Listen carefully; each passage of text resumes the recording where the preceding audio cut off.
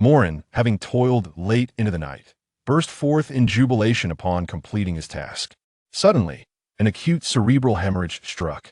He perished at the tender age of 23. He had met his untimely end. Ding! Wake up quickly, Dot. Are you Shafulin? Do you wish for me to become a cosmic superhero? I am the evolutionary destruction system, and during your unconscious state, I have bonded with you, Dot. Moren's heart soared with joy. Who did not know of the system? This was his chance for a turnaround. The humble worker was poised for a triumphant rise, driving luxury cars, residing in opulent mansions, scaling the heights of success, and marrying a stunning heiress. Yet, a sudden unease crept over him. He could not sense any part of his body. It was as if he were dreaming, suspended in a void. What is happening? Where are my hands? Currently, you exist as a regular tissue cell within the gastric wall. Moren, his mental state shattered. It felt like an absurd joke. Others who were reborn became emperors of the Ming dynasty or carefree princes. At the very least, they were human. Even if he were transformed into a fish, he could accept that, as perhaps he would leap through the dragon gate and become a dragon. Despair enveloped him. What use was it to be reborn as a mere cell? May I ask the name of the host? Moren. Excellent, Moren. You are currently in the process of aging and are expected to die in 3 days, to be consumed by white blood cells. Moren felt the ground beneath him collapse. This is madness. Just arrived and already facing demise. System, if I die, can you take me to the next world? I wish to become a slime. Are you referring to the adorable king? I quite enjoy that series. Wow, you know so much. Are you truly a system? I am an intelligent system, and I have been searching for a suitable candidate in your world. I have stumbled upon a wealth of fascinating knowledge until I found you. Finally, you are dead. Ha ha ha. Moren was left speechless, realizing his system had a rather sinister side.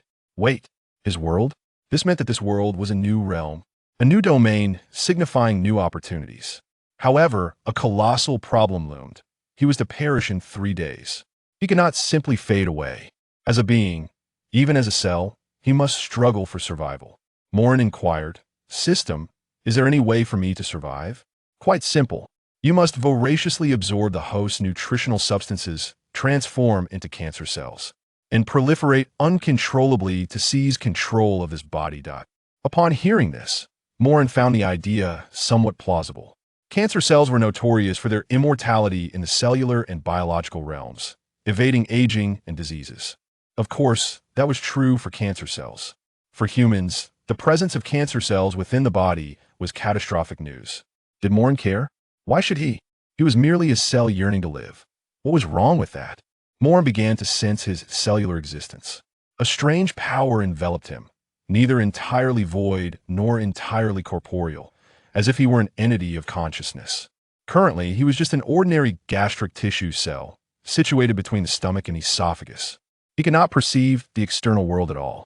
There was no sight, no sound, not even the faintest touch. Moren felt a rising anxiety. This sensation of helplessness was akin to being bound to a torture rack, awaiting a gruesome execution. System, you haven't granted me my golden finger yet. Oh, I almost forgot. I will bestow upon you spatial perception, allowing you to sense everything within a 3-centimeter radius. What does 3 centimeters mean? For a human, it was akin to being blind. But for Moren, it was tantamount to being the sovereign of an entire battlefield. This spatial perception ability surpassed the shock of sight and touch, allowing him to traverse cell membranes at will, examining the cytoplasm and nucleus. This peculiar ability was something Moren struggled to adapt to. He attempted to sense other entities nearby. Like an eagle soaring through the sky, everything below him was a land of cells. Suddenly, he spotted a creature on the cell surface. It was a harmful bacterium. Moren was no biologist. He could not identify its name. It looked neither like E. coli nor any common harmful bacterium. It resembled a fungus, but how could a fungus possibly thrive within the gastric space? Could it be that this world differed slightly from Earth? Yet, the distinction was not too pronounced. The system had already stated that this was within the human body. The nameless organism was covered in tendrils, rapidly crawling along the surface of the gastric wall cell membrane. As it crawled, its tentacles inserted into the cell membrane to siphon nutrients. Before long, 1 turned into 2, 2 into 4. Suddenly, This bacterium attracted the attention of the immune system within the body. Moren distinctly saw dozens of white blood cells rushing to the scene. These white blood cells were significantly larger than the unknown microorganism. They moved with the force of rolling wheels, swiftly adhering to the bacterium on the cell membrane and consuming it. This was a war fought without bloodshed. In mere seconds, the rapidly multiplying bacterium was nearly obliterated. The last remaining bacterium undoubtedly cursed in its heart, fleeing like a defeated dog. Yet, as a single microbial entity, it could stir no storm, and before long, it was caught by the white blood cells. A massive white tendril, akin to a tracking missile, latched onto it, pulling it back, and thus it too ceased to exist. Moren watched in awe. The struggle between bacteria and the immune system within the body resembled a battle between monsters. But he must not lose focus. First, he needed to absorb nutritional substances and evolve into cancer cells. Moren retracted his spatial perception, and suddenly, a peculiar sensation coursed through his being. He felt invigorated. This was the nourishment delivered by red blood cells, traversing the capillaries within the gastric wall to all cellular tissues. Ding! Moren, quickly emit a signal of hunger, and red blood cells will continuously deliver nourishment to you. Moren grew excited. The herald of cellular mutation was the insatiable absorption of nutrients. Thus, he began to attempt to emit a signal characteristic of cells. Like a child crying for milk, he wailed. After some time, he finally issued the correct signal. Increasing numbers of red blood cells, as they passed by, began to deliver sustenance to him. Moren felt the nutrients stored within the cell swell to saturation. It was like a balloon on the verge of bursting. Most of these nutrients were glucose and oxygen. Ding! Sufficient biological material has been received. Reward: 1 evolution point. Do you wish to transform into cancer cells? Finally, it's enough. I feel like I'm about to explode. Let's do this now. Chapter 2. The incarnation of cancer cells within the human body. A singular cell has betrayed its tissue. Moren employs spatial perception to examine himself. The once smooth and delicate tissue begins to darken, causing his aesthetic appeal to plummet dramatically. During this transformation, Moren experiences a faint yet profound pain, accompanied by subtle electric currents coursing through the membranes of his cells. It seems the neighboring cells have sensed his anomaly and are attempting to persuade him to return to the fold. However, Moren remains resolute, determined to embrace his new identity as a cancer cell. His cell membrane gradually hardens, forming a dark shell. In an instant, a pitch-black cancer cell, adorned with numerous tendrils, emerges from its chrysalis. This aberrant cell, which should not exist, now manifests as Moren. The nearby cells are struck with fear. The once tightly knit tissue begins to show signs of separation, as if delineating a boundary akin to the demarcation of a line in a drawing. Moren, observing this, thinks to himself, "This cannot be. We are neighbors. We should share both fortune and adversity." He begins to experiment with his tendrils, penetrating the membranes of adjacent cells, attempting to persuade them to join his rebellion. Cells can communicate through bioelectric currents, exchanging messages akin to this. Moren: "Hey, brothers, I see you have a charming visage. Why settle for being mere lackeys? Follow me, and you shall feast on wine and meat." Cell A trembles, its membrane displaying signs of resistance. "I do not know you. Keep your distance. I wish to maintain my boundaries." Cell B concurs. "Indeed, we must distance ourselves from you. You are clearly no good cell." Moren, enraged, wields his tendrils like a whip, striking the insolent cell. "How dare you? I come to liberate you. Do you wish to remain a mundane cell for all eternity?" The surrounding cells fall into silence. Suddenly, one cell proclaims loudly, "Fear not. I have transmitted a signal to the immune system. This scoundrel will soon be eradicated." Ding! Congratulations. Moren, you have successfully attracted the attention of the immune system. You are about to be eliminated. What? I have already transformed into a cancer cell, have I not? Indeed, but cancer cells disguise themselves as normal cells before fully transforming. They possess more cunning than you. Moren finds himself speechless, his eyes devoid of tears. Though internally he is on the verge of tears. Had he known this earlier, he would have endeavored to acquire more knowledge on the subject. Suddenly, an idea strikes him. Ignoring the protests of the healthy cells, he forcefully inserts his tendrils into their membranes, akin to straws, voraciously siphoning their nutrients. Subsequently, He utilizes these nutrients to divide into 2 cancer cells. Before long, 2 become 4, 4 become 8, and 8 become 16. Thus, from a solitary Moren, he burgeons into 16 Morens. Addressing the multitude of cancer cells, he declares, "Brothers, let us convene. We must strategize, and those with keen minds should devise a plan forthwith." "Boss, I have an idea." All the cancer cells turned their gaze towards the one who raised his hand. Moren excitedly waved his tendrils. "Excellent. You appear quite astute. You shall be my strategist. Speak your thoughts." The strategist replied, "Let us surrender. I have heard that the human immune system treats captives with leniency." "Execute him," came the command. Now, only 15 Morens remained. Where there is a strategist, there must also be a fledgling. The fledgling said, "Boss, I have a brilliant plan. We shall disperse and infiltrate the bodies of normal cells. In the end, whoever survives shall be the leader." Moren lashed out, chastising himself for not only striking, but also berating his own actions. "You traitor! Are you coveting my position? Ding! You can merge these cancer cells. They are you, and you are them. Why waste time in a meeting? The immune system is on its way to annihilate us." Upon hearing this, Moren realized the wisdom in the words. These Morens had become a collective consciousness. Thus, Moren plunged his tendrils into the bodies of the neighboring cancer cells, connecting them as if they were iron chains binding ships. Suddenly, the excess consciousness dissipated, transforming him into a monstrous entity composed of several cells. At that moment, Moren seemingly heard the distant sound of police sirens. The army of white blood cells had arrived. A fierce battle was imminent. At this point, Moren's size had surpassed that of the cancer cells significantly. A white blood cell, leading the charge, boldly proclaimed, "Cancer cell ahead. Your identity has been confirmed based on public reports. Surrender at once." The membranes of Moren's cells trembled with laughter. "If you wish to kill me, feel free to try."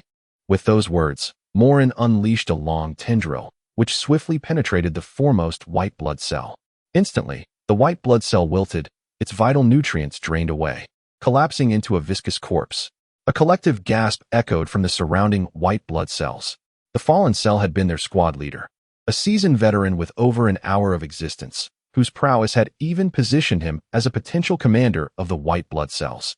Yet, in just one exchange, he had met his demise. "Call headquarters. This is the gastric wall cell membrane, requesting reinforcements." Moren leaped into action. These unicellular organisms stood no chance against him. After all, he was a multicellular being, ruthlessly slaughtering every white blood cell present. None could withstand his might. In a flurry of movements, he easily claimed victory in the first battle. The desire for carnage surged within him. Moren's form then transformed into a multitude of cancer cells, spreading out and aggressively infecting all surrounding cells, continuously dividing and multiplying. Meanwhile, the owner of this body, a strikingly handsome young man, lay in bed in a stupor, utterly unaware of the demon within him that was fervently proliferating. His name bore a resemblance to Moren's. He was called Helen, a name typically feminine, yet he was male. This detail was of little consequence as he retrieved a transparent glass shard, lightly tapping it with his finger. A 3D projection materialized before him. He manipulated the projection and dialed the goddess's number. The other party, without sparing him a glance, retorted, "Spit it out if you have something to say. How about we catch a movie together? I really miss you. Don't bother me. I'm currently out shopping with my boyfriend." A flicker of disappointment crossed Helen's eyes. "I've already purchased 2 movie tickets. If you don't mind, you can take him along." "Sure, send them over." Helen controlled the 3D projection and transmitted the exchange numbers for the 2 tickets. Subsequently, she discreetly acquired an additional ticket beside the 2. As a devoted admirer, one must possess the awareness that such devotion can be perilous. Chapter 3. Seizing territory with minions at 9 p.m. within a technologically advanced cinema. Helen sat in a floating chair, craning her neck as she stealthily removed her visual enhancement glasses. Not to watch the film, but to observe the goddess laughing and chatting with her boyfriend. Meanwhile, within her, Moren was unleashing chaos. When cancer cells conglomerate into a tumor, the immune system finds itself powerless. At this moment, Helen's stomach exhibited slight ulceration, the culprit being Moren. Thousands of Moren gathered, resisting the relentless assault of the immune system. Killer T cells, white blood cells, macrophages, none could contend with this terrifying conglomerate. Ding! Moren has mastered the transformation into a tumor. Reward, 2 evolution points. How delightful. What can I do with 2 evolution points? Enhance cellular vitality, bolster immune response, increase drug resistance. Drug resistance? Are you implying these entities will still need medication? Indeed, the body will send warning signals to the brain, manifesting as acid reflux, stomach pain, nausea, and indigestion. Should I then halt and allow for gradual development? Correct. It is advised that Moren masquerade as a gastric ulcer to prompt the body to reduce the intake of spicy foods. Very well. Expedite the allocation of my 2 evolution points. Activating cellular vitality, enhancing immune response, completed.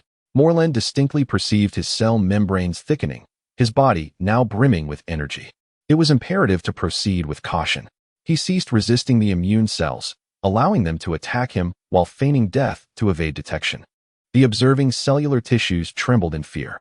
The scene was littered with the fallen bodies of immune cells, and the affected cells began to undergo pathological changes. A veritable sea of corpses, indeed. The immune system's headquarters remarked, "This monster seems to have perished." White blood cells swiftly cleanse the area of all remnants. Once cells die and cluster together, they form pus, and an excess of pus can lead to ulcers. Countless white blood cells arrived, enveloping all debris with their bodies.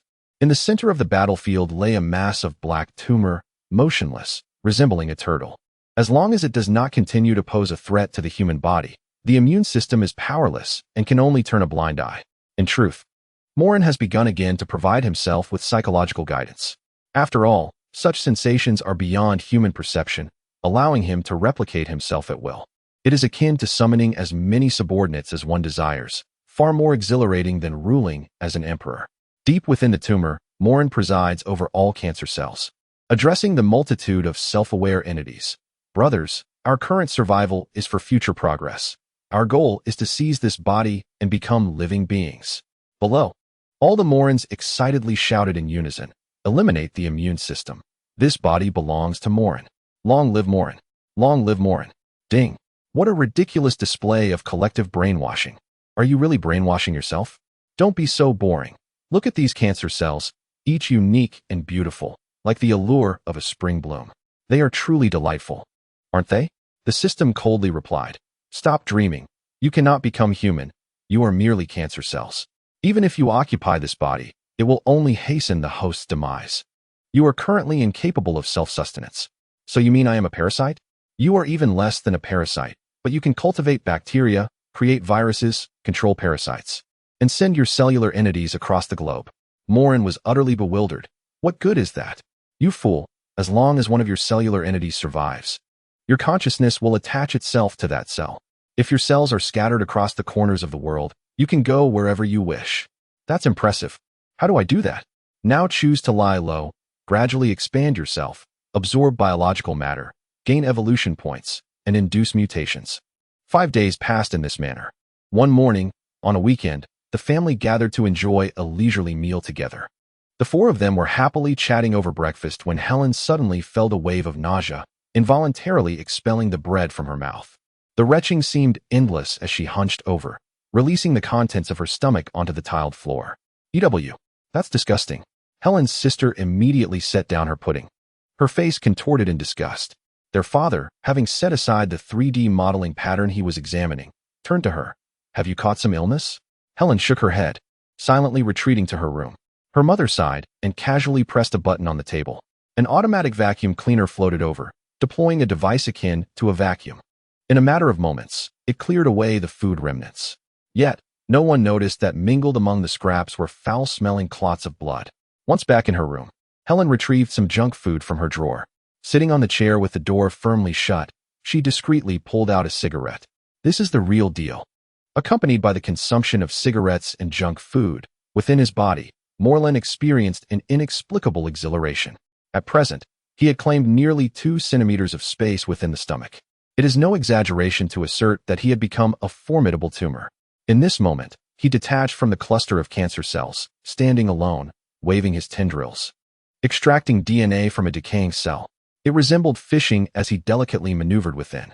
However, his finesse was yet to reach that level. It merely served as a way to pass the time. Just as he reveled in his tranquility, a subordinate cancer cell rolled beside him. "Hug, hug. Do you want a hug? At this size, what need is there for a hug? Are you not ashamed to bring disgrace upon the Moren family?" No, it's not that," Report, boss, some bacteria are encroaching on our territory. What? Daring to disturb the peace here? Whoever dares to report again, I shall take care of them.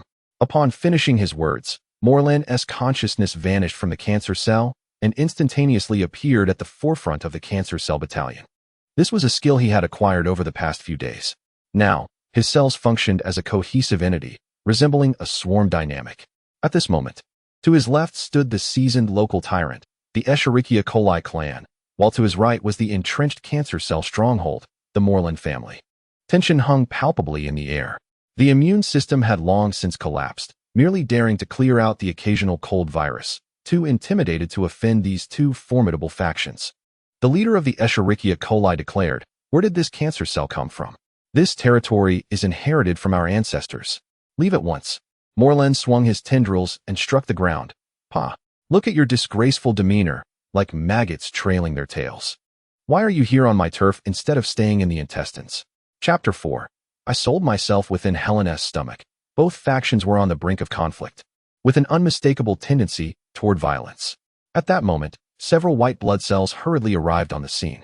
According to the reports from the surrounding residents, there appears to be a trend towards conflict between your two factions. Please do not trouble us. Upon hearing this, Moren was immediately displeased. He swayed forward, raising his tendrils, and lashed one across the face of the white blood cell. "Oh, so you call yourself a white blood cell? How audacious of you." The white blood cell's bravado instantly deflated. Its massive form dared not move before Moren. "Mr. Cancer Cell, please mind your language." Slap. Another fierce strike from Moren. "You're asking for trouble, aren't you? You should inquire who the true authority is within this gastric mucosa." After declaring this, Moren raised his tendrils and sent the white blood cell crashing before the Escherichia coli. The latter swiftly twisted its body and violently flicked its tail. Slap. "Don't throw your garbage over here." The white blood cell was sent tumbling back. Observing this, Moren could not afford to lose momentum. He lifted his tendrils and retaliated once more. The white blood cell was sent flying back like a ball, feeling utterly humiliated. In resignation, several white blood cells retreated in dismay. Moren turned to the Escherichia coli and said, "Your bacterial quality is commendable. I apologize for any offense earlier." Alas, such words. In the realm of immune systems, we must unite against these harmful pathogens. The humble Escherichia coli replied. Moren, caressing its rotund body with its tentacles, said, "I see. Then let us count to 3 and commence our assault." "No problem. You count." Moren flicked its tentacle. 3. "Brothers, annihilate them." With a resounding command, thousands of Morens surged forth into the ranks of Escherichia coli. The cacophony of battle erupted. Each clash stirred a tempest of bloodshed. Yet, how could Escherichia coli stand against the cancerous cells? After a few exchanges, they were left in disarray, defeated, and perished. Ding. Sufficient biomass from Escherichia coli has been absorbed. Gene lock deciphered. Awarded 1 mutation point. Do you wish to mutate? Without hesitation, the answer was clear. Mutate. In an instant, an uncountable number of Moren bore black shells, accompanied by the sound of cracking, as brand new Moren emerged. Now, the Moren family of cancer cells sported elongated tails resembling tadpoles, significantly enhancing their speed. 2 days later, the Moren family successfully expanded their tumor from a size of 2 centimeters to 5 centimeters. The Moren cancer cells exhibited a marked distinction from ordinary cancer cells. While typical cancer cells require nutrients from the body, the Moren family could absorb biomass directly from within cells via their tentacles, continuously replicating and proliferating. Meanwhile, the body's host, Helen, had begun to sense something amiss. For the past few days, he had felt a dull ache in his stomach. Thus, he visited a clinic. After a brief examination, the robotic doctor presented him with a report, stating, "You have an oval ulcer measuring 5 centimeters in diameter in your stomach, with a tendency toward malignancy. Refrain from spicy foods for the next few days and maintain a regular diet and routine. I will inject some anti-inflammatory medication into your body. If there is no improvement in 2 days, return for a more thorough examination." Helen nodded, mounted his hovering scooter, and ascended to the 180th floor of a high-rise.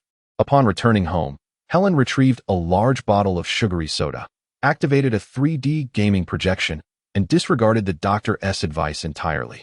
However, the anti-inflammatory medication injected into him had already reached the location of the Moren family.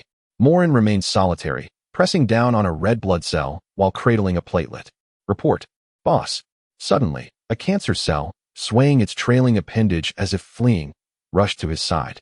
Moren, maintaining a calm demeanor, replied, "What's the rush? Can't you see I'm busy? Boss, it's dire. A strange creature has appeared, targeting our cancer cells for slaughter. We can hardly withstand the onslaught." Moren's consciousness instantly traversed to the front lines. Through spatial perception, he beheld a nightmarish scene. The creature ravaging the Moren family resembled a blue, crawling viscous liquid, and its speed was alarmingly swift. Wherever it passed, not a blade of grass remained. As soon as contact is made, cancer cells perish instantaneously. Ding! Congratulations, Moren. You have successfully captured the attention of the human host. As a token of our meeting, you have been granted a miraculous anti-inflammatory medication. Moren couldn't help but scoff internally. The system was exceptionally cunning. The most alarming aspect was the sheer potency of this anti-inflammatory drug. Was it not the case that such medications were solely effective against bacteria? How could it annihilate cancer cells as well? While Moren was momentarily lost in thought, the army of miraculous drugs had already descended, mercilessly slaughtering every cancer cell in sight. Any cancer cell that made even the slightest contact would see its membrane rupture rapidly, leading to its explosive demise. Moren's heart sank at the sight. Retreating to the rear of all cancer cells, he targeted one particularly swift cancer cell, desperately fleeing with its tail trailing behind. At this point, even if all the cancer cells were to gather into a tumor, it would be futile. They were no match for this miraculous medication. What Moren contemplated. The other cancer cells shared in their thoughts. Just then, a faster shadow darted past Moren, who called out, "Hey, boss. What a coincidence. You're fleeing too." Moren's heart soared with joy, feigning curiosity. "How can you run so quickly? We're all cancer cells. How did you manage that?" "I've been training my escape speed these past few days. Finally, it's paying off." As soon as the words left his mouth, Moren instantaneously attached his consciousness to that cancer cell. In a swift exchange, their consciousnesses swapped. Moren cursed inwardly as he acquired the new cancer cell's body, propelling his escape speed even further. Behind him echoed the lamentations of countless fallen cancer cells, while ahead lay an unknown journey. "All cancer cells, gather behind me and block the way. Your demise is inconsequential. As long as I, your leader, survive, we shall reassemble the Moren family." In summary, he had essentially sold himself out. A true achiever is not hindered by trifles. Moren, too, did not flinch at sacrificing himself. Amid the frenzied slaughter of the miraculous medication, this grand purge continued relentlessly until deep into the night. Ultimately, among all the cancer cells, only Moren emerged as a solitary survivor. After an entire day of frantic evasion, he had scarcely covered a distance of 3 centimeters. In the end, he could not outrun the speed of the miraculous drug. Forcing his way into the cellular tissue, he spread his infection to other cells, swapping places one by one, until he concealed himself within a blood vessel. Moren's tendrils pierced the capillary wall, replicating the Moren family once more. "Brothers, let us convene. Who has a sharp mind to propose our next course of action?" Chapter 5. Parasites and Parasites. A new map. A new opportunity. To employ a more technical term, this is what is referred to as the metastasis of cancer cells. Currently residing within the inner layer of the gastric mucosa and the capillaries, Moren severed this capillary, producing countless replicas of himself. Addressing the army of cancer cells, he proclaimed, "Let the lessons of our predecessors serve as a guide. Our previous brethren were too reckless and ended up being targeted. Who can offer a suggestion on how we should cunningly develop?" The cancer cells proliferating within the blood vessels possess a notably heightened intelligence.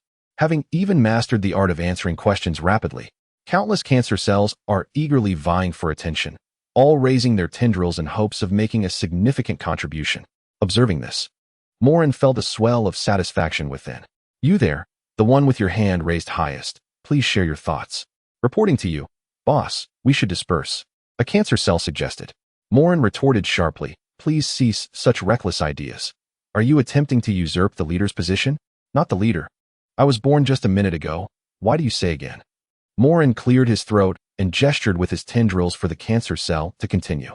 "If we scatter throughout the body and grow individually, even if one area is eradicated, we shall not be easily annihilated." Moren, exhilarated, clapped his rounded body and declared, "I've made my decision. You shall henceforth be my hidden dragon." "Ding. You're still alive. I truly did not misjudge you." The human brain is the safest haven. You can infiltrate it via the spinal blood vessels. Moren couldn't help but marvel internally. The system indeed thinks beyond the capacity of ordinary minds, exhibiting a cunningness that surpasses the average person's. Thus, Moren issued commands to his brethren, his close allies, and family. Some of you will position yourselves in the joints, while others will reside within the major organs. Do not recklessly endanger the host's life. Now let us get to work. Days later, Helen noticed a gradual recovery in his body. The nausea and retching in his stomach had subsided, dispelling any notion of illness. Life's three greatest joys: promotion, wealth, and recovery from sickness. What delighted him further was a message from his goddess. My boyfriend and I have broken up. I feel so miserable. In high spirits, Helen replied without a moment's hesitation, don't be sad. How about I take you out for a delicious meal? Take me to the seaside restaurant. I adore their silky red wine. Let us meet at 11 o'clock tonight. Helen's pupils dilated, his emotions a tumultuous mix of joy and embarrassment. The restaurant's price range was no trivial matter. A single bottle of that silky red wine equated to half a year's living expenses. Yet, as a devoted admirer, he agreed without a second thought. Meanwhile, within his mind, Moren began formulating a plan to seize control of the body. Addressing his minions, he said, "Hey, come here and try to infiltrate his nervous system." A cancer cell floated over, glancing at the electrical currents coursing through the cells, instantly feeling a wave of trepidation. Boss, several of our brethren have already been stunned. I dare not approach. Moren, exasperated, responded, have you no ambition? This is merely bioelectricity. What harm could it possibly pose? Ding. Your subordinate in the large intestine has captured a parasite. Would you like to choose to eradicate and consume it for mutation points? Upon hearing this, Moren's consciousness vanished from the brain, traversing to the gastrointestinal region. Upon arrival, he encountered a massive roundworm, so large that his perceptual range could scarcely encompass its entirety. One can only continuously shift their position and utilize spatial awareness to discern the entirety of the situation, much like a colossal serpent lying dormant within the intestinal walls. Its head and tail remained completely obscured. A chill of trepidation coursed through Moren's heart as he turned to his companion, the cancer cell minion, and inquired, which brave soul has captured it? No one has captured it. We merely discovered its presence, the cancer cell minion promptly replied. Moren was at a loss for words, realizing the system was once again toying with him. Ding! A parasitic organism has been detected. Please swiftly consume it to acquire its biological genes, along with rewards in evolution points and mutation points. Moren gestured towards a specific point on the roundworm with his tendrils and sighed. This is not something we can contend with. It's simply beyond our capability to fight. What are you afraid of? Send your minions to infiltrate its outer layer and gradually infect all its internal tissues, and it will be accomplished. The roundworm possesses a distinctive characteristic. Its skin is exceptionally thick and impervious to digestive fluids, akin to having a natural armor. This predicament greatly troubled Moren. After a series of transformations, he arrived beside the roundworm, infecting the surrounding cellular tissues, rallying his kin, and relentlessly assaulting a chosen point. After countless back-and-forth attempts, thousands of minions coalesced to form nearly a millimeter of cellular tissue. This endeavor consumed most of the day, ultimately resulting in the creation of an opening. Being a living organism, the roundworm instinctively reacted to the pain, causing it to convulse. At that very moment, Helen, who was racing on a small electric scooter towards a seaside restaurant, clutched his abdomen in agony. It was around 9:30 p.m., and he was already half an hour early. To cover the cost of his meal, he had overdrawn his credit limit and discreetly sold some of his family's gold jewelry to gather sufficient funds. Suddenly, the pain in his stomach intensified, akin to a shard of ice lodged within his intestines. Nevertheless, this discomfort did not hinder his speed. He pressed the accelerator to its limit, reaching nearly 200 kilometers per hour as he sped towards the seaside establishment. In his agony, he failed to notice the road ahead. By the time he regained his awareness, it was too late. Bang! The hovering electric scooter plummeted, and Helen's body collided with a floating cargo truck. At midnight, at a seaside hotel, a beautiful young woman and her boyfriend anxiously awaited. They had been waiting for quite some time, without sight of anyone coming to settle the bill. The table was strewn with remnants of their meals and an open bottle of sparkling red wine. Are you deceiving me?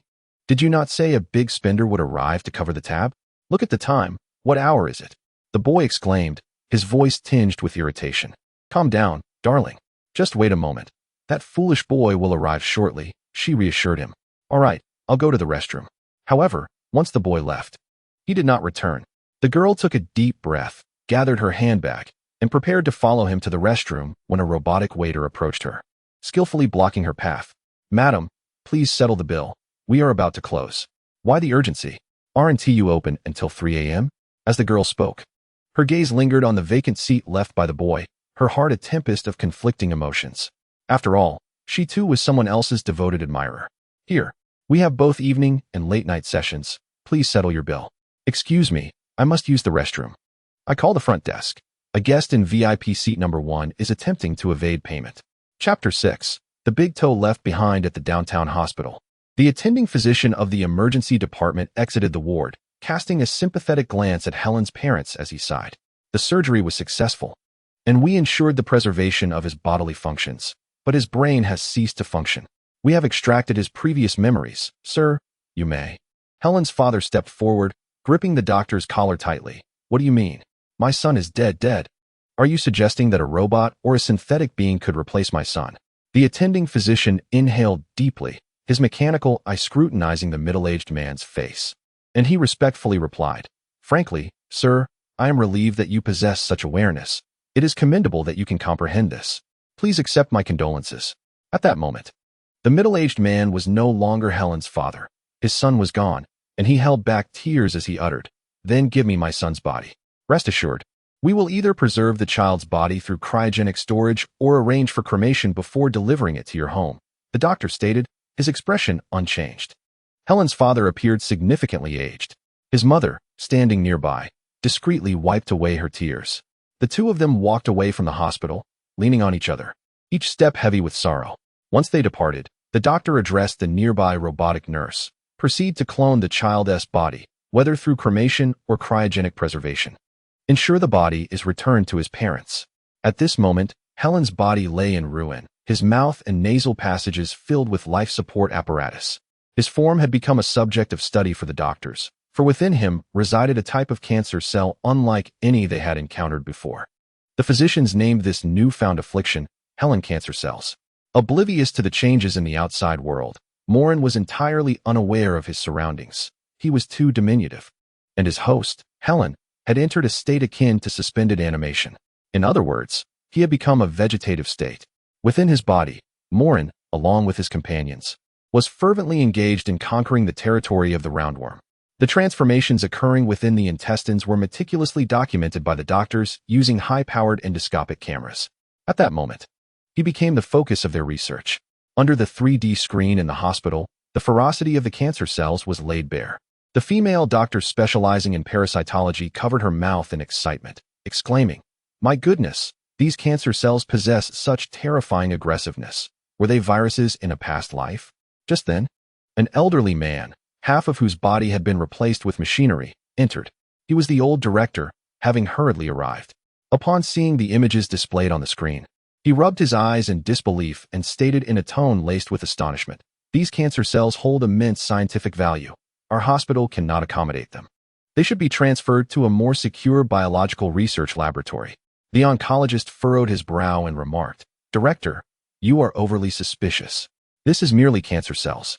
They are neither bacteria nor viruses. Cancer cells are simply cancer cells, devoid of any contagious nature. The director shook his head, signaling to the staff to scan Helen's body with the camera. Instantly, the results revealed a shocking discovery. Cancer cells were present not only in the brain and spinal cord, but also in the joints, internal organs, and even within her toes. With concern etched on his face, the director said, I understand your emotions. These cancer cells are exceedingly enigmatic, having infiltrated this child's brain. Consider this. Are these cancer cells not remarkably clever? Furthermore, this child is quite young. I have reviewed his records. His last health check was a year ago, which implies a profound implication within that time frame. But, Director, this does not prove anything. The oncologist exclaimed, his face reddening. I have resolved to donate this child's body to biological researchers. Our hospital cannot accommodate this. The oncologist sighed. Yet internally, he made a decision contrary to the director's wishes. He intended to secretly extract a portion of the cancer cells from Helen's body. Meanwhile, Moren rallied his countless minions, fervently motivating them. Brothers, Let us strive harder. The Moren family is formidable. The cancer cells echoed in unison. The Moren family is formidable. The Moren family is formidable. A multitude of cancer cells surged into the body of a roundworm, voraciously cloning and consuming within its tissues. Within mere seconds, the living roundworm ceased to exist, bursting forth with a multitude of Moren cancer cells. This rapidity was due to the internal collapse that had already transpired. Beep. Roundworm genes detected, sufficient biomass acquired. 1 mutation point awarded, unlocking 2 evolutionary paths. What an impressive ability the roundworm possesses. Reproductive capability, epidermal enhancement. Please select from the following evolutionary directions. Epidermal enhancement is undoubtedly the choice. I am composed entirely of cancer cells, which can self-replicate and divide. Can cancer cells even lay eggs? Epidermal enhancement selected, strengthening in progress. Consequently, all Moren cancer cells began to evolve simultaneously. In less than 5 seconds, the cell membranes became more robust, now possessing a degree of corrosion resistance and drug resistance. At the very least, they were no longer as defenseless against the prior specialized treatments. To answer your previous question, had you chosen reproductive capability, your cancer cells could indeed produce smaller cells that would gradually mature. Moren was left utterly speechless. Cells can lay eggs? It was as if a door to a new world had swung open. Could he potentially become a parent? The notion of cancer cells laying eggs. How could he face the elders of Jiangdong? Would this not invite mockery from other bacteria? Just as Moren was lost in thought, the observing doctor gasped in astonishment. How is this possible? All cancer cells have simultaneously undergone collective mutation. The nematode they attacked was instantaneously devoured by them all. The parasitologist. Upon uttering these words, wore an expression of horror more profound than encountering a ghost. Barely had her words faded when the chief surgeon, manipulating a high-powered imaging scanner, swiftly redirected the lens toward the cancer cells within the brain. In that moment, a collective gasp of disbelief echoed through the room. Indeed, the cells had undergone simultaneous mutations in a remarkably brief span of time, suggesting they functioned more like a dispersed collective. Upon hearing this, the geneticists present were incredulous. This defied biological principles. How could such mutations occur simultaneously without any exchange of DNA in such a short time frame? I have already stated that they are a dispersed collective. These are no ordinary cancer cells. Are you jesting? This is a living entity, not quantum entanglement. Then how do you explain the simultaneous mutations of these cancer cells? Perhaps we should heed the director's advice. Let us properly attend to this child's body, ensuring complete disinfection and isolation before sending it to the Microbiological Research Institute, whose laboratory facilities surpass ours in safety and efficacy. Only the oncologist remained silent, harboring disbelief yet maintaining a facade of compliance with a nod and a smile. He assisted the other doctors in the disinfection process, and at a moment when their attention wavered, he discreetly retrieved a pre-prepared scalpel, severing the big toe and stealthily concealing it within the inner pocket of his clothing. Chapter 7. This lad hasn't spoken a word in days. Within the highly secure biochemical research laboratory, a cubic space measuring 20 meters on each side and standing 5 meters high, there were no ventilation openings. The air was circulated internally, meaning that once the door had opened, it would never be reopened. There were no observation windows, only a high-powered imaging camera transmitting all occurrences within to the outside. This laboratory has now been named the Helen Cancer Cell Biological Research Laboratory, adhering to the highest safety standards, classified as 5S. It is a fully enclosed system staffed by semi-intelligent, semi-mechanical entities. At this moment, upon the central metallic platform of the laboratory lay a human figure, entirely entwined with life-sustaining tubes. Surrounding him were 3 robots engaged in intricate experiments, essentially conducting slice studies. Their subject of study, the Moren cancer cell family, was steadily expanding its influence and achieving new heights of success. Within the duodenum, countless Helicobacter pylori and cancer cells found themselves at odds, choosing today to confront one another. Moren, accompanied by a throng of underlings, returned to claim territory. Brothers, today we face the Helicobacter pylori clan. For the honor of the Moren family, let us annihilate them. With that proclamation, innumerable Moren cancer cells surged forth, shouting and roaring toward the mass of Helicobacter pylori. In an instant, the tail-bearing Helicobacter pylori charged forward. All of this was meticulously recorded by scientists observing from the shadows. The size of the bacteria was significantly smaller than that of the cancer cells, creating a disparity in strength. The Moren family's ferocity had long since permeated from the brain to the toes. Wherever it traverses, none can withstand, none dare to impede. Yet today, there exists a clan of Helicobacter pylori, resolute in their vow to defend the duodenum. Upon the battlefield, cancer cells wield their tendrils, capable of siphoning away all nutrients from the Helicobacter pylori upon contact, rendering them mere lifeless bacteria. As the skirmish unfolds, the numbers of the Moren family's cancer cells do not diminish, but rather proliferate. The more they engage, the more they multiply. The division rate of Helicobacter pylori falls woefully short. Is there no law? Is there no justice? The Moren family has now become the law of this realm. This is a war of overwhelming force. In less than half an hour, within the midsection of the duodenum, the Helicobacter pylori are annihilated without a trace. A few captives lie beneath the tendrils of the Moren family. Bacteria can be exterminated, but not humiliated. If they are to be slain, let it be so. The Helicobacter pylori, shaking its numerous tails in indignation, retorted. Moren raised a tendril, striking the Helicobacter pylori. You dare to call yourself Helicobacter pylori? How lofty you presume to be. Who reigns in this duodenum now? The Helicobacter pylori quivered in fury. You lawless ruffians, rampaging and ravaging, disturbing the ecological balance here. You will eventually bring ruin to the human body. Ding. Sufficient unknown biological material absorbed. Gene lock deciphered. Reward of 1 evolution point granted. I shall not inquire further. I have facilitated your evolution, and your cancer cell activity has now increased. Moren, employing spatial perception, cast a glance at his brethren behind him, sensing no notable change. System, you are mistaken. I see so many tails behind these pylori. Why are we not granted any? You imbecile. Evolution and mutation are distinct. Unnecessary mutations will only become a burden. This bacterium claims we disrupt ecological balance and will endanger the human body. Surely a jest? When the teacher implored you to read more, you chose to hide and play marbles.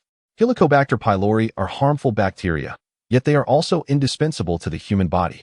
The sensations of hunger and satiety are largely influenced by them.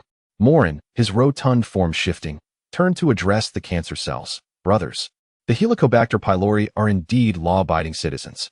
I shall now relocate to the large intestine to seek out any parasitic threats. Moren family, magnificent. Moren family, magnificent. The great Moren is magnificent. After motivating himself, Moren shifted his form and consciousness, arriving at the vicinity of the large intestine. Upon his arrival, he beheld tens of thousands of cancer cells living quite comfortably. One cancer cell clutched 2 red blood cells, greedily siphoning from their interiors. What it drained were the adrenaline and dopamine delivered by the red blood cells. During these days, Moren had neglected them. They had taken to living well, coercing red blood cells into transporting adrenaline.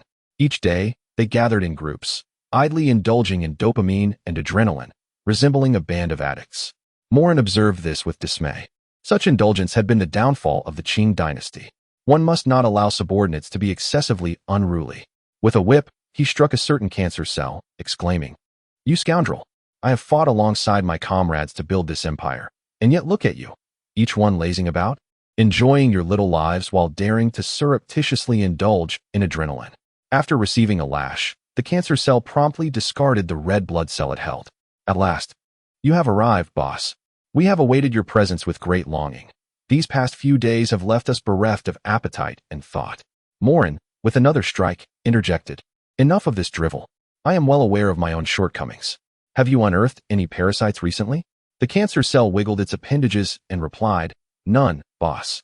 Strangely enough, the substances entering the gastrointestinal tract these days are all quite easy to digest. Moren seemed to sense something amiss, yet remained perplexed as he shifted his form once more to the stomach. Upon arrival, he was nearly overwhelmed with exasperation. A cluster of cancer cells floated in the digestive fluid, employing smaller bacteria as makeshift volleyballs, indulging in what appeared to be a pool party. "You insolent wretches, cease this merriment. Is there not a single parasite egg among the food entering the stomach these days? Oh, the boss is here. Moren is magnificent. Moren is extraordinary." In response to the flattery from numerous subordinate cancer cells, Moren waved his appendages, signaling for silence. "I shall inquire once more. Is there anything peculiar about the food that has flowed into the stomach recently?" "No, boss. Everything entering the stomach these days is exceptionally easy to digest. Moren's heart sank, sensing impending trouble. He shifted his form again, arriving amidst the oral cancer cells. Contrary to the laziness exhibited by cancer cells in other regions, those within the oral mucosa were orderly and gathered closely together, resembling a frozen state. Moren too felt an icy chill penetrating from the exterior into the cellular bodies. Brothers, has this fellow not consumed any meat these past few days? Why is there not a single reaction in the stomach? None, boss. According to our preliminary assessment, this individual has not opened his mouth to eat for several days. Chapter 8. The host is deceased. Moren shall stand in a concealed scientific laboratory. A biologist scrutinized the data report displayed on the screen. His brow furrowed as he took a delicate sip from his water cup. He was the principal researcher of the Helen cancer cells, overseeing this experimental project. Setting down the cup, he addressed a nearby staff member. These cancer cells have collectively evolved once more. We can now commence testing their infectiousness. Understood, sir. Which type of experimental subject should we employ? These cancer cells exhibit a pronounced aggressiveness towards parasites. Select a small mouse infested with parasites in its brain and observe if they can detect them. Sir, do you intend to utilize these cancer cells to combat future parasites? That remains uncertain. We must first ascertain their infectiousness. Should the threat level be excessively high, they will be relegated to military biochemical applications. With a series of commands inputted, a robot within the laboratory retrieved a small mouse from the one-way transport platform. Subsequently, a laser emitted from the robot's forehead meticulously shaved the fur off the laboratory mouse. Following this, a tranquilizer was injected into the mouse's body to induce stillness, after which it was placed into the subject's mouth. To put it plainly, a hairless rodent was inserted into a human's oral cavity. Simultaneously, Moren, situated within the oral mucosa, sensed something amiss. Within a 2-centimeter range of spatial perception, a mass of unfamiliar flesh suddenly appeared. Ding! Rodent biological entity detected. Is this an intrusion? Moren thought uneasily. Rodents, in essence, were simply mice. He inquired of the system. What is this? Why does this person have such an odd preference for placing a mouse in their mouth? I am merely a system, not a psychologist. Perhaps this is merely his peculiar inclination, the system replied. Upon hearing this, Moren found the reasoning somewhat valid. It was utterly absurd to neglect the flesh when presented. Consequently, Moren followed the oral mucosa, infecting it until he reached the surface of the mouse's body. Without hesitation, he extended his tendrils to penetrate the epidermal cells. Meanwhile, a scientist in the research facility shouted, "Now is the time. Remove the infected subject and confine it within a completely sealed space." The robot extracted the hairless mouse and placed it in a glass box. Moren was unaware of these developments, as his perceptive abilities were limited. He continued to infect the epidermal cells fervently. Within the mouse's body, he reassembled the Moren lineage. Brothers, ensure that this mouse remains alive while we commandeer all its organs. In an instant, all cancerous cells coursed through the bloodstream into the brain, the internal organs, the spine, and the joints. Remarkably, within a mere 5 minutes, they had entirely overtaken the mouse's corporeal form. The eyes that had been secretly observing the cancer cells now displayed a look of horror. Trembling, he uttered, for the first time in history, "The infectious rate of cancer cells surpasses that of the common cold." A bead of cold sweat trickled down the scientist's forehead. To clone a human and conduct experiments using a human, he declared. Moreover, I desire this clone's brain to be fully developed, capable of thought and emotional variation. A female staff member who had been assisting him bit her lip, questioning, "Father, could this be deemed inhumane, unethical?" "Foolish girl," he retorted. "The present immorality is merely a foundation for humanity's future path." On another front, Moren, within the confines of the mouse's body, finally discovered a parasite. He had previously searched through the blood, internal organs, and gastrointestinal tract without finding any parasites, only to encounter one in the brain. This particular parasite was curious, as it concealed itself within the brain. Its overall size was modest, merely half a centimeter, allowing Moren to fully discern its anatomical structure. It was pale and tender, tapering at the top and rounded at the bottom, resembling a grain of rice. Ding! Brain-eating parasite detected. Moren, your opportunity has arrived. Have you not always sought to invade the nervous system? This brain-eating parasite may possess the abilities you desire. Why is there no parasite within the internal organs of this mouse, yet it resides in the brain? Why ponder so much? Engage with what lies before you, vanquish it. Collect its genetic material and acquire evolution points. Does the prospect of mutation not entice you? Oh, how mischievous you are, system. I find you utterly delightful. Do not dally. Take your subordinates and eliminate that pale wretch. Under the command of the Moren family, annihilate that creature. The Moren leader, formidable as ever, issued the order. Countless cancer cells surged forth, infecting the cerebral cortex with frenzied abandon until they reached the brain fluke. Moren led the charge, boldly advancing to the brain fluke. Without hesitation, he plunged forward. In that instant, it was as if a droplet had fallen upon a placid surface, sending ripples forth. Yet, these ripples were composed solely of cancer cells. The vitality of the brain fluke paled in comparison to that of the roundworm, allowing it only a feeble cry. With a decisive bite, the cancer cells injected an electrical signal into the neural cells. This signal was potent enough to rouse even a mouse, subdued by sedatives, causing it to flail and convulse in a frantic struggle. The observing scientists were once again rendered speechless. Drawing a deep breath, they zoomed in, fixated on the assault of cancer cells against the brain fluke. Countless cancer cells replicated with wild abandon, and the living brain fluke succumbed in less than 6 seconds, its body exploding into a mass of cancer cells. Ding! Sufficient unknown biological material detected. 3 mutation points awarded. How impressive! What shall this mutation path entail? I assure you, I shall not shortchange you. I have specifically chosen the direction of neural infection for your transformation. Now, let the evolution commence.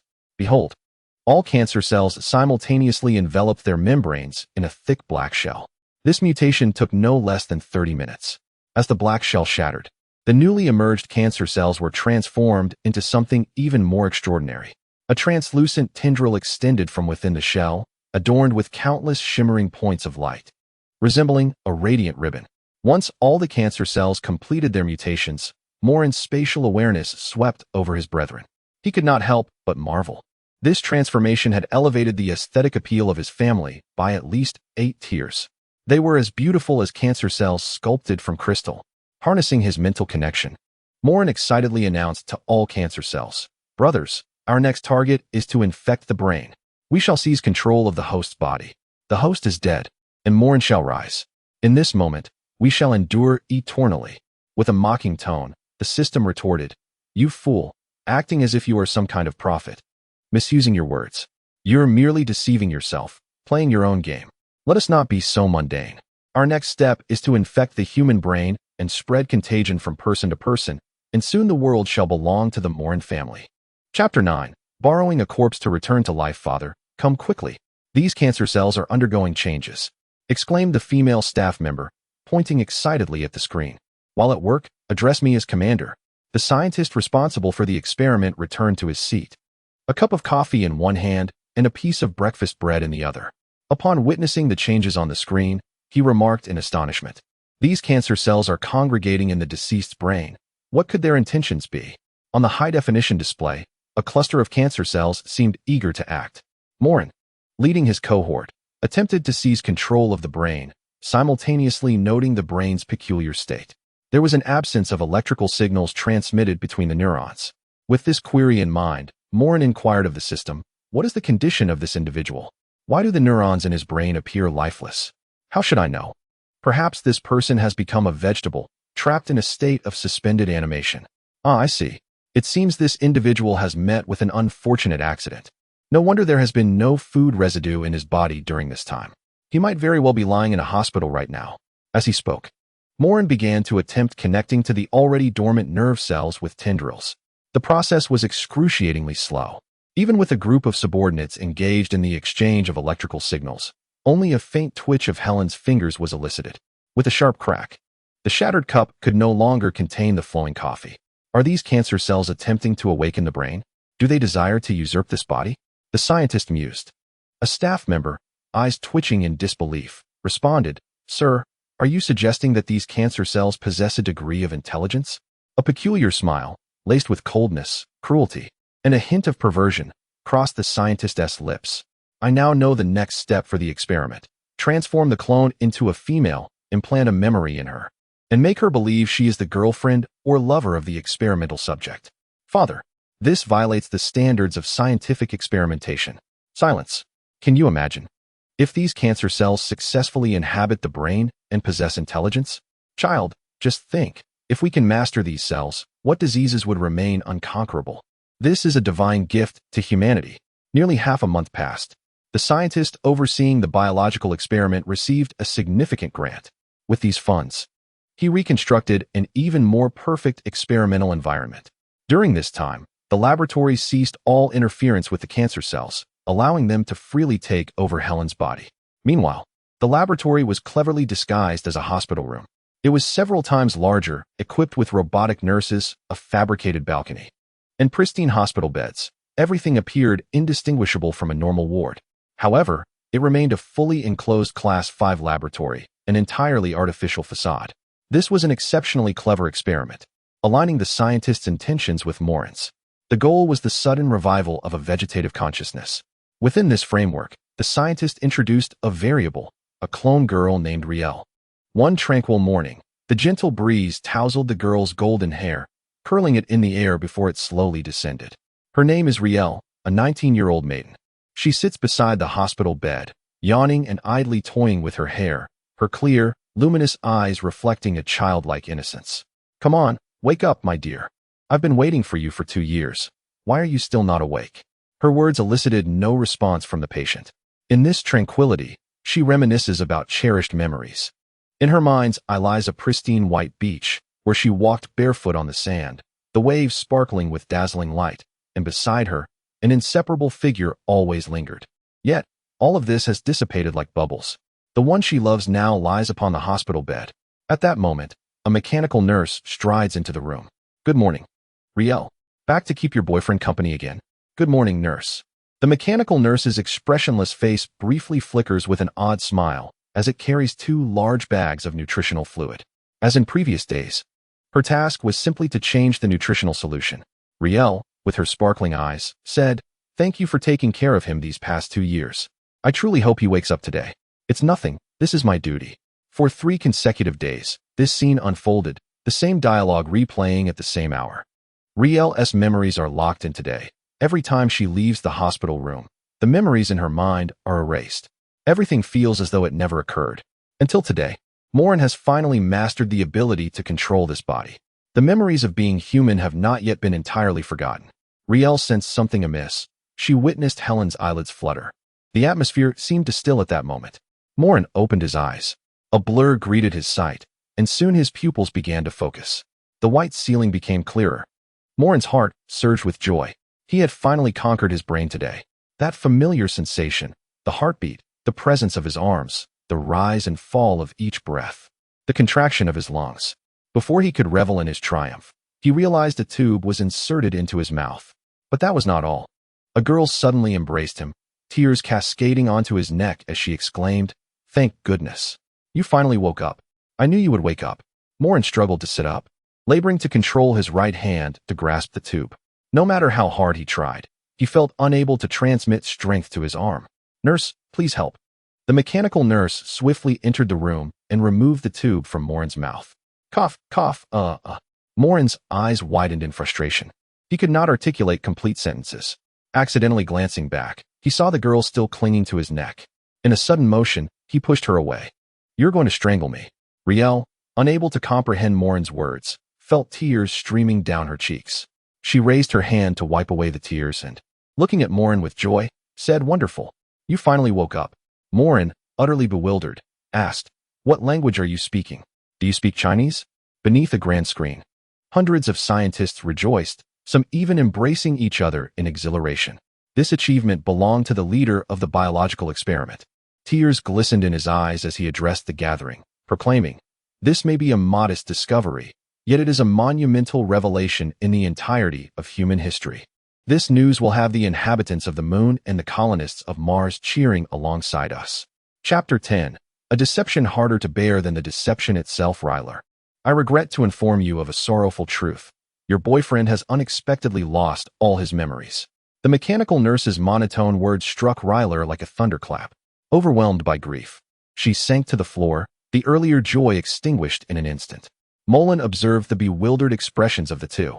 Upon opening his eyes, he was greeted by a bizarre sight, a robotic nurse and a stunning young woman. Is this the future world? A gentle breeze swept through, prompting Moren to glance out the window. Towering skyscrapers rose from the ground, and hovering vehicles glided past. Moren instinctively swallowed hard. Have I truly arrived in a future world? Struggling to control his left hand, Moren attempted to lift the covers, only to be met with despair. His legs were gone. Now, even if he wished to flee, he was unable to do so. Ryler took a deep breath and resolutely replied, "It's all right. Even if he forgets me, I will never forget him." Days passed, and Moren found himself reminiscing about his days as a cell. What proved most challenging was that this girl insisted on teaching him how to speak every single day.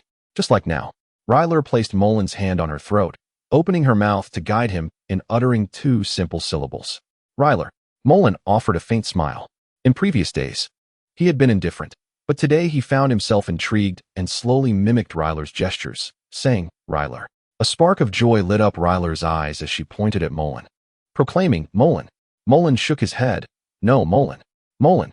Ryler, with a warm smile, as radiant as a blooming flower, Ryler declared, "Then from now on, you shall be called Moren." She then pointed at herself with an expression full of anticipation.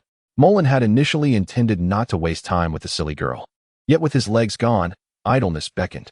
Taking a deep breath, he uttered, "Ryler." As soon as the words left his lips, Ryler leaped into Moren's arms, overwhelmed with joy. Weeping as she nuzzled against him, Moren gazed at the girl in his embrace, a smile unconsciously gracing his face.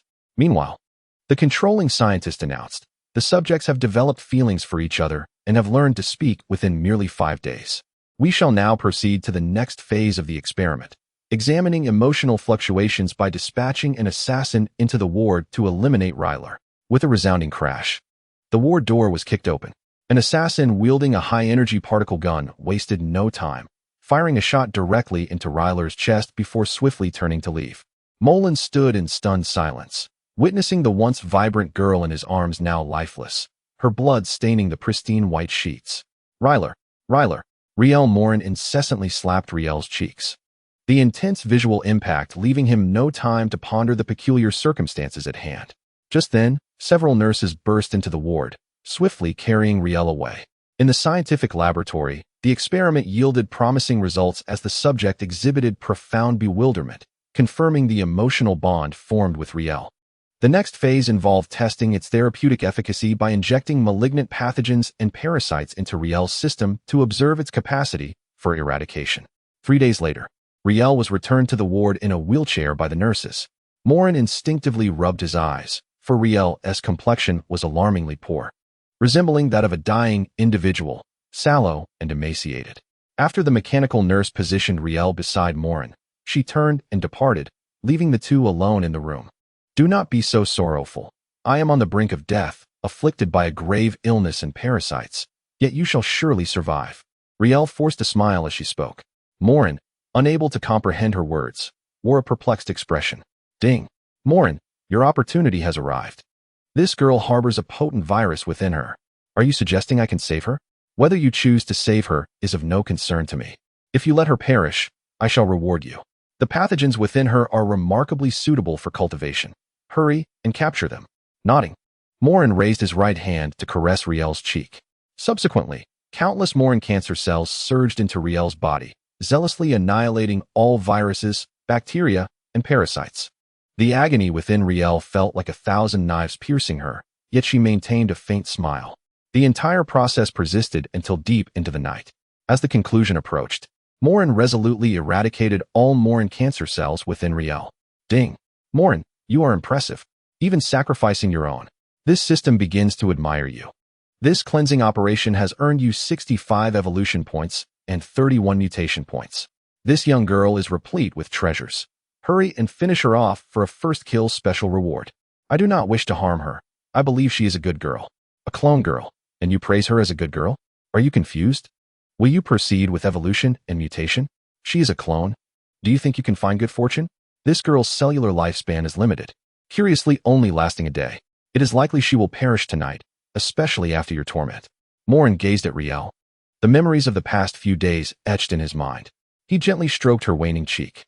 Riel smiled softly. "Moren." Moren choked back tears. "I think I understand. This is all a ruse, isn't it?" Riel nodded, laboriously forming a heart shape with her hands before her chest. Riel, Moren. Riel succumbed to death. At that moment, several mechanical nurses rushed into the ward, dragging Riel's lifeless body away like a discarded rag doll. Moren stared blankly at the scene, and then, in despair, he tumbled from the bed. Lacking legs, he could only crawl laboriously, inching toward Riel's direction. As he emerged from the ward, Moren was overwhelmed with despair. From the depths of despair, he lamented the very existence of his own eyes. In the corridor outside the hospital room, countless Riel stood in close formation. Moren realized that each day he encountered a different Riel. They could scarcely be termed as human. Memories, albeit false, were a source of bittersweet solace. Yet, upon confronting the harshness of reality, he found himself on the brink of collapse. At that moment, the Riel nearest to him was awakened. She was an unscathed Riel, stepping towards Moren with an expression of confusion. Suddenly, a flood of fabricated memories surged into her mind. "Thank you, Moren, you have cured my affliction. Do you know how to express the word like? All you need is..." Moren fell to the ground, and when he lifted his head, his eye sockets were empty, blood gushing forth like a fountain. He had gouged out his own eyes. "You dare to toy with me? You actually dare to toy with me?" Moren bellowed. "I shall annihilate you all." Ding. "So, you have been deceived, how tragic." Exterminating human pests, the world belongs to Moren. Chapter 11. 6 Morons. The hospital room was a facade, while the fully sealed laboratory lay beneath the surface. Within the metallic corridors of this lab, a massive mass of mutated flesh lay. These were remnants of cloned Riel, now transformed into sustenance for Moren, being broken down, digested, devoured, and reconstituted into a colossal tumor. Horrifically akin to a spider's web woven from flesh and blood, countless tendrils adhered to the metallic walls of the corridor. Like moths awaiting their emergence from cocoons or buds anticipating the dawn, they lay in silent repose. Ding. "Will you consume all evolution points and mutation points? I shall evolve into the most aggressive and swiftest of life forms. I must escape from here. Then you must exert yourself. I will allocate all evolution points to cellular vitality and all mutation points to neuronal mutations. After expending so many evolution and mutation points, do I acquire any special abilities? For instance, the power to summon lightning or breathe fire. You are daydreaming. Your current level is utterly inadequate. Hurry and destroy more life forms to collect additional genes and biomass. I do not wish to harm innocents. I merely seek to depart from this place." How can you harbor such thoughts? I am the evolution and destruction system. Your task is to obliterate life. My, how dark you are, system. I find it quite appealing. Good. Now understand your position. Your objective is to destroy life and bring peace to the world. Meanwhile, the laboratory personnel were not idle. They swiftly reinforced the laboratory's defenses, taking the situation seriously. They had not anticipated a sudden uprising of cancer cells. To them, it was merely a peculiar life form, incapable of possessing high intelligence. Even now, transformed into a massive tumor and appearing particularly formidable, it was still within their control. Observing the laboratory, what an intriguing phenomenon these cancer cells present, seemingly desiring to transform into monsters. Alas, it's rather fascinating. What could be going through the mind of this cell? Why does it seek to eliminate so many clones? I find that Rael, this particular clone, has treated it rather kindly. It truly is a cold-blooded species. A primitive creature. Driven solely by the instinct for survival, it certainly possesses a chilling demeanor. Nonetheless, one must acknowledge the rapidity with which it devours flesh. There is an odd aesthetic to it. I share that sentiment. If one were to view that mass of decaying meat through an unconventional lens, it could be considered a work of art. Yet, I must admit, even the excrement of my dog possesses more artistic merit than that grotesque mass. Now let us focus. The research report on the pathogenic entity Rael has emerged, revealing the extraordinary capabilities of this so-called Helen cancer cell. All parasites and pathogens within Rael's body have been eradicated. Remarkable. Might this cancer cell one day find its application in medicine? I believe it would be better suited for a zoo. Or perhaps displayed in a haunted house for tourists.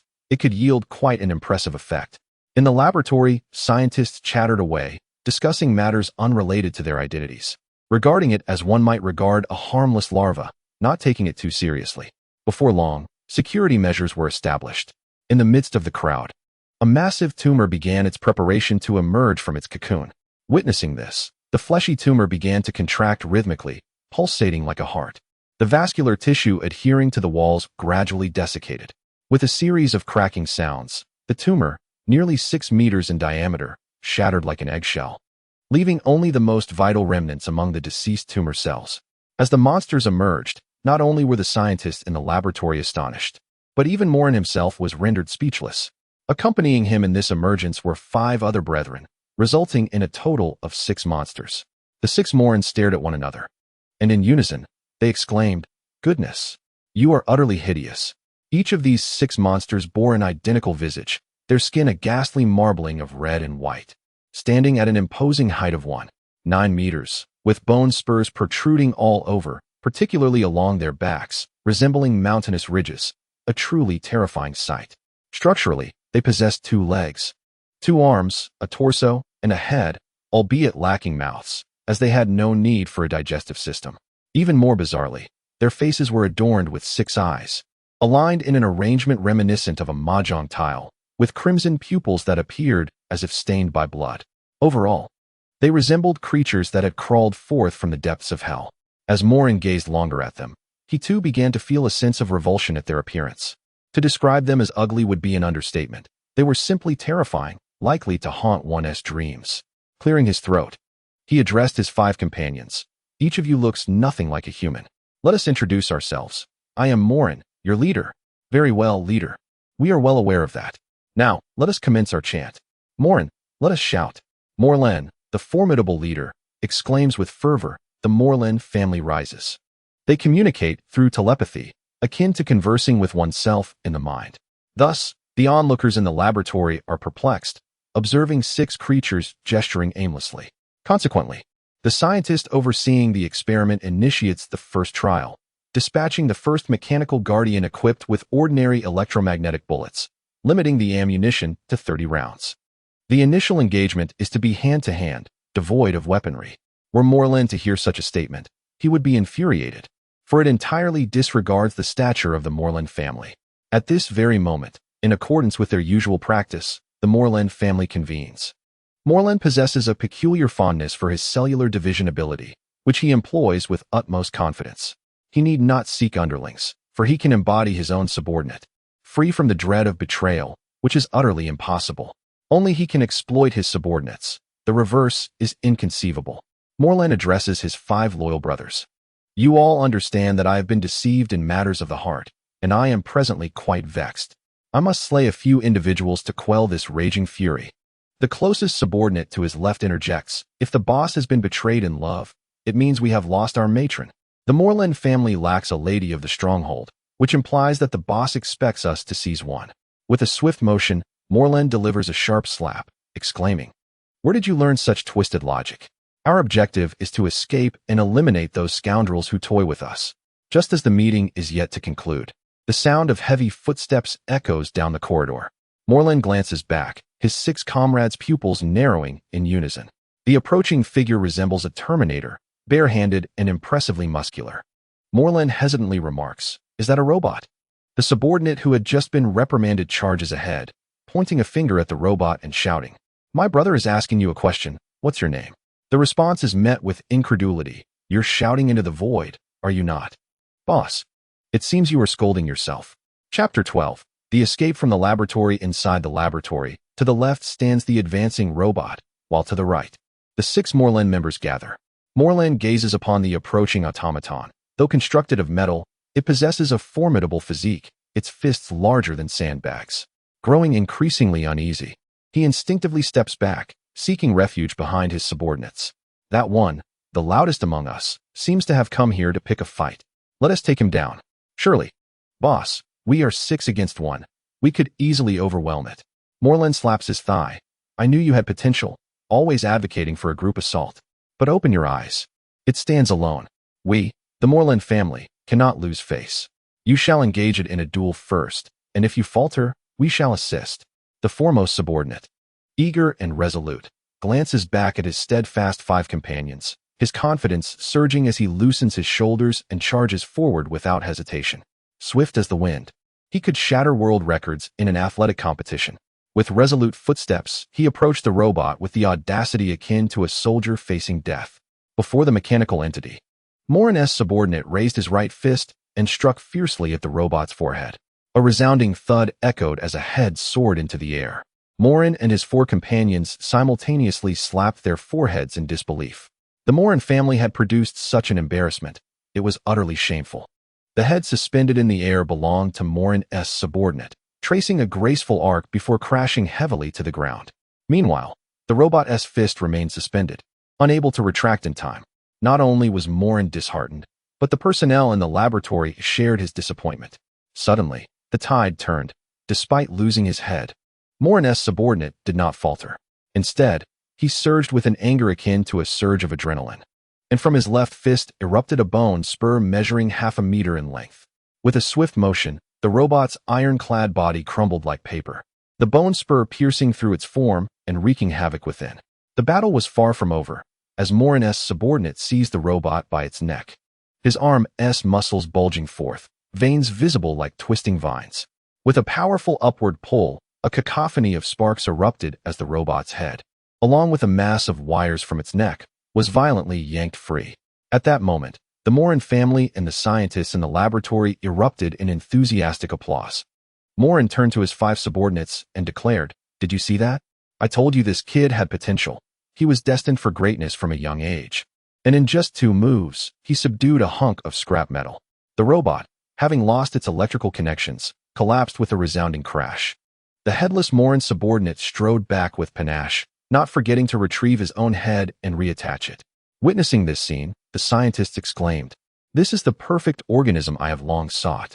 If we can control this cancerous cell, humanity could achieve immortality." Now, dispatch the next experimental robot, equipped with electromagnetic bullets. Limiting the count to 30.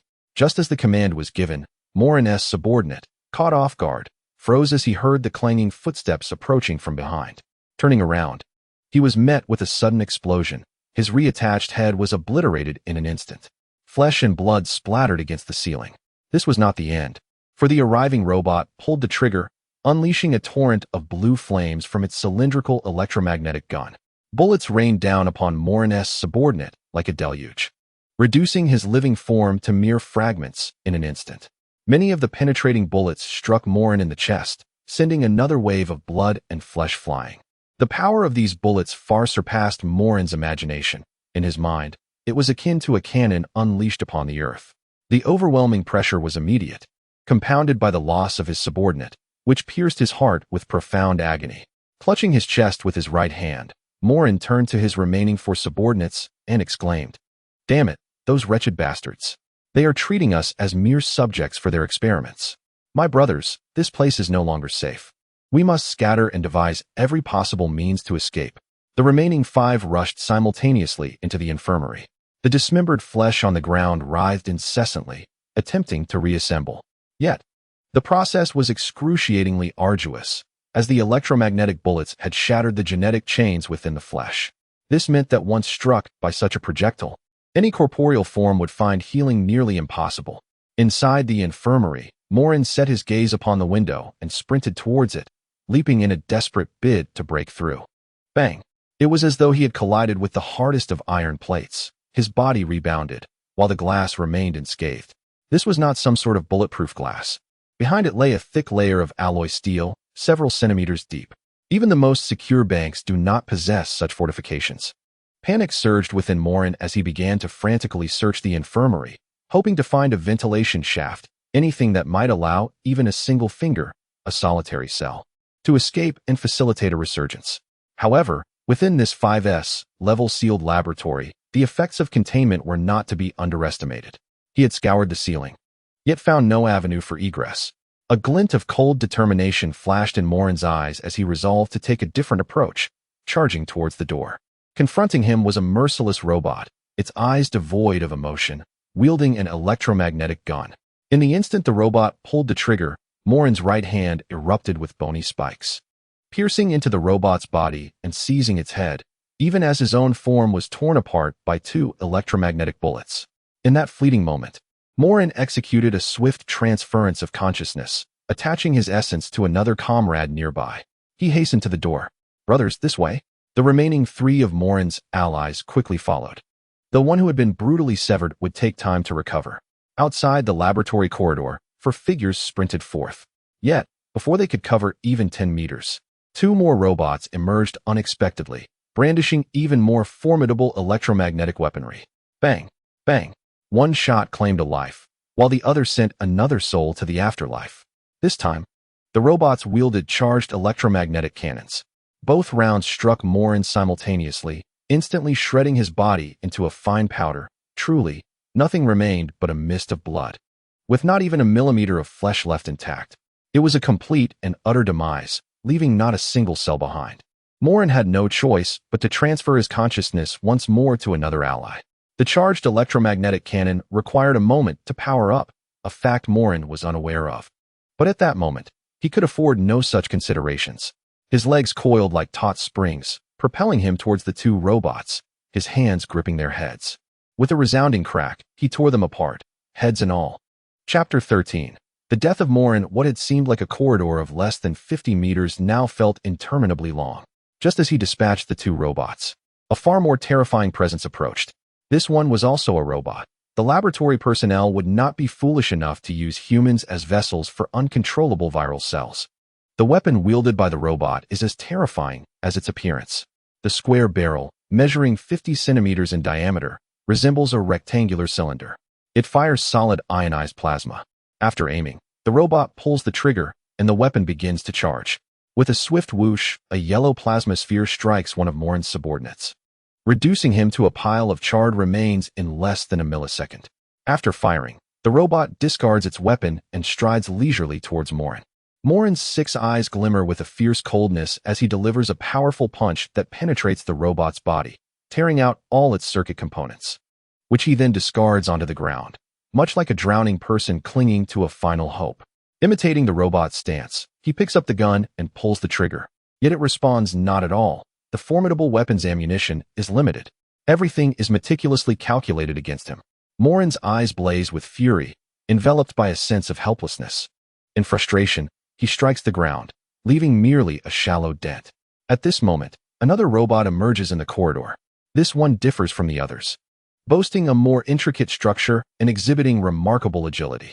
It wields a gleaming, unadorned 1-meter-long blade, advancing towards Moren with the grace of a master swordsman. Moren, although having known his leader for a short time, feels compelled to act. Go, boss.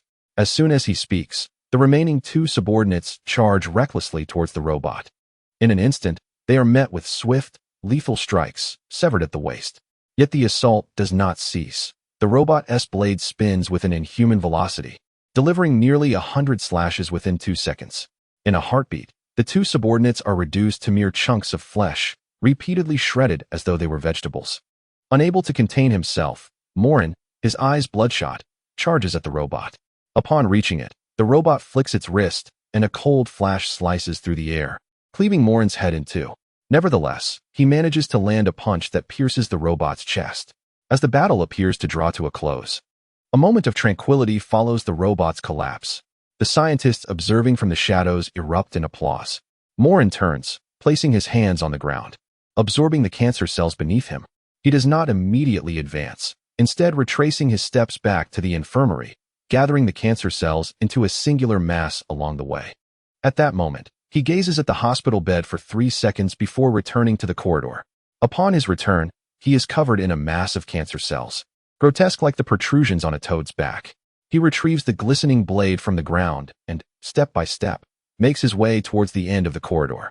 On either side of the corridor, an innumerable array of rooms stretched forth, yet he opted not to enter any of them. From these countless chambers, now and again, a few unarmed robots would emerge. There was no longer a need for the robots to bear weapons. They had become mere puppets, engaging in a charade as he unleashed his pent-up fury upon them. This corridor was a mere 100 meters long, yet each step he took was arduous. By the time he reached the corridor's end, his body had been ravaged by the relentless blows of the robot's iron fists. Before him now stood 5 nurse robots, limping forward. He displayed no hint of mercy, bringing his blade down time and again, severing the heads of the 5 robots. They collapsed, and behind them lay a radiant light, streaming through the glass. At last, he reached the end of the corridor, each weary step carrying him closer to the glass, through which he gazed down at the brilliance below. Hundreds of scientists raised their thumbs in approval, applauding and cheering, their smiles dripping with irony. I knew this creature could do it. Who was it that bet against me? Pay up, you lost. What a spectacle. This beast has proven to be far more clever than I anticipated. It seems to possess a semblance of human emotion. Don't be absurd. A monster is still a monster. Push it to its limits, and it will bite you. Even if you don't provoke such a creature, it will still turn on you. In our next experiment, we could begin attempting to control it, regulating its nutritional intake. If it refuses to comply, we can starve it for a few days. If that fails, we'll resort to high-voltage conditioning every few days. The records from this experiment will surely secure military funding. Not just the military. This could have medical applications as well. Once we harness this cellular technology, we are bound to win the latest scientific advancement award. Why are you so pleased? If anyone gets recognition, it will be General Simmer. This has nothing to do with you. Bang! Moren thrust his blade against the glass. Crack! The glass remained unyielding, while the blade shattered into two pieces, the fragments clattering against the metal floor with a resounding thud. Moren weakly raised his head. In the end, I remain powerless. Even fate has chosen not to favor me, simply because I am not human. From the very beginning, perhaps from the moment I arrived in this world, I have been confined within this laboratory. It turns out that no matter how hard I struggle, nothing changes. This is the essence of my existence. How amusing. The time I have left will be spent in this laboratory, surrounded by a bunch of imbeciles, allowing them to slice me open for their studies. Once more, Moren struck the glass with his fist, drawing the attention of all the scientists. In that fleeting moment, he dragged the shard of the blade across his own face, carving a deep gash, a mouth, if you will, but a mouth that bled, evoking a sense of brutality. While the scientists were momentarily stunned, Moren pressed the jagged edge against his neck. All eyes below furrowed in concern, murmurs of unease rippling through the crowd. Is this a gesture of self-termination? Impossible. In that instant, he appeared almost human. The child has been confirmed brain dead. Indeed, these are cancer cells. How could they exhibit such movement? Fear not.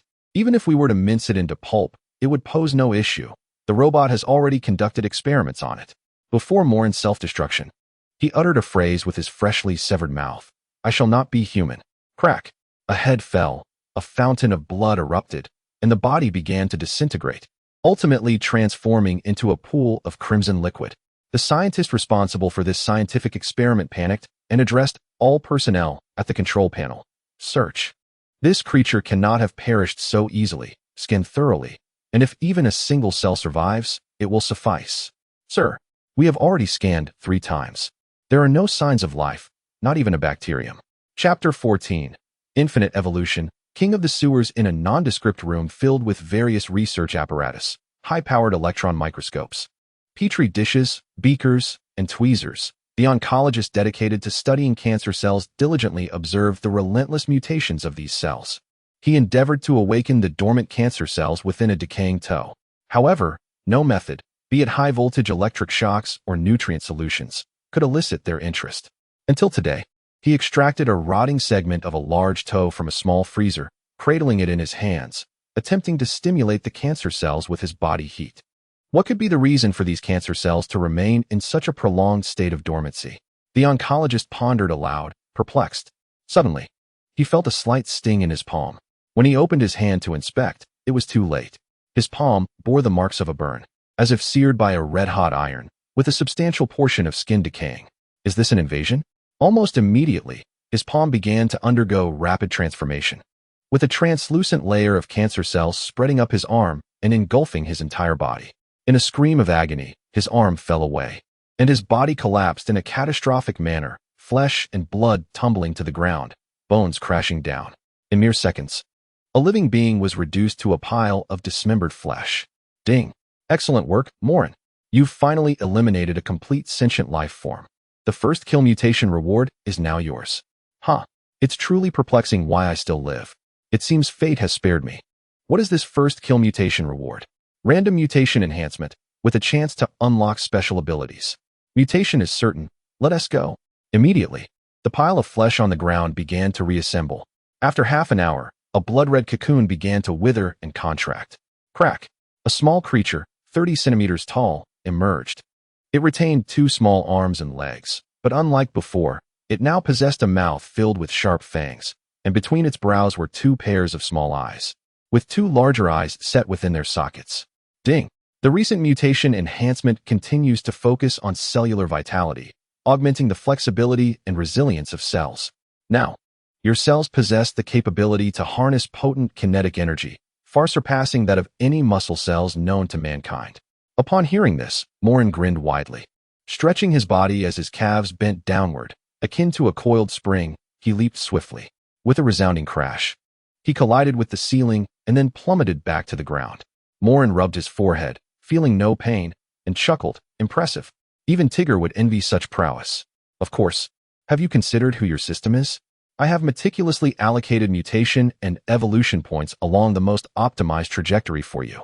As of now, we haven't discovered any exceptional genes, but if you absorb more biomass, I can reward you with spatial perception within a meter's radius, the voice continued. The mere mention of spatial perception invigorated Moren. The sensation was far more exhilarating than merely scanning with his eyes. A meter was still too limited. He needed to proceed cautiously and steadily.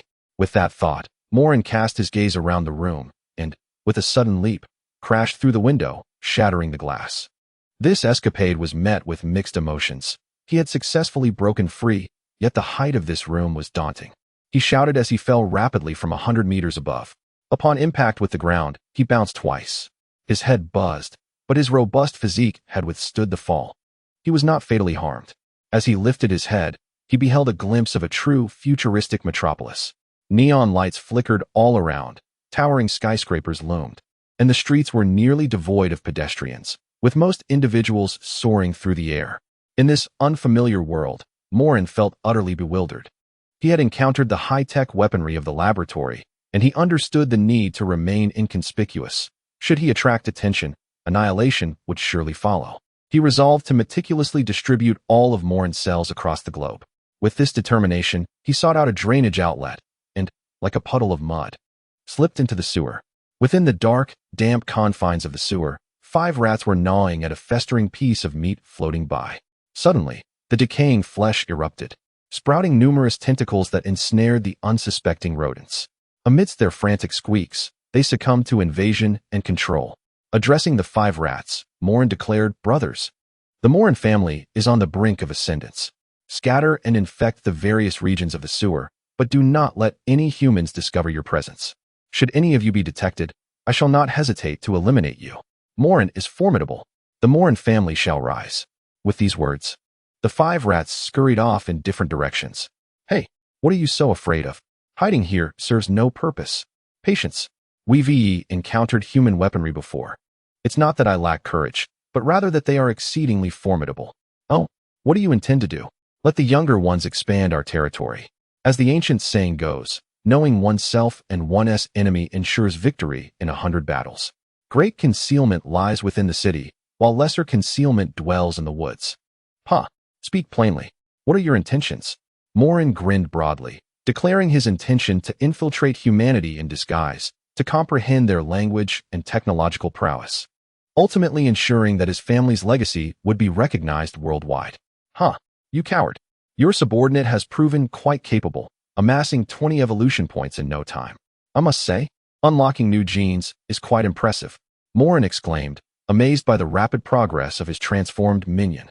Upon arriving at the designated location to collect evolution points, Moren was momentarily taken aback by a peculiar object resembling a dead tree floating on the water's surface.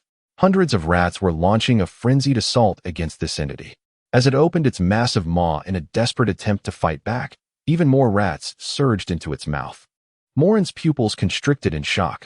Was that a crocodile lurking in the sewer? Ding. From now on, evolution points will be automatically credited to you. The further you evolve, the more points you will require. Otherwise, the effects will diminish. This time, you have acquired 3 mutation points, which can enhance the biting force of your minions. A voice chimed in. Goodness, such a rapid rate of development. It's more exhilarating than cheating in a video game. The mutations have begun. Residents were alerted. Attention. According to recent reports, our city is facing a rodent crisis, with most electrical lines severely damaged. Let us hear recommendations from experts. It is time to initiate a rodent extermination operation. Chapter 15. The extermination operation commences in the dimly lit sewer, 3 workers clad in fully sealed combat suits arrived. I say, the city government must be out of their minds.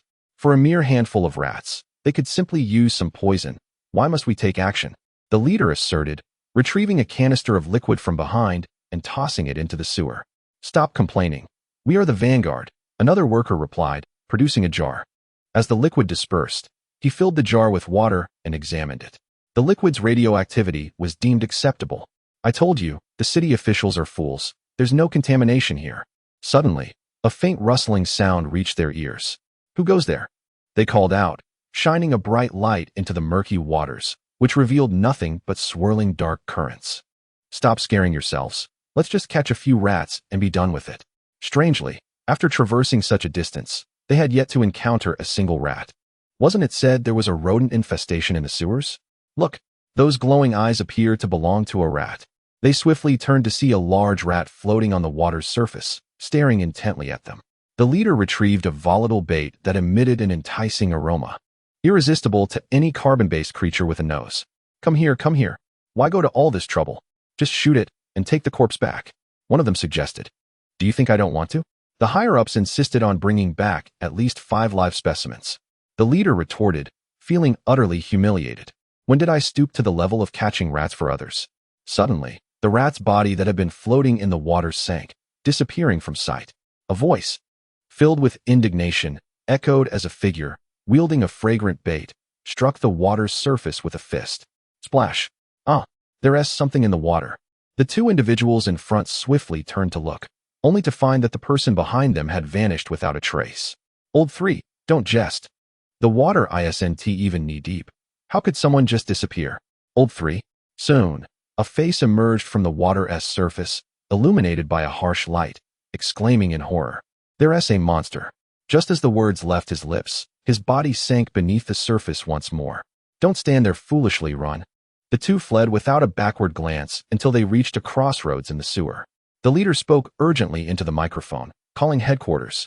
There's something in the sewer. Recon Unit 3 has confirmed a fatality, requesting immediate assistance. Our coordinates are at the K-12 sewer intersection. Before he could finish, his body was swiftly engulfed by the water. At that moment, only one remained.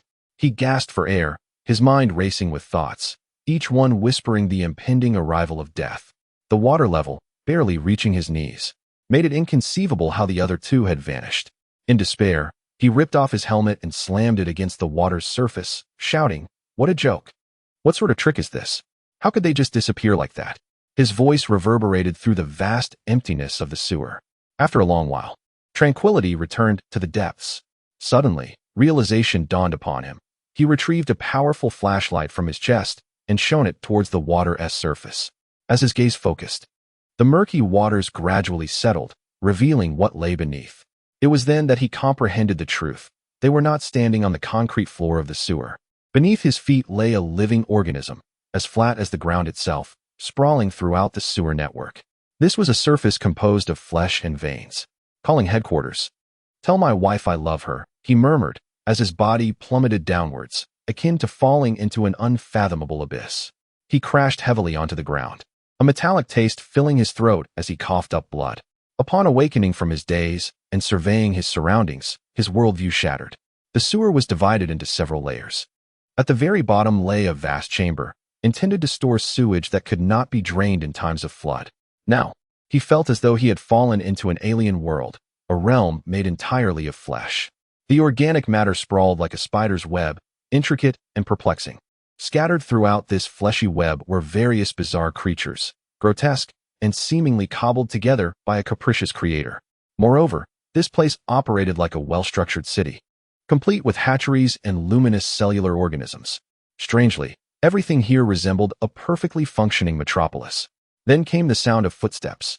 A creature, nearly 2 meters tall, covered in bony spikes and sporting 6 eyes, lifted him from the ground. "Hey, old man, can you understand me? Monster, monster, monster." Snap!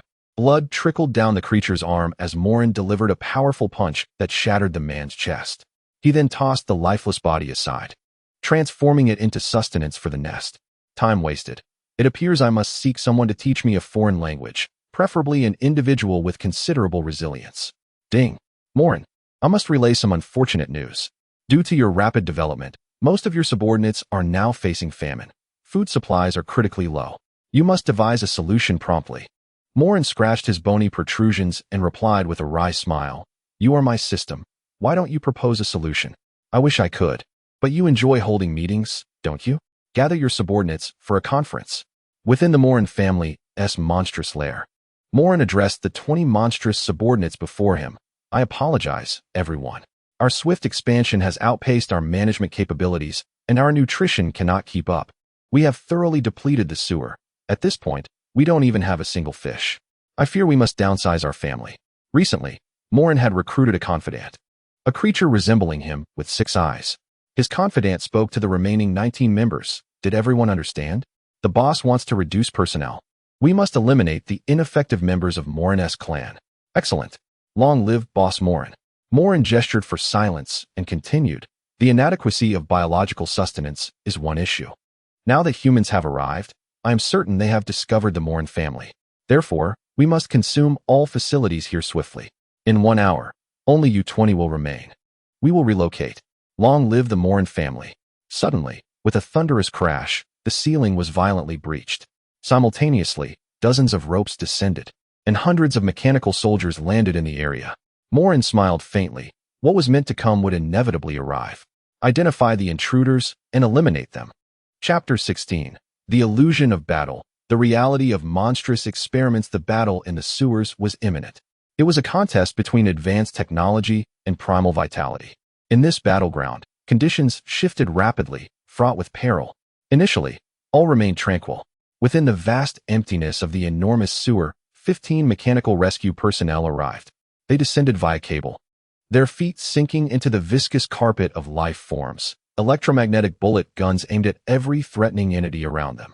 Compared to the weaponry in the 5S level biological research facility, their armaments paled significantly.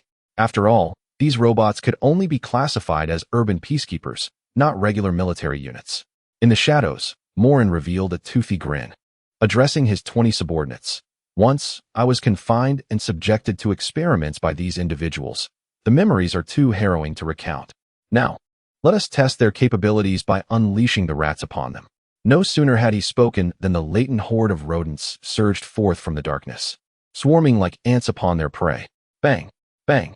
It was a clash of flesh and electromagnetic bullets, crimson fireworks scattering through the surrounding air. 15 mechanical peacekeepers stood back to back, transmitting all intelligence from this location to the ground forces through their mechanical ocular sensors. In the emotionless gaze of the robots, countless vermin surged forth, gnawing at the metallic armor. The initial encounter was swift, both in its onset and conclusion.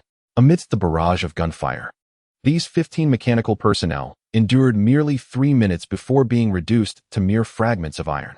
On the other side of the city, the commanding officers of the ground peacekeeping forces inhaled deeply, their brows furrowed in concern. This brief skirmish had unveiled an insidious biohazard crisis.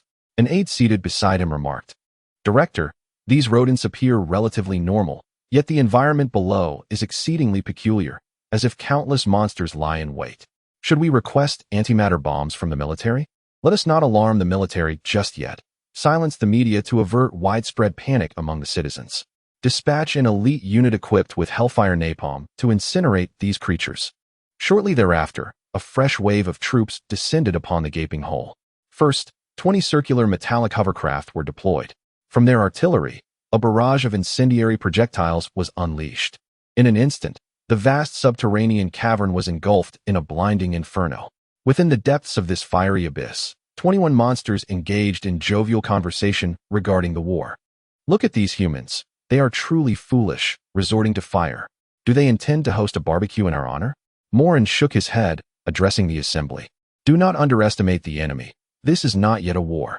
We must first comprehend their crisis response measures. As the flames subsided, the once thriving monster lair lay charred and desolate. At that moment, 40 armored personnel descended from the sky. Without hesitation, they unleashed a relentless barrage of gunfire. The cacophony of gunfire enveloped the underground network, intertwining with the monstrous shrieks to compose a haunting melody. Following the earlier inferno, the mutated rodent horde had been severely diminished. Yet now larger creatures surged forward, resembling wild dogs. In less than 5 minutes, the armored personnel at the center of the battlefield found themselves in disarray, overwhelmed by an unending tide of adversaries, their terrifying numbers instilling dread. Request aerial support for precision strikes with viral missiles. Everyone, seal your combat armor. The virus is imminent. Boss, my armor has been breached by a monster. If I deploy the viral missile, I will perish. Thank you for your contribution to humanity. You shall be laid to rest beneath the national flag. No sooner had the words left his lips than a missile descended from the heavens, detonating midair and releasing a cloud of green vapor. In this vast expanse, the atmosphere grew oppressive. This was a weapon of mass slaughter, once activated. The virus's lifespan would not exceed 10 minutes. Yet it proved exceedingly effective, instantly obliterating 6 armored combat personnel. Simultaneously, it enveloped all the biohazardous creatures of the Moren lineage. The viral DNA has been acquired, rewarded with 3 evolution points. This virus is truly a worthless entity, one that this system holds in disdain. In other words, this viral weapon serves no purpose whatsoever. Instead, it has invigorated the biomonsters of the Moren family, inciting them into a frenzy, akin to a powerful stimulant. Amidst the green mist, countless biomonsters surged towards the armored combatants like wolves descending upon a flock of sheep, mercilessly slaughtering all living beings in their path. Unable to contain his amusement, Moren turned to his subordinates and said, "Stop laughing. Do not treat this as a spectacle. Remember, this is merely one of humanity's strategies. When they find themselves overwhelmed, they will call for reinforcements. Is it amusing to you? Cease your laughter. Understand the necessity for analysis. When you lead troops into battle in the future, do not create any blunders." After delivering his instructions, Moren issued a command to the monster lair below, urging them to gather together and compel the humans to show their true capabilities. The Moren family approached this war with a thoroughly experimental mindset. They initially intended to send forth a wave of troops, and now humanity had unwittingly delivered themselves to Moren for study of their combat methods, simultaneously revealing the speed of their reinforcements. It was nothing short of divine providence. Conversely, the commanding officer responsible for this operation wore a furrowed brow, taking a deep breath before addressing his staff. What manner of creature is unperturbed by the virus? We cannot allow such monstrosities to reach the surface. Meanwhile, a hovering drone captured a horrifying scene. The remnants of dismembered flesh, along with a multitude of grotesque and hideous biomonsters, coalesced into a single entity. What is happening? These monsters are merging? A glint of apprehension flashed in the commander's eyes as he requested a bombardment with a small antimatter bomb from the military. In the depths of the sewer, a thunderous sound echoed as a 20-meter-tall biomonster rose with a roar. Its form resembled something that had stepped out of a cinematic spectacle, brimming with explosive musculature. It thumped its chest and let out a howl, then saluted in the direction of Moren. Standing tall, Moren reciprocated the salute. "Brothers, open your eyes wide and behold. Humanity is about to get serious." Before them, a triangular bomb of considerable size hovered in front of the monster. Boom. There was no blood or remnants. The creature was instantaneously vaporized. The biomonster, which had only just made its entrance, vanished in less than 3 minutes. From a scientific perspective, this phenomenon could be described as sublimation. Moren nodded with excitement. "Wonderful, wonderful. Why are you all standing there in astonishment?" Applaud. "Boss, I think my eyes were dazzled." "Me too." Moren cleared his throat. "You must learn to adapt to circumstances. I told you to keep your eyes wide open, but I did not specify that you could not blink." Chapter 17. The Moren family is poised to conquer the world in the dead of night, within a luxurious villa. Moren emerged from the restroom, clutching a bottle of toilet cleaner. After a fruitless search for beer, he discovered that red wine lacked the invigorating essence of the former. In the opulent living room of the villa, a family of 5 was bound together by Moren's malignant intentions, tightly wrapped like zongzi. Just an hour prior, this family had been peacefully slumbering, the husband and wife nestled in their bedroom in tender affection, only to be abruptly confronted by 21 monstrous intruders. These creatures, having barged in, were clearly not there to deliver Christmas gifts. Without uttering a word, they swiftly bound the family, rendering their fate more unfortunate than a night of singing while feasting on hot pot. Such injustice was beyond comprehension. Moren took a hearty swig of the toilet cleaner, belched, and pranced over to the 5 captives. "As you can see, my brothers and I may be somewhat impolite," he began, but I wish to avoid any minor misunderstandings. Although we may not share a common tongue, I shall extend to you an opportunity." As his words echoed, the remaining creatures within the mansion converged around them. One of Moren's minions, donning pink triangular undergarments, pointed accusingly at the family and declared, "Our leader is addressing you. Do you dare pretend not to hear?" Panic surged within the family. The language barrier was daunting enough, compounded by the fearsome visages of their captors, to say nothing of the grotesque countenance of these creatures, whose eyes alone numbered at least 4 apiece. How could they not inspire terror? The patriarch was so frightened he nearly lost control. Moren rubbed his nose with a claw, the air thick with a pungent odor. Raising his hand, he struck the triangular-clad minion on the head. "You frighten them. They are the hosts, and we are the guests. Is this how one behaves as a guest?" "Apologies, boss," the minion stammered. Moren took another hefty gulp of the toilet cleaner. "I am a firm believer in fairness. Hence I shall pose a riddle to you. Should you answer correctly, you need not face death." With that, he downed the rest of the cleaner, bent down before the family, and gestured with his hands, declaring, "Sir, let us begin with you. What is 11 minus how many?" The family head was paralyzed with fear. Unable to comprehend the question, his face a mask of dread. 5, 4, 3, 2, 1. Moren scoffed. "This man cannot even calculate 11. My brother with a hearty appetite does not mind, and does not fear becoming foolish, so step forth to partake of him." As his words faded, one of Moren's minions lunged forward, seizing the middle-aged man. The remaining 4, comprising a young girl, a small boy, their mother, and an elderly butler, were left aghast. Moren gestured dismissively towards the 4, then turned to the blonde lady, asking, "Madam, would you care to share a bed with me?" Moren, equally disdainful, turned to his minions and instructed, "This is a woman. You must treat her with gentleness." The other 3, stripped of any courage to scream, were utterly paralyzed. The elderly butler, overwhelmed by fright, collapsed lifelessly. Moren pointed at the butler's corpse and proclaimed, "An elder in the household is like a treasure. We must respect our elders and cherish the young. Just as one treats an old hen, who will prepare the meals, we must brew the soup to drink." Suddenly, 2 young subordinates rushed forth, eagerly seizing the old steward and making their way to the kitchen. As Moren gazed upon the terrified visage of the golden-haired girl, a flicker of reminiscence crossed his mind, stirring a sense of compassion within him. He addressed his subordinates behind him, saying, "She is a good girl. Take her to a corner and grant her a swift end. I do not wish to witness this. I, a wretched creature, cannot abide the tears of a girl, for it softens my heart." With a command given, 6 more of Moren's subordinates appeared, their movements gentle as they carried the young maiden into a room. Shortly thereafter, her anguished screams echoed, reminiscent of a slaughtered pig. At that moment, only a small boy remained. Moren reached out to caress the boy's face, then raised his left hand to display 1 finger and his right hand to show another, asking, "What is 11 equal to?" "Do not fret. Uncle shall grant you ample time to ponder. 3, 2, 1. The boy, seemingly grasping the concept, timidly extended his left hand, revealing 2 fingers.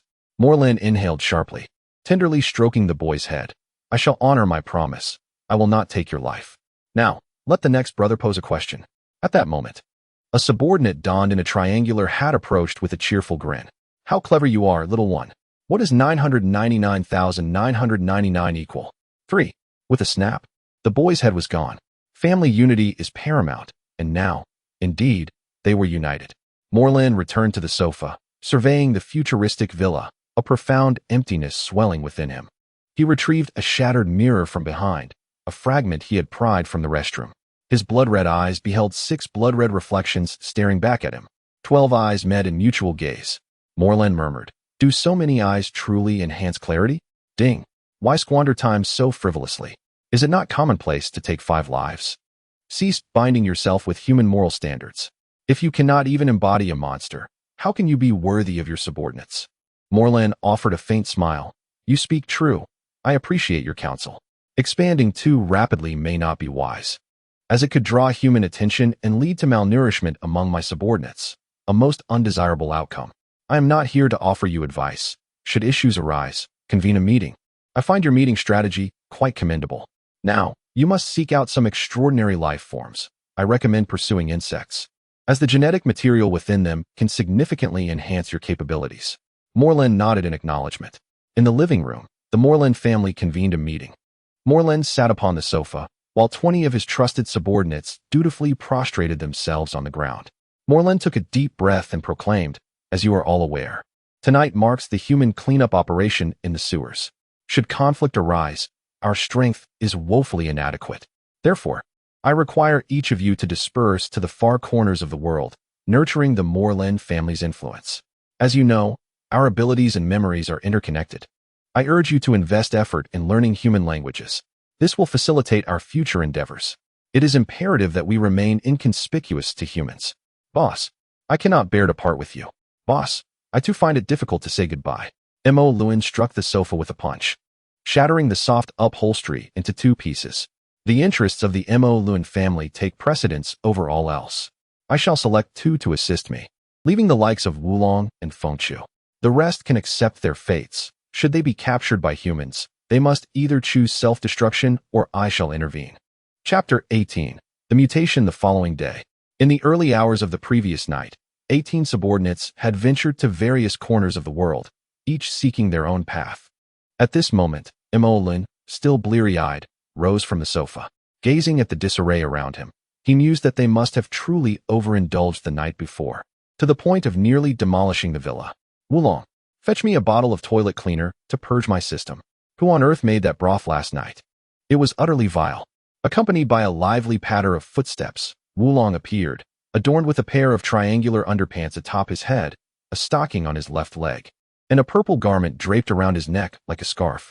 Bursting with energy, he bounced about like an effervescent tablet immersed in water. "Boss, this is splendid. Boss, this is splendid."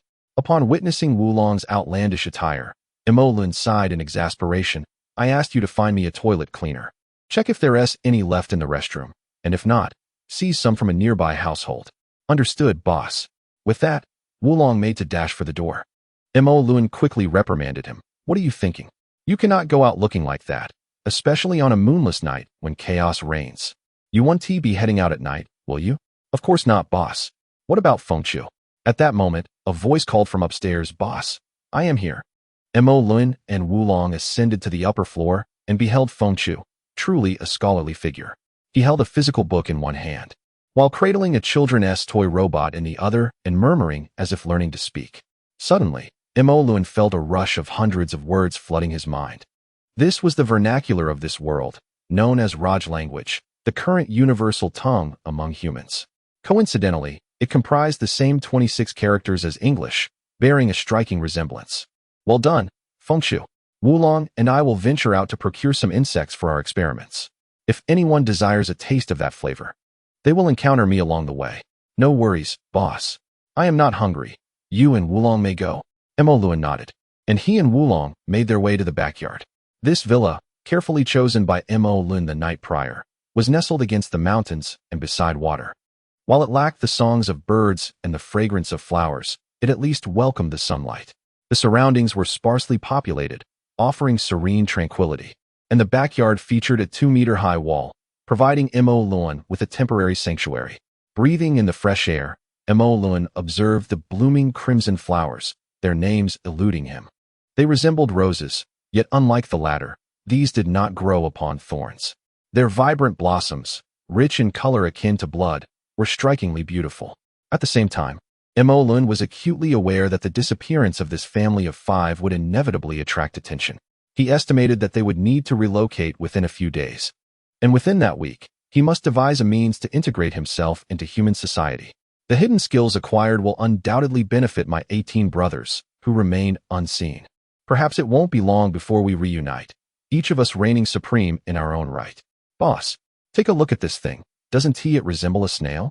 Moren's train of thought was interrupted as he cast his gaze over to Wulong, who was crouched on the ground, pointing at a small insect on the grass.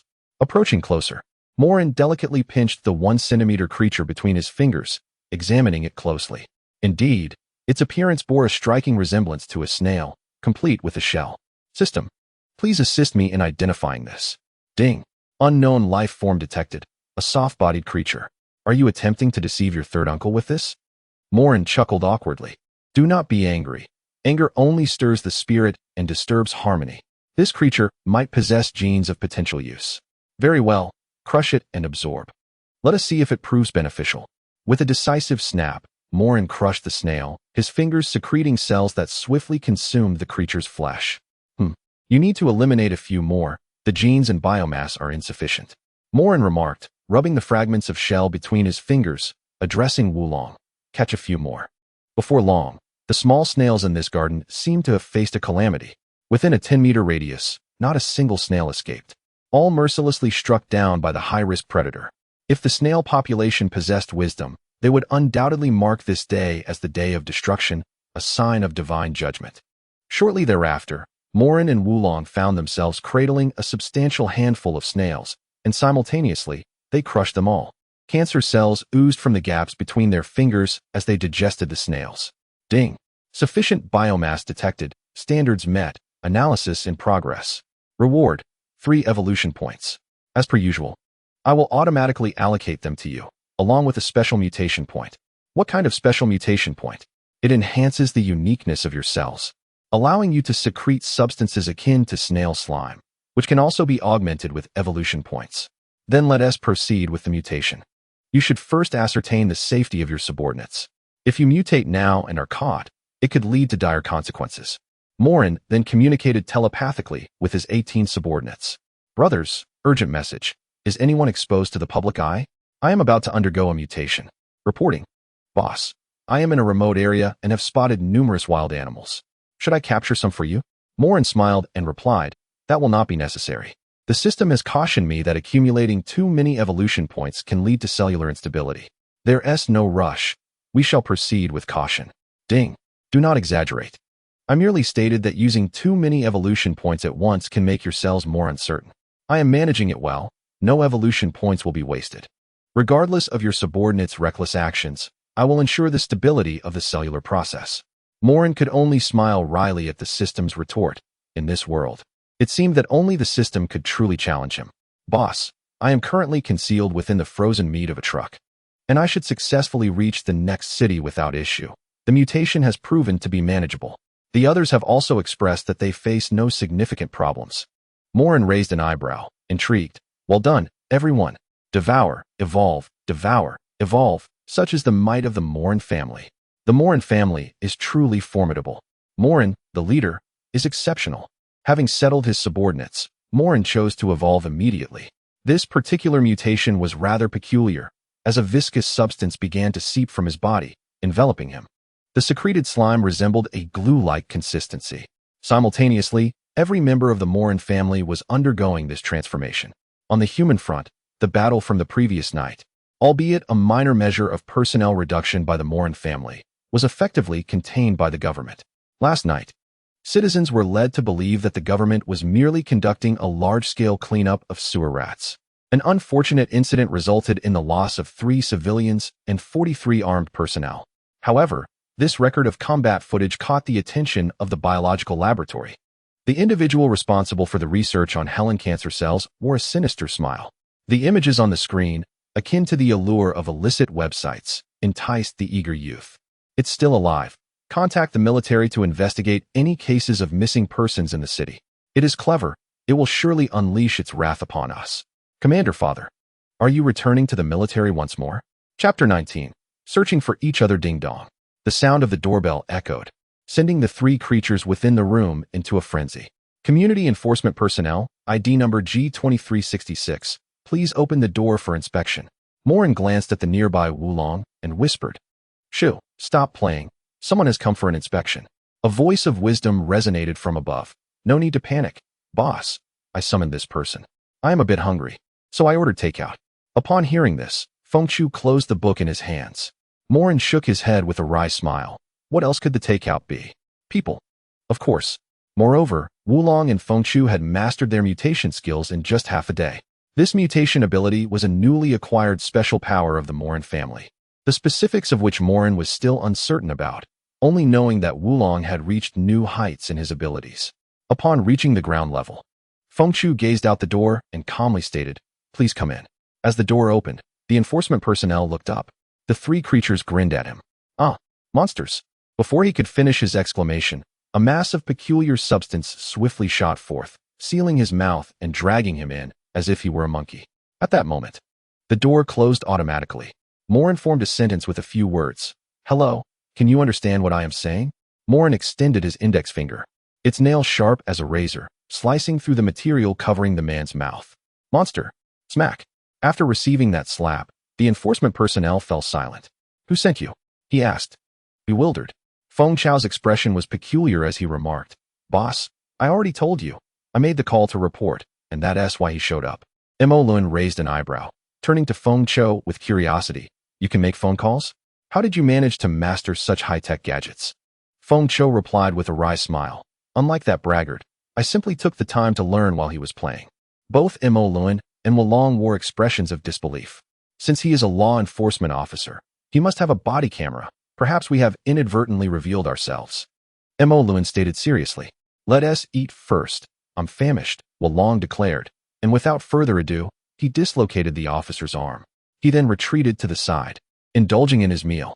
The middle-aged law enforcement officer's face turned ashen, and he fainted instantly. Slap. Mo Lun raised his hand, delivering a strike that jolted the officer awake. Ah, monster. Slap. Another blow followed. Can you understand what I'm saying now? Tears streamed down the officer's face as he nodded. Crack. Mo Lun pierced through his heart, granting him a swift end. After all, it was a killing without cruelty. Feng Chao, impressive. In just one day, you've learned so many new vocabulary words. I am nearly proficient in this new language. Feng Chao respectfully replied. Boss, you flatter me. It is my duty as your subordinate. Mo Lun, you are remarkable.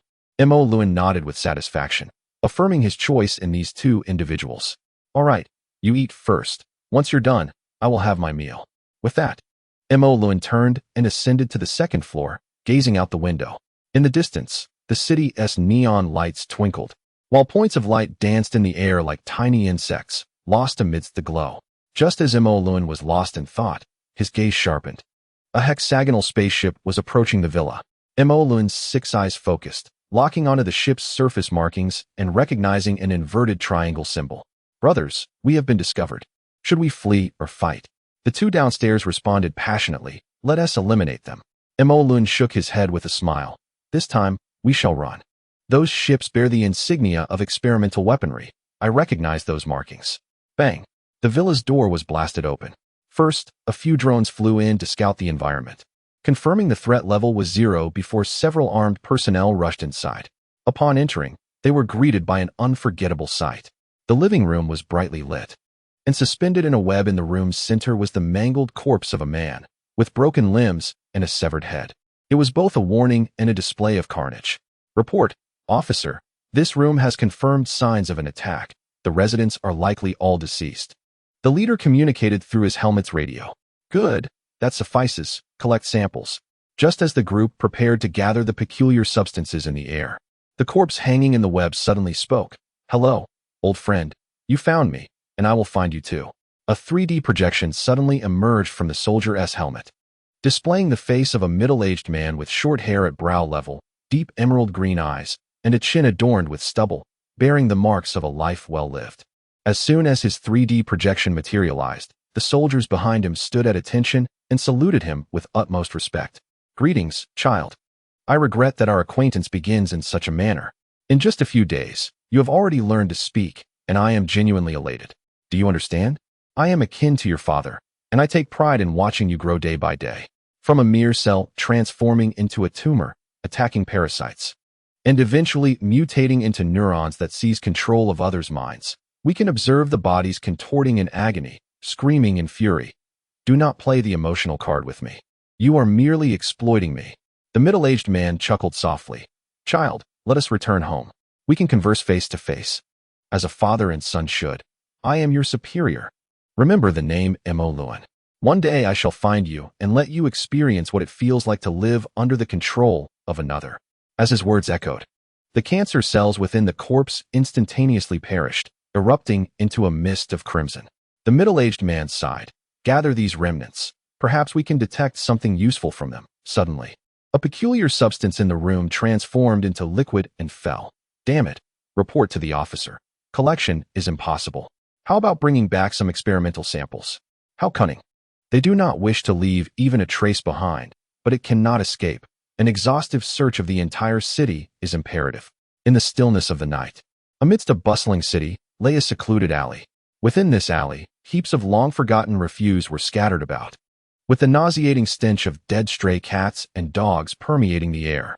Amidst this decay stood a self-service convenience store operated by robots. This night, 3 figures cloaked in bulky garments arrived. Boss, hand me a bottle of the blue drink in a plastic container, the one that gives an exhilarating high. Chapter 20. Monsters reside in the human heart. Not in form in the shadows of the alley, an unattended convenience store operated boldly due to its formidable backing. Supported by the foremost financial conglomerate, it harbored no fear. The robotic attendant, observing the 3 approaching figures, responded in a chilling electronic tone. This establishment is a convenience store under Tadu Technology Company. We do not provide services for non-human entities. A jolt of apprehension surged through Moren. Which of your eyes sees me as anything less than human? The robotic vendor raised its left mechanical arm and pointed with its right mechanical eye, stating, I possess infrared detection. With a swift motion, Moren pierced the robot's electronic eye, retorting, which eye sees anything at all? Sir, you are vandalizing private property. I am protected by the law and have the right to defend myself. With a crack, Moren wrenched the robot's head from its body and placed it before him, chuckling. How do you say welcome?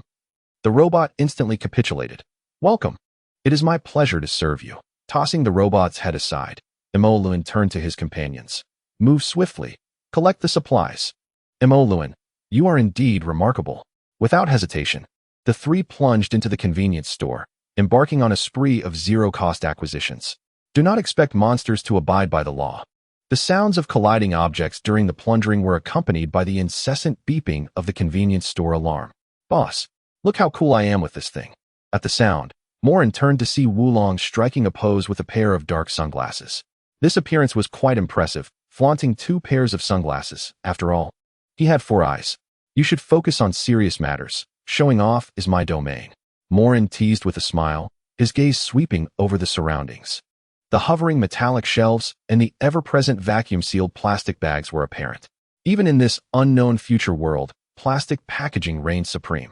Most items were vaguely familiar to Moren, and the environment was not vastly different from an ordinary convenience store, apart from the incessantly annoying alarm. Boss, I found the toilet cleaner you like, Fengshu said, holding up a bottle of liquid. Moren's expression turned peculiar. No sane person would drink such a thing.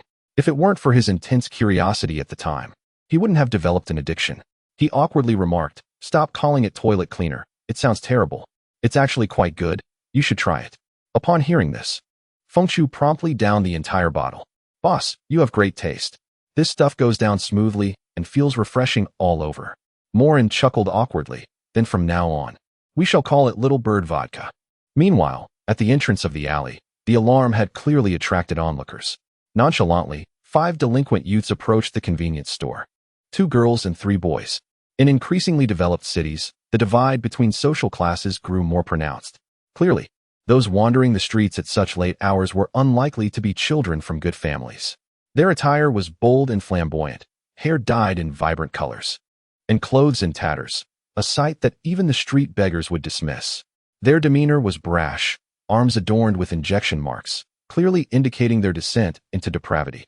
From birth, they were destined to be the abandoned orphans of the city.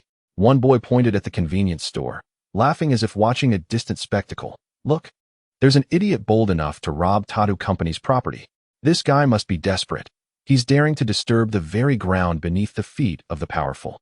Stay away from him. We don't want to get implicated. What's there to fear? Are you 3 still men? Come on, let us go check it out, said a girl with blue hair, already intoxicated, seeking more excitement. She pulled out a simple intravenous syringe from her pocket and swiftly injected the liquid into her elbow. Her smile became more unrestrained, her actions more exaggerated, clearly high on drugs. As she moved, the bottle in her hand swayed gracefully. Let us go greet that guy and ask where he is from. Upon reaching the convenience store's entrance and peering inside, the 5 exchanged glances, utterly confused about the thick liquid within. As if traversed by a snail, amidst the viscous substance, there emerged 3 towering figures, draped in heavy garments, nearly 2 meters in height. Encased within this slimy mass were numerous goods, predominantly foodstuffs and alcoholic beverages. The 5 individuals felt their intoxication dissipate significantly. The interior was exceedingly bizarre. A girl, high on drugs, tremulously inquired, "What are you?" No sooner had she spoken than the 3 figures turned in unison. Their faces were shrouded in thick cloth, overlaid with a multitude of transparent slime, grotesquely repulsive. The absence of discernible noses, eyes, or mouths rendered their visages indistinct, resembling a human face yet akin to that of a mummy, increasingly eerie with each glance, causing the 5 to feel an acute sense of trepidation. Moren casually removed his mask, fixing his 6 eyes upon the 5. "You ask us what we are, what are you?" At that moment, a glass bottle hurtled through the air. Crash! Shards of glass scattered, striking the face of the girl who had spoken. "I'm asking you a question," boomed the elder brother. "Do you 5 dare to feign ignorance?" Wulong remained as ferocious as ever, unleashing violence upon those he deemed unworthy. "Forgive us. We will leave at once." Yet, before they could flee, the other 4 felt a tremendous force tugging at them from behind, the world around them fading into a blur. They sensed the wall of the alleyway receding, and with a resounding crash, a powerful force propelled them against the shelves of a convenience store. "Monster! Monster! Don't kill me, please. I didn't mean to offend you. It has nothing to do with me." Moren regarded the 4 with a calm demeanor, casually flinging a strand of slime that ensnared the girl, instantly pulling her into his grasp. "Are you afraid of monsters? You should have a good relationship with this girl. So let me witness her transformation into a monster. I am curious to see your expressions." Moren's arm shimmered with cellular movement, directing a stream into the girl's body through his nails. In less than 10 seconds, the once passably attractive girl grotesquely morphed into a hideous creature with a pointed face and asymmetrical eyes. An indescribable fear enveloped the hearts of the 4, their pallid lips trembling, rendered speechless. Moren pointed at a blond man and said, "Did you just call me a monster? Open your eyes and see. Who among us is more cruel?" Deagua commented, "The male protagonist of this book is a non-human entity, tasked with the eradication of all life. Dear readers, please approach this narrative with rationality and refrain from applying human values to the protagonist. The actions of monsters differ fundamentally from those of humans. If this causes any psychological discomfort, Deagua apologizes sincerely." Chapter 21. The Artist of Life Manipulation. When fear reaches a certain threshold, it can render the surrounding air as heavy as water. At least, this was the case for these 4 individuals. Their terrified gazes betrayed their innermost thoughts. They regretted their existence in this world. They bore witness to a friend who had shared laughter and conversation with them mere moments ago, transformed into a monstrous entity at the hands of a fiend. This creature, grotesque and oozing pus, grinned maniacally, resembling something that had been submerged in acid. Can you feel it? That despair, that sense of helplessness, like a whispering breeze that stirs the primal instincts within your heart. Moren relinquished his grip on the neck of the monstrous woman and continued, "I too was once human. Once I resonated with your plight. But that is merely a memory now." Ah, ah, ah. Amidst the screams of the blonde-haired man, the monstrous woman feasted ravenously upon his flesh. The act of devouring, raw and brutal, was witnessed by the 3 onlookers, droplets of blood splattering across their faces, mingling with the remnants that fell into their mouths, melting upon their tongues, dissipating in their saliva, a concoction both viscous and salty with a hint of sweetness. The cries echoed, intertwined with incoherent wails. "Ah, mother, I want my mother. Kill me, please. Kill me." Moren gazed at the remaining trio, a strange smile gracing his lips. With arms outstretched, he addressed them as one might admire a piece of art. "Your expressions of despair resemble a treasured oil painting in a museum. Each distorted visage a stroke of vibrant color. This is true artistry." Yet, the horror did not end there. Moren placed his hand once more upon the back of the monstrous woman and, with a forceful thrust, extracted every cancerous cell from her being. In an instant, she reverted to her human form. The blue-haired woman stood transfixed, blood tears streaming from her eyes, staring at the horrific remains before her. Her hands, stained with blood, and the morsels of flesh she had not yet swallowed served as constant reminders that the recent events were no mere dream. The collapse of reason can occur in an instant. The blue-haired woman rubbed her hair, once a symbol of her wild spirit, now seemed to be possessed as she tore at it in desperation, turning to Moren with terror in her eyes. With a hysterical scream, she shouted, "Monster! Monster! You cruel beast!" Moren smiled faintly. "Mind your words, my dear. Do you believe I am manipulating you? I have not sunk to such depths. I merely infused a touch of magic within you. The madness is your own suppressed nature. When faced with temptation, you simply cannot resist. The blue-haired woman clutched Moren's clothing, exerting all her strength in a futile tug while shouting, "Lies. You are lying.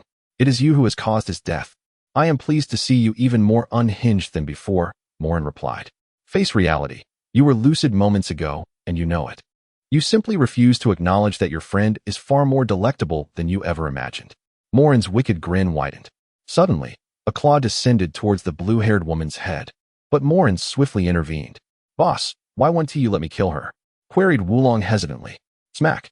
Fengchu retaliated with a resounding slap, the force so great it tilted Wulong's head. Struggling to turn his face back, Wulong glared at Fengchu, enunciating each word. "Do you seek a fight?" Feng Chao's demeanor remained utterly unruffled as he gazed calmly at Wulong and remarked, "Do you comprehend whom you are questioning? The boss has prohibited you from intervening. Yet you dare to inquire why? I suspect the boss may have indulged you excessively, resulting in a certain levity that has engendered a modicum of disrespect towards him." A glint of coldness flickered in Feng Chao's eyes as he continued, "Should I perceive even a hint of disrespect towards the boss from you again, I shall not hesitate to eliminate you, even if you are my own brother by blood." Upon hearing these words, Wulong immediately bowed his head, fervently apologizing to both Feng Chao and Moren, nodding vigorously to the extent that his sunglasses were dislodged from his face. Moren instinctively swallowed hard. He himself did not perceive any wrongdoing on Wulong's part, yet he was taken aback by how meticulously Feng Chao scrutinized the details. "Enough," Moren interjected. "Wulong did not act with malice. With your commotion, I have lost the inclination to continue this game. Let us grant them a swift resolution." Feng Chao respectfully stated, "Boss, before we proceed, I would like to offer a suggestion. It won't be long before that pack of hounds catches up with us." Wulong's eyes gleamed with opportunity as he raised his hand and slapped Feng Chao across the face. "How dare you question the boss's decision? Watch as I teach you a lesson." Moren cleared his throat. "Wulong, you fool." "Feng Chao, do not take offense. Wulong is simply a bit foolish. Let us consider this matter settled." Feng Chao remained entirely unperturbed, responding with remarkable composure. "The boss once articulated that great concealment lies within the city, while lesser concealment resides within the forest. We can seamlessly blend in among humans at present. Moreover, we can covertly execute our plans." Moren, understanding Feng Chao's intent, swiftly grasped the neck of the blue-haired woman, injecting cancer cells into her body. Approximately 10 minutes later, the city's law enforcement swiftly arrived at the scene, with 2 hovering police vehicles and a total of 5 officers equipped with small-caliber electromagnetic pistols. Upon reaching the entrance of the convenience store, the officers were rendered speechless. A blue-haired creature, appearing human, was devouring a corpse on the ground. Nearby, 3 young individuals, 2 males and 1 female, were struggling, bound by a viscous substance. Contact headquarters. In the city's 3rd district on Red Wine Avenue, in an abandoned convenience store, an unknown creature has been discovered. 3 young individuals are in a critical state. Shortly after, an urgent directive came from headquarters. You must ensure the creature's safety at all costs. The hostages are of no consequence. Do not disturb the creature and await the military's arrival. The captain of the law enforcement team gritted his teeth in frustration. When had the creature's influence eclipsed that of humanity? This was utterly preposterous. A younger officer had already drawn his weapon, aiming at the creature. "Captain, are we truly going to do nothing? Return to the police car, drop your trousers, and shoot with your bare hands, you worthless dogs. They clearly do not value human life." Upon concluding his words, the man removed his hat and forcefully cast it to the ground, stamping on it with vigor, while disdainfully spitting before retreating to the hovering police vehicle, brooding in silence. The other 4 exchanged glances, shaking their heads in resignation. Obeying orders was the solemn duty of law enforcement personnel. In less than a minute, military forces arrived at the scene with remarkable speed. Chapter 22. Wisdom lies not in the mind. 19 military hover motorcycles, marked with an inverted triangle insignia, swiftly approached. It is noteworthy that this insignia mirrored that of the convenience store's signage. Upon arrival, the 19 individuals did not immediately engage the creature, but instead swiftly sealed off any potential escape routes. The commander issued a directive. "Our primary mission this time is negotiation. Do not disturb Moren." As the words settled, An armored man pressed a button on his helmet, revealing the visage of a middle-aged man. Take me to the front. The distance gradually diminished, 10 meters, 8 meters, 5 meters, until it was less than 3 meters. The middle-aged man exclaimed, "Child, you are such a beautiful creature, perfect and powerful." The creature paused its gnawing and slowly turned its head to regard the 3D projection. Their gazes locked, and Moren swiftly commandeered the creature's body. "Hello, grandson. You have found me once more." Moren gestured with the skeletal remains. "Child, I hope we can prioritize peace. Come back with me, and I shall acknowledge your freedom. You have indeed studied me thoroughly. You know my true form is not here." Moren mused. The middle-aged man's 3D projection smiled. "Child, if you would grant me just a sliver of your cells, even the smallest fragment, we can collaborate. I could grant you citizenship, allowing you to enjoy rights without being beholden to anyone. We simply need to understand one another." Moren erupted into a raucous laugh, his throat rasping as though obstructed by stones. "And what do you propose to pay me for a day's work? As long as you are willing. Your cellular pattern could be imprinted on currency." Moren retorted, "Huh, pathetic. You are utterly disappointing. I refuse to permit such banality. You cannot so easily expose your vulnerabilities. Do you realize how foolish you are? I could feign compliance, follow your desires to locate you, and then annihilate your entire family. But I have no inclination to do so. You underestimate me, believing the pursuits of your kind could ever satisfy me. Your arrogance is unforgettable. In the laboratory, I exerted every effort merely to survive, while you treated me as a mere jest. Do you comprehend the grotesqueness of your own visage?" The air grew heavy with silence. Moren fixed his gaze on the 3D projection, inhaling deeply before continuing. "Let us engage in a game, wagering lives. Do you not relish experiments? I have grown fond of them too. 3 days hence, from noon until 5 in the afternoon, within a span of 5 hours, I shall claim 1,000 lives." The middle-aged man replied calmly, "What are the stakes?" Moren clutched his belly, laughing heartily. "What is the wager? You truly are amusing. Is 1,000 lives not enough for you to gamble with? You call me a monster? When faced with 1,000 lives, your eyelids do not even flutter. Who, then, is the one who does not regard life as significant? Child, life is precious. We should not recklessly take the lives of others. You ought to channel your abilities into healing and saving lives. You possess such a remarkable gift." Moren pointed at the middle-aged man, continuing, "Do not attempt to deceive me. The reason I value you is your caution. I remember the faces of everyone that day, yet yours eludes me. You are afraid, are you not? Afraid that I might discover you. Ha ha ha. You ignite my passion. It is quite entertaining, this game of cat and mouse between us. Who is truly hunting whom?" Moren returned a smile, acknowledging that this individual represented a worthy adversary, one capable of igniting 100-fold of his interest. The middle-aged man replied, "Child, do not presume I am unaware. You have dispatched 18 avatars dispersed across the globe. They are still en route, and I have safeguarded them well. You possess leverage. Yet I too hold my own." Moren's expression grew grave, the weight of oppression enveloping his heart, a sensation of being controlled by others regardless of the circumstances. He feigned indifference, saying, "Oh, are you not afraid of releasing the tiger back into the wild? Honestly, if you were a mindless beast, I would indeed be quite fearful.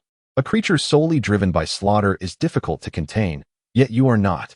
Since you wish to play, I shall ensure you yield to my will, until you willingly accept my counsel." Moren declared, "Those who drown are often the ones who can swim. I possess an advantage you lack, for I am the very river that will engulf you." The middle-aged man sneered, "All units, regroup. Child, leave the remaining 5 to you." With a command issued, all the soldiers present acted as though they had witnessed nothing. Mounted on hovering motorcycles, they vanished in an instant. The ferocious blue-haired creature dissolved into a pool of blood. Simultaneously, the 3 captives rose from the viscous substance. The one on the left, Feng Chao, hung his head in shame. "I apologize, boss. My cleverness proved utterly futile. In the game of wits, petty cleverness avails nothing." The young man in the center was Moren. He shook his hand, brushing the slime off Feng Chao, stating, "This is not wisdom at all. The reason I can command obedience from the other side is that I possess the leverage. I accept no conditions, which signifies my willingness to engage in a fight to the death. The reason he refrains from rash actions is that he bears responsibilities beyond his biological research. His power is immense, and the weight of his obligations is even greater.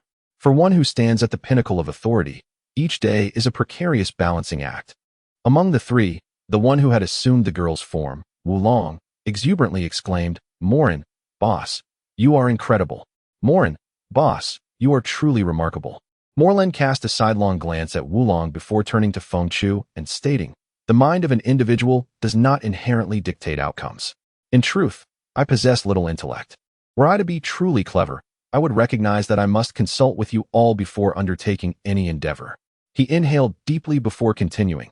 "However, I am acutely aware of one essential truth. The most critical aspect is to understand one's own position, to know what actions are appropriate and what are not. For only then can one strategize effectively." Fengchu clapped his hands and nodded earnestly. "I comprehend, boss. Perspective is indeed the paramount factor." With curiosity etched upon his face, Wulong inquired, "So what is our position?" "Our position is one of neutrality. We are unbound by any constraints. Our ultimate objective transcends the pursuit of mundane existence. We shall eradicate all life, and prior to that, we must make them aware that each day they live is a divine blessing bestowed upon them." Thus, the trio, engaged in light-hearted banter, made their way towards the police vehicle occupied by 5 enforcement officers. That night, the city was deprived of 5 more enforcers.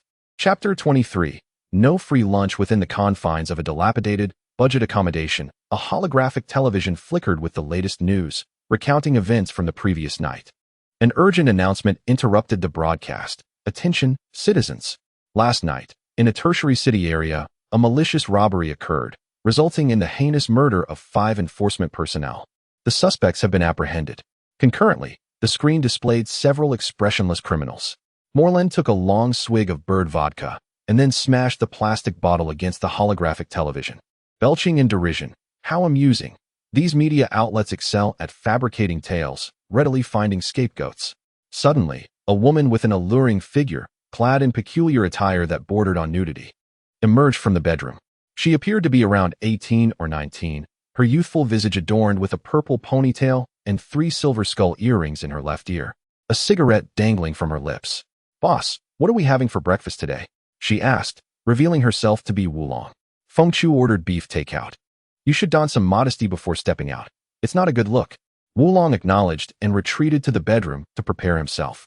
At that moment, a well-dressed youth with a shock of silver hair approached Moren, holding an electronic projection map with both hands, and respectfully stated, "Boss, my investigation has revealed an excellent commercial center in the city center, boasting a daily foot traffic of approximately 100,000, an ideal location."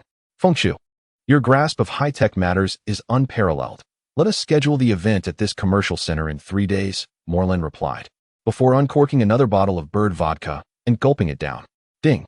Moren, I must share some news. One of your subordinates seems to have slain a formidable creature, acquiring a flammable special mutation point. Combined with the mutation and evolution points I have yet to inform you about, we currently possess a total of 866 evolution points, 21 mutation points, and 1 special mutation point." Moren, invigorated, set down his bottle of vodka and inquired, "Then why not assist me in adding it?" "What precisely is a special mutation point?" "I'd rather not," came the reply. "After following you for so long, you still haven't grasped the concept? Your cells have only recently mutated. It would be wise to wait a while before proceeding. If you rush, your cells may undergo uncontrollable mutations. I've sifted through the excess mutation points, and only a few are of any use. However, you could still cultivate some bacteria, viruses, or biochemical creatures. I can utilize the evolution points and mutation points to enhance and transform them for you." A glimmer of excitement sparked in Moren's eyes. "I can cultivate bacteria and viruses? I have told you time and again, yet you remain oblivious. By the way, during this time, you and your other subordinates have eliminated a considerable number of sentient beings. I reward you by enhancing your spatial perception to a 1-meter radius. Enhancement in progress. Enhancement complete." Suddenly, Moren felt a refreshing clarity within his mind, reminiscent of the profound sensations he experienced during his cellular transformation. The surrounding space became transparent, allowing him to perceive the bacteria flowing through the air around him. What a delightful ability. Do my subordinates possess this? Not at all. This merely elevates your mental core. Your subordinates are merely fragments of your consciousness, while the mental core resides within you. Oh, right. So that means I can cultivate bacteria and viruses now? Cultivate? You fool. After squandering so many opportunities, you think you can cultivate anything in this wretched place? Wait for the right moment. Currently, there are two strands of genes within you that are in conflict. Allow me to rectify that. Upon hearing this, Moren broke out in a cold sweat. Two strands of genes in conflict? That sounded life-threatening. System, is the problem serious? Serious? Nonsense. Your system is quite formidable. I've resolved it. I spent a special mutation point and have completed the modification. Earlier, the fusion between your cancer cells and the snail's genes was suboptimal. Now, it's as if I've granted you a buff. Your mucus can ignite upon contact with fire. Ignite upon contact with fire. Moren gasped, glancing around the room, which was strewn with the remnants of last night's secret brawl between the dragon and Phoenix, covered in mucus. Just then, the bedroom door swung open. Boss, do you smoke? I just found this large leaf tobacco in the room, and it packs quite a punch, said Wulong, pulling out a paper-wrapped cigarette. He casually tossed aside the burning end. Boom. Instantly, the entire room erupted into flames, the intensity akin to that of an oven. The three of them found themselves trapped, like ducks in a roasting chamber. The safety water valve on the ceiling had long run dry. This was an old apartment, and the fire safety measures had likely been obsolete for decades. Wulong, in disbelief, exclaimed, "Wow, that's a massive fire." Fengshu approached Moren respectfully and said, "Boss, would you like me to deal with this fool? Do you two have any lingering grudges? Hurry and extinguish the flames." Moren was seething with frustration and swiftly uncapped a bottle of Little Bird vodka, downing it in quick succession. As his words fell, Wulong hastily grabbed a bottle of toilet cleaner from the table, flinging it into the fire with force. Boom! The flames surged higher, adding fuel to the fire. "Boss, the strength of this stuff you just drank is tremendous," Wulong exclaimed, astonished. "Boss, seriously consider extinguishing this troublesome fellow," Fengshu calmly suggested.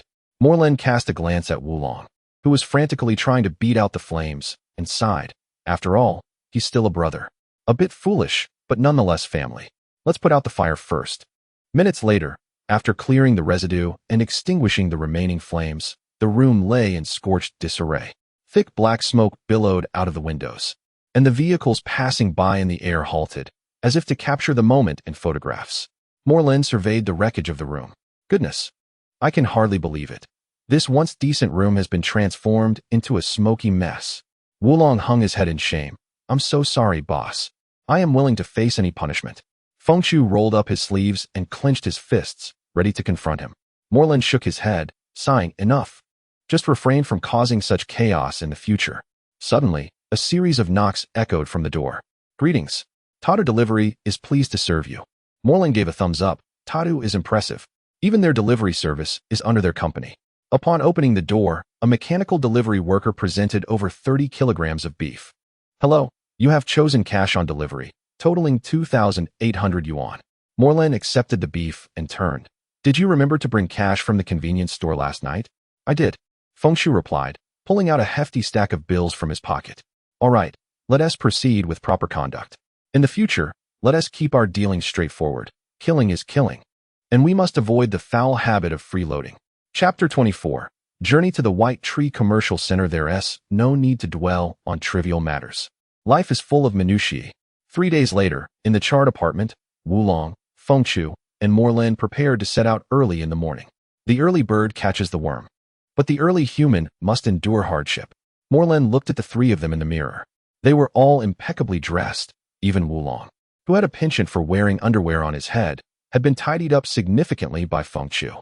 They all donned pristine student uniforms, garments that had long been gathering dust in the wardrobes of delinquent youths sharing the apartment, never having seen the light of day. At first glance, one might mistake them for students heading to school, but in reality, their mission was far more daunting. Moren spoke encouragingly. "Fengshu, have you packed the calculator, telescope, and map?" Fengshu patted the backpack at her back, adjusting her gold-rimmed glasses, embodying the quintessential student demeanor. "Rest assured, boss, all measurement and observation tools are prepared, ensuring that there will be no less than 1,000. Moren nodded appreciatively and turned to Wulong. "Have you packed the chips, Little Bird vodka, and card games?" Wulong patted his heavy backpack, grinning widely, his purple ponytail swaying, giving him the appearance of a lively young girl. Moren patted his backpack, which was filled with a plethora of cancer cells clinging to beef. Inside, the Moren family was on standby, ready for a day of experimental zombie infection. The highest score was 1,000 points.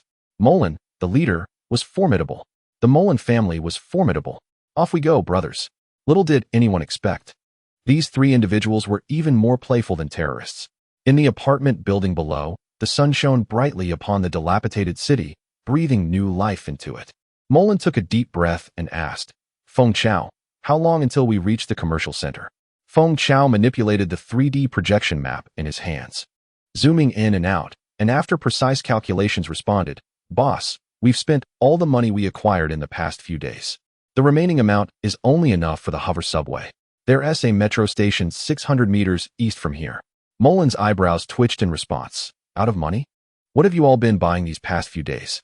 Feng Chao calmly replied. Wulong purchased 20 thongs and 1,000 pairs of colorful fishnet stockings online. All secondhand and expensive, totaling 14,063 yuan. Moren slapped Wulong on the head. Vulgar. Is that all you aspire to? Why not buy black stockings? What else with the pink fishnet stockings?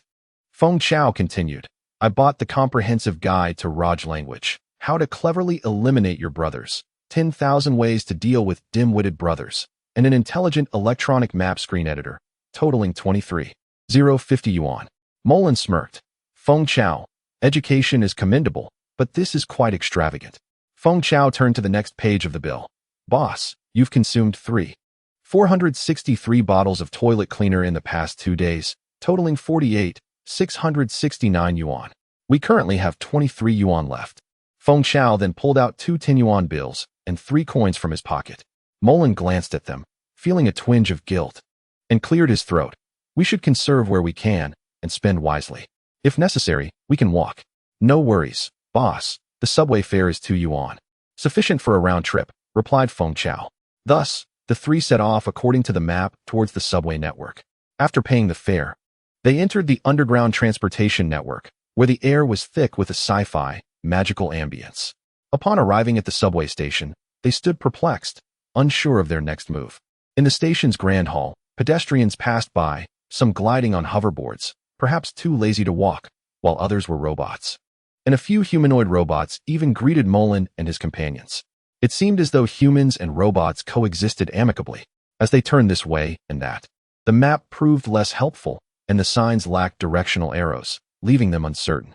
Spotting a familiar-looking middle-aged man across the way, Moren approached him and asked, Excuse me, sir. Which line leads to the Baishu Business Center? Just as the man lifted his head to respond, a girl with a purple ponytail rushed over, fiercely pointing at the man's forehead and shouting, Are you deaf? My brother is talking to you. The elder suddenly felt that life had lost its charm. Stammering and struggling to find words, he could not utter a single syllable. Moren struck Wulong's hand sharply. How many times must I tell you? We are human beings now, and one must adhere to decorum. If you choose to pretend, then do it convincingly. Apologize to the elder and say something pleasant. Wulong then bowed respectfully to the elder. May you find peace in death, with a smile on your face as you descend to the netherworld. The elder's face turned pale with anger. He snorted coldly and turned away, ignoring the three young individuals. Wulong stepped forward and grabbed the collar of the elder's woolen checkered coat. Bystanders gaped in disbelief, utterly astonished that this petite girl possessed the strength to lift a grown man with a single hand. Wulong gritted her teeth, nearly revealing her true nature. How dare you put on airs in front of my elder brother? Do you even know who he is? Moren quickly pushed Wulong aside. Elder, please don't take offense. We are merely heading to the commercial center for a scientific experiment. You young people lack proper upbringing. Just take the 31 line, and you'll be there, the elder retorted, returning to his seat, pointing to the 31 line with heavy breaths. The three followed the elder's drishang and arrived at the 31 line, stepping into the passenger corridor. As they walked on the floating glass platform, they slowly approached the entrance of the 31 line. Feng Chu pulled out an electronic smart map. Report, boss. According to the data, it will pass through 23 stations and is expected to arrive in about 40 minutes. The current time is 9:06. Moren nodded. It seems we should find a place to sit for a while. Soon, when the subway doors opened, the sight was one of a crowded throng. Moren frowned. She had already experienced the bustling life of commuting in subways, and now, unexpectedly, she would have to endure it once more in this new world. There was no alternative. They could not avoid the necessary squeeze into the subway. The three, laden with large backpacks and endowed with considerable strength, pushed through, causing the passengers within to cry out in distress. After a journey filled with halts and starts, they finally disembarked after approximately 40 minutes. Moren exhaled heavily. I am famished from being jostled. Boss, someone kept touching me on the train, and I had no idea what they were trying to do. Wulong toyed with a bloodied finger in her hand. Did you sever someone's finger? I merely twisted it gently, and it snapped. Then why was there no blood-curdling scream? I inadvertently killed him. Why waste energy on such trivial matters? Let us proceed to our destination, the White Tree Commercial Center. Chapter 25. The enchanted backpack inside the White Tree Commercial Center. Its area could only be measured in square kilometers. It was beyond mere description. As one of the most renowned commercial centers in the city, it boasted not only developed transportation and immense foot traffic, but also a dizzying array of goods. Rather than merely being a commercial hub, it resembled a vast, enclosed city within a colossal ostrich eggshell. Most importantly, the local culture was refreshingly simple. Catch those thieves. Up ahead, four small rogues were running for their lives, pursued by a bald man who was flailing his arms and shouting, "Stop right there, you lot!" Slap. As the bald man lost his footing, he collided intimately with the floor, causing blood to gush from his nose. Rising from the ground, he cursed while wiping away the blood. Upon lifting his gaze, he noticed 3 young students passing by, all of whom were watching him with amused expressions. "Hey, you little brats, what are you staring at? Keep looking, and I swear I'll make you regret it," he shouted, pointing angrily at the trio. A girl with a ponytail clenched her fists, ready to confront him, but was halted by a hand that belonged to a calm individual, who regarded the bald man with an expression akin to that reserved for a corpse. "Sir, I believe you are overstepping. My friends and I are merely passing through. Why provoke us?" The bald man, already brimming with frustration, shot a glare at the speaker and retorted, "Passing through? You lot look like trouble. Just moments ago, my wallet and car keys were stolen, and you 3 fit the profile. Your troubles are of no concern to me, and I dislike being regarded in such a manner." The middle individual replied coolly, "You insolent brat, do you dare challenge me? I could easily silence you." The bald man rolled up his sleeves, exuding arrogance, drawing the attention of surrounding passers-by. What a disgrace it is for a grown man to bully 3 children. The moral fabric of society is deteriorating. Even students are targeted, murmured the crowd, emboldening the young ones. "Don't be afraid of him. If he dares to strike, know that my fists are not for show." The murmurs of the crowd caused the bald man to feel humiliated, as it became evident that justice favored the students. At that moment, 2 large, pear-shaped robotic security guards descended from above, apprehending 4 small thieves with electromagnetic restraints, crashing them to the ground. "We apologize, sir, for your unpleasant shopping experience," the robotic guards stated as they subdued the thieves. In a fit of rage, the bald man swiftly kicked the boy on the far right, sending bloodied teeth flying. "How dare you steal from me, you lowly scum? Do you think you belong in a place like this?" The robotic guards remained motionless, suspended in the air.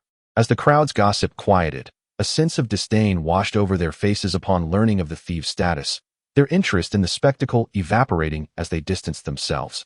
As if fleeing from a plague, emboldened, the bald man shifted his focus solely to the smallest boy, unleashing his pent-up fury.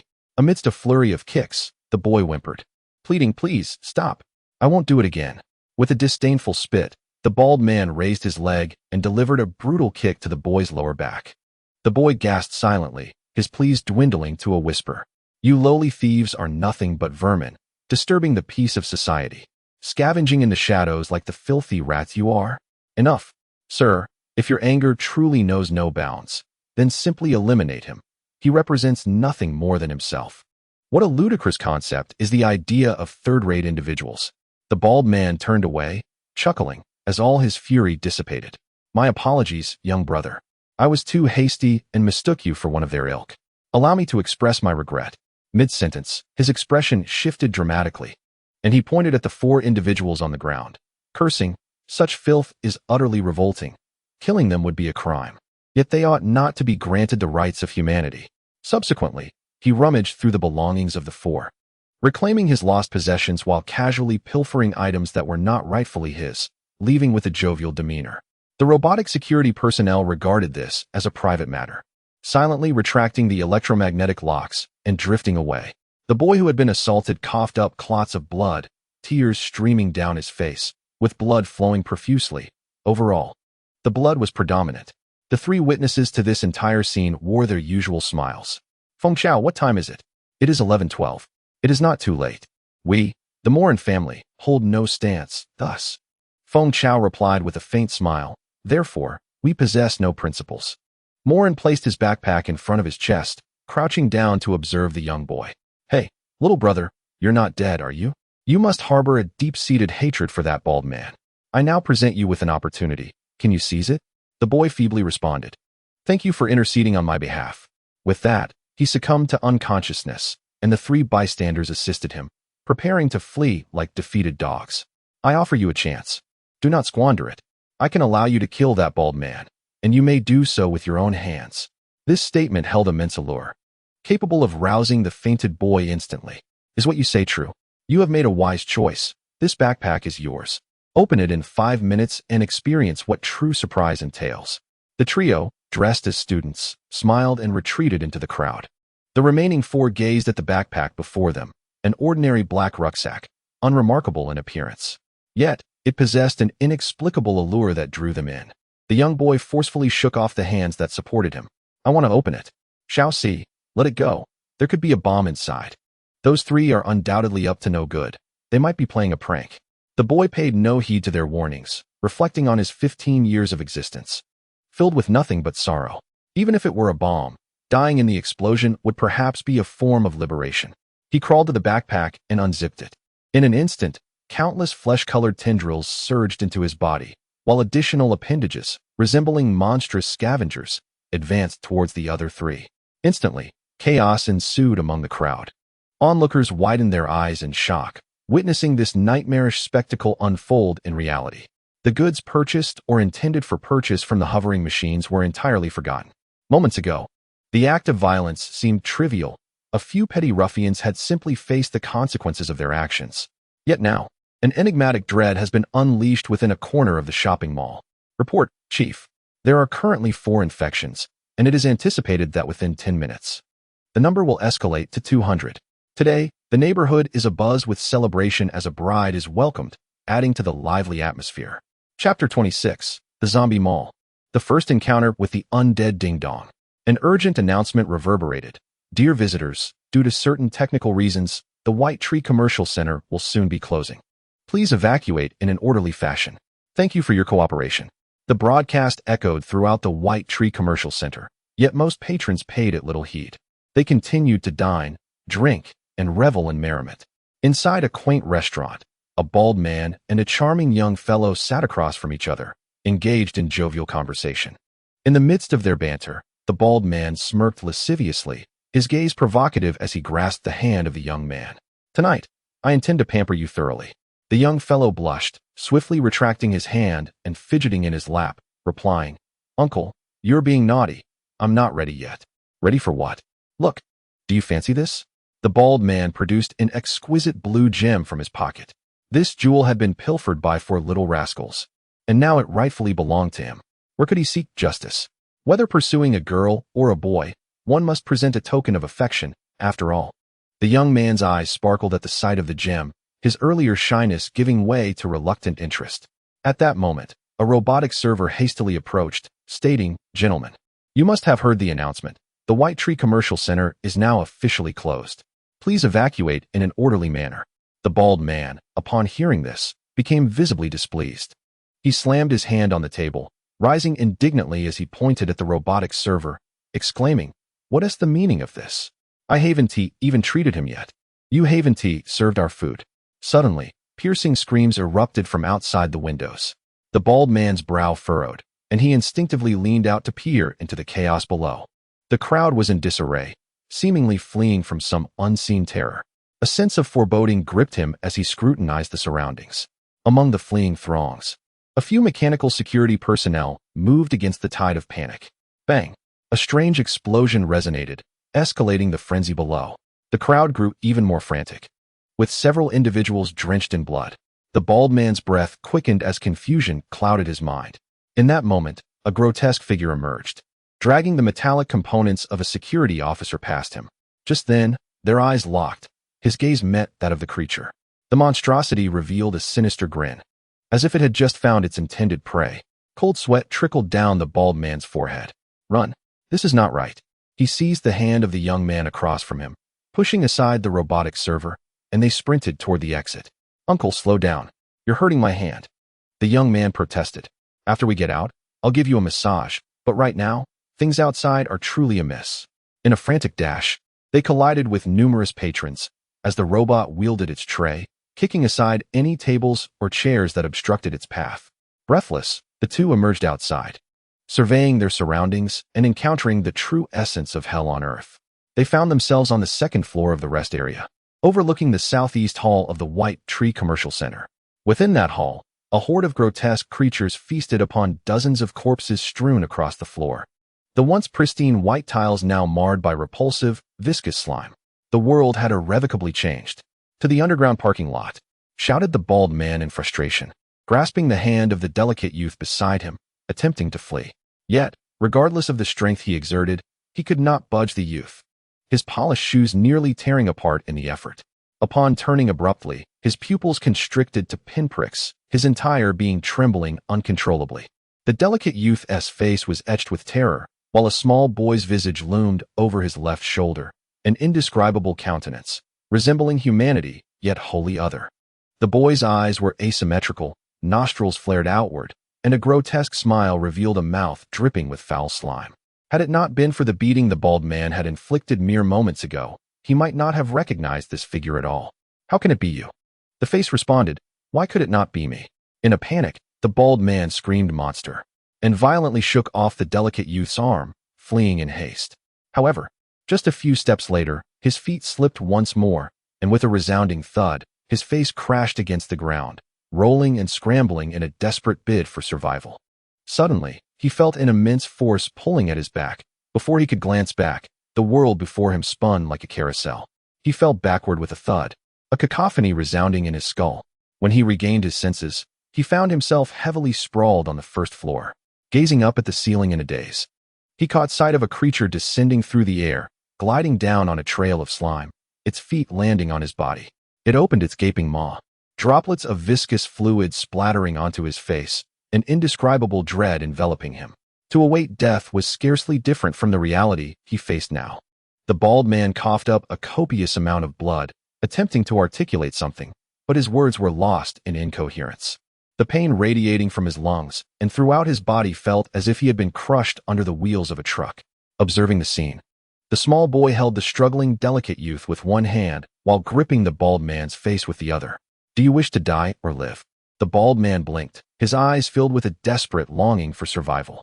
If you wish to live, then consume him. Only then will you earn your place among us. The small boy proceeded to manipulate the cells within the bald man's body, mending his injuries, and enacted a chilling act. He extracted the bald man's cells, compelling him, as a human, to partake of the delicate youth. Stand up and devour the flesh from his face. Otherwise, death is your only fate. The bald man, now entranced, gazed at the delicate youth's exquisite features. With a primal scream, he embraced the youth, closed his eyes, and sank his teeth into flesh. The small boy stood off to the side, observing the horrific act unfold before him. It turns out that it is not only monsters that devour humans. Subsequently, the young boy delivered a kick that shattered the bald man's skull, preventing him from joining the ranks of the creatures. He turned to flee towards the crowd. In that direction, dozens of monsters, akin to him, were in pursuit of the fleeing populace. Meanwhile, at a vantage point, Feng Cho retracted his electronic telescope and remarked nonchalantly, "Boss, the death toll stands at 96, with 39 infected zombie creatures. 20 minutes have elapsed, and the results are somewhat below our expectations." Behind him sat Wulong and Moren, engrossed in a card game. 3. A royal flush. How dare you play a royal flush against my 3? Moren glanced back at Feng Cho and inquired. Wulong plays a royal flush. How much do you play, Feng Cho? Feng Cho glanced at the cards in his right hand. Boss, I cannot match that royal flush. Ding dong. Attention all visitors, please evacuate swiftly. We are experiencing a minor technical issue. There is no need for alarm. Please exit the premises promptly. Moren tossed the playing cards onto the ground in irritation. This announcer is obnoxious. Let us take over the broadcasting. Chapter 27. The Zombie Mall. Where courage is a song of praise. Ding dong. Urgent announcement. A severe technical malfunction has occurred in this mall. We ask all visitors to maintain order while evacuating. We at the White Tree Commercial Center sincerely apologize for the inconvenience. Your cooperation is appreciated. Monsters. Why shout so loudly? It's a quick affair. How painful can it be? Count this head. Feng Shou, how do we use this? Boss, you merely need to speak into the screen. Your voice has already been broadcasted. Moren, you are quite the genius. Moren, you are truly remarkable. Wulong, stop your foolish yelling. Ahem, can everyone hear me? I have an announcement. Today we will randomly select 1,000 fortunate spectators. Congratulations to you all. The chosen lucky ones will either transform into monsters or meet a gruesome end. In any case, it's all over for you. This event will continue until 5 p.m. this afternoon. Now, let the revelry begin. Wulong, fetch me a bottle of Little Bird vodka. 3. A royal flush. How the hell did you shuffle the cards? How can a royal flush be in your hand? Within the White Tree Commercial Center, the collective composure of the crowd was instantly detonated by this proclamation. It was unequivocally a thorough and utter act of terror. Run. The monsters will eat you. Run. I see them. Those robotic security guards are utterly useless. They are demons sent by heaven to punish us. As a few individuals shouted and rushed forward, their eyes were filled with terror. The crowd, bewildered and oblivious, fell into disarray. The catastrophe arrived with greater swiftness than they had anticipated. Hundreds of grotesque, slime-covered humanoid creatures, grinning menacingly, charged towards the throngs of people. Those who beheld the monsters might already be dead, but those who witnessed them and survived, disseminating that grim news to others, were the true harbingers of fear. People screamed in flight, their cries echoing everywhere. This world had known peace for nearly a century, and it was evident that such tranquility was about to be shattered. Their actions resembled that of chicks being pursued by a ravenous weasel in a coop. The women abandoned their wares, and the men forsook their companions, trailing behind, disregarding their floating shopping carts laden with goods. Their singular desire was to flee, to escape in a frenzy. The throng pressed together. The entrance, which could once accommodate several individuals side by side, was now obstructed by hundreds. The chaos intensified with trampling, pulling, and a desperate scramble. As the crowd swelled, the White Tree Mall sealed off the southeastern corner of the shopping center. All exits were firmly locked, trapping the source of contagion within. Simultaneously, nearly 10,000 souls found themselves confined in the southeastern corner. Panic escalated, centering around Exit A, where hundreds congregated. Those at the inner circle pounded on the tightly secured metal gate. Open the door. What is this commercial center doing? Are we to be fed to the monsters? Mommy, I'm scared. It's all right, my dear, it's all right. At that moment, 3 humanoid monstrosities descended upon them. These creatures crawled, leaped, and charged forward, as if it were inevitable that a flock trapped in an alley should be slaughtered by a pack of wolves. The outermost individuals became a wall of flesh, blood and gore flying as the monsters savagely dismembered them, voraciously feasting on their remains. The cacophony of screams intermingled with curses. Suddenly, the creatures halted their assault. An announcement echoed through the mall. I bring you good news. The number of infections has reached 300, and the death toll has climbed to 500. Now, let us engage in a game of choices. It merely requires the lives of 200 individuals to conclude this joyous banquet. Begin your selection. As the words resonated, all the undead monsters in the southeastern corner of the White Tree Mall ceased their attack, standing before the crowd. In unison, they proclaimed, select 40 individuals. At that moment, the bulk of the crowd had gathered around the 5 escape routes of the White Tree Commercial Center. At Exit A, there were 677 individuals. At Exit B, 321. At Exit C, 869. At Exit D, 158. And at Exit E, merely 89. Excluding those hiding within the mall, the selection game unfolded at the 5 escape routes. Each exit was required to offer up 40 lives. The horde of undead began to disperse, encircling the crowd. The selection process had officially commenced. Exit E had the fewest individuals, and it was egregiously unfair, as they would effectively have to sacrifice half of their number. The 89 people exchanged glances, an unspeakable despair enveloping them.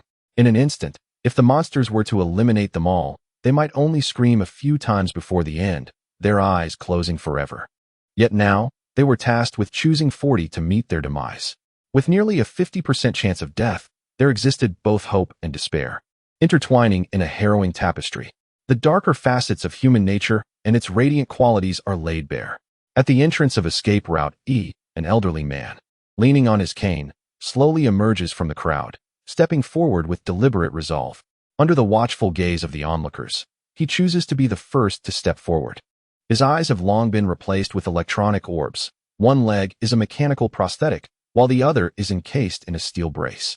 He appears almost as a cold automaton.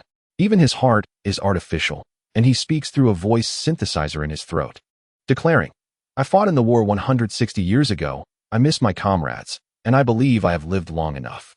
Suddenly, a monstrous appendage lunges from a creature several meters away, piercing the old man's skull and snuffing out his life without a hint of mercy. Meanwhile, a boy clad in a cartoon costume, envisioning himself a superhero, breaks free from his parents' grasp and dashes toward the crowd. Amidst his parents' desperate cries, a small child, around 5 or 6, spreads his arms wide, striking a protective pose for those behind him. With no trace of fear in his eyes, he shouts in his youthful voice, "Justice will prevail. All monsters shall die." In an instant, his diminutive figure collapses, his costume stained with blood. He becomes a true superhero. The fallen hero, regardless of age, exudes immense bravery. At that moment, the boy's mother rushes from the crowd, yearning to embrace her child, but before they can unite, she too falls amidst the bloodshed. 37 more to go. A man steps forward and kneels before his wife and child. Holding the boy's hand in his right and his wife's hand in his left, a faint smile gracing his lips. In that moment, the family is reunited. 36 more to go. Then, a voice rises from the crowd. "There are 2 pregnant women here. Can they be counted as 2 lives?" The leading monster grins, replying, "If someone is carrying twins, it can count as 3 lives." Chapter 28. The Zombie Mall. A fatal choice. Do not overestimate the grandeur of humanity, nor underestimate its darker inclinations. At the entrance of escape route E, 3 men shove a pregnant woman, as if the gentleman's decorum that once defined them evaporates in an instant. On one hand, it is said that ladies should be prioritized, especially in life and death situations. Those who can think of others, aside from being foolish, are heroes. "Stop. What do you intend to do to my wife?" A man in his 40s steps forward, attempting to halt this farce. Such an action is indeed what any husband ought to do. Yet, the critical point is that he does not know this pregnant woman. Her face is a canvas of fear, anger, helplessness, and sorrow, emotions coalescing in her eyes. She gazes at the man before her, tears streaming down her cheeks, yearning to speak, yet words catch in her throat. The man gripping the pregnant woman's left arm scoffs. "So what if you are her husband? In this day and age, who still gets women pregnant?" On the other side, a man clutched the right hand of the pregnant woman tightly, casting sinister glances and muttering, "I have lived for over 20 years, and everyone around me was conceived through in vitro fertilization. Surely, you cannot be of the lowly 3rd class." With this statement, the rationality of the crowd shattered completely. Others began to rally behind the man. Indeed, how peculiar it was to have 2 pregnant women in such a place. It was as if I had forgotten that humans possessed the ability to conceive. They must surely belong to the despicable lower class. Bring forth the other pregnant woman as well. Their lives could be exchanged for ours. Why allow such inferior beings to continue living? It is better to realize their value now. Precisely, what if they are carrying twins or triplets? One life could be worth several. Though their reason crumbled, they united in purpose, driven by a shared instinct for survival. In the face of elimination, erroneous answers seldom linger. The 2 pregnant women silently wept, their tragic fates unknown to the crowd. Even if they were aware, what would it matter? You are more repugnant than the monstrous beings that consume flesh. The military would arrive swiftly. Could you truly be stripped of your conscience by these monsters? The man who stepped forward stood resolutely before the pregnant women. With 35 grotesque zombies looming behind him and the humans before him gradually succumbing to the same fate. Suddenly, a man kicked this defender out of the crowd, causing him to stagger several steps backward. He stumbled, attempting to return to the safety of the group, only to be impaled on the spot by a zombie's sharpened tendril. His eyes filled with sorrow as he gazed at the bone-like protrusion piercing his chest, collapsing before the crowd. Perhaps he had done nothing, or perhaps he had done something. Now, he became one of the sacrifices among the multitude. Only 35 more to go. The 3 men holding the pregnant women exchanged glances for a few seconds before forcefully thrusting one of the women out of the crowd. The zombie monster at the forefront let out a chilling laugh, extending a tendril to pierce the woman's abdomen. The pregnant woman shut her eyes tightly, awaiting the arrival of death. Yet, when she opened her eyes, she felt warmth emanating from her belly and scathed. How intriguing. So fascinating. I have a splendid idea. Contrary to what everyone expected, the zombie did not immediately kill the pregnant woman. Rather, another spiked tendril erupted from behind, pointing at the three men. As it grinned menacingly and continued, "You three, take a guess. How many children are in her womb? Guess wrong once, and one of you will perish." In an instant, the tables turned. The three men exchanged glances, hesitant to be the first to speak. The answer seemed simple, either one or two, for the likelihood of triplets was slim. However, who would dare to guess first? The choice fell upon them, and they were compelled to select one among them to answer. Two men, sharing a closer bond, exchanged knowing looks and promptly pushed the man in the middle forward. "He shall answer." The man thrust forward, furious and on the verge of cursing. But upon facing the monster, he found a bone-like tendril poised at his forehead. The highest form of fear is not despair, but rather the intertwining of hope and despair. He stuttered in response, too. A sharp tendril pierced through his forehead, and his body collapsed instantly. "There are still 34 individuals remaining. Which of you two will answer?" The man on the far left immediately shoved his companion forward, without hesitation. The man thrust into the spotlight felt a deep sense of hopelessness as he gazed at the spiny tendrils above him. Gritting his teeth, he shouted, "Two." "Very well." The man exhaled in relief, almost collapsing to the ground had he not been standing before a monstrous entity. But what lay within her womb?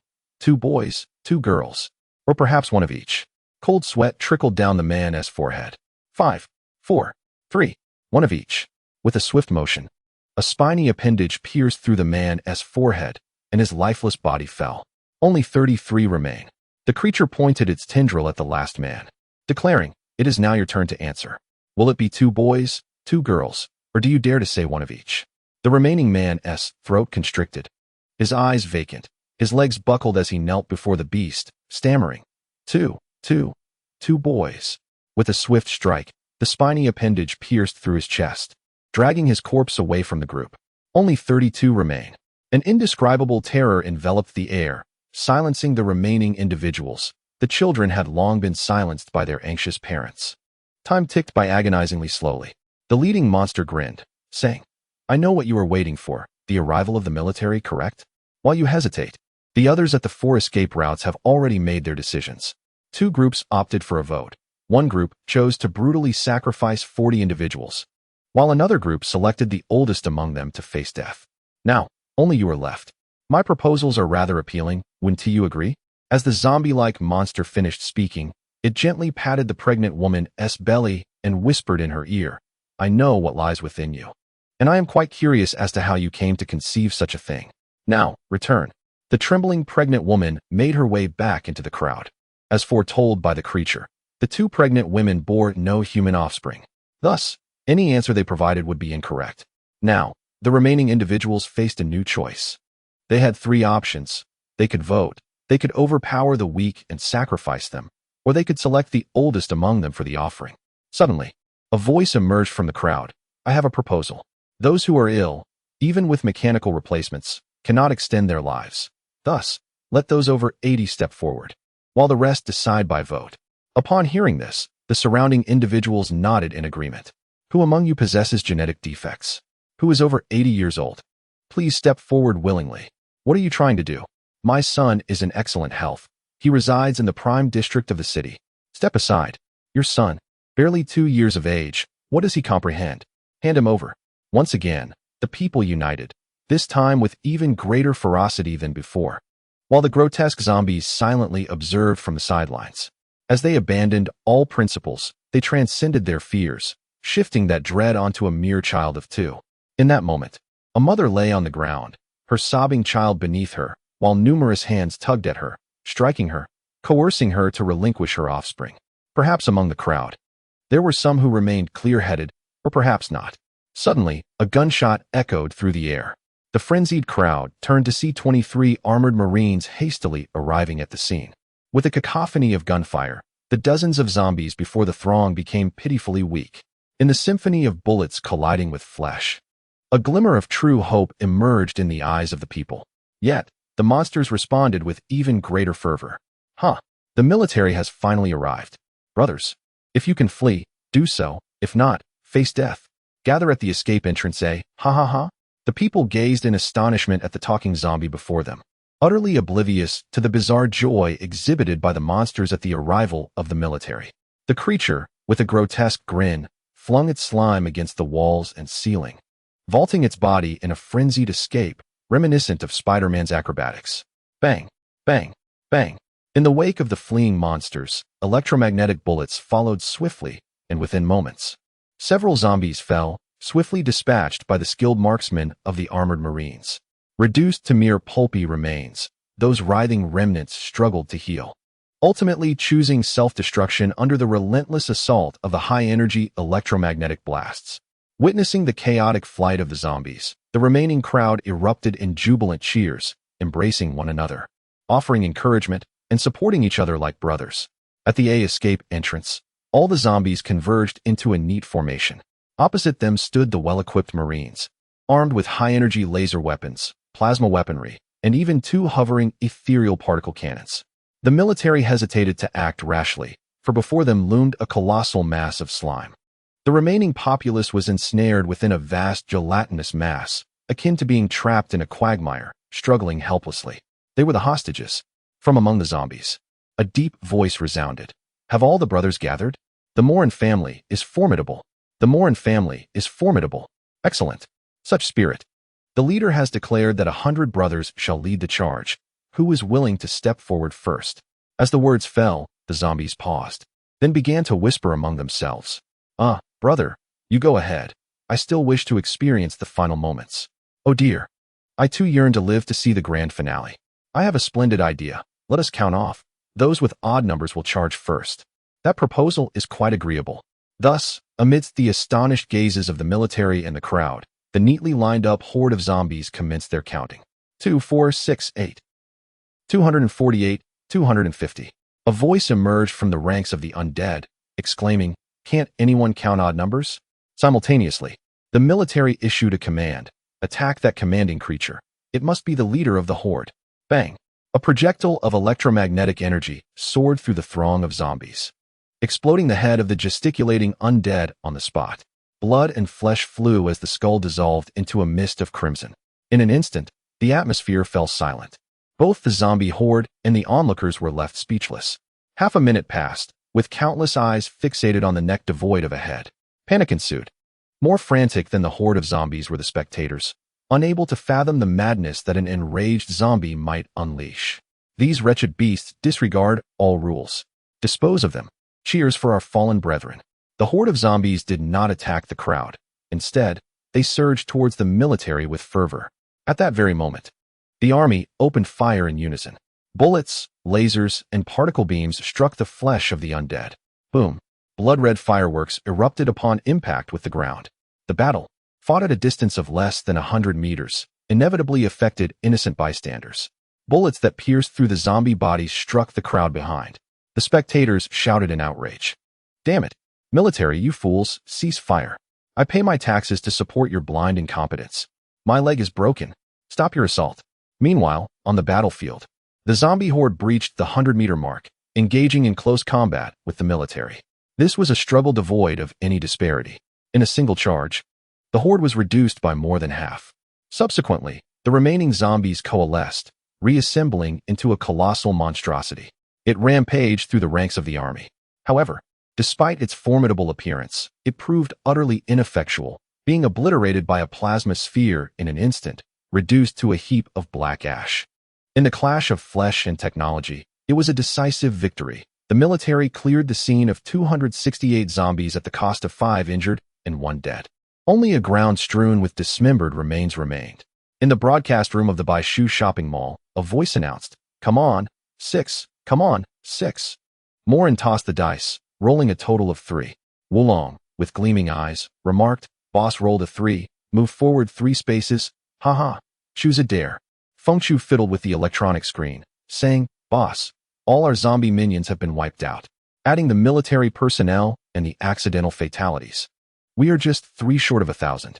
Moren smiled faintly, downing a shot of bird vodka. "Since it's a dare, I shall stake this adventure on this game piece." With that, Moren leaped forward 3 spaces with the game piece in hand. Simultaneously, the dismembered zombies coalesced into a human visage. Slowly rising, it addressed everyone. It is now 1639. Remember, exactly 1000. Today's revelry concludes with a splendid flame. No sooner had it spoken than all remnants of the zombies simultaneously dissolved into a pool of blood. Amidst a crowd ensnared by viscous substance, an individual produced a lighter. With a flick, the slime ignited, transforming instantaneously into a colossal fireball. Innocent souls found themselves trapped within this inferno, their anguished cries reverberating through the air. Suddenly, with a resounding crash, the ceiling of the mall collapsed, revealing a hexagonal spacecraft that descended, releasing a torrent of white fire-extinguishing nitrogen mixture upon the crowd. In the mall, at the designated escape entrance, a massive black sphere emerged, formed from the charred remains of hundreds of individuals. Their features were grotesquely altered, the air filled with wails of despair. This abomination surpassed even the most hideous of zombies. Yet, the conflagration had not claimed lives. Instead, it left behind figures with skin blackened and charred. Even seasoned soldiers, upon witnessing this scene, could not suppress the tumult of emotions within their hearts. The battle-hardened warriors feared not death, but humanity's innate terror of the unknown. This swift and ephemeral monstrosity left them utterly bewildered. Several soldiers removed their armor, extending their warm hands to comfort those whose skin had fused together from the searing heat.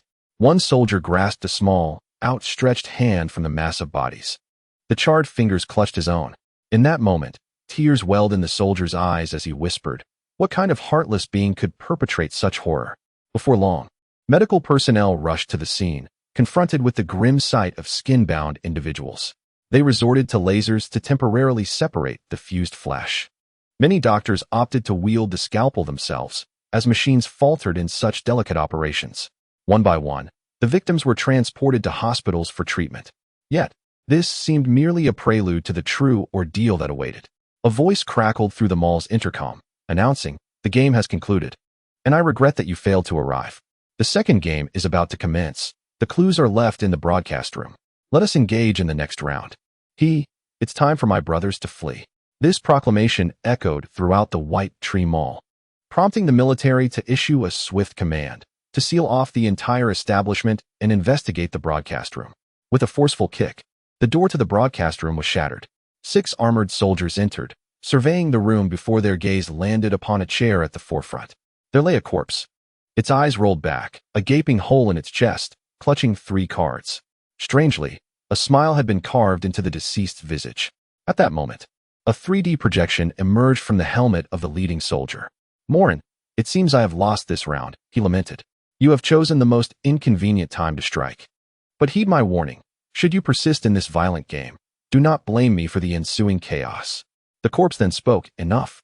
I can tell you are not him. He is far more cold-hearted. Where is that bastard? My game with him is far from over. Humph. No wonder my father is so infatuated with you. He has departed for the Mars base, and your judgment day is fast approaching. Bah, such tedious chatter. Are you his daughter or his son?" The 3D projection hesitated, responding, "Why should I disclose such information? So, you are indeed his daughter. Little girl, I have set my sights on you." No sooner had the words left his lips than the cells of the corpse swiftly transformed into blood, dripping to the ground. The projected middle-aged man gritted his teeth and exclaimed, "Damn it, Moren has escaped again. Investigate the clues he has left behind." With a command, the leading soldier slowly entered the studio, while the others remained still. On the ground, they discovered a tabletop game map and plastic round pieces, alongside a heap of snacks and an empty bottle of toilet cleaner. Just as the soldier was about to reach for the game pieces, he was sharply reprimanded by the 3D projection. "Do not touch. Observe the positions of these 3 pieces." After a meticulous inspection, the soldier reported, "One piece is positioned towards the hospital, another towards the barracks, and the last one lies on the adventure square. Oh no, the tourists have been taken away by an ambulance. It's too late now, we are doomed." The soldier, perplexed, inquired, "Then what does the barracks signify?" In this tabletop game, the barracks represent war, capable of eliminating an opposing piece, forcing them to restart from the beginning. This cannot be dismissed as a warning of destruction. It suggests that Moren may have infiltrated the military. The adventure square signifies the freedom to undertake any action. The projected middle-aged man's gaze sharpened as he focused on the 3 cards held by the corpse. "Bring those 3 cards over to me." The soldier obediently complied, snatching the cards from the corpse's hand. Upon revealing them, he found they were 3 wild cards. What does this signify? The middle-aged man in the 3D projection became frantic. In a deck of cards, there is only 1 wild card. Possessing 3 indicates he will not play by the rules with us. That wretched scoundrel. Spread the word. All soldiers must undergo a comprehensive health examination, particularly those who have had close contact with the creature. Not even the deceased shall be spared. Inform the hospitals to conduct a thorough screening of all patients. Both doctors and patients must be scrutinized. Suddenly, the 3D projection of the man cradled his head in despair. Damn it! As long as a single cell remains undiscovered, he can proliferate uncontrollably. What am I to do? What am I to do? Ah, that wretched Moren. Father, if it were you, how would you handle this situation? I truly cannot cope. Meanwhile, on the subway, 3 students adorned in casual attire sat comfortably on the seats. This ride was far from crowded, offering ample space. The girl with the purple ponytail began to massage the legs and shoulders of the boy in the middle, sweetly inquiring, "Boss, what shall we eat when we get back?" "Let us indulge in a beef platter. I think it would be quite delightful," he replied. The boy on the far right adjusted his glasses and said, "Boss, I have some unfortunate news. We are out of money. I suggest we consider a bank heist." Upon hearing these words, the young girl immediately perked up. Robbery. Moren is truly remarkable. A bank heist? Personally, I harbor no interest in wealth. But who else could these 3 be? After the incident, Moren, who concealed his achievements and fame, along with Wulong and Fengchu, departed discreetly. Upon hearing this, Wulong and Fengchu exchanged peculiar glances with Moren. "I have no interest in money." The 2 appeared to suppress laughter, yet deemed it impolite. Observing this, Moren cleared his throat and declared, "When the delivery person arrives, we simply won't pay them. That should suffice." "But, boss, you stated we cannot freeload." Moren, slapping his thigh, asserted with righteous conviction, "What do you mean by freeloading? Not providing cash is freeloading. I may lack cash, but my desire remains, if I do not offer bills. Where lies the problem?" His argument was sound, and Wulong and Fengchu nodded in agreement. If one possesses it, they give. If one does not, they withhold. This cannot be deemed freeloading. Chapter 31. The invitation of the six-eyed confidant the following day at 8 a.m. The morning news broadcasted a sorrowful report from the city of Tadu. During the afternoon of the previous day, a bioweapon attack occurred at the Baishu Commercial Center, resulting in widespread casualties. Now, let us connect with our reporter for a detailed interview. The screen shifted to a private press conference. The female journalist addressed the camera. "Now, we invite the director of the Biochemical Management Bureau to elucidate the events surrounding this incident." "Sir, regarding this terrifying bioweapon attack, what has your bureau discovered?" Upon her inquiry, the microphone was handed to a middle-aged man. "Indeed," he began, "last night we conducted an overnight investigation based on leads and traced them to a biopharmaceutical company. Due to various reasons, I cannot disclose the name of this company, but we have found undeniable evidence there." The reporter furrowed her brow. "Could you present this evidence?" The middle-aged man clapped his hands, and 2 staff members brought forth a large bag of decaying flesh. It lay ominously on the table, appearing as if it had been stored in a malfunctioning refrigerator for months. The director pointed to the rotting mass, stating, "Within this, there are terrifying bioweapon cells. Citizens, please rest assured, we have eradicated the bioweapon cells contained herein. This is the source of the pathogen, and all responsible individuals from this biopharmaceutical company have been apprehended. In a week, our Biochemical Virus Crisis Management Bureau will provide a comprehensive response to all citizens." "Sir, this response is rather ambiguous. I find it lacks compelling evidence. Until sufficient proof is presented, I shall refrain from excessive commentary, but citizens can be assured that we have controlled the source of all threats." Suddenly, a discarded blue plastic bottle struck the illusionary screen. "Bah! Nonsense! Ding! Well done, Moren. In light of your commendable performance yesterday, I have decided to reward you with a unique ability. On second thought, perhaps not." Molen's eyes narrowed in irritation. "Is this how the system operates? Offering something only to snatch it away? It's akin to a bachelor knocking at a widow's door, only to find she is merely delivering an invitation to her upcoming marriage to another. Please, great system, if you have a special reward, grant it to me without hesitation."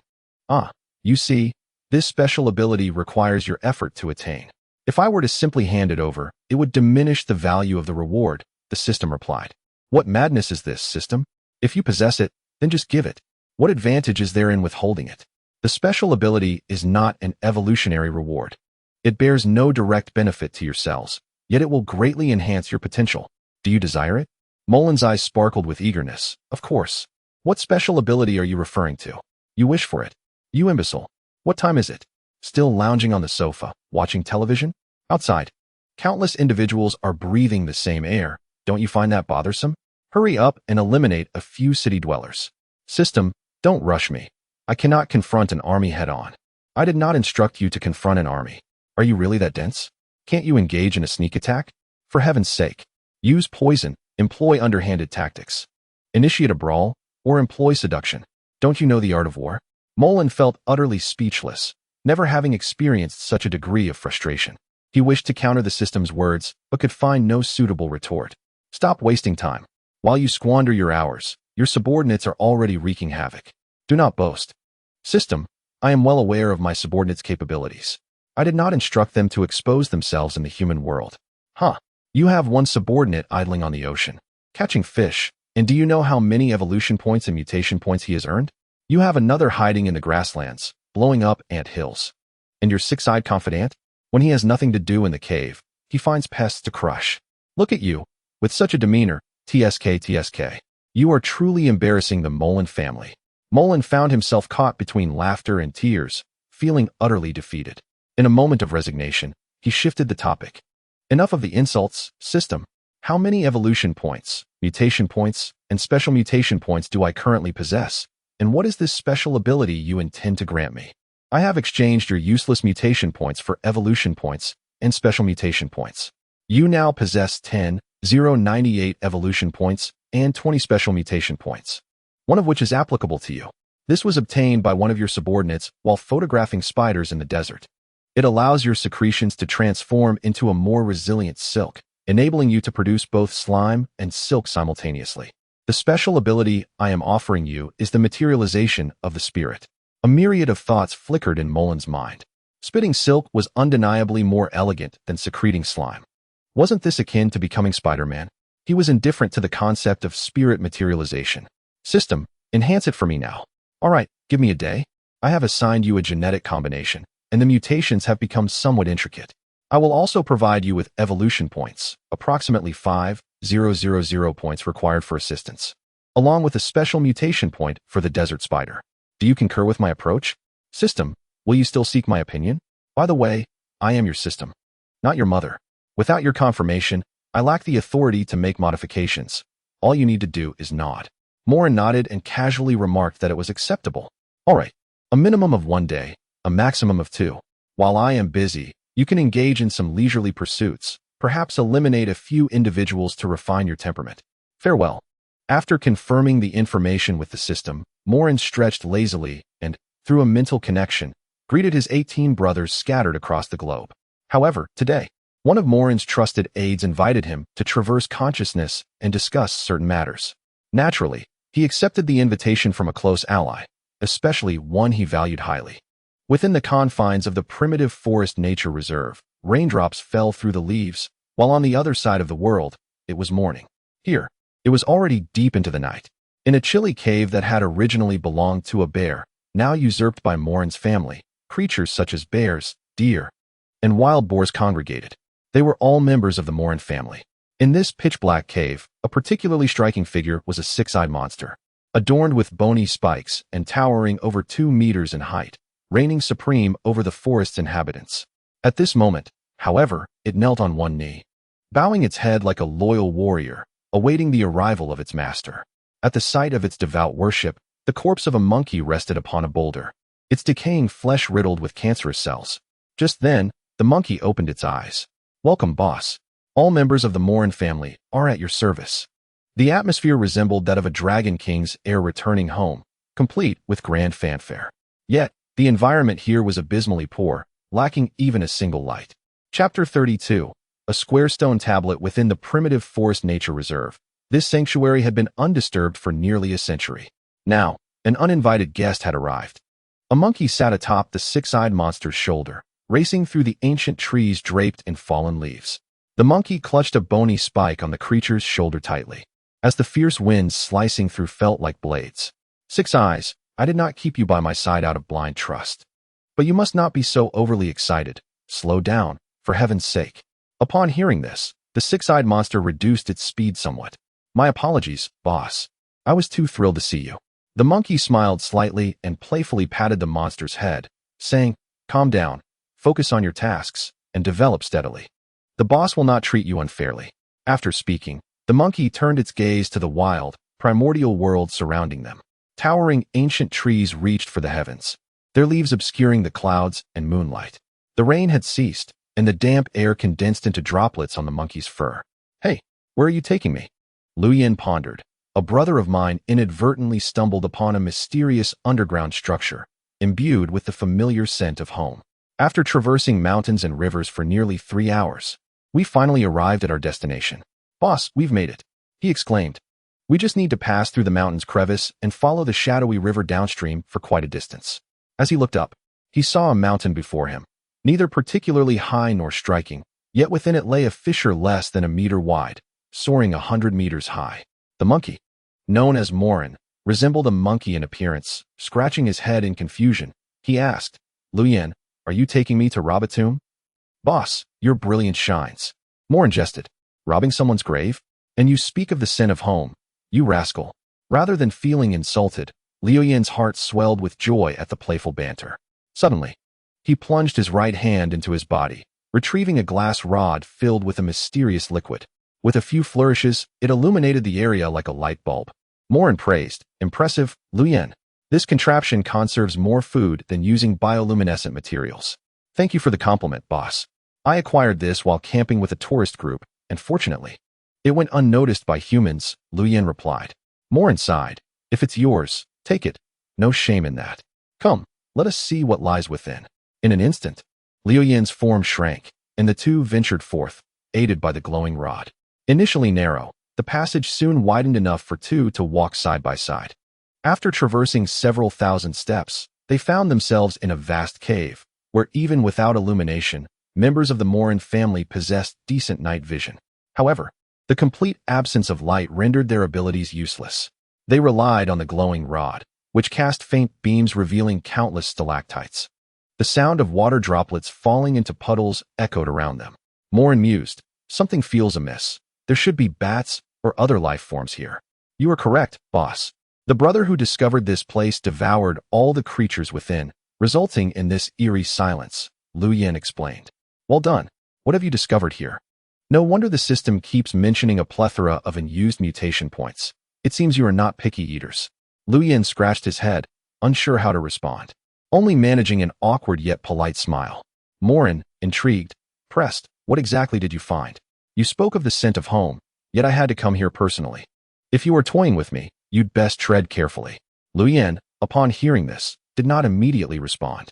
He first cast a furtive glance at their surroundings before cryptically stating, within lies the truth of this world. At this revelation, Moren raised an eyebrow, calming himself as he searched the memories of all Moren family members in his mind. It was akin to a slideshow of shared memories, yet not all were fully known. As he uncovered recollections pertaining to this place, Moren fell into deep contemplation. The rectangular object that emerged in his memory left Moren in a state of disbelief. Yet, the recollection provided by his deceased brother, whose very cells had perished, could not be deceiving.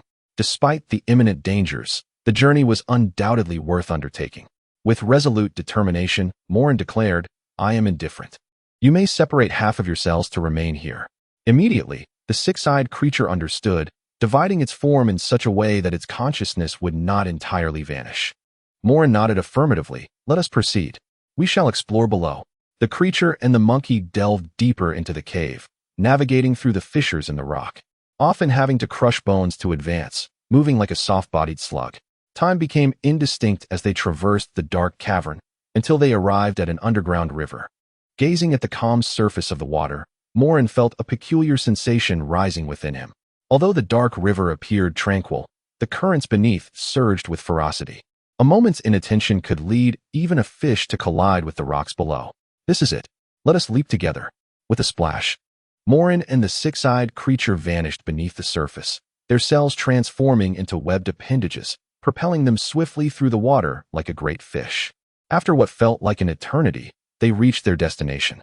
Moren cautiously emerged from the water, and upon witnessing the bizarre expanse before him, an inexplicable terror surged within him. It was a fear that transcended description, akin to the anxiety of having completed one assignment only to feel the nagging certainty of forgetting another, only to discover the truth upon collection the following day. This place lay nearly 10,000 meters deep underground in a vast cavern, accessible solely through the intricate network of the underground river. Were it not for the Moren family's cell's extraordinary ability to infinitely decompose and generate consciousness, even 1,000 exploratory robots would fail to locate this site. Emerging from the water, Moren and the six-eyed creature advanced towards a beam of light piercing through the darkness. They followed it until they reached its source, a square luminescent device, approximately 40 centimeters on each side, akin to a solitary lighthouse that had illuminated the void for an indeterminate duration. Beneath this radiant glow stood a black rectangular stele, about 10 meters wide and 40 meters tall, reminiscent of a chocolate bar adorned with a small bulb. As Moren approached the stele, he took the spotlight beam offered by the six-eyed creature. The white light swept across the surface, revealing a series of square characters inscribed upon the stone. Suddenly, the beam slipped from his grasp, and Moren, now resembling a hairless monkey, plopped down onto the ground, murmuring in disbelief. Is this truly Chinese characters? Chapter 33. The Forgotten Memory. This stele was astonishingly peculiar, entirely covered in Chinese characters. Moren found himself entranced, contemplating that he must be in a parallel universe. Yet, even in a parallel universe, while the space-time may align and cultural disparities remain minimal, with planets identical to those in the solar system, these notions were within the realm of acceptance. Yet, how could language ever be identical? Taking a deep breath, he picked up the glowing stick from the ground and stood before the stone tablet, casting another glance at the inscribed characters. After scrutinizing them, Moren's brow furrowed tightly. The inscriptions appeared as though they had been carved only yesterday, showing no signs of erosion or decay, leaving one to ponder the true age of this black monument. Moren examined the characters with earnestness. Each Chinese character was approximately the size of a palm, arranged with impeccable grammatical accuracy. He quickly discerned that the arrangement adhered to the ancient practice of reading from right to left, with not a single typographical error in sight. Even the punctuation mirrored the usage he remembered. This was undeniably a testament to the profound cultural heritage of Huaxia. Moren inhaled deeply, and then, in a sudden burst, his form shattered into countless tendrils of flesh and blood. These tendrils gradually tapered, transforming into long, slender cells no thicker than chopsticks. During this process, Moren requested some cellular tissue from the six-eyed creature, enabling him to reach a towering height of several meters. Before long, one of Moren's cells split, giving rise to another tendril that clutched the glowing stick, adorned with two eyeballs, forsaking even the eyelids. Its general shape resembled a long rod crowned with eyeballs. Grasping the stick, with merely a small mass of the six-eyed monster's cells beneath it, it resembled a stick insect with a flea trailing behind, facing a substantial block of dark chocolate. Utilizing the illumination from the white, glowing stick, Moren began to silently recite the first character from the right in Chinese. This was not a monument to human achievement. Rather, it served as an epitaph for human civilization.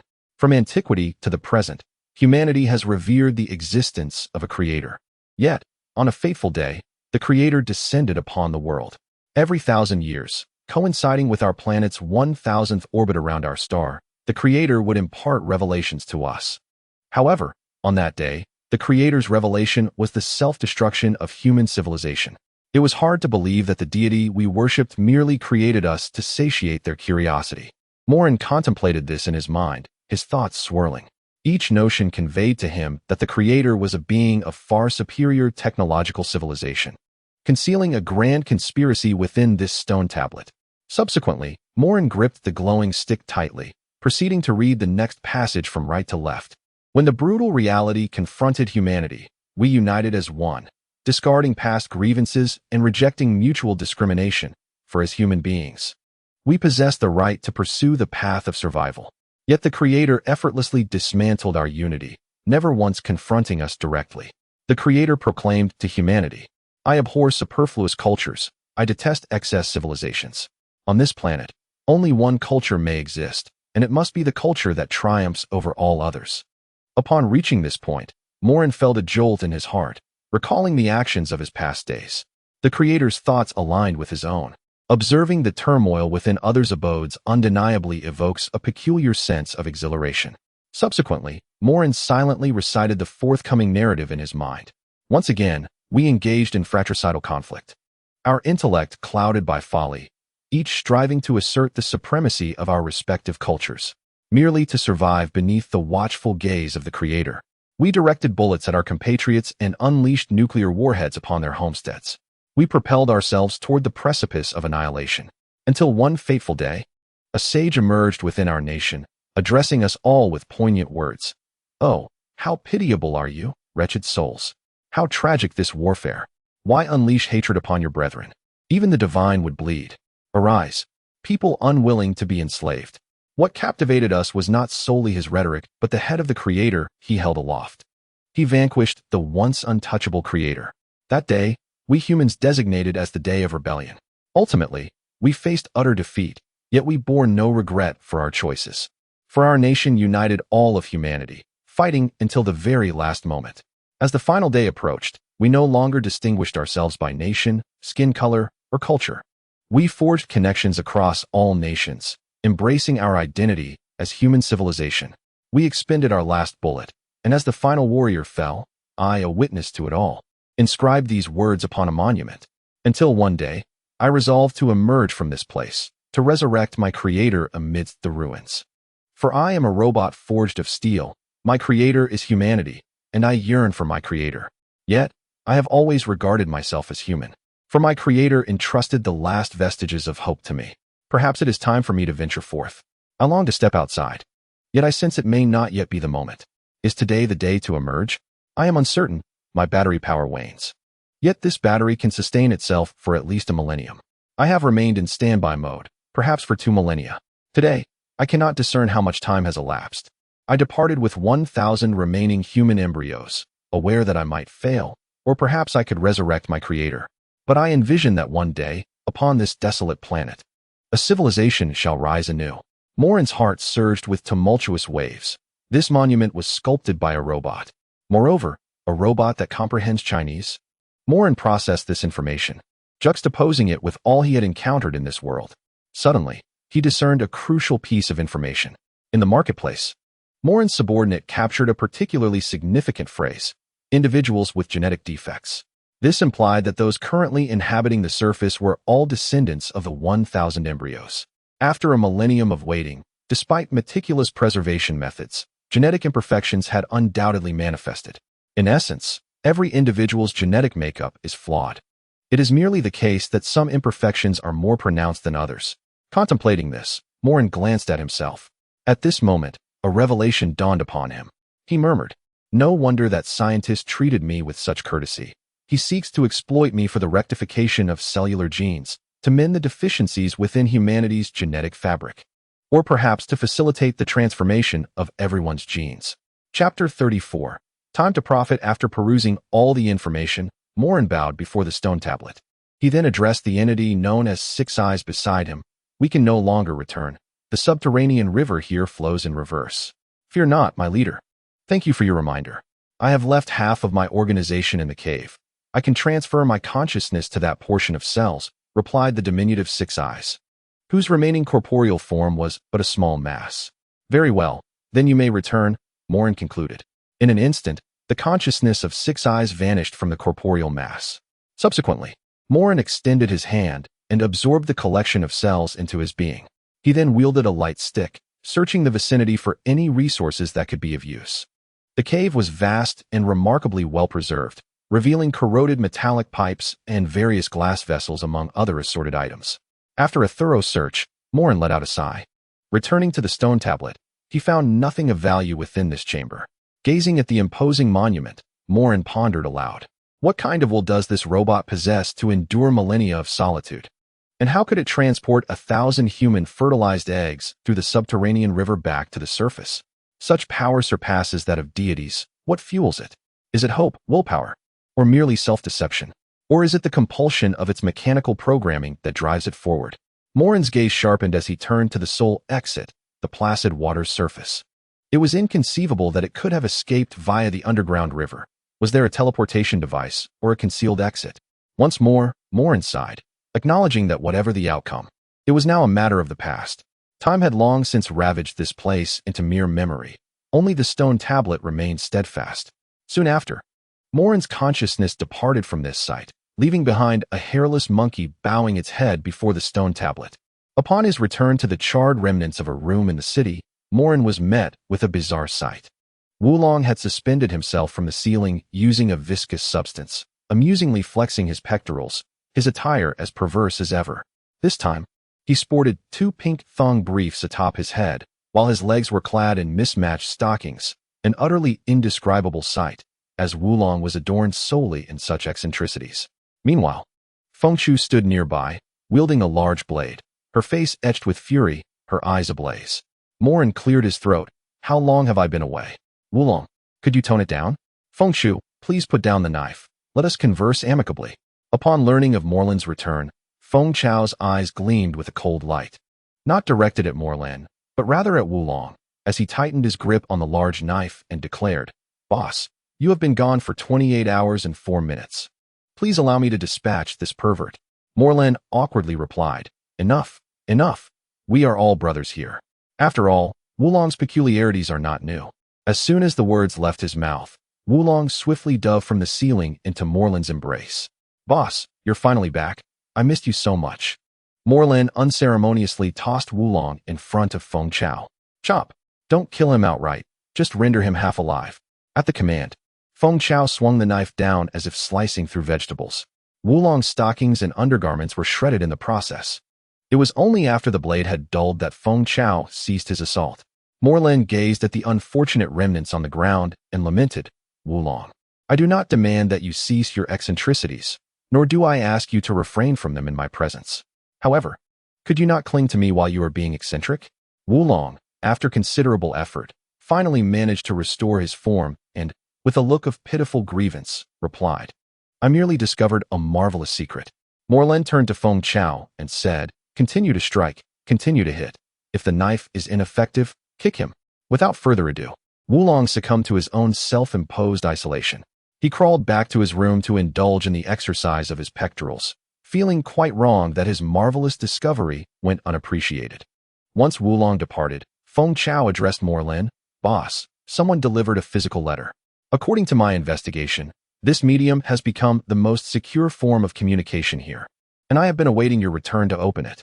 Moreland nodded, took the letter from Feng Chao, and after opening it, he observed the message, his brow furrowing and then relaxing intermittently. The note read, Child, I have been quite busy during this time, and I am aware of your actions. I understand your feelings, and I do not ask you to cease your vengeance. Perhaps your very existence is a harbinger of extinction, but please temper your actions. You would not want the game to become dull, would you? Major Tadu, member of the High Council of Tada City, head of the Helen Cancer Cell Experiment, Chimier. Respectfully, Moreland swiftly tore the letter to shreds. Your name is Chimier? You scoundrel. You have made the game less enjoyable. You have quite the array of identities. Once Moreland's anger subsided, Feng Chao respectfully inquired, Boss, what should our next course of action be? Moreland shook his hand, scattering the torn paper into the air, searching the table for anything of use, but found only a pile of empty toilet cleaner bottles. It's not that we lack funds. We must now devise a way to earn money. Do not rush. The 3 trump cards shall not be played just yet. Moreover, I intend to utilize these 3 cards for the greatest effect. Understood, boss. I will prepare detailed maps of the nearby banks and plan our course of action. Today, the weather was splendid, with bright sunshine and a clear sky. In the bustling pedestrian street of a third-tier city, 3 young individuals, dressed as students, held aloft a large sign. It was inscribed, After 4 decades of practicing medicine, I possess remarkable skills in healing, acupuncture, bone setting, massage, fortune-telling through bone examination, feng shui mastery, and the art of astrological naming. I also specialize in unblocking drains, handling excrement, and thoroughly eliminating pests such as rats, cockroaches, bedbugs, fleas, and termites. Moreover, I offer ancestral mobile phone screen protection. Before this proclamation lay a crimson cloth adorned with an assortment of grass roots, dried leaves, and unfinished meat bones. Feng Chao took a deep breath and earnestly suggested, "Boss, I propose we rob a bank instead. Setting up a stall here yields little profit." Before Moren could respond, Wulong, brimming with excitement, exclaimed, "Come, come, witness the grand street sale. I am proficient in all 18 skills. Watch as this young lady performs the art of breaking stones with her chest." Within a few days, Wulong underwent a psychological transformation, beginning to perceive herself as a young woman. Chapter 35. Setting up a stall for the sake of the world, effort reaps rewards, as evidenced at this moment. Wulong shouted with great exertion, undoubtedly capturing the attention of passers-by. The crowd turned to see a girl with a purple ponytail proclaiming her intent to perform the chest-breaking act. True to its name, the act involved breaking stones upon her chest. The Moren family was well-versed in this tradition, ingrained in their very DNA. However, the locals were unfamiliar with it, having never heard of such a feat. Just then, a man with an antenna on his head, resembling a Teletubby, curiously approached and inquired, "Little girl, what are you and your friends selling?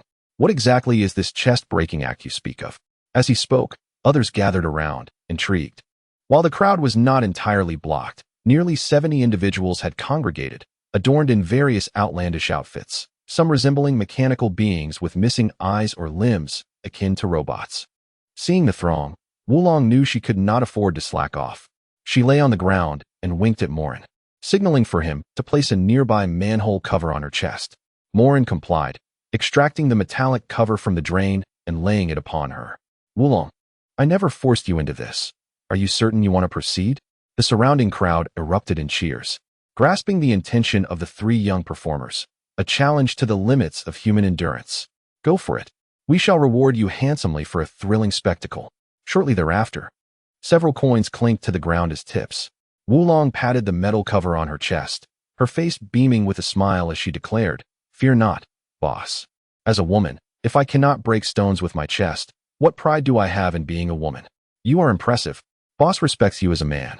Moren remarked, turning to Feng Chao and saying, "Since she is so eager to play, you should break this cover." Feng Chao, expressing a sense of helplessness, found herself at a loss for words, feeling a knot of frustration in her heart. Why abandon a bank heist for this street performance? Surveying the surroundings, the absence of the great hammer was palpable. Without it, the notion of shattering stones with one's chest seemed ludicrous. Feng Chao hesitated, inquiring, "Boss, shall we use our fists?" A glimmer of inspiration flashed in Moren's eyes as he suddenly conceived an idea.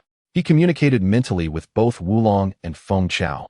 In a moment, Wulong, "Your portrayal of agony should be exaggerated. Ideally, you should even spit blood. Then, I shall present the medicine to the crowd for their viewing pleasure before administering it to you instantaneously. Just imagine the wealth we could amass." Wulong, entirely captivated by the notion, nodded enthusiastically. However, Feng Chao, after a brief moment of contemplation, expressed his curiosity. "Boss, I believe I comprehend your intention. You aim to leverage the sale of the medicine to inscribe our Moren family's essence upon it, thereby enticing these individuals to willingly accept the infection, ultimately elevating our reputation and rendering them as our family's subservients." Moren cleared his throat, acknowledging that he hadn't contemplated the implications as deeply as Feng Chao had. He merely sought a fleeting thrill from easy money, yet was impressed by Feng Chao's cleverness. Inwardly, he thought, "Truly, Feng Chao possesses an uncanny ability to perceive my thoughts. Yes, that is precisely my intention, systematically exploiting these individuals for profit, thus fulfilling our family's ultimate ambition, the eradication of all life." Wulong, oblivious to the subtlety, chimed in, "Boss, weren't you uninterested in money? Do you also desire to make a fortune?" Moren shot him a glare, striking the manhole cover with a resounding slap. "The endeavors of the learned cannot merely be termed as making money. This is a pursuit of righteousness." The manhole cover quaked beneath the force, mirroring the tumultuous waves of the ocean. Ignoring Wulong's lack of tact, Moren focused on the crowd, who appeared visibly distressed, contemplating why it was not he who delivered the slap. "All right, boss, I understand what to do," Feng Chao declared, raising her leg and forcefully kicking the manhole cover against Wulong's chest. The impact resonated with a thunderous bang, creating a small crater in the ground. Wulong's eyes bulged, resembling those of a toad, as he spat blood. "You wretched Feng Chao, is this your way of expressing discontent with me?" In an instant, the crowd became agitated. "What are you doing? How could you strike such a beautiful girl?" shouted one incensed onlooker. A few burly men, muscles coiled like springs, prepared to retaliate. Unfazed, Feng Chao met their hostility with a cold glare, showing no concern for their intentions. Moren, recognizing the precariousness of the situation, interjected, "Everyone, let us remain calm. I have practiced medicine for 40 years. Such injuries are trivial to me. If you do not believe me, please observe closely." A man in the crowd pointed an accusatory finger at Moren, stating, "You'd best refrain from boasting. If you fail to provide us with an explanation, we will not let this matter rest." Moren, visibly displeased, pondered how Wulong's injury was of any consequence to these raucous individuals, whose agitation resembled that of a rabid beast. Had it not been for financial constraints, Moren would have devoured this life without a second thought, for it would be an affront to his temperament otherwise. "Eldest brother, just keep your eyes wide open." Upon finishing his statement, Moren bent down to retrieve a bone from the crimson cloth on the ground. A remnant from a few days prior. Its origin, whether human or animal, remained unclear, yet it was unmistakably a rib. At that moment, one could say that neither tiger bone nor dragon bone bore such significance. Esteemed guests, behold, this is the bone of heaven and earth, embodying the essence of yin and yang, undoubtedly formidable. As the performance by the Wulong culminated in a dramatic display of blood from his chest, the crowd surged, swelling to over 100 spectators in an instant. Whispers and murmurs filled the air, as none could ascertain the true nature of this bone of heaven and earth. Moren discreetly enveloped a thin layer of cells over the bone, then broke off a small piece and gently offered it to Wulong, whispering, "Stop spewing. Are you performing a fountain show? Consume it." Without even tasting it, Wulong erupted with newfound vigor, twirling a metallic manhole cover as if it were a handkerchief on his fingertips. In the moment of collective astonishment, Moren declared, "You all witnessed that, did you not? This bone possesses such power even without consumption. Imagine the transcendence, if ingested." I shall purchase that bone," exclaimed a seemingly affluent woman, brandishing a transparent chip. Moren cast a glance back at Feng Chao, inquiring, "What is this?" Feng Chao reverently replied, "To answer you, boss.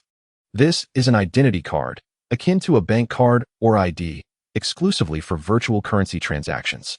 Do we possess one? We are registered as black householders. The human government has long been aware of us, yet they dare not act impulsively." Upon hearing this, Moren smiled calmly. "This item only accepts cash or valuables, first come, first served." Just as the crowd began to rummage through their pockets, a discordant voice sliced through the throng. "Kid, put that down and scram. This is my territory. How dare you run wild here?" Chapter 36. The ruler, using poison to resolve difficulties in the realm below. Jealousy ignites among men. Envy breeds a darkened heart. Yet even this darkness pales in comparison to the Moren family. Among the crowd emerged 5 robust figures, their imposing presence unmistakable. They were evidently not harbingers of love and peace, having observed from the shadows for quite some time. Before them lay a mountain of gold, and failing to seize it would be a disservice to their status as local tyrants. This tale unfolds in 2 directions. Those who sought to disrupt the gathering were driven by greed, while the Moren family sought not only your money, but also to witness your downfall. Thus, humiliation was inevitable. Upon the arrival of these 5, Moren did not furrow his brow, but rather grinned broadly, as if welcoming the arrival of the god of wealth. In matters of intimidation, Moren played the game with far greater finesse than these 5 men could muster. "Ah, esteemed brothers, I have awaited your arrival. This bone of heaven and earth has been prepared especially for you." Observing the youthful exuberance of Moren, the men exchanged glances, hesitating as they pondered their next move.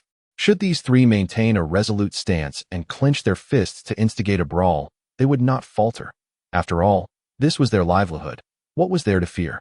Furthermore, there was a woman accompanying them, and despite the considerable weight of the metal manhole cover in her hand, it appeared as delicate as embroidered cloth. After all, she was just a girl. Could she truly pose a threat? One must not strike those who wear a smile. Rather, one must first provoke them into fury.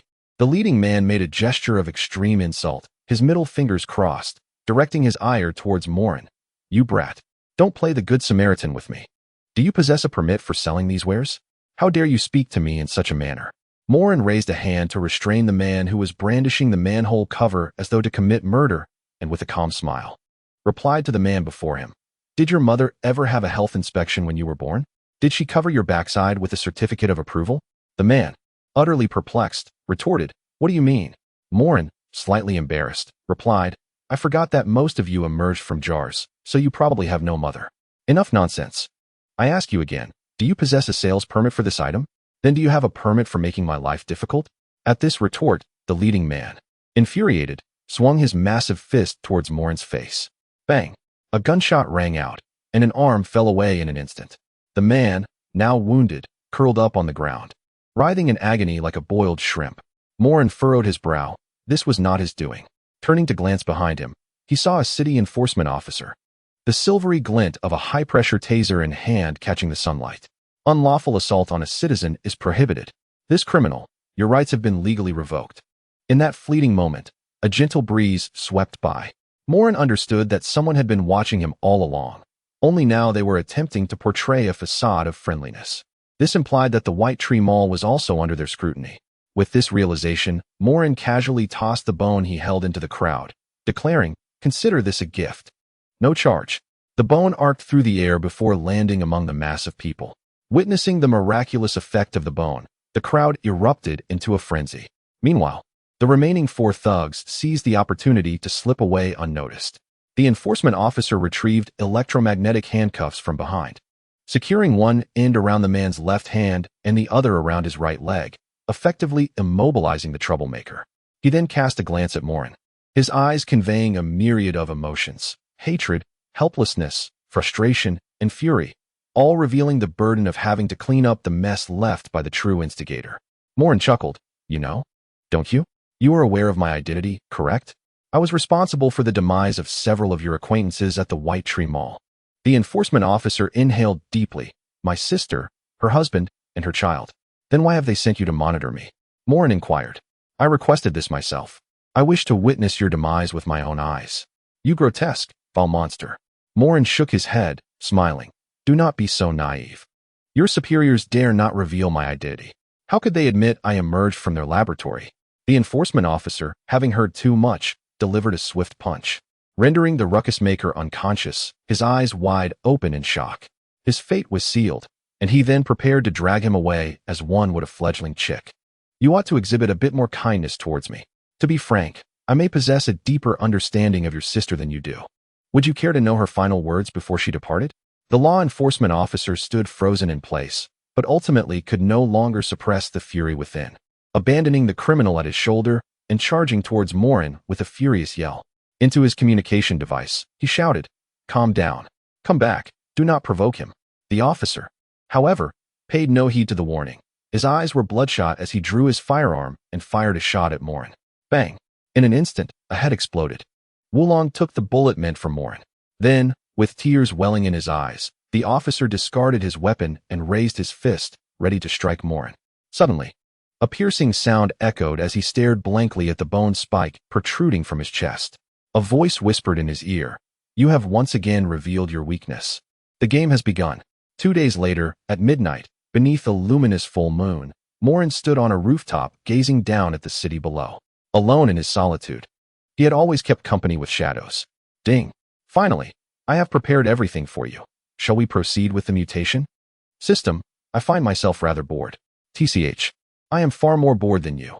Watching you waste your days is exasperating. Such is the nature of work. One must grow accustomed to it.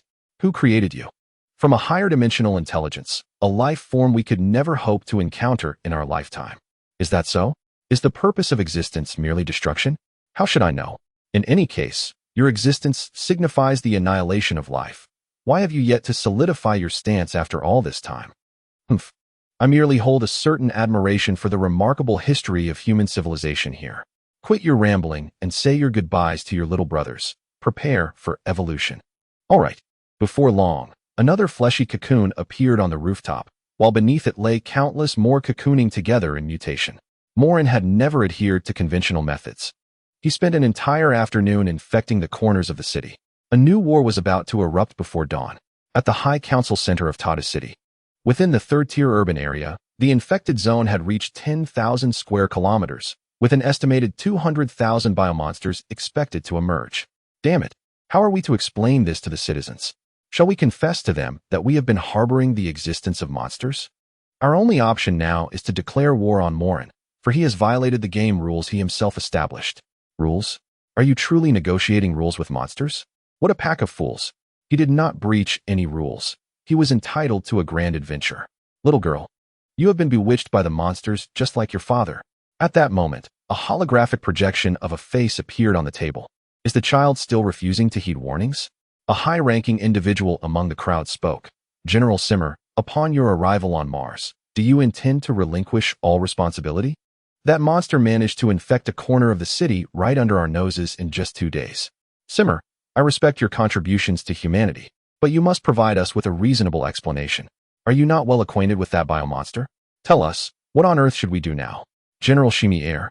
A large-scale war in the city would only result in greater losses of both property and lives. Shimi Air pondered, engaging in a 2-day conflict with Moren, ultimately acknowledging his identity and conceding the third-tier city's infected area to him. What? Are you out of your mind? How is this any different from surrendering? Humph. You have yet to grasp the situation as a child would. The man seated nearby smiled and remarked, Shimi Air wishes to alert all of humanity to Moren's existence and garner their support. If we triumph, we cannot provide an explanation to the citizens. If we falter, we cannot justify it to the Federation. Feigning territorial concession is indeed a clever tactic. Chapter 37. The Demonstration of War. Flames of conflict erupt. Am I dreaming? Moren gazed upon the familiar room from his memories. The old electric fan emitted a crackling sound, while the refrigerator buzzed as it worked. Suddenly, the door swung open, and a man with a dark complexion entered the room. He was covered in dust, carrying a bag of discounted apples purchased from a market. Every action of this man stirred Moren's tear ducts. This was his father, an ordinary construction worker, as unremarkable as any laborer. Tears streamed down Moren's cheeks. He opened his mouth, yearning to call out Dad, but no sound emerged. At that moment, a small boy, amidst jubilant cheers, dashed through Moren's form, attempting to snatch the fruit from the man's hands, but grasping at nothing. The disheveled man raised the apples high and said to the boy, Go on and play. I didn't buy them for you. Why are you trying to take them? Give them to me, old whip. The middle-aged man chuckled, playfully scolding the child, reaching out to pat the boy's head, but halting mid-motion. He feared that the dust on his hands would soil his son's hair. Thus he presented the fruit before the boy, saying, You can eat half, but wash it first. Afterward, the middle-aged man entered the washroom, with Moren closely following. Along the way, he glanced at the boy on the sofa, munching on an apple, a droplet of mucus falling onto the fruit, perhaps adding a hint of saltiness to its sweet and sour flavor. Moren hurried to the washroom, peering through the crack of the door, when suddenly, his nose tinged with sorrow, and the tears he had yet to wipe fell alongside his mucus. In his memory, his father was bare-chested, washing off the cement and mortar from his body, yet the thick layer of dirt could not conceal the new bruises and scars adorning his skin. Before long, his father emerged from the washroom, dressed in a faded long-sleeve shirt, heading to the kitchen to reheat the leftovers from the previous day. Moren quietly observed as his father, sometimes clumsy, inevitably added too much salt to the dish. When it was time to eat, the middle-aged man placed a piece of meat into the boy's bowl, saying, Shaolin, as you grow up, be sure to study well. Remember, whether you succeed or not is unimportant, but never harm others. Humph, when I grow up, I want to be a doctor. I can easily cure all your ailments. Old whip. Ha ha ha. Oh, don't just eat the lean meat. You should eat the fatty parts too. Stop nagging. The little boy reluctantly finished his fatty meal and then made a promise. When I grow up to be a doctor, I will save countless people, even more than the stars in the sky, and I will never charge the poor. The middle-aged man teased, Oh, are you really so kind-hearted?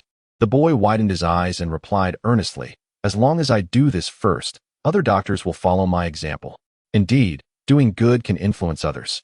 When you become a doctor, you must diligently heal and save lives, and never commit any acts that harm others. Those who do wrong will never have a good end. I would never harm anyone. Not a single person, you can rest assured.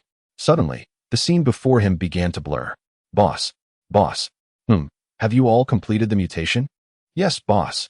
This time, our Moren family's combat members have increased by 438,211. The military has eliminated 109,132. but many hidden family members are still lurking among the populace. Feng Chao glanced at the data on the electronic screen and reported back.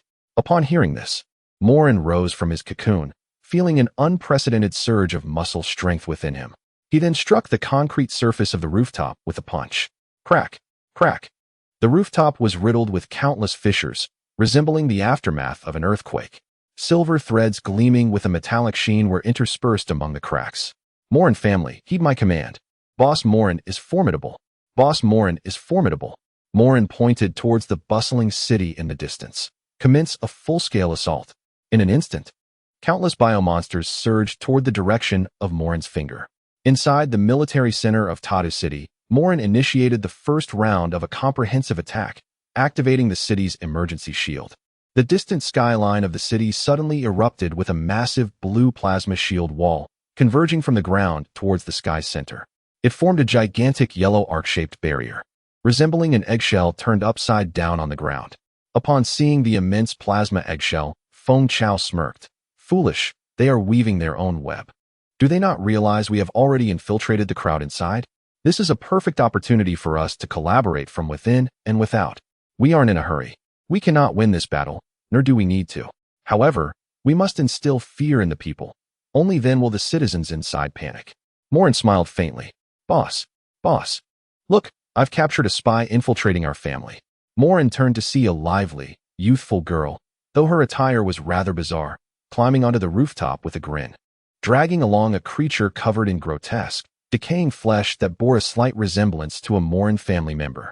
After arriving in front of Moren, Wulong tossed the creature down to a spot less than a meter away. Boss, look at this guy who thought he could sneak by. Suddenly, Moren seized the creature and, with all his strength, hurled it towards the distant horizon. Bang! A brilliant firework exploded in the air, so bright that it temporarily blinded Moren, Wulong, and Feng Chao. Moren laughed and scolded. You little rascal, you must be a traitor sent by the other side, right? After the Phoenix chicks regained their sight, without a moment's hesitation, they directed a punch towards the sleeping dragon and inquired, how did you discern that, boss? This ability is known as spatial perception. Moren, uncertain of how to articulate it, acknowledged that this power is uniquely his own. This sensation is beyond explanation. I can keenly perceive everything within a meter's radius. The sleeping dragon exclaimed, Moren, you are truly remarkable. Be cautious, don't get yourself into trouble. Let us rally the troops for battle. Inside the military command center, the commanding officers sighed as they observed the data relayed on the screens. It was unfortunate. These three individuals were likely the brains behind Moren, or perhaps Moren was among them. Yet, what does it matter? Moren is a perfect being, nearly indestructible. To bolster others' confidence while undermining our own might, they resolved. Now that the monsters have begun their advance, it is time we showcase our might. Let us broadcast this battle live across the globe, allowing others to witness how we exert our utmost effort, yet ultimately face defeat. Ha ha ha, dragging everyone down with us. I'm starting to appreciate that fellow, Simmer. Chapter 38. The Demonstrative Battle. Aiming for glorious goals. War is merciless, a celebration for the fallen. The inception of all conflicts arises either from the struggle for resources, cultural intolerance, or simply from the nature of war itself. At this very moment, a war between biomonsters and humanity has erupted. In the southeast direction of Tadu City, an unfathomable multitude of biomonsters has amassed outside the plasma shield. They swarm like ants, thwarted by the glass barrier.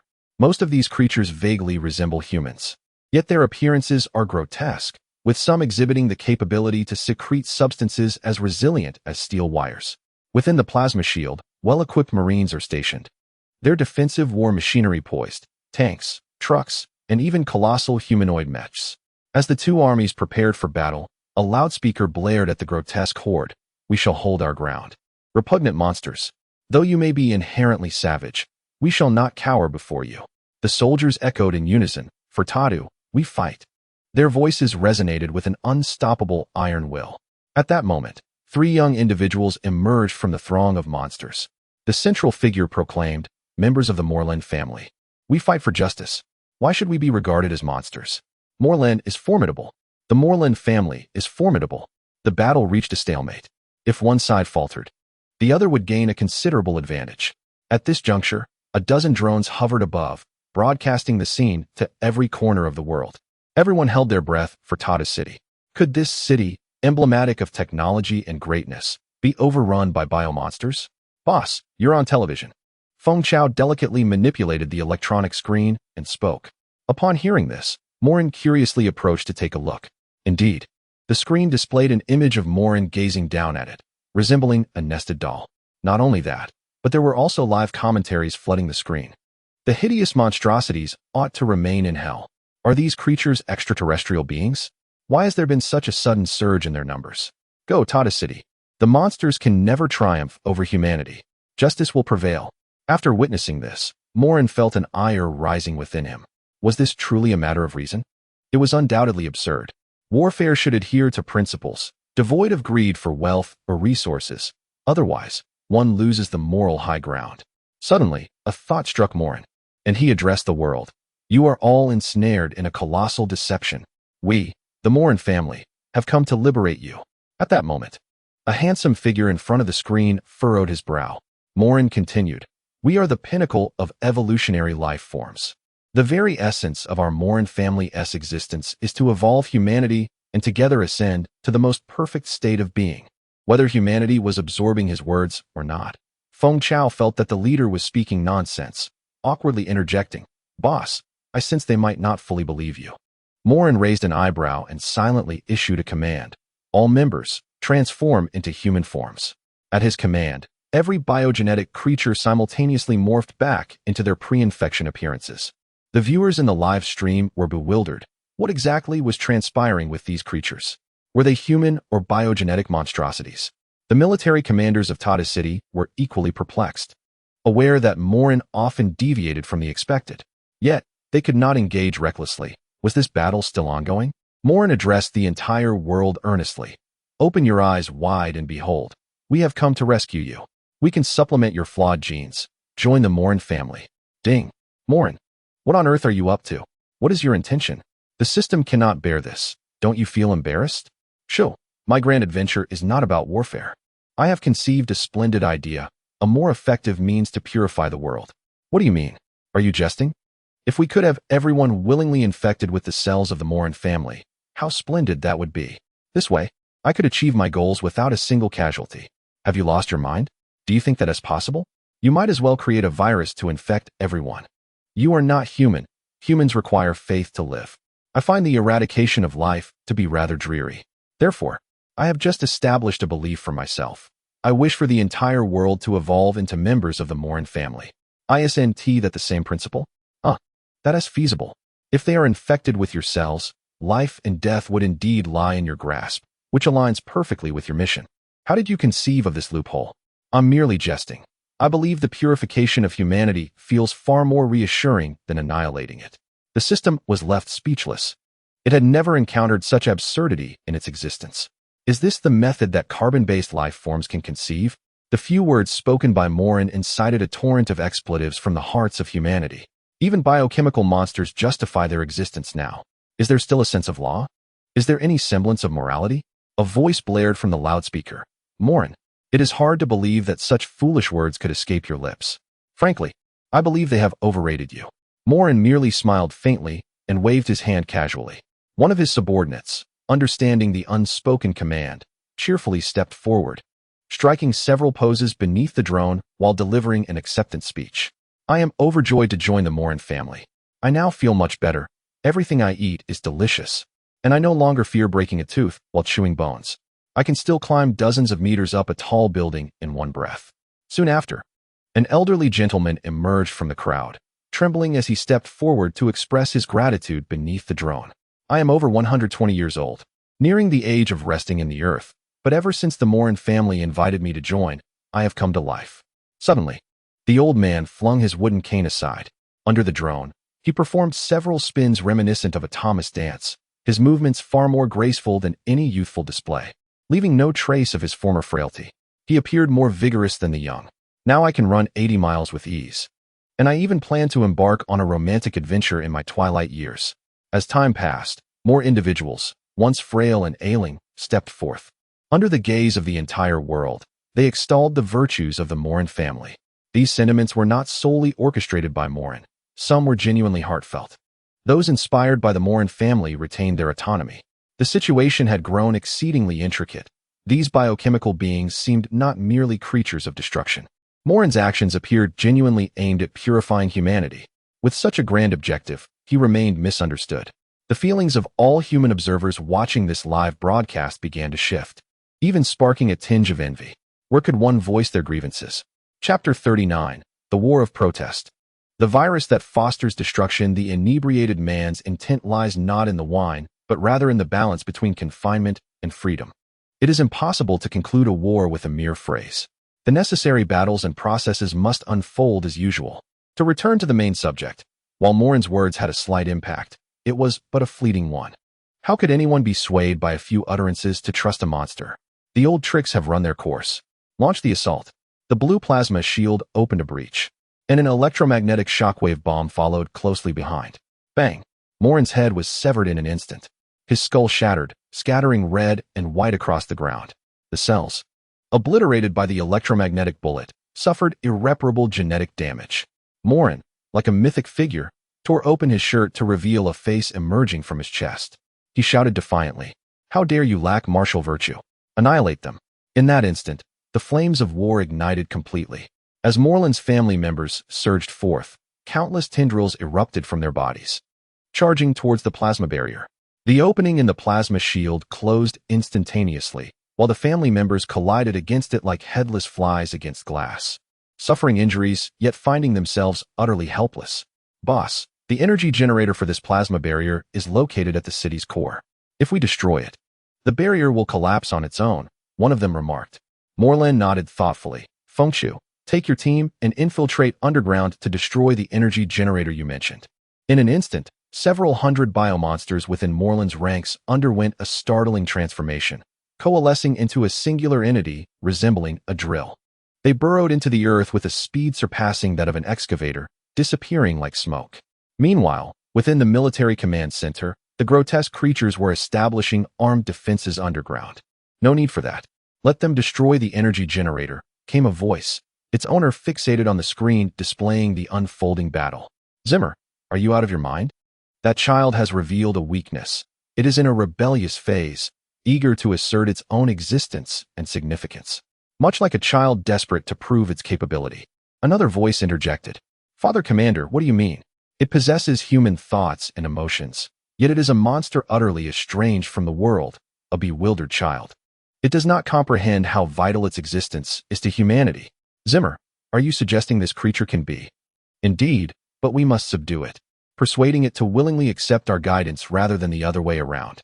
Otherwise, our fates will rest solely in its hands." "Very well. Though you are mad, I will entrust you with command of this battle." "There's no need. This confrontation is already fated. All you need to do is inform others that we have strived, yet failed to prevail. The rest of the world will find a way." On the battlefield, both sides readied themselves for combat, one barricaded within, the other on the outside. Suddenly, the massive plasma shield above the city began to dissipate. Moren raised an eyebrow, sensing an anomaly, but time for contemplation was scarce. He pointed forward with conviction. "Let us fight for the purification of all humanity." At these words, the Moren family members preparing to charge came to a halt, exchanging glances. Moren quickly revised his rallying cry. "Moren family is formidable. Moren the Elder is formidable." Instantly, a barrage of electromagnetic bullets intermingled with plasma and laser beams surged towards the monstrous adversaries. With a sharp crackle, a laser sliced through, cleaving thousands of monsters in half. However, the impact of the laser was minimal. The severed Moren members required less than half a second to restore their forms before charging once more towards the human battleground, confronting the vast swarms of their insectal adversaries. All the Marines gritted their teeth. For these past few days, they had been awaiting an opportunity, the chance to eradicate the biomonsters with their own hands. Similarly, this was what Moren had been anticipating. He awaited the moment when hatred would erupt. Once the time was ripe, he would play his trump card and then discreetly withdraw. The human cities were on the brink of being shrouded in fear and distrust, at which point Moren could reap the benefits of chaos. On the battlefield, humanity displayed an unprecedented level of inadequacy. On one hand, the Moren family had unified and elevated their power to a new height. The The combat data collected from the White Tree Mall had become obsolete. On the other hand, the military's weapons had been secretly tampered with. Ironically, while Moren had arranged for his people to sabotage the army, the human side had also engaged in subterfuge. One soldier pulled the trigger, each bullet striking the biomonster ahead with pinpoint accuracy. Suddenly, the firearm bizarrely jammed. In a moment of desperation, the soldier patted the metallic barrel. Time was running short. The T-262 electromagnetic shock rifle in his hands was renowned as the king of rifles. A jam was nearly impossible, with odds lower than winning the lottery. Abruptly, as the soldier stood in stunned disbelief, a figure lunged towards him, its right hand manifesting a blade of bone that pierced through his armored chest. Strangely, after being impaled, the soldier's body underwent a sudden transformation, turning against his comrades and becoming a member of the Moren family. Meanwhile, the same scene unfolded unnoticed across the battlefield. People were only aware that hundreds, if not thousands, of armored biomonsters had emerged. An indescribable fear began to swell within the hearts of people worldwide. At that moment, 13 diamond-shaped aircraft soared from the city, each dropping 26 biovirus bombs onto the battlefield. Green smoke solidified in the air, and those watching the live broadcast erupted in cheers. This was the safest viral weapon, the Death God SY-12, which, though it existed for only 10 minutes, could indiscriminately annihilate all life forms without causing any pollution. The military had finally opened their eyes. "Go, Tata City," they exclaimed. "As long as the people are safe, everything else is secondary." At that time, Moren's neck gradually formed a head, his expression growing grave. Logically, the military should have known that the Moren family harbored no fear of any viral weapon. They had acted contrary to expectation. This was a form of self-sabotage. By shifting all attention to the family members, they indirectly redirected the focus of the urban populace. In that moment, the green smoke dissipated on the battlefield. All the biomonsters, as if invigorated by a surge of adrenaline, went wild. Viewers of the live broadcast involuntarily gasped. The viral weapon, feared by all life forms, had no effect on these monsters. This indicated that Moren's biomonsters transcended all living beings. Chapter 40. The Demonstration Battle. The birth of a hero. The battle that had commenced could not be retracted. Moren stood still, contemplating the grim task of eliminating his family members, who were enveloped in a biochemical virus, before the eyes of all. With but a mere thought, nearly 10,000 of his kin on the battlefield could be reduced to a pool of blood, thereby diminishing the threat they posed to humanity. He raised his right hand, poised to strike, yet found himself unable to issue the command. His family members were, after all, living beings. Despite the capacity to slay millions, he still harbored a flicker of compassion. Such senseless slaughter could hardly be deemed violence. Amidst the cacophony of flesh and gunfire, Moren murmured, "What a fine scheme. Yet it holds no power over me." His gaze sharpened, his hand suspended in the air. After a brief pause, he let it fall weakly. In that instant, all of Moren's family members, covered in the biochemical virus, dissolved into blood. This harrowing spectacle was broadcast across the globe. How could there possibly be beings unafraid of the death virus? Such biochemical monstrosities proved formidable, enduring the virus for over a minute. If even the death virus can be withstood, then these are no mere organisms. They are true monsters. Keep fighting, brave soldiers. Justice shall prevail. Moren's eyes fixed on the battlefield. Laser beams sliced through the air, and countless bullets trailed luminous arcs as flesh erupted in brilliant firework displays. Despite the adversary's clever ploy, Moren was compelled to confront it head-on. Regardless of the virus's effectiveness, it had indeed claimed numerous members of his family. Much to the dismay of the high-ranking officials at the command center, Moren declared advance. Amidst the chaos, countless biochemical monsters surged forward, seemingly invigorated, secreting viscous substances that transformed into steel-like threads. They plunged into the fray, slicing through armored soldiers and their weaponry. The defeat of the human forces was swift as Moren's family members broke through the first line of defense established by humanity. In due course, 20 colossal humanoid mechs emerged on the battlefield, towering at 50 meters and spanning nearly 10 meters in width. They loomed like insurmountable mountains, connected by a web of lightning that spanned hundreds of meters, forming a wall of steel and electric netting to safeguard the retreat of the armored troops. With hands clasped behind his back and his torso bare, Moren surveyed the smoke-filled battlefield. At that moment, Fengchu returned to the ground, fiddling with an electronic screen. and respectfully addressed Moren. "Boss, there is something amiss with the humans. Most of their soldiers are clones, and their strength is far greater than it seems. The numbers are also suspicious. I surmise they wish to lure us into the city for a decisive extermination." Moren's gaze remained unperturbed. This was precisely what he desired. He then leapt forward into the fray, with Fengchu closely following.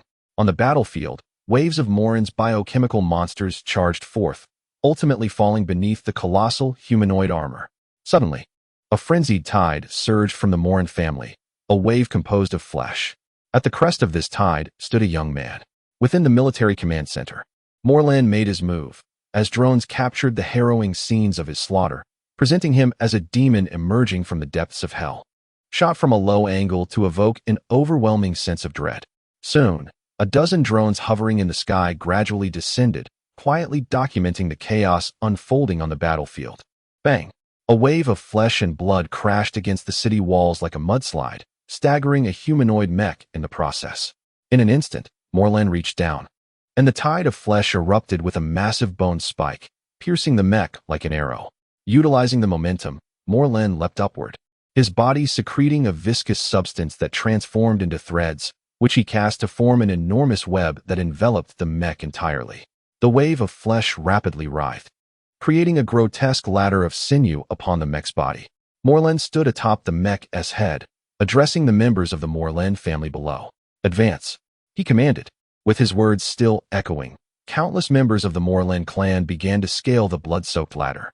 Amidst the tightly knit formations of other mechs, they navigated through the barrage of artillery and lasers, surmounting the city walls and pressing forward into the urban expanse.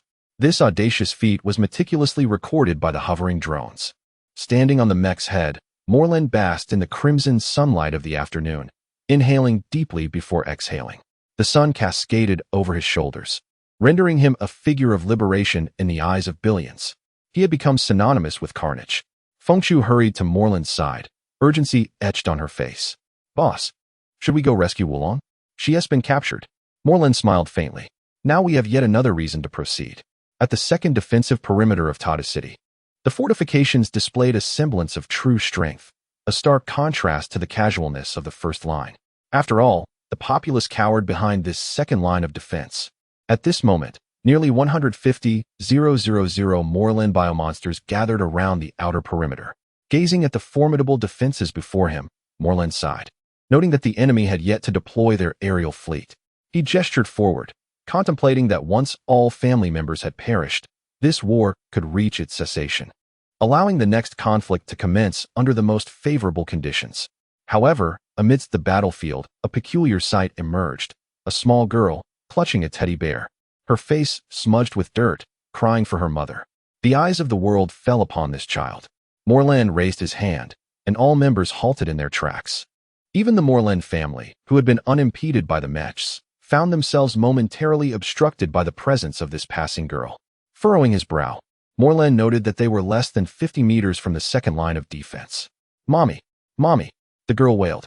Suddenly, a gap opened in the wall of armor and metal, and a soldier emerged, sprinting towards the girl. His towering exoskeletal armor contrasted sharply with her delicate frame. "Little girl, come here quickly." As the soldier sprinted towards the young girl, an even more sinister scene unfolded. A bony spike suddenly shot forth from the Moren family group, piercing the girl's body and simultaneously impaling the soldier's calf. In an instant, an innocent life was extinguished. The girl clutched tightly to her teddy bear, its ears stained crimson with blood. Within the command center, the climax I cherished most approached. It was time to stir the emotions of the people. But it was still insufficient. Let this armored soldier embody a hero, carrying the girl's lifeless body back. Then, the Marine, clutching the wound on his thigh, bled profusely, as if the blood flowed without restraint. Under the gaze of millions, this individual stood tall, a paragon of heroism. He faced all the biochemical monsters alone, cradling the girl and limping toward the troops. Suddenly, a bony spike pierced through his chest from behind. "Do you relish in crafting heroes? The fallen hero is even more magnificent than the hero itself." Chapter 41. The demonstrative battle. A total loss. The hero fell, collapsing like a mountain crumbling to dust. In his arms lay a young girl, whose hand clutched tightly onto her teddy bear. They both lay in a pool of blood. Behind him stood the monstrous leader Moren, alongside the coldly observing Moreland family. Before him lay the home that symbolized peace and beauty. He fell at the threshold of his homeland. Under the scrutiny of billions, the deceased hero was deified. Soon, a remarkable scene transpired. From the iron defense line emerged dozens of lightly armored soldiers, wielding modest rifles, unleashing a frenzied barrage upon Moreland. With each bullet that struck Moreland's form, his body began to disintegrate under the relentless force of the onslaught. Then, 25 lightly armored soldiers positioned themselves before Moreland, their intent clear: to bring the hero's remains home.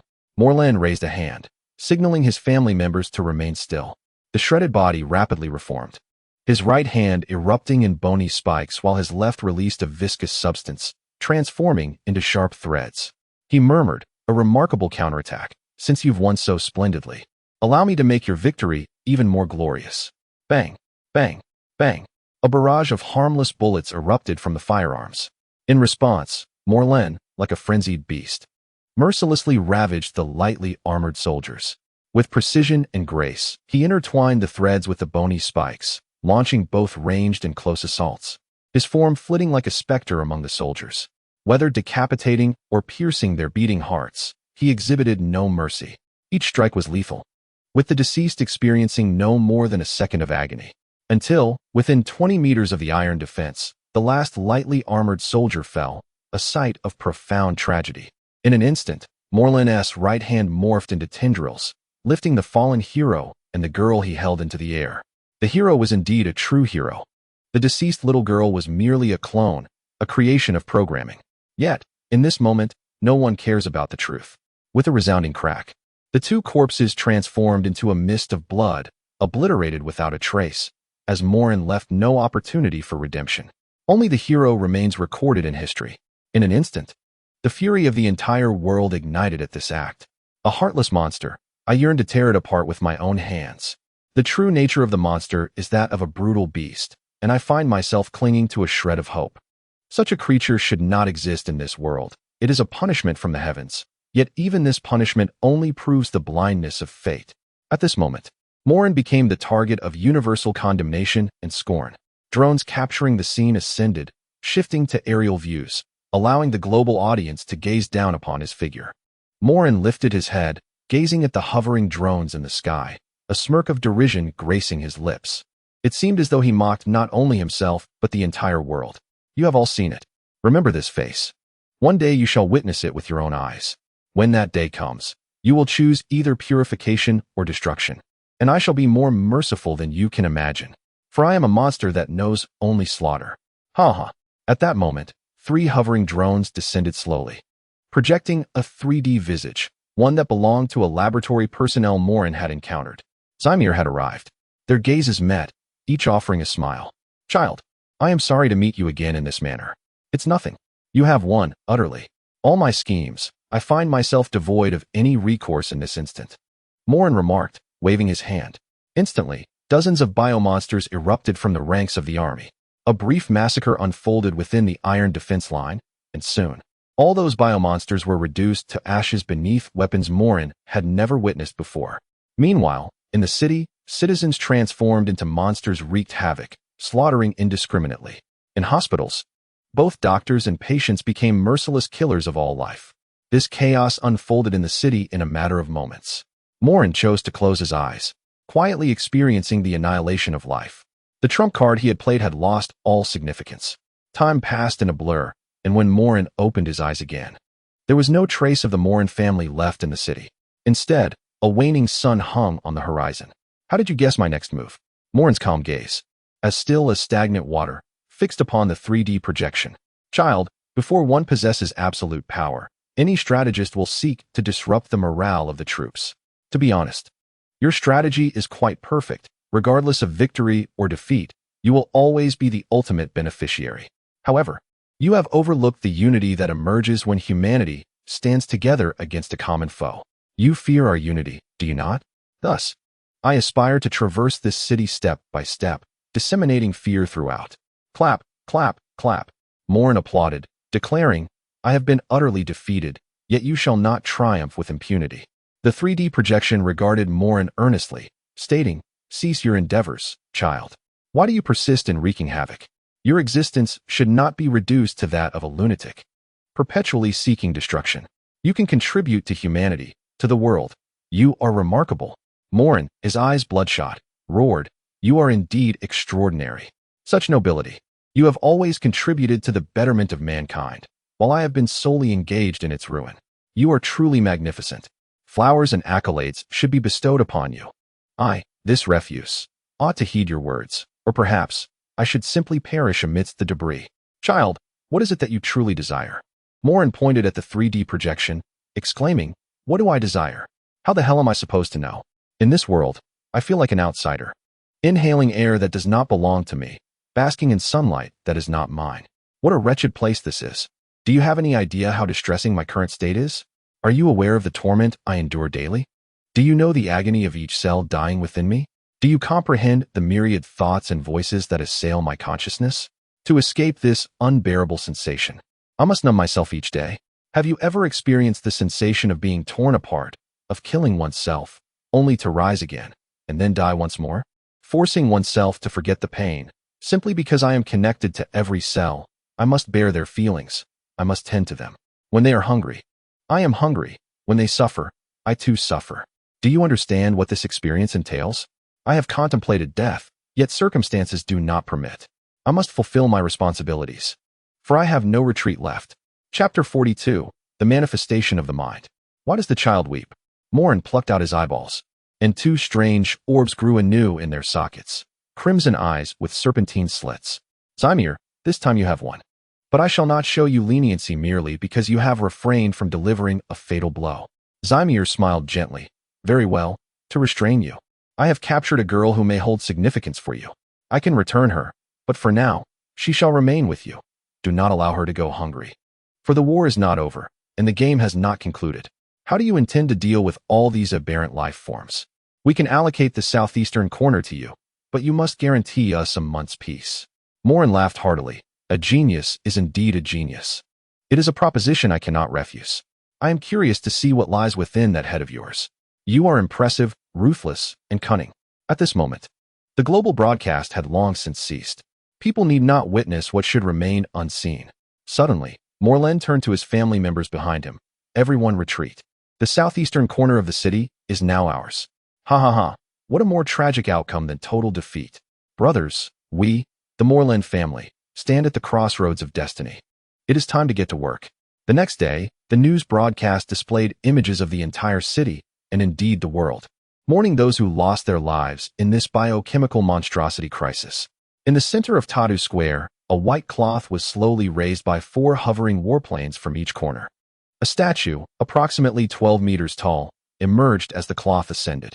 There was no extraneous music, only a figure clad in metallic armor, holding a helmet in his left hand, while his right hand supported a little girl sitting on his shoulder, who smiled sweetly at the handsome man, clutching a teddy bear.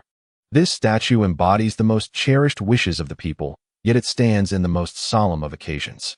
The camera shifted to the park square, filled with crowds gathered to pay their respects. Many from around the globe even appeared through 3D projections to join in mourning. The mayor of Tadu stood beneath the statue, holding a speech, inhaling deeply before addressing the world. Yesterday, on June 12, 631 of the revival era, from 8:31 a.m. to 7:56 p.m., Tadu City faced a tragedy mourned by the entire world. An unknown intelligent entity known as the Moren family attacked innocent civilians, the exact number of whom has yet to be fully accounted for, occupying the southeastern urban area of Tadu City. This act, using innocent citizens as leverage, is a tragedy humanity has not witnessed since the Schism War 160 years ago. As the mayor of Tadu City, I sincerely apologize for my negligence to all citizens of Tadu and to the global community. I hereby resign from my position as mayor of Tadu City and accept a 10-year prison sentence. With unanimous consent from the Tadu Council, I formally transfer the office of mayor to General Zimmer of Tadu. At that moment, 2 law enforcement officers appeared to escort the mayor away. Immediately thereafter, a 3D projection materialized at the location where the mayor had just stood, holding a eulogy. Perhaps I should greet you all with a good morning, but I cannot imagine the grief-stricken citizens would receive such a greeting well, especially from a newly appointed mayor who was not even present at this solemn occasion. I struggle to articulate the emotions I feel at this moment. What has happened has happened. What has been lost is lost. Yesterday was an irrevocable tragedy. Today is an unspeakable lament. Tomorrow is an inaudible sorrow. Yet, I perceive a spirit that illuminates humanity's path forward. This spirit transcends the limitations of the body and elevates life beyond death. I choose to keep the name of this spirit concealed and shall name it after a soldier. This spirit is the Jimmy Spirit. Thunderous applause erupted throughout the crowd. The Jimmy Spirit will be our pride as humanity. Under this spirit, we shall set sail on uncharted waters, conquering storm after storm, and confronting the unknown time and again. Under the witness of the great Creator, the resurrector of humanity, and the mechanical Father Liaigua, let us embrace the prosperity that belongs to humankind. The scene shifts. A towering robot statue, approximately 20 meters in height, graces the screen. This automaton bears a striking resemblance to a human, cradling an infant wrapped in swaddling clothes in its left arm, while its right hand elevates a glowing square object. On its back, it carries a sizable cylindrical container. In an instant, Moren, watching the live broadcast, sets down the toilet cleaner, furrowing his brow as his breathing quickens. It is evident that this robot is the witness from the cave. The luminous cube it holds is identical to that on the stone tablet. Moreover, the cylindrical container on its back closely resembles the jars and bottles found within the cave. It seems humanity has revered this robot as a creator-like existence. And it bears a remarkably down-to-earth name, Liaigua. At this moment, new questions arise regarding the enigma of human civilization. Why is the language spoken not Chinese? What was the nature of humanity's previous creators? In the marketplace, why are pregnant women not bearing humans, but rather peculiar primates? Is this a parallel universe or a future world? What transpired during the schism of 160 years ago? Moren shakes his head, pondering what relevance this has to him. Does it truly matter whether people live or die? It is the living that pose a problem. Ding. Well done, Moren. You have efficiently resolved so many intelligent life forms. Excellent spirit. The reward for spiritual manifestation has been dispatched. Is your system remarkable? Moren chuckles wryly. Remarkable indeed. But what use is it to manifest spiritually right now? Just know that it is powerful. Shall we proceed with the spiritual manifestation now? Go ahead. Feel free to mold me, dear system. Do not spare me simply because I am handsome. All right, my precious Moren, I shall proceed. Suddenly, a peculiar force envelopes Moren's mind. It feels exquisite and warm, akin to soaking one's brain in warm water. Before long, ding. All done. Moren smiles faintly, yet before he opens his eyes, he is taken aback to see his own smile reflected back at him. At this moment, a glowing white entity hovers before him, furrowing his brow. Moren observes his facial expressions, widening his eyes in astonishment. Suddenly, an even stranger sensation emerges. Two perspectives simultaneously unfold in his mind, one in the first person and one in the third person. Moren attempts to control the third-person perspective. As the white, glowing entity circles around him, Moren abruptly sits up from the sofa, exclaiming, "Remarkable! This ability is incredible. So this is what it feels like to have an out-of-body experience." Chapter 43. The Call of the Deep Sea within the S-Class prison of Tadu. Everyone steadies themselves as that individual enters. With the metallic sealed door opening, the air flows, emitting a soft whoosh. At this moment, two figures step inside, their forms and faces concealed beneath dark cloaks. Meanwhile, 2 rows of 20 armored personnel stood in the corridor, swallowing hard in unison, accompanied by a deliberate cadence of footsteps. 2 figures slowly approached, each step seemingly treading upon the very hearts of those present. This overwhelming sense of pressure caused several of the armored personnel to tremble uncontrollably. The man standing in the corridor took a deep breath, summoning every ounce of courage to say, "Welcome, welcome, Moren, to the prison for your visitation." Upon hearing this, the figure opposite him shifted their gaze, their eyes momentarily locking in a fleeting connection. It was only when beads of sweat began to form on the man's forehead that he averted his gaze. The opponent's pupils held memories he wished to forget for a lifetime, yet in that brief moment, they burned into his mind like a brand. "My dearest brother, have you been well taken care of?" The prison warden's resolute face betrayed a hint of trepidation for the first time. Stammering, he replied, "We adhere to the highest standards." "Did I instruct you to host her based on such standards?" The man felt cold sweat cascading down his back, soaking a significant area of his shirt, the chill penetrating to his very bones. I was unaware of your The figure in the dark robe spoke flatly. Did I ask for your response? Did I instruct you to raise your head while answering? Is there any solution besides bowing your head and apologizing? At these words, the man instinctively lowered his head, daring not to gaze at anything but the floor. I am sorry. Very well, lead me to where she is being held. Deep within the recesses of the prison, accompanied by the opening and closing of heavy doors, 3 figures entered a sealed chamber behind 3 metallic gates.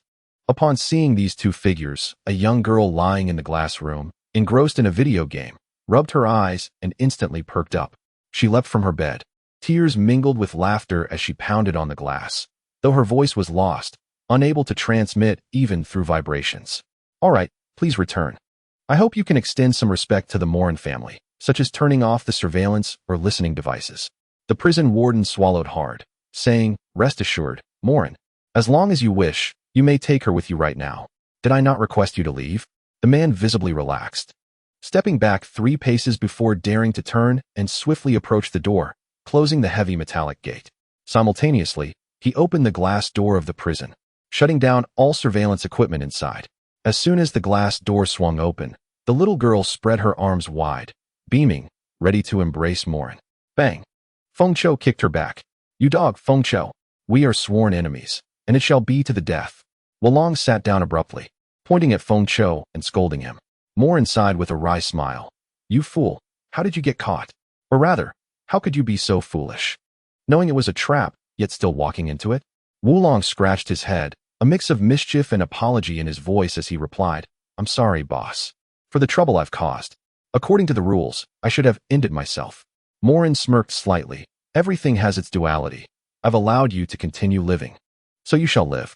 Being confined this time may even serve you well. Then, with a twinkle in his eye, Wulong eagerly remarked, Boss, the items I asked you to bring, I initially didn't intend for you to carry them. Given that you might have to remain in prison for a while, I'll have to impose on you for now. Upon finishing his sentence, Moren retrieved a bag wrapped in black plastic from beneath his cloak. Wulong, brimming with excitement, rose to accept it and eagerly tore open the plastic as if unwrapping a gift. Upon seeing the contents, he was nearly moved to tears of joy. Thank you, boss. This color is my favorite. And it's secondhand too. Look, there's even a hole. He held up a pink pair of panties, pointing at the damage with delight. Continuing to rummage through the bag, he unearthed treasures of genuine worth. Thank you, boss. You even brought me a sleep mask. Now I can shield my eyes while sleeping. Oh my goodness. These stockings are the trendiest on the market. How did you know I have a penchant for these? Feng Shu scoffed. You little rascal. You're always fiddling with such things in your room. It's hard for the boss not to notice. Wulong shot her a glare. Pa? You scholarly pretender. Don't think I'm unaware of your browser history. Feng Shu's face flushed crimson. Nonsense. I've deleted all my browser records. Wulong looked at her meaningfully. A woman sharing a bed with another woman. Feng Shu hid under the covers, wiping her mouth. Moren cleared his throat. Come now, you two. There's little difference between you. Since you both possess unique skills, there's no need to undermine each other. It's enough to understand your own strengths. Feng Shu shot Wulong a glare before producing an electronic editing map. Upon opening it, a projected planet materialized. Under her deft fingers, the map magnified to reveal a specific area of ocean. Our family members have discovered an unknown creature in the sea region. The boss and I are to embark on a mission. Initially, I intended to take you along, but I convinced the boss that you wouldn't be of much help. Wulong's expression dimmed instantly. You're going to see the ocean without me? Why must the boss take you? What use are you besides wasting air and food? Feng Shu retorted coldly. You old fool. I'm quite capable. Moren cleared his throat again. Enough of this bickering. I've made my decision. Besides, Feng Shu and I are not going for leisure. Wulong's eyes clouded with resentment. Moren raised a hand and playfully thumped Wulong on the head. I know what you're thinking. Beach beauties and bikinis? Feng Shu and I are diving into the deep sea. But boss, what if there are mermaids? Wulong mused, stroking his forehead, his eyes wide with curiosity. With you around, if there truly are mermaids, I'd catch one to gift to you. This trip will likely take at least 10 days. Feng Chao added, boss. Let us embark at once. Our mode of transportation is already prepared. Mo Lun nodded in agreement, remarking, it is unfortunate you cannot freely shift consciousness. Otherwise, what need would there be for any means of transport? Chapter 44. The peculiar locale in the port of Tadu City, a third-tier urban region. The crisis of the biomonster epidemic has cast a shadow over the city. Whether infected or uninfected, the majority of citizens have opted to clandestinely flee Tata City, seeking refuge in other cities.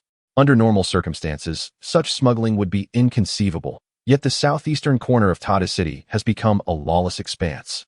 If one were to speak of ownership, it would belong to the Moren family, thus evading legal constraints. The vessel destined for their departure fortuitously traverses the waters Moren seeks. Feng Chao, is the means of transport you arranged merely a passenger ferry? Moren, donning dark sunglasses, cast a glance at the shabby cruise liner ahead. Its paint was peeling in patches, and it bore rust like a relic from Syria. Although it measured several dozen meters in length, it lacked any semblance of modernity, presenting an utterly ordinary appearance. Moren, incredulous, regarded Feng Chao once more. Feng Chao, I am not attempting to belittle your efforts. We are, after all, a family that occupies a corner of the city. Are we to board a commercial smuggling ferry? Rest assured, boss, I have procured third-class tickets and exhausted our family's savings. Few will recognize you, Feng Chao replied, devoid of jest. The Moren family had claimed the southeastern corner of Tatu City, liberating over 100,000 infected citizens and granting them freedom. They had not profited from the impoverished. Indeed, there was little to extract from the destitute. However, freedom bears a price, especially one granted by others.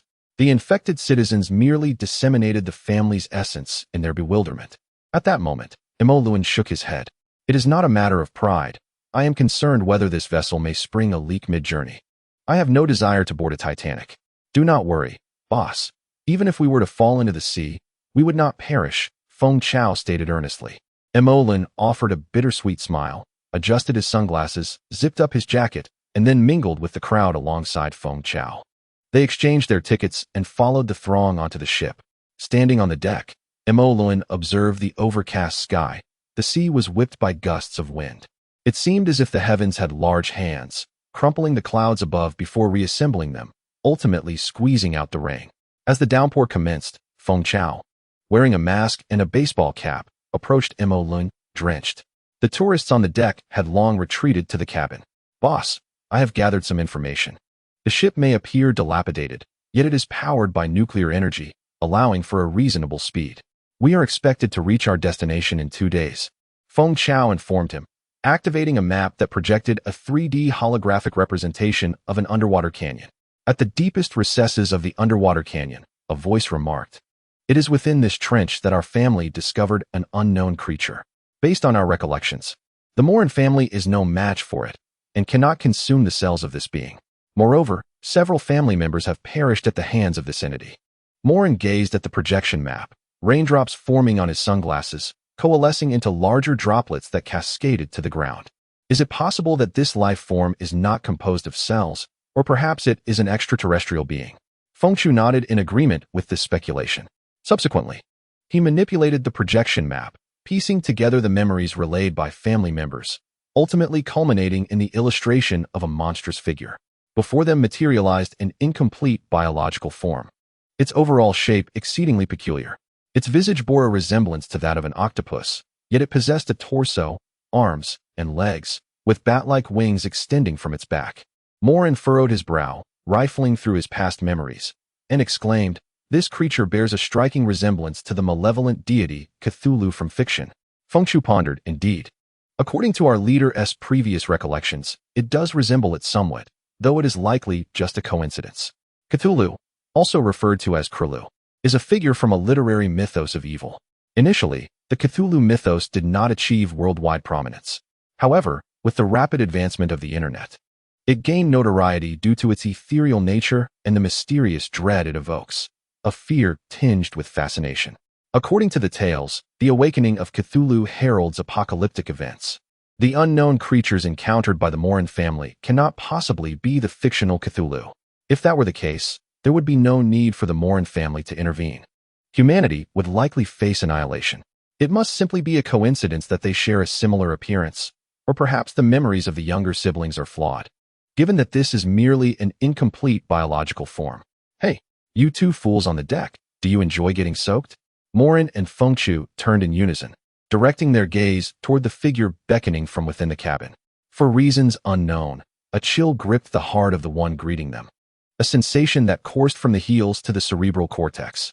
The dining hall in the cabin is now open. If you are hungry, feel free to partake. The voice called out.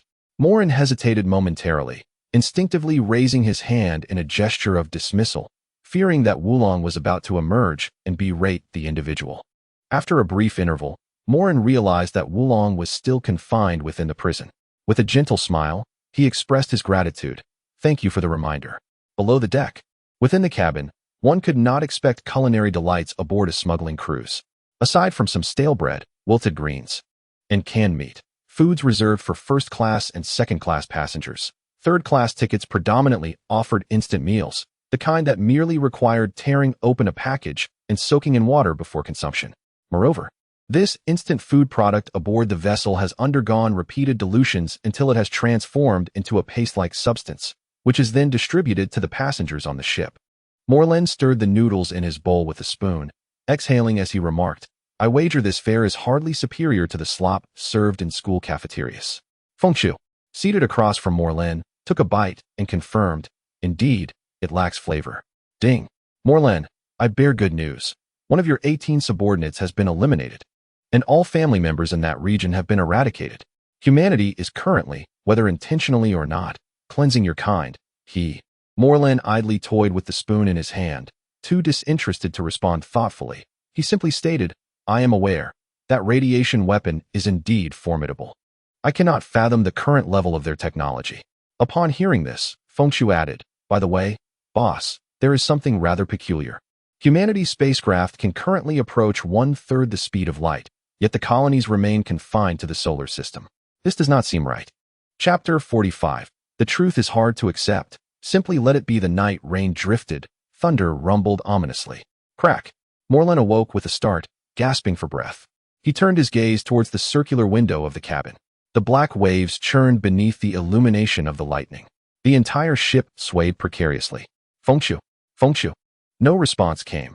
The cramped cabin, originally accommodating two, now contained only him.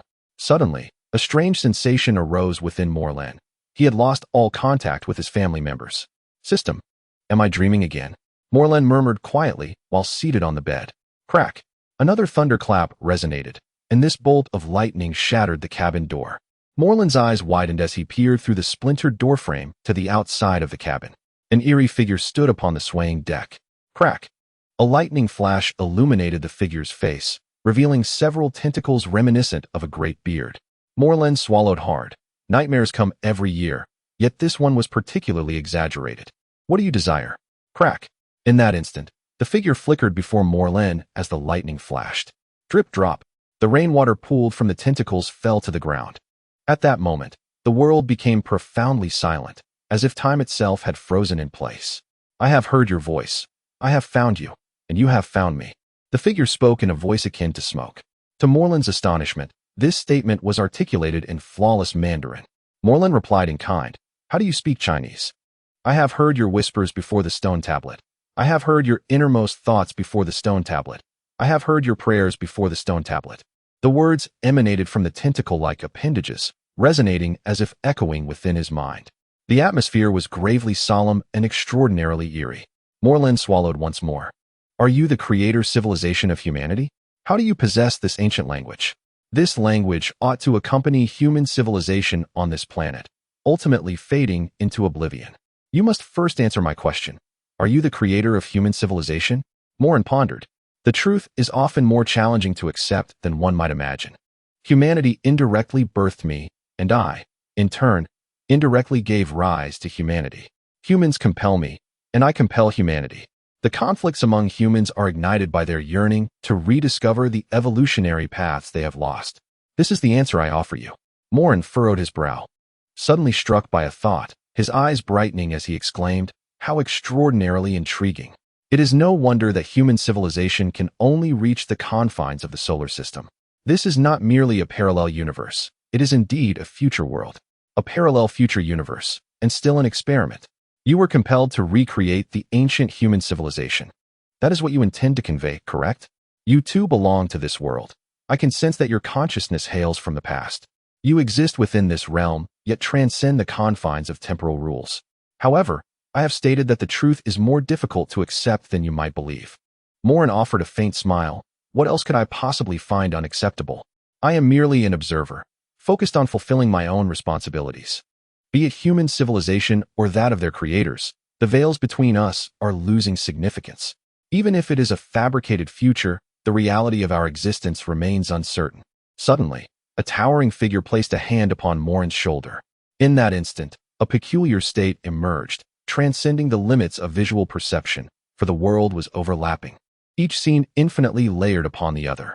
It was not merely a distortion of space, but reached an imperceptible and ungraspable state. Perhaps only beings from higher dimensions could comprehend it. Moren chose to close his eyes, allowing his mind to absorb less information. A three-dimensional being would inevitably succumb to madness if confined in such a space for too long. A voice echoed near his ear. This universe is on the brink of stillness. The laws of physics are gradually collapsing. I am not the true creator of human civilization. I am the steward of this universe. Your emergence has awakened the dormant me. I seek you, transforming into a form acceptable to your memory. I require your assistance. I find existence rather tedious. Everything in this universe is trapped within a glass jar, unable to escape or perish, reliant solely on others to shatter this confinement. Your miraculous arrival has occurred. Humanity has forsaken me. This universe requires an awakener to resolve its plight. Only by transcending this universe can one bring an end to its sorrow. Moren, eyes closed and smiling, replied, Understood. I shall eliminate all forms of life. Not so. You must assist me in completing the missing link in human evolution. Regardless of the method of evolution, it is imperative. Life is the turning point of this universe. Suddenly, Moren felt an object materialize in his palm. Utilize this life block, key wisely to seek out the hope I have left behind. I am about to succumb to eternal slumber, my consciousness poised to plunge into an endless chaos. A crisp snap echoed through the air. A sudden clap of thunder roused Moren from his slumber. Upon awakening, his first instinct was to express his bewilderment. What a peculiar dream. It is best to remember it. For encountering the Great Old One, Cthulhu, is not an experience granted to just anyone. Suddenly, an unusual sensation coursed through his palm. Upon closer inspection, he exclaimed, What the hell? Why must I take on the form of Cthulhu? Why not transform into the Jade Emperor instead? In his right palm lay a cube, approximately 5 centimeters in length, emanating a dim blue glow, adorned with strange spiral patterns. Gazing at this object, Moren slapped his forehead with his left hand, beginning to grasp the situation.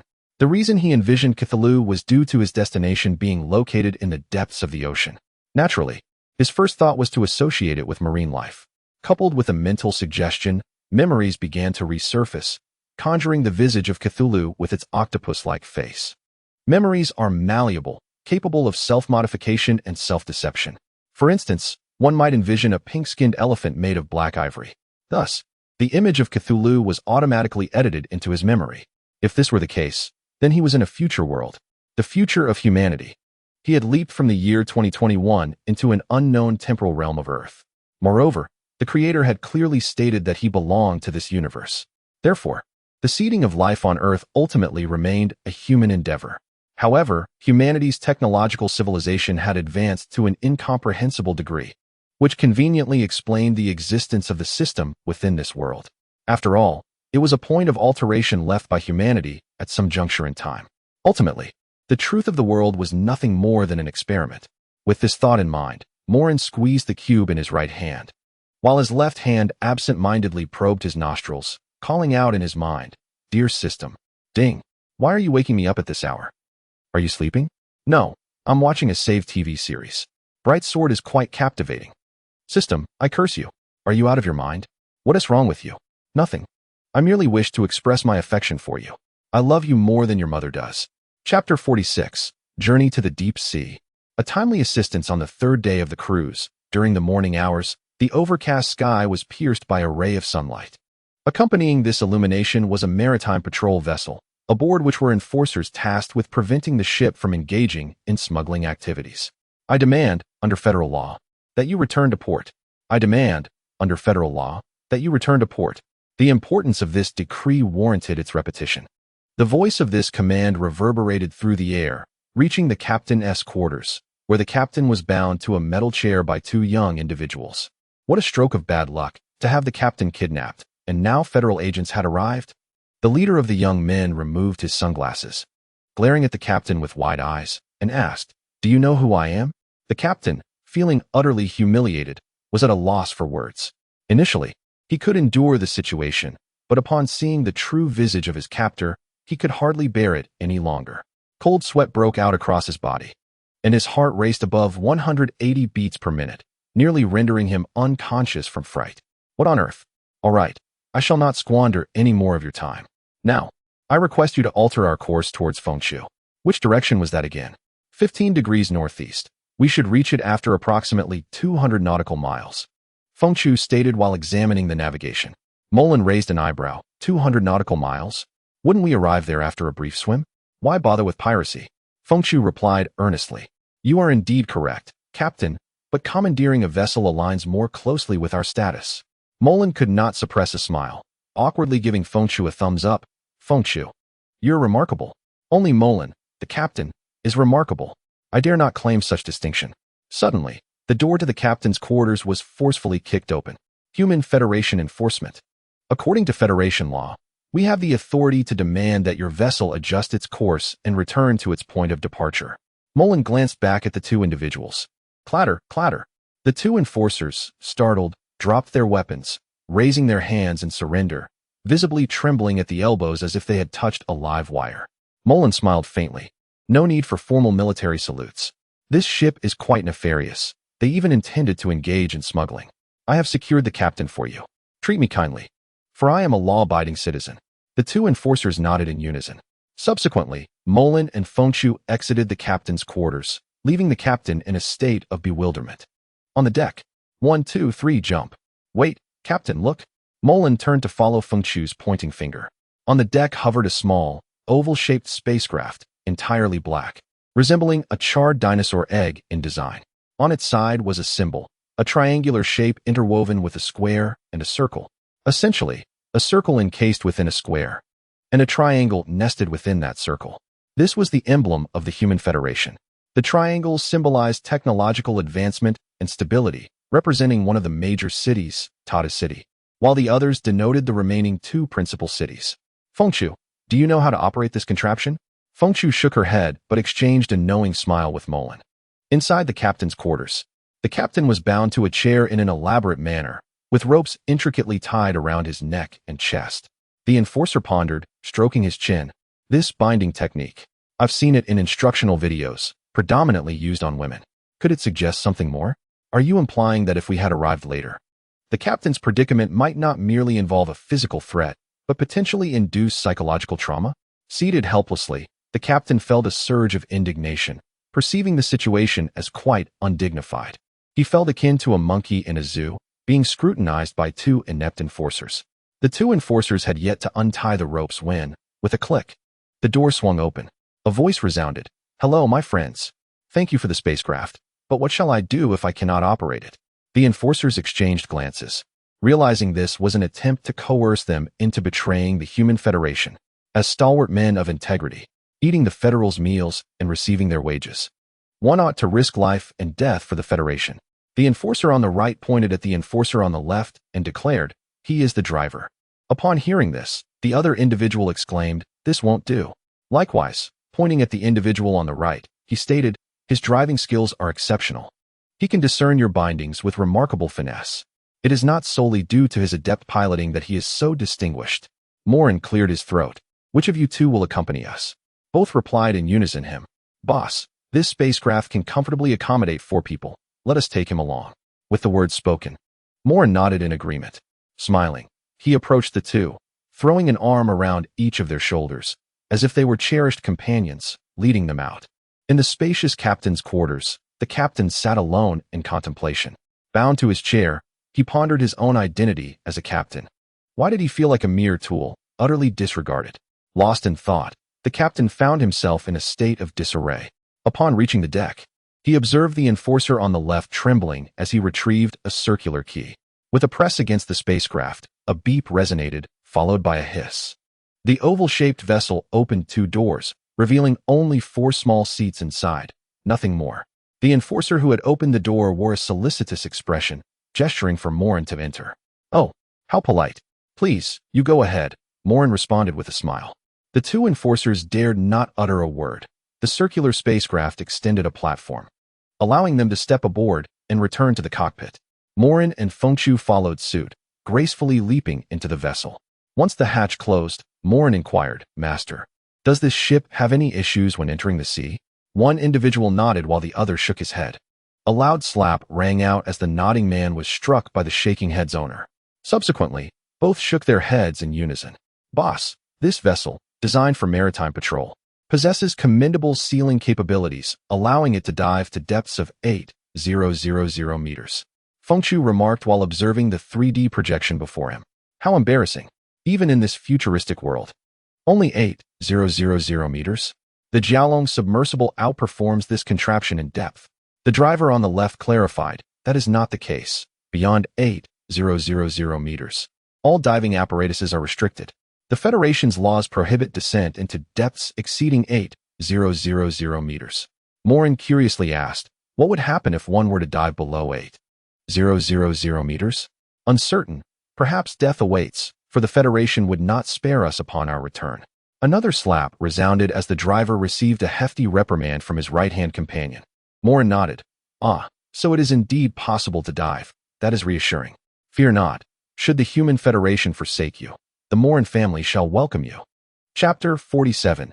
Journey to the Deep Sea. Resilience through Gentleness. Maritime Patrol Team, vessel number GR-653, please return to the surface for standard operational duties. Recreational activities during work hours are prohibited. Please acknowledge receipt. The two individuals seated at the front felt their hearts leap to their throats constricted, rendering them speechless. Moren impatiently replied, "This ship has already betrayed us. Please respond upon receipt." As these words fell, the driver in front hastily pressed a button, instantly severing all communications and activating flight mode. They were merely soaring through the vastness of the ocean, plunging into its unfathomable depths. "Mr. Moren, regarding your earlier mention of a future world, are you from the past?" inquired the law enforcement officer seated to the right, probing for answers. Feng Chao placed a hand on the head of the person in front, saying, "Boss, he knows too much. Should we eliminate him?" Moren waved his hand dismissively. "No need for concern. Revealing a few inconsequential details poses no threat to us, and may even cloud their judgment." Feng Chao withdrew his hand, and the courageous individual ventured, "Mr. Moren, what you just said may have already spread, but I assure you that this moment's information is absolutely confidential. What was the human world like before?" Moren took a deep breath. A flourishing diversity, where myriad flowers bloomed and countless birds sang. Suddenly, the ship's intelligent voice announced, "Oxygen levels detected to be low. Initiating internal and external circulation filtration systems. Now active." Moren continued, "What age is Earth currently in?" Before the two in front could respond, Feng Chao interjected with data from his screen, answering the boss. "According to research reports here, the radiative elements date back approximately 4.6 billion years. Moren nodded. "Thus, we can infer that not much time has passed, likely no more than several tens of thousands of years." A brief silence enveloped the cabin until, upon descending 2,000 meters, the driver asked, "Mr. Moren, who was the creator of humanity in the past?" Moren pondered for a moment before answering, "Our creator is Nuwa. Some worship Jesus Christ, while others revere Allah. In our era, the creator was still a matter of religious legend." "What is a religious legend?" Moren smiled faintly. "Liaigua. The robot. What would that be equivalent to in your terms?" "He is the great pioneer of humanity.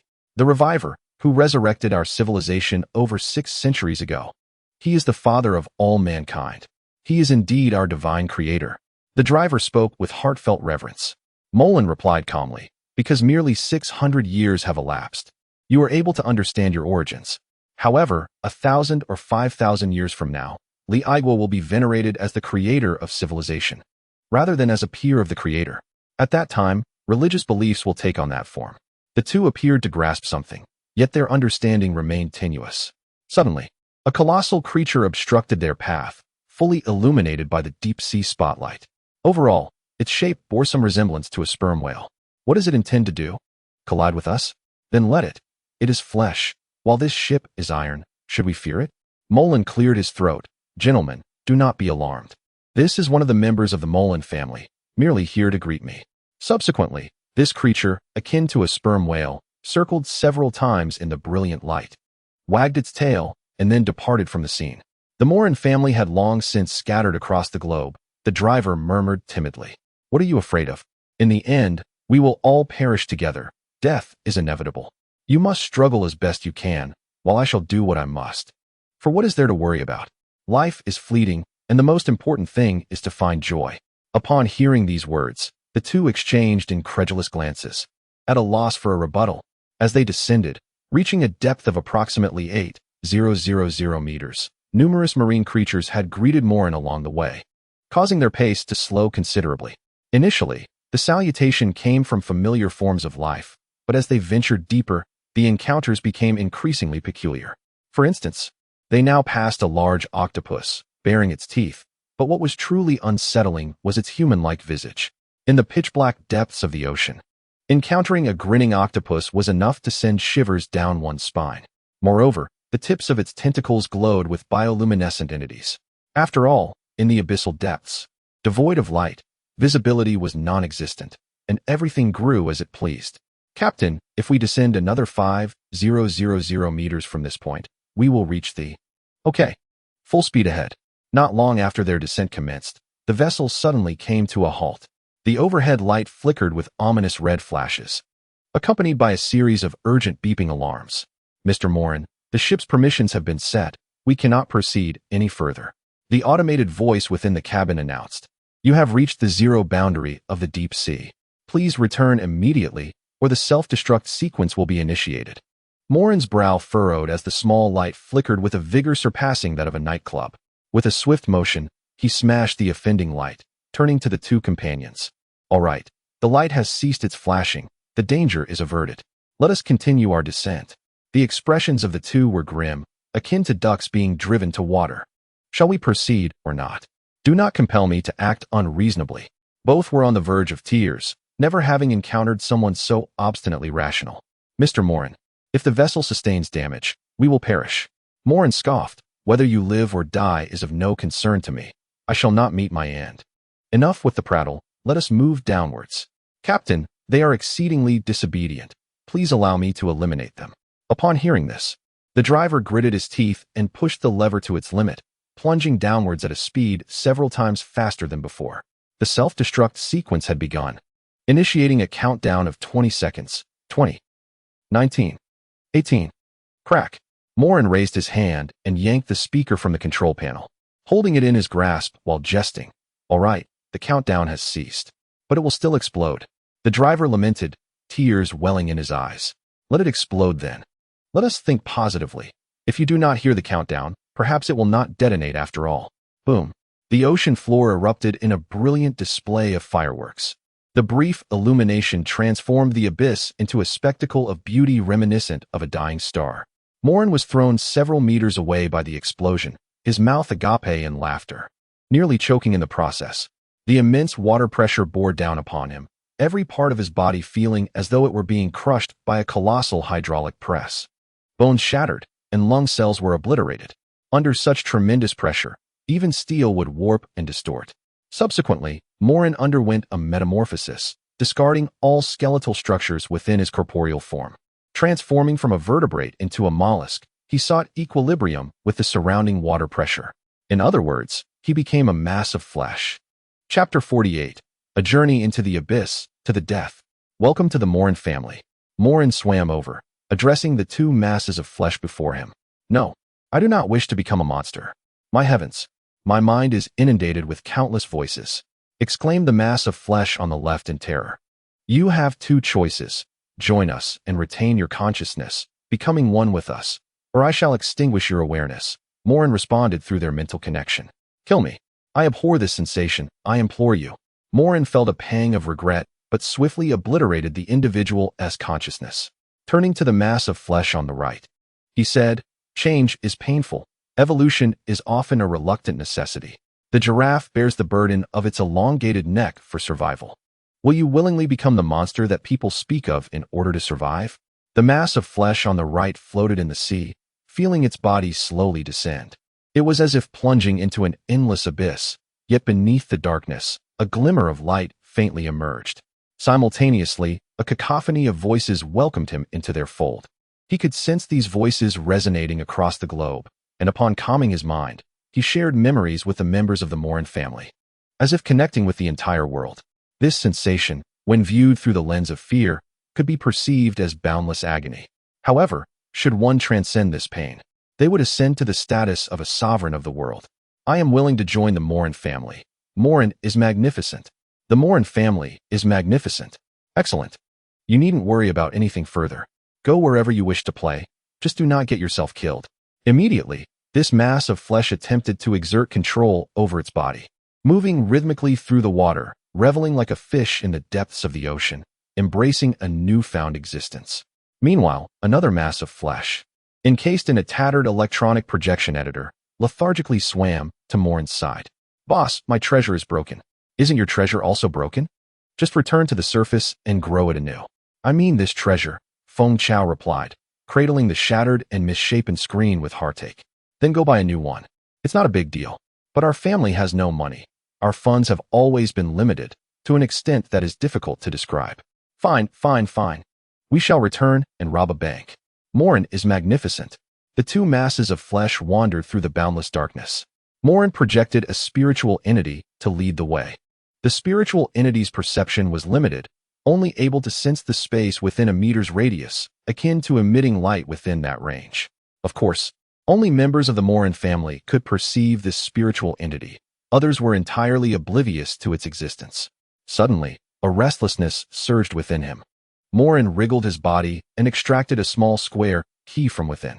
The dim blue light abruptly brightened, signifying that they were nearing their destination. After being reinserted back into his body, Moren surged forward at full speed. Along the way, a notification from the system chimed in. Ding! Dear Moren, I have delightful news to share. Yet another one of your little brothers has met a grim fate. Isn't the pressure just overwhelming? Hee. Moren could only sigh in regret. Initially, there were 18 members of his family, but not long after, only 16 remained. He knew that their demise was a consequence of his actions. How can you think that way? Your little brothers followed your commands until the very end, evading exposure to humanity. They hid in the dense forests, drinking dew when thirsty and consuming grasshoppers when hungry, living a wretched existence. Yet, humanity did not spare them. Do you know why? Moren inquired, puzzled. Why? Because the weak cannot survive. Look at you. Your life is quite splendid, having claimed a significant portion of a city graciously bestowed upon you. But your little brothers? They never took a life, so they became soft targets, disposed of like refuse. I understand now. You comprehend nothing. During this period, I have amassed 150,000 evolution points. There are too many mutation points that are of no use, so I converted them into 180,000 evolution points for you. I have retained 103 special mutation points for future use when you possess the capability to create biochemical monsters. Now, I must disrupt your genetic structure. Your initial evolution path was erroneous, and I will reallocate it for you. Now, I'm busy and preparing to explore the deep sea for treasures. Treasure hunting?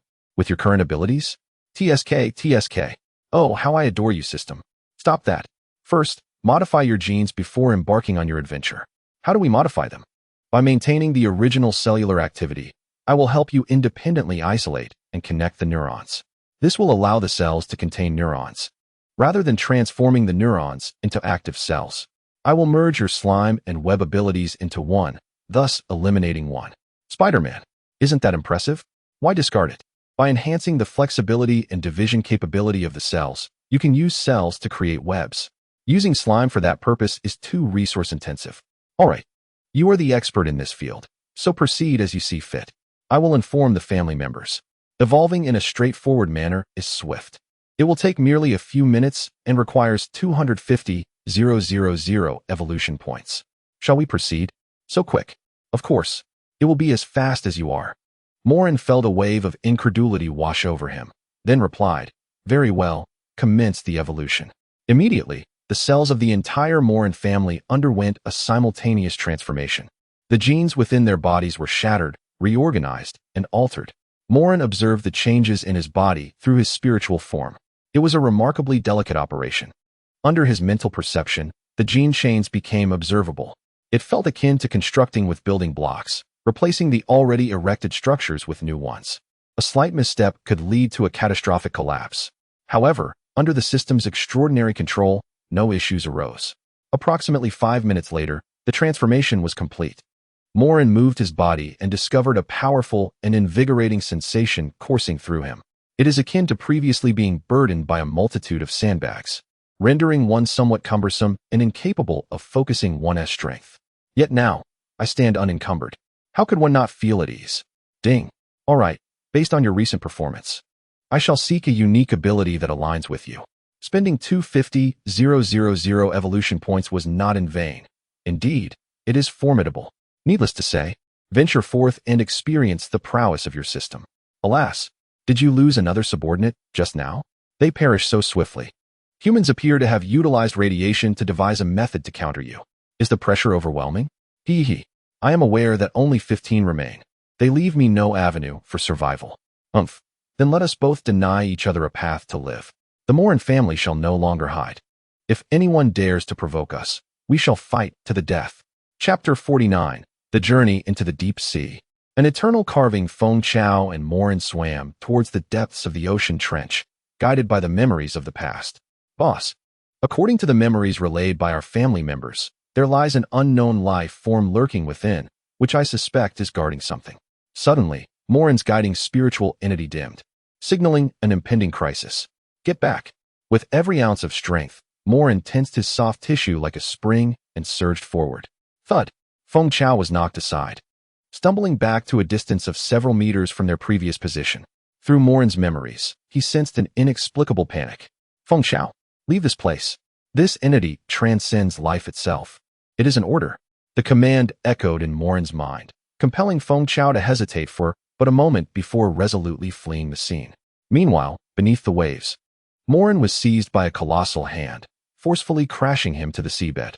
The speed was astonishing, even as his spiritual entity lingered hundreds of meters away from his physical form. Intruder, the chosen intruder, yet you do not belong here. The voice resonated in his mind. An eerie sensation that seemed to speak in a blend of languages, perhaps Raj language, perhaps Chinese, and even snippets of English he once remembered. It seemed to be a direct communion of the mind, transcending the constraints of language. The spiritual entity swiftly converged upon the location of his physical body, encircling the enormous hand. With a 1-meter radius of spiritual perception, he could barely piece together the form of this entity. Or perhaps, it possessed no form at all. Within this creature, Moren glimpsed the schoolyard bullying he endured in childhood, the minions of spiders, the flickering tongue of serpents, and even the haunting visage of a woman from horror films. Yet, none of these terrors compared to a singular smile, his father's smile, one he wished to forget, seen just before his demise. This being was a composite of all his fears, capable of intruding into his mind. You cannot die. I cannot kill. The key must unlock the shackles. The voice continued to resonate in Moren's consciousness. Immediately, the surrounding space shifted, and Moren, along with his spiritual entity, found themselves at the entrance of an abyss on the ocean floor. Remove the items within and conclude my solitary vigil. Moren gradually regained his composure, understanding the situation, and controlled his body to glide towards the luminous entrance. He passed through a layer of water film. Suddenly, a thud echoed as a lump of flesh fell to the ground. The lump quickly wriggled, transforming into a small creature over 50 centimeters tall. Astonishingly, there was breathable air beneath the sea. Following this, he traversed a narrow stone corridor leading into the temple. The architectural style was peculiar, featuring stone columns and walls, reminiscent of a tomb. The stone walls were adorned with carvings akin to ancient Egyptian motifs. Moren, intrigued, recognized the materials. The pitch-black stones were identical to those he had encountered in the cave days prior. Gazing around, he noticed 3 luminous cubes positioned in the corners. However, one corner near the entrance was missing a glowing cube. Strangely, there was also a missing black stone tile.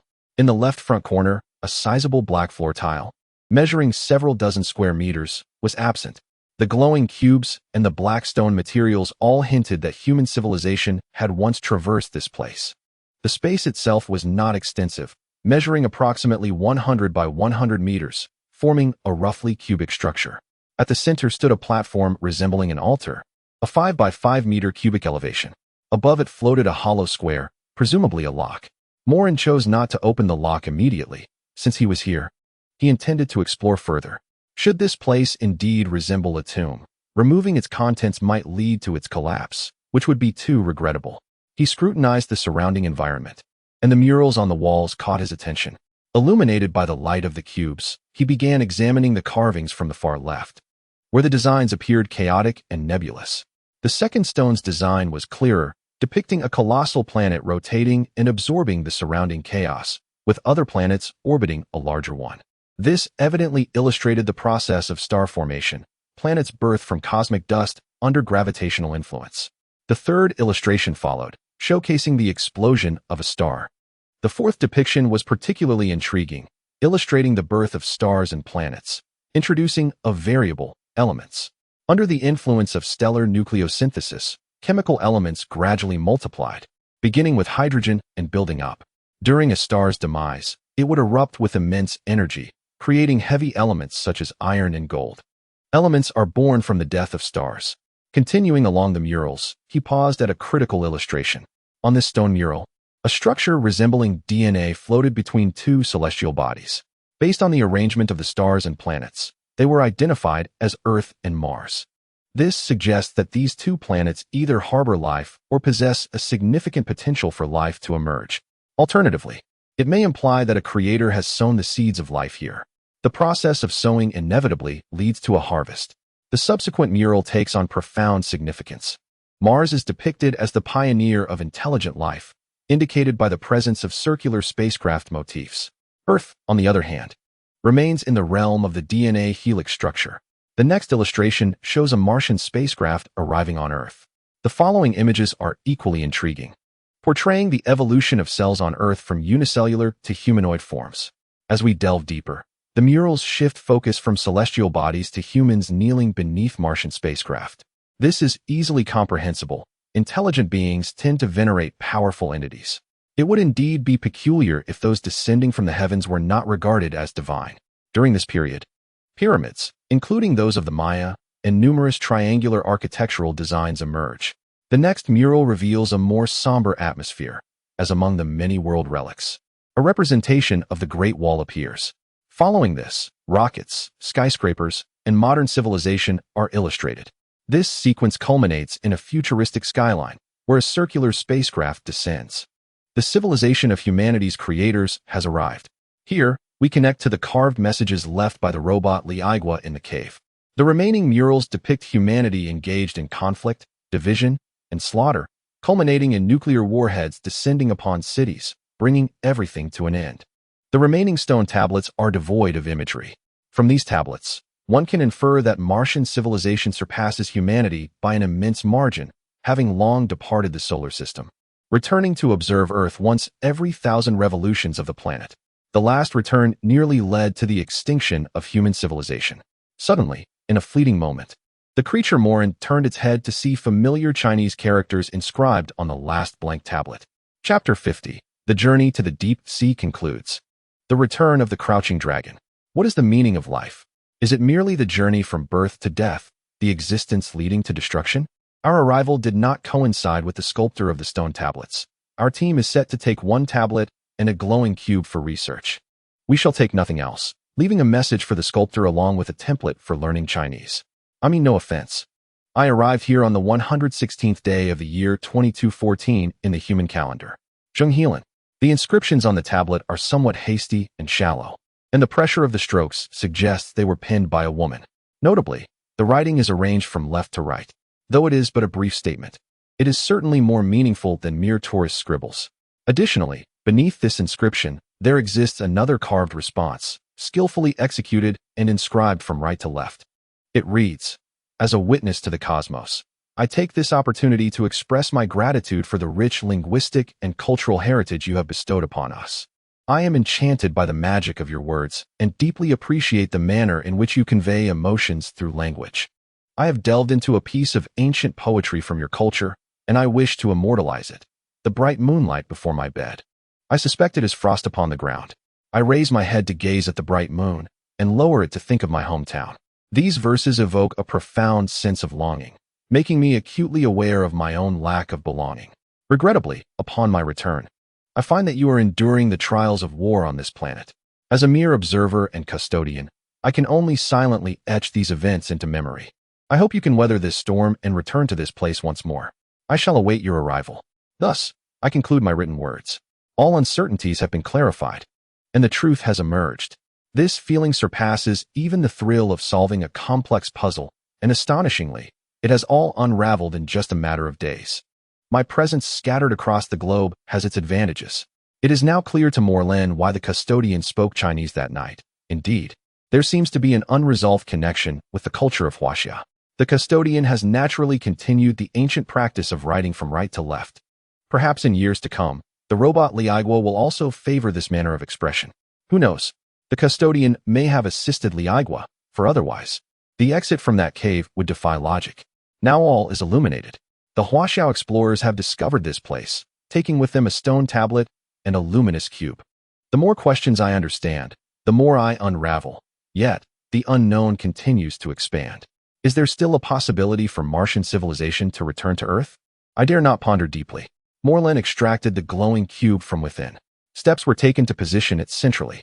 After preparing, the cube was merged into a larger cubic structure, the two becoming one. Crack, crack. The key and the shackles shattered, disintegrating into fine powder. The altar, situated at the center, began to descend slowly, and a small mass of black liquid gradually floated forth. Ding! Moren, my dear, I adore you. How on earth did you find this? This is the origin of life's genetic material. Goodness gracious. Incredible, incredible.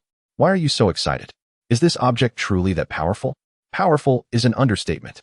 Between you and me, this thing is far more significant than our combined worth. Hurry and absorb it. Will absorbing this enhance my abilities twofold? You fool. Haven't you ever read a cultivation novel? This substance is akin to a complete refining of your bones and an elevation of your potential. My word. So this is equivalent to a foundational elixir. You think so little. This is not just any foundational elixir. It is at least equivalent to the essence of Pangu. Now do you understand? Hurry and absorb it. With that, Moren raised a hand, instantly bursting forth to grasp the floating black liquid. In an instant, the liquid dissolved into Moren's hand. Remarkably, there was no sensation at all, akin to grasping a handful of water. Haha, splendid. The genetic locks within your cells have been permanently unsealed. Now, you can create anything you desire. System, could you exhibit a modicum of restraint? Restraint? Spare me. Do you comprehend what it means to unlock genetic locks?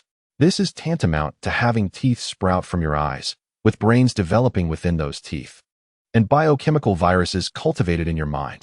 You have transcended the confines of biological locks. I envisioned having you establish a laboratory in the future to gradually explore these phenomena. For now, you essentially embody a laboratory. Moren gave a thumbs up. Brilliant. Your illustrative prowess is perpetually so straightforward and blunt. Come on, today is a joyous occasion. I shall join you. Huh, don't mess with me. I can envision it now. All right, I'm off to binge watch. Summon me if needed. Subsequently, after surveying the surroundings and finding no significant items, Moren traversed the water curtain and returned to the ocean. Contrary to expectations, it had not collapsed. Rather, the peculiar creatures that had long guarded this space seemed to have vanished. Upon returning to the deep sea, Moren transformed into a jubilant soft-bodied fish, swimming and frolicking. Suddenly, a voice resonated in his mind. Boss, I'm so relieved you're unharmed. I have always turned misfortune into fortune. Let us depart, for all here has concluded. Yet everything is merely beginning. Let us return to Tata City. A month of peace had already elapsed half of its duration. In the third-tier urban area, as the old door creaked open, a waft of smoke rushed forth. Boss, you have finally returned. I have awaited your return with great longing. Wulong carelessly flicked away a cigarette, and stepped forward to receive the large bag of local specialties that Moren was carrying. These are gifts from our brethren of the deep sea, he explained, filled with delicacies such as caviar and the eyes of lanternfish. Wulong, was I not clear in instructing you to remain in prison? Why did you escape? I still require you as a catalyst for my next scheme. Moren removed his sunglasses, furrowing his brow as he regarded Wulong. They released me a few days ago, claiming I consumed too much food. What a bunch of stingy fools. Wulong pouted. Moren sighed. You, once again, fell for their trickery. Those scoundrels merely assigned you a prison break moniker as an excuse to trouble us. Are they truly that unscrupulous? By heavens! Should they dare to act thus, I shall eliminate them. Their moral integrity is of no concern to us, since they have freed you. It is now our turn to be unscrupulous. Feng Chu's eyes sparkled with excitement. Boss, what are your next plans? Moren chuckled. Isn't this what you have been anticipating? This time, it aligns with your thoughts, yet it is far too mundane for us to take action ourselves. I wish for the city's inhabitants to take the initiative. Chapter 51. The allure of Wulong. In a high-level meeting in Tata City, the newly appointed mayor, Shimi Air, occupied the prominent position. 3 days prior, his mission to Mars had concluded, and upon his return, he immediately ascended to the pinnacle of power in Tata City. At the conference table sat 4 women and 6 men, comprising 10 senior council members, including the daughter of Samir, who is present here in her capacity as Samir's secretary. This place represents the pinnacle of power in Tata City. Furthermore, alongside Samir sits a member of the Human Federation, who has brought a gift. With a mere touch of his finger, the recording device on the table springs to life, emitting a voice. How embarrassing. Even in this future world. We're still talking about 8,000 meters? The Jiaolong can dive deeper than this contraption. Mr. Moren, when you mention the future world, are you from the past? Boss, he knows too much. Should we eliminate him? No need to concern ourselves. Revealing some insignificant information poses no threat to us, and may even cloud his judgment. The recording concludes. Samir clicks his tongue, and, clearing his throat, addresses the assembly. What say you? Is Moren indeed from the past? Perhaps he possesses knowledge of our human history. It's plausible that he is deliberately spinning a web of lies to incite our suspicion and deepen our wariness. I concur with this notion. Moren is inherently cunning, weaving 7 parts deceit with 3 parts truth. We must not be easily swayed. Let us return to the matter at hand. According to the data from the Federation, while the Moren family possesses remarkable regenerative capabilities, they are still merely monsters. Various radiation weapons have proven highly effective against them. Samir shook his head, addressing the group. This child must not be eradicated. We urgently require its assistance. In a few hundred years, our human civilization may entirely transform into a mechanical one, and our descendants will become beings of metal. The mayor need not belittle himself. We may not necessarily require the aid of monsters. Although experiments with primate gestation have yielded poor results, with most newborns failing to survive, perhaps through several generations of cultivation, we might discover a genetic structure suitable for humanity. Bang! A council member clad in a blue military uniform abruptly rose from his seat, slamming his mechanical fist onto the table. Commander, I propose we abandon our flesh and embrace mechanical transformation. What is so daunting about becoming a civilization of machines? The assembly fell silent. Only Samir spoke resolutely. We humans have risen from the ruins. Our mechanical father, Li Aigua, believes in us. If we completely forsake our bodies, how shall we confront our descendants? You, Tata City, truly embody the collision of technology and thought. Strive diligently. All of humanity awaits your success. After delivering these courteous words, a member of the Federation's law enforcement adjusted his black uniform. He stood up from his seat, only to awkwardly sit back down, drawing the attention of everyone present before clearing his throat. Ahem, information holds a price. I only accept cash. You understand my meaning. This is first-hand intelligence. To which Samir replied with a gentle smile, Ziera, take him to the Tata City Central Bank, and in my name, withdraw 30 million yuan in cash. At the entrance of the Tata City Central Bank, 3 young individuals stood. The person in the middle sat on a small stool, donning large black sunglasses. Seemingly unbothered by the heat of late June and early July, wrapped snugly in a long black trench coat. Holding a large sign inscribed with the words, practicing medicine for 40 years, ancestral mobile phone screen protector, stood a vibrant young girl, her purple ponytail dancing in the breeze. Clad in a short skirt that revealed her fair legs. Adorned with black-rimmed sunglasses, she nonchalantly held a cigarette, caught in the struggle of quitting. With an air of defiance, she crossed her arms, a hefty iron hammer slung over her shoulder, next to a concrete manhole cover. Having learned from past experiences, they dared not use a metal cover again. Beside her, another individual, donning gold-rimmed glasses, squatted in silence, feeling restless without the comfort of an electronic editing screen in hand. He wished to voice something, yet the words eluded him. Passers-by, navigating the entrance of the bank, cast wary glances at this trio, instinctively distancing themselves. As if shunning a plague, The peculiar attire of the three evoked memories of the notorious Moreland family, whose reputation for violence loomed large. Yet, no one could ascertain their identity. A peculiar trend had swept the city, with the youth emulating the Moreland family style. On the streets, many young people mirrored the appearance of the Moreland trio, silver-haired, dark-haired boys, and the purple-haired girl. Boss, look at these wannabes. They keep staring at us with those strange eyes and dare to imitate us.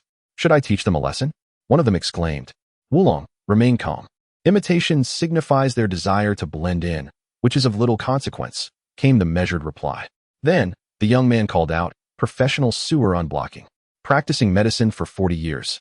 Cure's guaranteed. Hurry and come by, come look. And don't miss the girl performing the stone-breaking act. However, this proclamation yielded little effect. In this bustling metropolis, couples maintained a respectful distance of 5 meters while strolling. Unlike the chaotic and dirty corners where commotion attracted attention, they had been there since 8 a.m., lingering until 1 p.m. without a single sale. Boss, didn't you say you'd take me to rob a bank? I've planned the attack and escape routes meticulously. Feng Shu, robbing a bank doesn't necessarily require violence. We can incite others to do so, came the retort. Just then, a luxurious hovering vehicle halted at the intersection. As the door swung open, a young woman emerged, followed closely by a casually dressed man.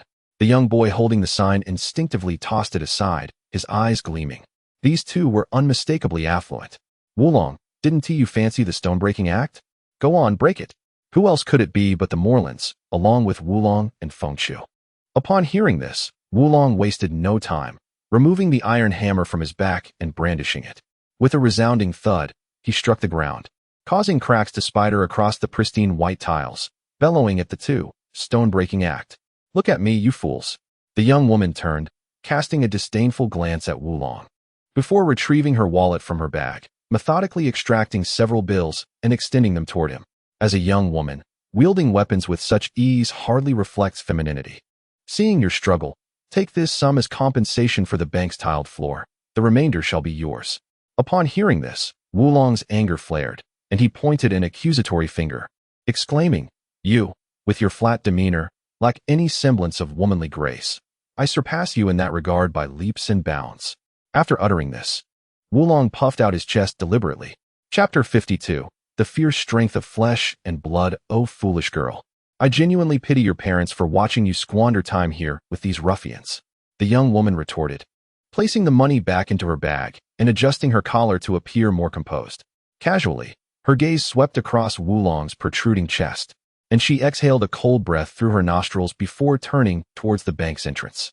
Wait for me, Sierra. Why stoop to the level of a street girl?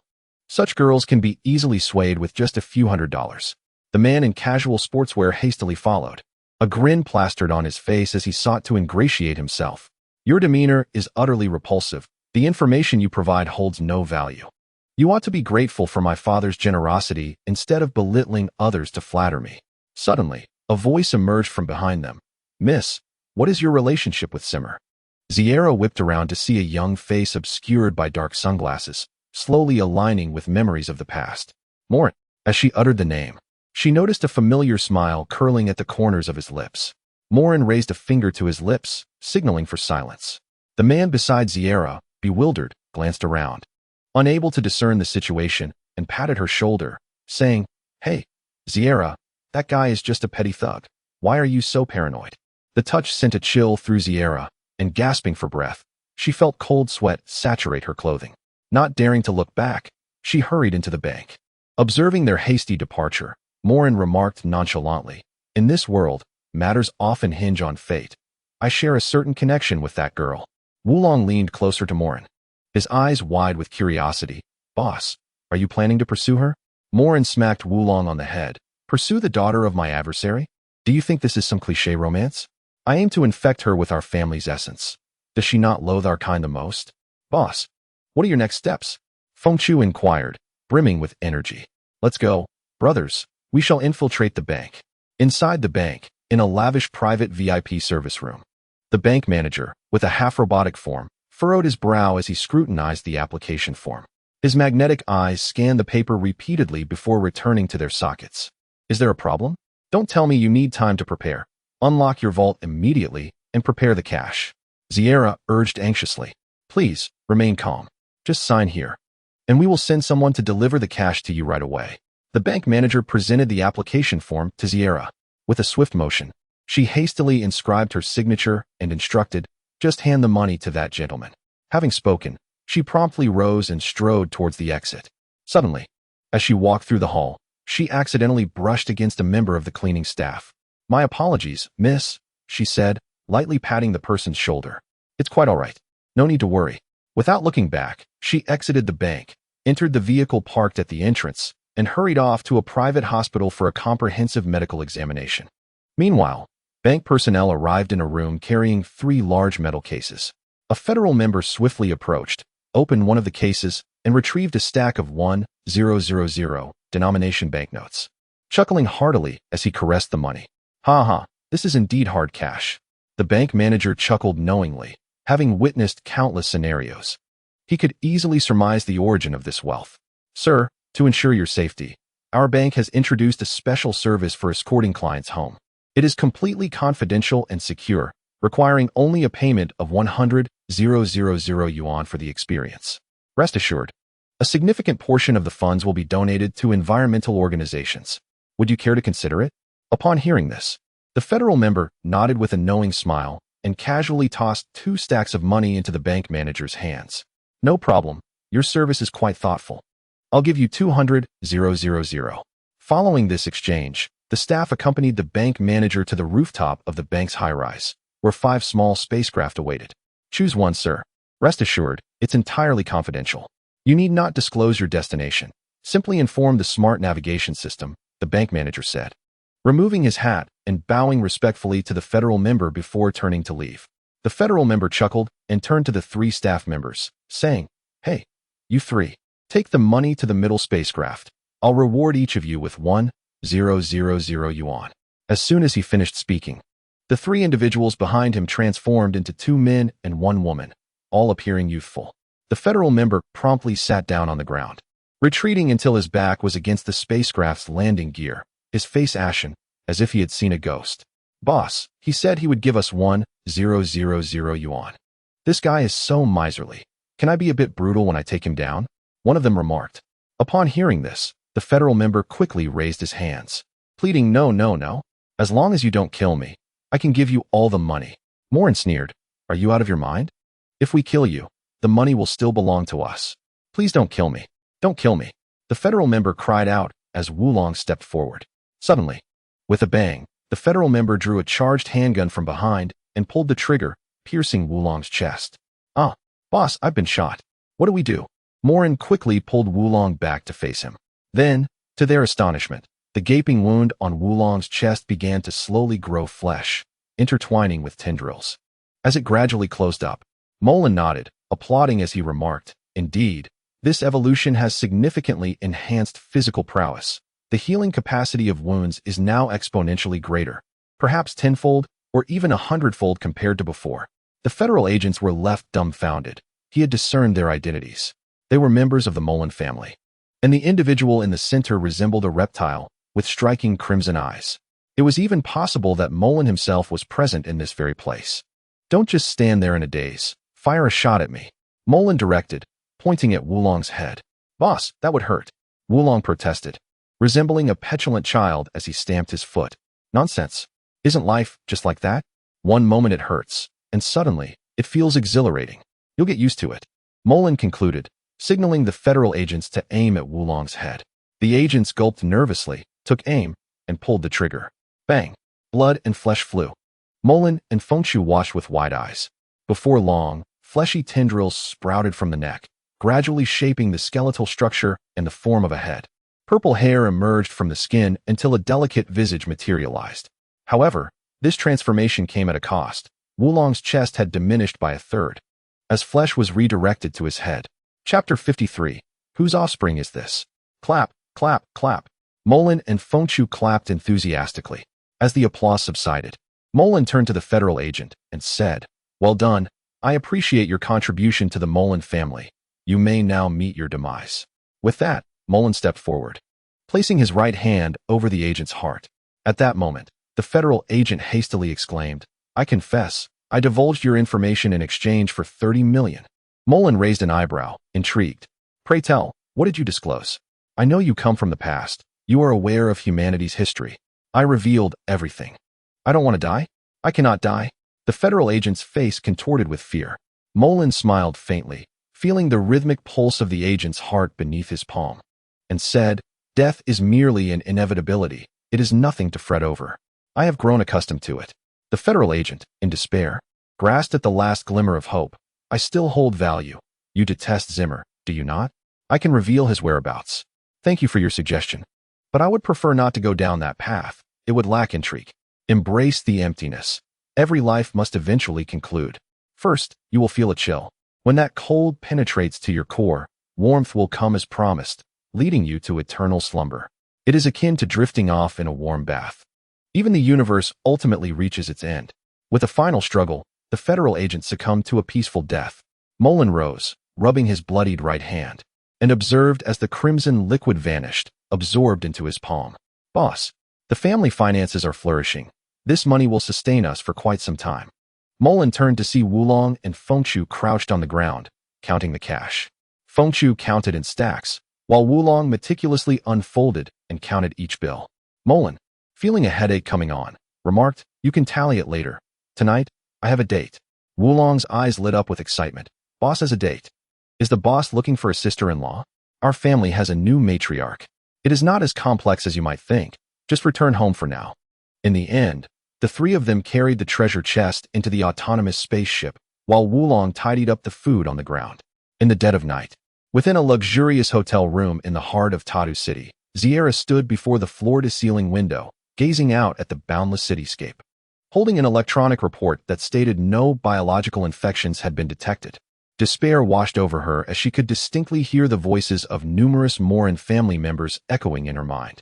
Consequently, no anomalies were found. Knock, knock, knock. With a pallid countenance, Sierra turned to face the door. A mass of shifting flesh slipped through the crack under the door. Get out, get out. How did you find me? Sierra screamed in hysteria. You're quite the jealous one, hiding in a hotel to seek solitude. What's wrong? Afraid to go home and face your father? The soft-bodied entity gradually coalesced into Moren. Moren surveyed the surroundings, casually tearing a piece of white cloth from the table to drape over himself for modesty, and looked at Sierra as he continued. I told you I had my eye on you. Naturally, I would find you. I am merely fulfilling my promise. Answer my question. How did you infect me? Sierra fixed her gaze on Moren, enunciating each word. I infected your driver through your clothing. When you returned from the hospital, your driver's cells infected you. After all, you didn't bring him to the hospital for a checkup. Moren shrugged. Then, Moren took a step toward Sierra. Stay back. Sierra stepped forward, grabbing a gun from the nearby sofa, the dark muzzle aimed at Moren. What followed was even more difficult for Sierra to accept. She watched helplessly as her hands, no longer obedient, slowly turned the gun toward her own temple. It is impolite to point a toy gun at someone. I have a few questions to ask, and once I'm done, I shall leave. Sierra swallowed hard as she looked at the gun's muzzle. What do you wish to know? To show my sincerity, I can first eliminate all the cells of Moren within you. With a wave of his hand, Moren eradicated all Moren cells in Sierra's body.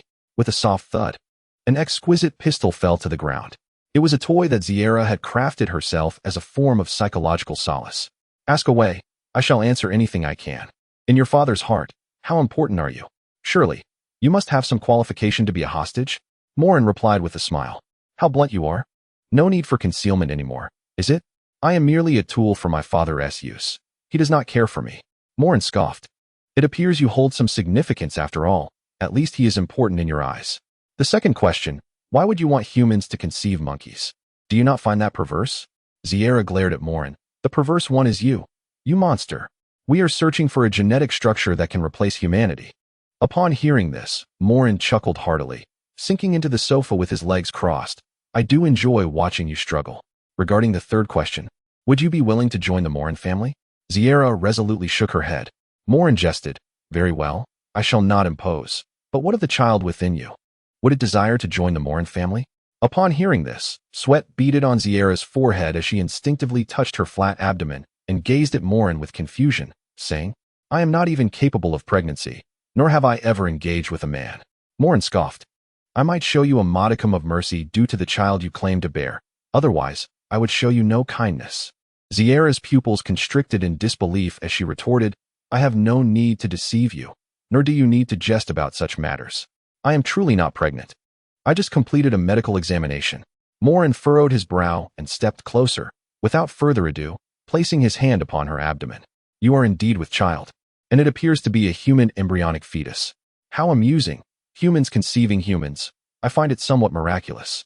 Moren withdrew his mental perception, noting that the child within Ziera appeared to be at least 3 weeks along, having developed a form resembling that of a fish embryo.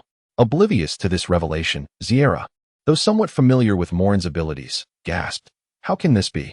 If you are not deceiving me, then I am pregnant, having just contracted your cells." Subsequently, Ziera regarded Moren with a look of disdain and suspicion. Moren, gritting his teeth, retorted, "What do you take me for?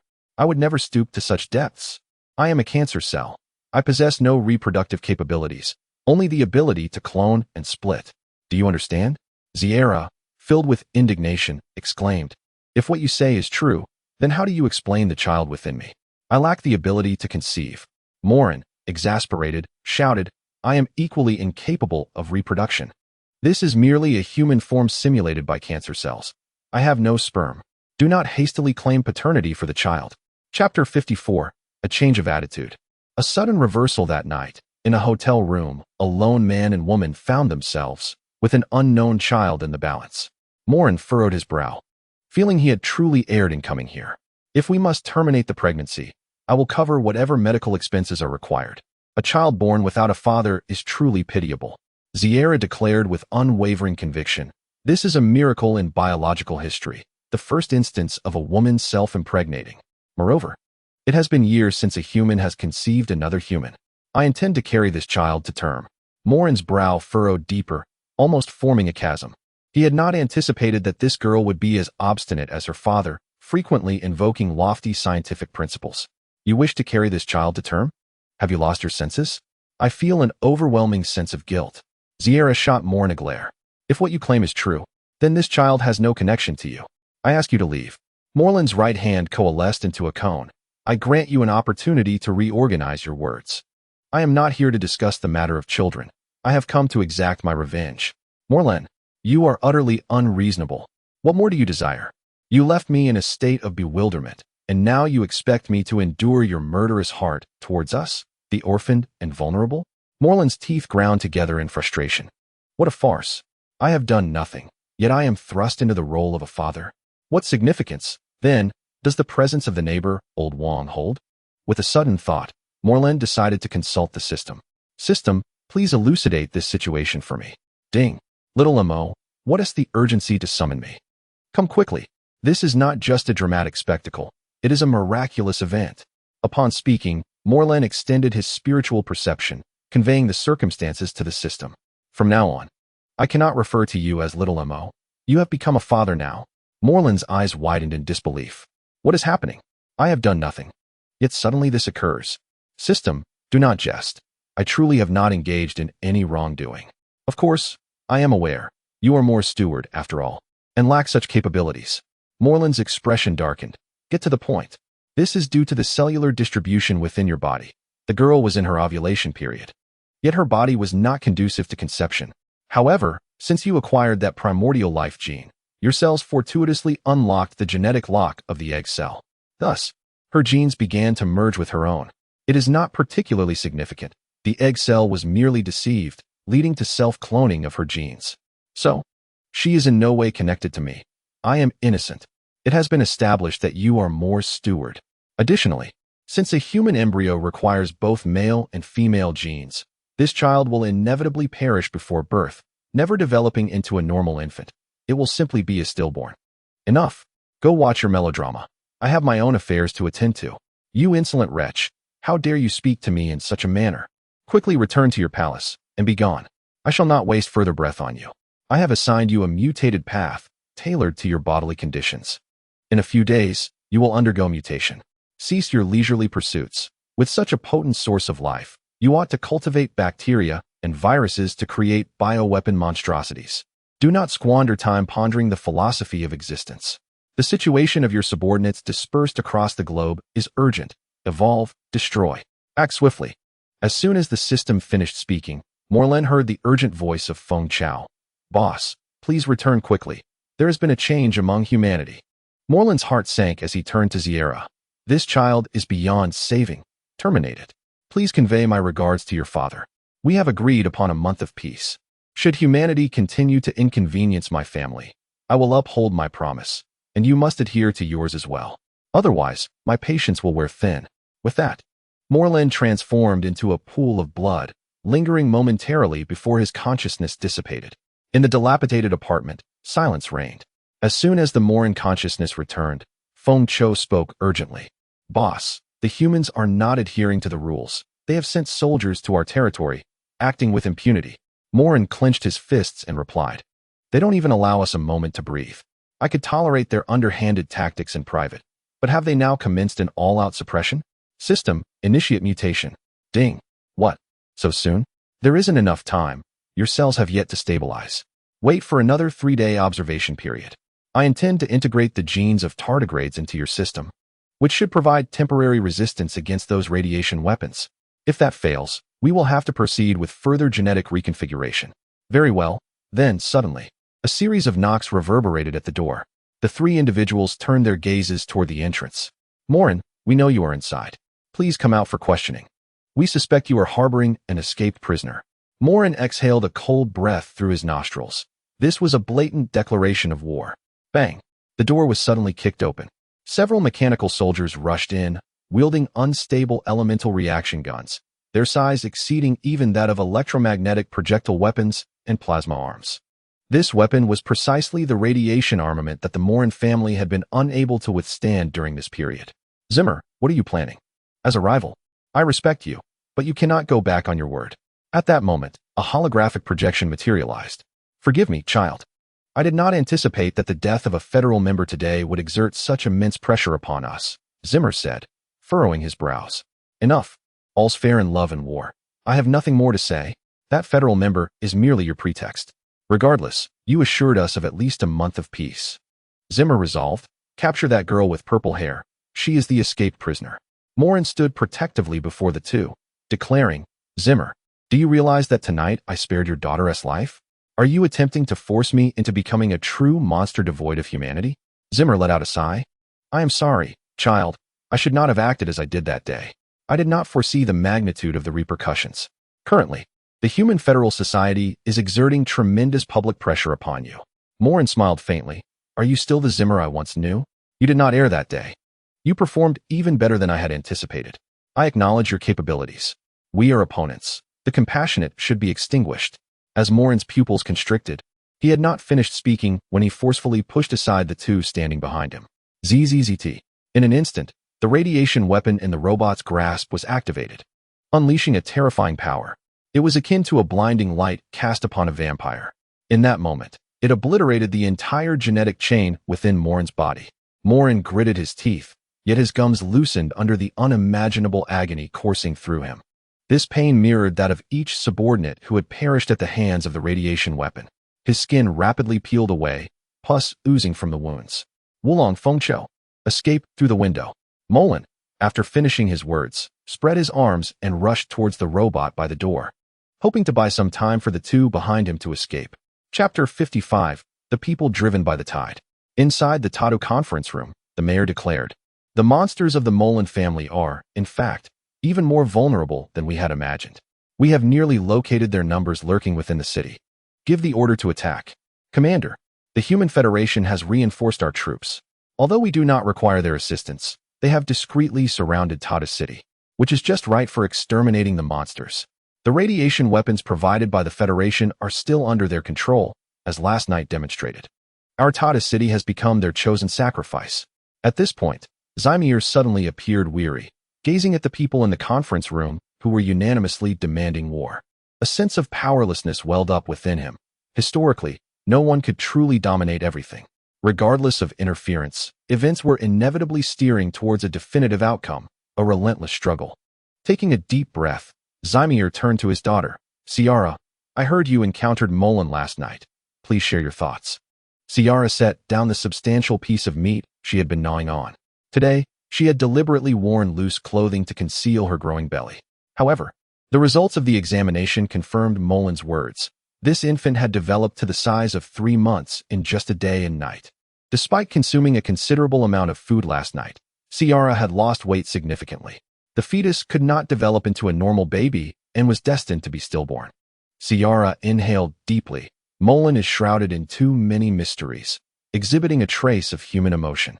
Unfortunately, it always seems to act stubbornly, or perhaps someone is compelling it to do so. I believe deep down, it has never truly yearned for slaughter. Bang! The glass panel on the table cracked under the impact.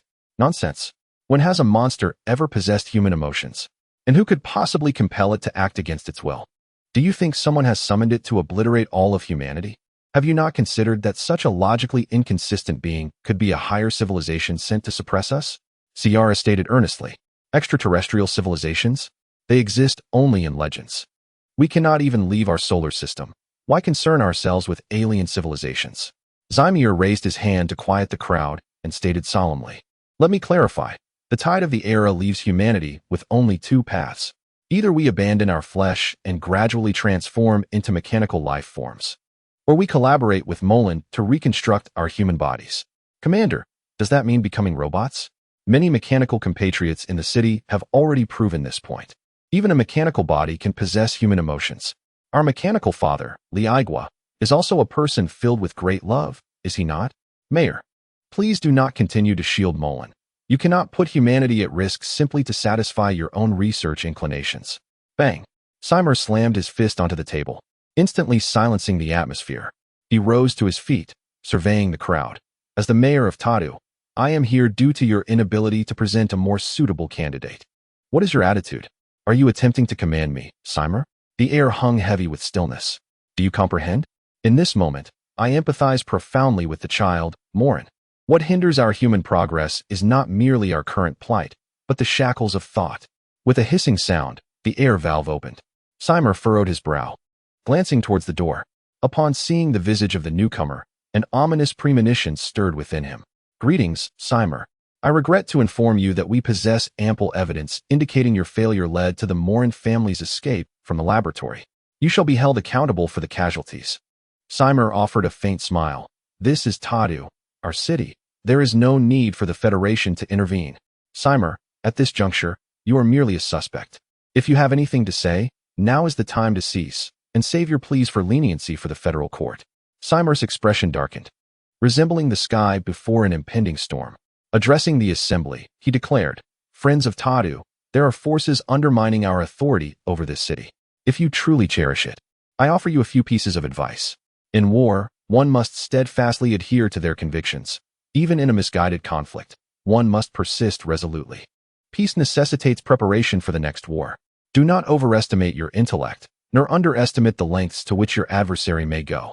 The federal enforcement officer, smirking coldly, interjected, Zymir, your words are excessive. Please accompany us with dignity, lest we be compelled to treat you as a fugitive and place handcuffs upon you. Allow me to offer another piece of counsel. Our greatest adversary is invariably humanity itself. And do not hastily elect a mayor to placate the citizens. Do not incite panic within the city. Father, the Federation is behaving this way. We must withdraw from it and disregard their laws. Silence. Follow my instructions. In a third-tier district of Tadu, a loudspeaker truck traversed the city, incessantly broadcasting. We have discovered a method for bodily purification. We implore the infected to step forward voluntarily. Beneath the path traversed by the truck, beneath the steel and concrete, within the network of sewers, fetid waters flowed, carrying decaying flesh, all of which had been stripped of their genetic integrity. Once perhaps citizens or members of the Moren family, they now merely drifted as putrid remnants in the sewers. In an open area of the sewer, 3 figures were engaged in a card game, seated upon chairs fashioned from a pile of cash. For 2s and a pair of kings. Ha ha ha, the boss has lost again. Damn, you truly are a genius at dismantling. Your reckless play manages to defeat me. A skilled hand can indeed turn a poor game into a victory. Boss, this city is under siege. A formidable radiation network has formed a wall along the coastline. What is our next course of action? The figure known as the boss raised a bottle of Little Bird vodka and, after taking several hearty swigs, proclaimed, "Gather all the infected. Now is the time for a desperate struggle. You too must find a way to escape and survive. I will not permit another vital family member to perish. Do you understand?" "Understood. Listen, Moren, I am not jesting. You are truly in a life-or-death crisis. A sonar device has been deployed in the sea, compelling your family members to converge. It seems they intend to utilize a radiation bomb. Your brother, who is hiding in the rainforest, has also been eliminated. This tactic is ruthless. They would rather annihilate all life in the rainforest than let you escape." Moren, clutching the unfinished scrap cards in his hand, fell into deep contemplation. Suddenly, a rat emerged from the sewer, urgently addressing Moren. "Boss, trouble is brewing. Another military force has arrived, and they are attacking the civilians. They are utterly inhumane, sparing not even the uninfected citizens." Moren exhaled a heated breath through his nostrils. At that moment, Feng Chao calmly suggested, "Boss, since we cannot overpower them, how about we join forces with the enemy?" A glint of illumination flashed in Moren's eyes. "Excellent idea. I shall incite a riot among the family members. We will conclude this chapter with a resounding defeat. You too must find a way to infiltrate the military, even if it means adopting a ruthless facade." Chapter 56. The Oath of Destruction, a bill in the city of Tadu, an area classified as a third-tier city. People were huddled together, resembling countless ants clustered around a multitude of candies as seen from above. In this vast metropolis, both the infected and the uninfected were gathered in one place. Amidst the crowd, an infected individual lifted his head, gazing into the somber sky, which remained unchanged. Yet, among the myriad of passing cruise ships, 3 figures stood on one of the vessels. "Long live Boss Moren!" The first shout rang out, followed swiftly by a chorus of voices. "Long live Boss Moren! Long live Boss Moren! Long live the Moren family!" Initially, it was but a faint cry, but soon it crescendoed into a cacophony that echoed throughout the city. A single spark can ignite a prairie fire. The resounding cheers reverberated from every corner of the metropolis. Moren stood at the bow of the ship, feeling the warm breeze that swept through before the summer storm. "Boss, are you certain about this course of action?" Feng Chao fiddled with the newly purchased electronic map editor, having chosen the finest and most expensive model. Moren smiled faintly, closing his eyes to savor the fleeting tranquility and serenity. "Let the curtain fall on our family's farewell ceremony. Let it commence." Then, Wulong joyfully tossed several stacks of scattered bills into the air. Before the downpour began, a rain of currency descended instead.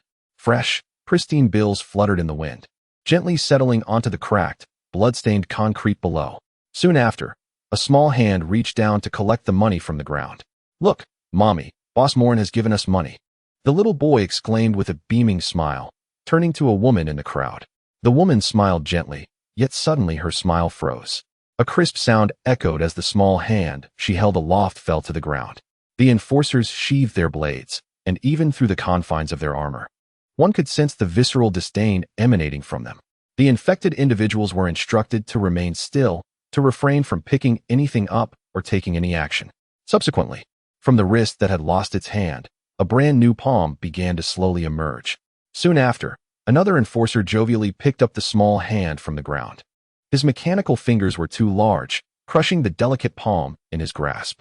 Then, between his mechanical index and ring fingers, a small bill was pinched, which he shook to rid of the blood and flesh.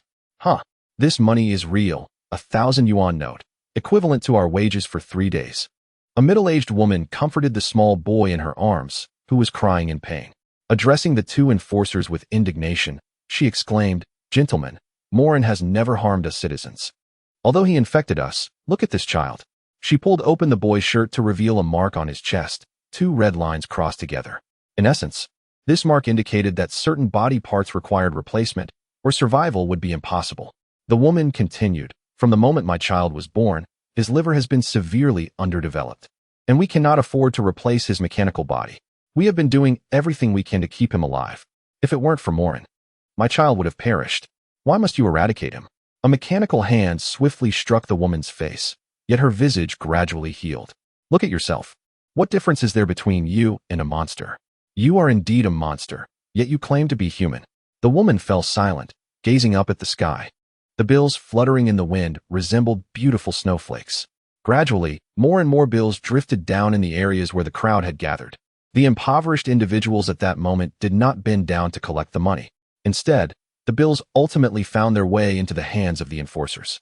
As time passed and the crowd shifted, the bills in the sky did not fall all at once. Rather, they floated down slowly. One bill descended to the front of the crowd, where there stood a massive metal detector connected to an unknown destination, with nothing but air behind it. It seemed that once one entered for inspection, they would never emerge again. The inspector standing outside the metal frame, eyeing the fluttering bills, reached out to grab one and tucked it into his toolbox. If not for his job, he would have surely wanted to collect a handful of money. Next, shortly thereafter, the small boy accompanied his mother to this place. Are both of you severely infected citizens? The woman nodded. Such honesty, then no inspection is needed. Please proceed to queue up here. Follow the staff's instructions to complete the cancer cell removal process, and you shall return to your normal lives. The young boy gazed at the metallic detection gate, furrowing his brow as he spoke. But uncle, the friends of the Moren family have informed me in my mind that you are deceiving me. Without these cells, I shall perish. Two individuals were summoned to escort them away, wasting precious time with their idle chatter. Subsequently, two intelligent automatons arrived, one cradling the boy while the other grasped a woman's arm, leading them toward a designated room. Next in line was a robust man who remained silent until he reached the forefront of the crowd, seemingly awaiting this very moment. With a thunderous roar, he raised his fist and struck at the head of the law enforcement officer. Accompanying the officers were two robots that simultaneously deployed their radiation weaponry. The man's body began to disintegrate slowly under the intense radiance, collapsing heavily onto the ground as if devoid of strength. Truly, one who invites trouble shall reap the consequences. Bring someone to drag his body away, issued the command. A transport robot soon appeared, extending its mechanical arm to lift the man's body as one would a lifeless dog. It dragged him to a heap of corpses some 100 meters away, unceremoniously tossing him onto the pile. In those final moments of impending death, the man gazed up at the boundless, somber sky. A banknote fluttered down gently until it adhered to his face. He smiled faintly before succumbing to death. Before long, a law enforcement officer arrived, having already set his sights on the drifting banknote. With metal-clad feet, he stepped upon the pile of bodies, snatching the note from the deceased's face and waving it in the air. Look here, brother, I found another one. Your reflexes are astonishing. I clearly spotted it first. Oh, look over there. He pointed toward a secluded part of the crowd, where three officers were kicking an elderly man. The two officers approached, chatting casually as they reached the scene. You old fool, have you any idea what you're worth? The one who kicked the hardest shouted. Be careful, brother. These creatures possess considerable strength.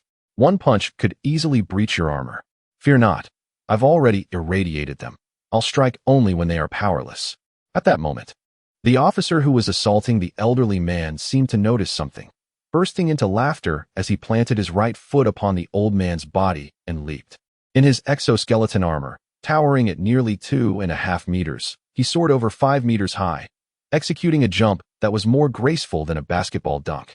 Snatching the bill that danced in midair, quick hands claimed the prize. If Moren is contemplating bribery with money, it shall be in vain.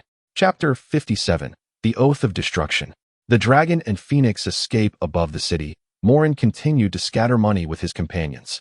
At that moment, a military cruiser intercepted their path. Suspect Moren, please cease your actions. You are hijacking a vessel belonging to federal law enforcement. Spare me your nonsense. This territory is mine, and you are the intruders. You know full well what you are doing to my people, Moren declared, tossing a handful of banknotes downward. We are merely enforcing the law, providing complimentary health checks to all citizens, and have not offended you. These citizens are, after all, members of our humanity, are they not? The spaceship responded through its electronic loudspeaker. Moren snorted disdainfully and kicked the pile of money at the bow of the ship overboard. Looking ahead, he laughed and declared, What crime have I committed? I have an abundance of wealth with nowhere to spend it. I shall reiterate. You have unlawfully hijacked a federal spacecraft. You are illegally concealing fugitives. Moren snapped his fingers, and the spaceship's hatch opened. The pilot waved his arms and proclaimed, I willingly betray the Human Federation to join the Moren family. Did you not hear? Leave at once. He is a member of my Moren family. Humph. How absurd. Make your final struggle. The era of your family has passed, and you no longer even exist in this time. With a harsh statement, the opposing party departed in a swift spin. Through a mental link, Moren addressed the two. Have you covered every banknote with your cells? All done, boss, responded Wulong and Fengchu simultaneously via the mental connection. Excellent. Survival is paramount, and this time, to stay alive, we must wager everything. Moren gazed down at the city, feeling the dwindling number of citizens. Whether you two can survive hinges on whether these banknotes can serve their monetary purpose. In the dead of night, amidst a torrential downpour, the rain finally arrived as expected. Alone, Moren stood in the night rain. System, initiate mutation. Beep. Moren, are you certain you wish to undergo physical mutation now? There is a significant risk of uncontrollable factors. Think carefully. Time is of the essence.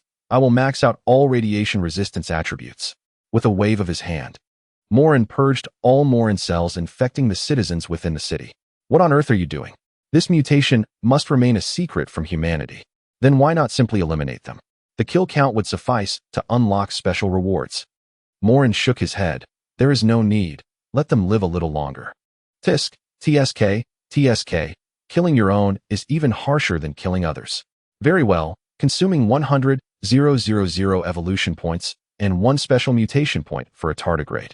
We will not add any extra genes, as your evolution points are scant. Agreed.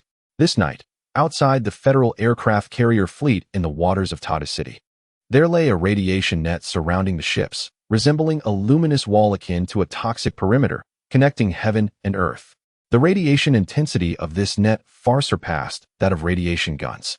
This time, the Human Federation was truly investing heavily, no longer caring about radiation contamination. During the day, these federal law enforcement officers conducted their duties in the city.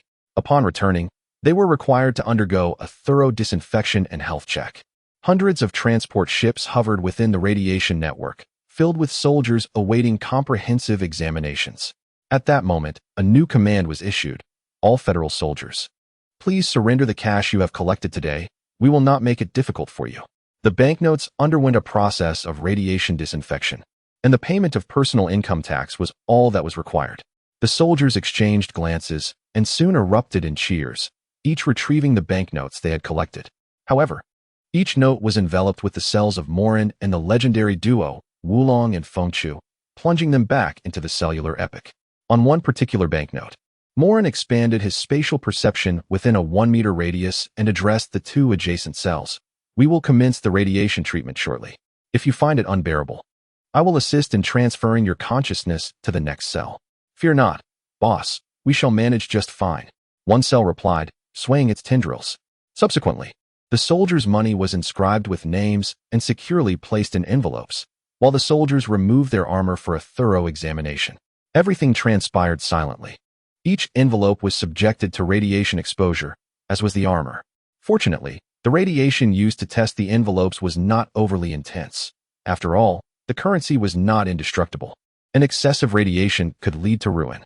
Within the irradiated envelopes, Moren repeatedly utilized his spiritual entity, alongside the consciousness of Wulong and Fengchu, undergoing countless cycles of death and transference. Once all disinfection and body checks were satisfactorily completed, a high-intensity radiation network finally opened a breach, allowing all members aboard the aerial transport vessel to return to the fleet of warships. In the dead of night, as a torrential downpour enveloped the outside world, within one of the soldiers' dormitories aboard the warship, what was once a cozy space for 4 now accommodated 13. Play the cards. Let us go, let us go. These cards are dreadful. Your poor hands are a blessing. Hand over the cash. Soon, banknotes began to circulate like a game of sleight of hand among the players. Suddenly, a drop of blood fell onto the playing cards, staining the spades crimson. Hey, brother, are you feeling unwell? A friend across the table remarked, frowning as he instinctively withdrew the pressed banknotes. The individual with the nosebleed gripped his cards tightly, his hands trembling incessantly. Cold sweat beaded on his forehead, his eyes reddened, and his facial flesh contorted grotesquely, as if countless insects were writhing beneath his skin. I feel so unwell. Ugh, ugh. In an instant, the man with the nosebleed expelled a torrent of blood, splattering it across the face of his card-playing companion. A heavy silence fell, as quiet as a graveyard, leaving the others in stunned disbelief. Oh no, we've been infected. We must spread the word, murmured the man with the blood-stained face, his voice laced with panic. He raised his hand swiftly towards the intercom on his chest, but with a crack, an arm was severed. A hand clamped over his mouth, and in an instant, the jagged arm pierced through his chest. But the ordeal was far from over. The blood-spitting man tilted his head back, and from within him erupted a dozen tendrils, each precisely penetrating the foreheads of the remaining participants. The demise of several individuals heralded the rebirth of 3 monsters. Emerging from the gore, these 3 transformed into the forms of youthful men. A girl with violet hair, dissatisfied with her lack of flesh, absorbed some of the meat from the ground, piling it up like a mountain. Here, we had already breached the blockade of Tata City. You can simply swim along the sea, while I must return once more. Boss, why aren't you coming with us? An odd sensation washed over me. I had eradicated all the cells within the citizens. Yet, I could still sense one citizen, seemingly connected to our family. This was a feeling I had never experienced before, compelling me to return and investigate. Chapter 58. The Oath of Destruction. The rain continued to pour, transforming into a light drizzle, seemingly on the verge of ceasing. Today, an extraordinary event unfolded in the southeastern corner of Tata City, bizarre enough to astonish everyone. All the cancerous Moren cells within the infected citizens had vanished. However, this did not hinder the Human Federation from conducting thorough examinations of the citizens here. Additionally, the inexplicable loss of 13 soldiers yesterday had left the Federation simmering with frustration, undoubtedly seeking an outlet for their anger. Within a gathering place, everything unfolded as usual. A woman in her mid-20s stood anxiously in the crowd, flanked by armored soldiers who had dragged her from her home. This third-rate urban area had imposed a curfew, severed communications, and initiated quarantine inspections. Citizens were being taken out in batches for concentrated health examinations. This marked the 4th group. While a few were fortunate enough to return, the majority never came back once taken away. The thought of this made the woman bite her lip, her heart swelling with unease. Just yesterday, she could still hear countless reassuring words from the Moren family echoing in her mind, occasionally accompanied by some crude jokes. Alas, today, the Moren family had departed from everyone, which led to many elderly and infirm passing away the previous night. Taking a deep breath, she attempted to steady her mind. Yet, gazing at the densely packed crowd ahead, a wave of sorrow washed over her. At that moment, her husband gently placed his hand on her belly, leaning close and whispering, "My dear, I can feel our child growing. I've heard the government offers assistance to pregnant women." The woman smiled faintly and replied, "I have researched extensively, and it has been 50 years since humanity last succeeded in conceiving and delivering a living child. If this child survives, we shall name him Hope." The man bent down, placing his ear against her belly, chuckling. "In just a few weeks, he has grown so large. No wonder you've been consuming so much food. Did women always grow this quickly during pregnancy?" The woman playfully tapped his head. "I've never been pregnant before. I wouldn't know. Don't frighten the child." At that moment, a voice chimed in beside them. "The child's mother is here. I presume the father is you?" Turning around, they found a tall boy wearing large black sunglasses had somehow queued up behind them. The woman furrowed her brow. "Who are you?" "Never mind who I am. Tell me, can this man rise to the occasion?" "You and this woman, have you ever shared a passionate encounter? Did you wear a helmet while engaging in such activities?" The man stood in stunned silence, straightening his posture and gently pulling the woman behind him, gazing at the young man sporting sunglasses. Memories of his complete immersion in the battlefield surged in his mind. "Moren, the boss?" Moren removed his sunglasses, shot a knowing glance, and adjusted them back in place, saying, "It's good that you recognize me. Let me clarify. Have you and this woman first engaged in such acts, then in others, and so forth?" The man's face flushed as he nodded. Moren clapped his hands together. "That's the spirit. Now this truly has nothing to do with me. Sister-in-law, come here. After all, I am somewhat of an uncle to this child." The woman hesitated momentarily before waddling towards Moren, her considerable belly leading the way. Upon seeing her, Moren gasped, "Goodness gracious. She seems ready to give birth." Subsequently, he employed his spatial perception abilities to discern the presence of a fully developed infant within her womb, and notably, a male child. Adjusting his sunglasses, Moren exclaimed, "Congratulations, you are having a boy, and he appears to be quite healthy." He then mentally reached out to the system, inquiring, "Dear system, come and see. I have a nephew now." Ding. "Moren, will you really have a nephew? Oh, what a large belly. Just like the last time. It is still somewhat related to your cells. When you infected her, she fortuitously had a fertilized egg within her, coupled with the source of life gene lock effect. It inadvertently facilitated the self-repair of the genetic defects in the fertilized egg, leading to its division and development. So, does that mean I possess a remarkable capability in treating infertility? You fool, what a jest. Even if you were to open a hospital, it would have to be an abortion clinic. You merely utilize their genes to acquire a pre-existing entity. First-time creation of a biochemical anomaly. Reward incoming. Let us set the rewards aside for now. What do you mean by biochemical anomaly? This is a perfectly healthy child. Your comprehension appears flawed. By utilizing two incompatible genes to create a coherent gene, it is indeed a biochemical anomaly. It can only be said that it fortuitously resulted in a human being. But why can I sense the presence of this child? It is said you created him, so naturally, you can perceive him. I have matters to attend to. Enjoy your show, farewell. The couple stood by, observing as Moren remained lost in thought. Suddenly, the woman felt a sharp pain in her abdomen. Ding! I forgot to mention, your arrival has particularly excited this little anomaly. Furthermore, this woman's pelvis cannot open. She is unable to give birth naturally. A cesarean section is advised. You carry on, and request your reward when convenient. Moren found himself at a loss. Glancing at the woman, who was now doubled over in pain on the ground, it seemed her amniotic fluid had possibly broken. The commotion caught the attention of the surrounding crowd, including patrolling soldiers. What are you doing? Young man, you are not permitted to conceal your face. Remove those sunglasses. The patrolling soldier, keenly observant, paid no mind to the woman writhing in agony on the ground, but rather focused on whether others were wearing sunglasses. He stepped forward, raising his mechanical arm, poised to remove Moren's sunglasses. Snap! The mechanical hand of the patrol unit, extending outward, was abruptly severed by an indescribable force, hanging limply like a twisted piece of dough. The pain surged through him, prompting expletives. He was flesh covered in iron, yet now the iron pressed painfully against his flesh. The right hand within the armor was rendered utterly useless. Kid, something's amiss. I can tell at a glance that you are not human. The patrol soldier shrieked in agony. This outcry drew the attention of more patrol soldiers, armed with radiation guns and shock batons, who quickly converged on the scene. Upon arrival, they beheld a soldier clad in black armor, emblazoned with the insignia of the Human Federation upon his shoulder. Yet, there was no aura of intimidation emanating from him. Lying on the ground, his right arm contorted grotesquely, he pointed forward and declared, "This kid is most likely a member of the Moren family. Shoot this rabble." In an instant, 2 radiation guns, 3 electromagnetic rifles, and a crackling high-voltage baton were all aimed at Moren. In that moment, Moren removed his sunglasses, fixating his slit-like pupils on the 7 individuals before him.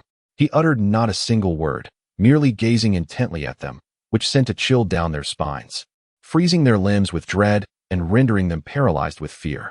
Then, with a swift motion, Moren produced a sharp bone blade from his fingertip, approached the pregnant woman, and whispered, "Close your eyes and trust me." He turned to the man beside her and said, "Please, believe me. There is no anesthetic here. Let your wife bite your hand." The man, feeling like a headless fly, had no choice but to follow Moren's instructions, extending his hand toward the woman, who bit down hard. Subsequently, in full view of the onlookers, Moren tugged at the woman's belly, cutting open a gash with a swift motion. The woman dared not open her eyes. A vein throbbed at her temple, and the man's hand bled under her grip. In that moment, both husband and wife endured immense pain, though the woman bore a far greater burden. Employing his psychic perception, Moren simultaneously used cancer cells to seal the wound while mending the injuries. He then extended tendrils from his arm, delving inside, severing the placenta and umbilical cord. Rapidly, he repaired the woman's injuries with the cancer cells and subsequently withdrew them entirely. At that moment, a baby's wail pierced the surrounding silence. A miracle, unseen by humanity for decades, had been birthed. The woman delivered a child, not from a cold container but from her own body, a miraculous event amidst blood and flesh. The newborn continued to cry, still attached to a purple, spiraled umbilical cord, tinged with blood. Moren gradually rose, his tendrils gently lifting the child, which then slowly descended into his hands. The sound of cold weapons clattering to the ground echoed in the air. No words could adequately describe the scene before those present. It was a moment of profound revelation. "This is my child. He is alive. My wife has given me a living child." The man, filled with exhilaration, shouted to share the news with everyone. The crowd's emotions were ignited in an instant. "Well done, little girl. This is a baby, a true infant. Oh God, if you truly exist, please bless this child. The people generously bestowed their blessings upon the baby. Moren gazed at the tiny infant in his palm, and for reasons unknown, his heart was overwhelmed with sentiment. At that moment, the baby's little hand suddenly grasped Moren's finger. Moren relaxed his right hand, cradling the baby with his left, while his right hand moved in response to the strength of the baby's grip.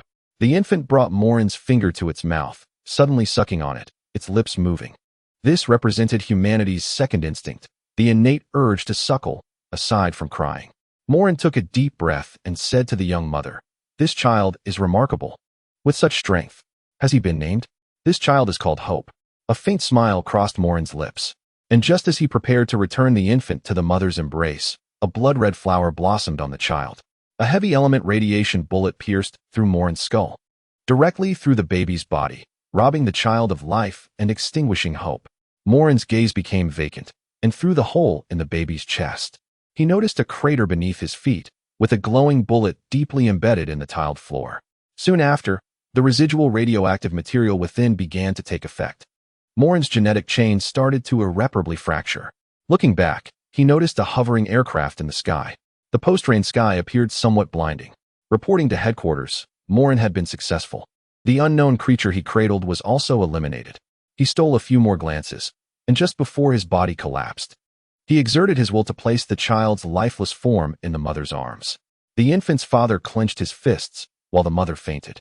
Moren addressed the law enforcement officials before him, saying, "Your recording devices are still operational, correct? Please announce the following message.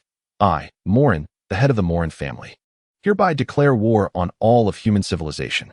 From July 2nd of the year 631 of the human revival era, until one side is annihilated, there will be no room for compromise. I will purge all life forms and obliterate the universe that should not exist." Following this declaration, Moren's body disintegrated, crashing heavily to the ground. Chapter 59. The Iron Body Project. On the 73rd day, at precisely 9 a.m., in the Human Federation Court, the judge publicly pronounced, "Mr. Simmer, the evidence indicates that your improper experimental procedures led to the deaths of nearly hundreds of thousands of citizens in Tata City. This includes those who are missing and the indirectly deceased, amounting to over 90,000, with the death toll expected to exceed 500,000. In the courtroom, the jury and many spectators collectively gasped in disbelief. Bang! The judge struck the gavel, interrupting the murmurs, and continued, "Mr. Simmer, do you wish to defend yourself? Where is your lawyer? This court can appoint one for your defense."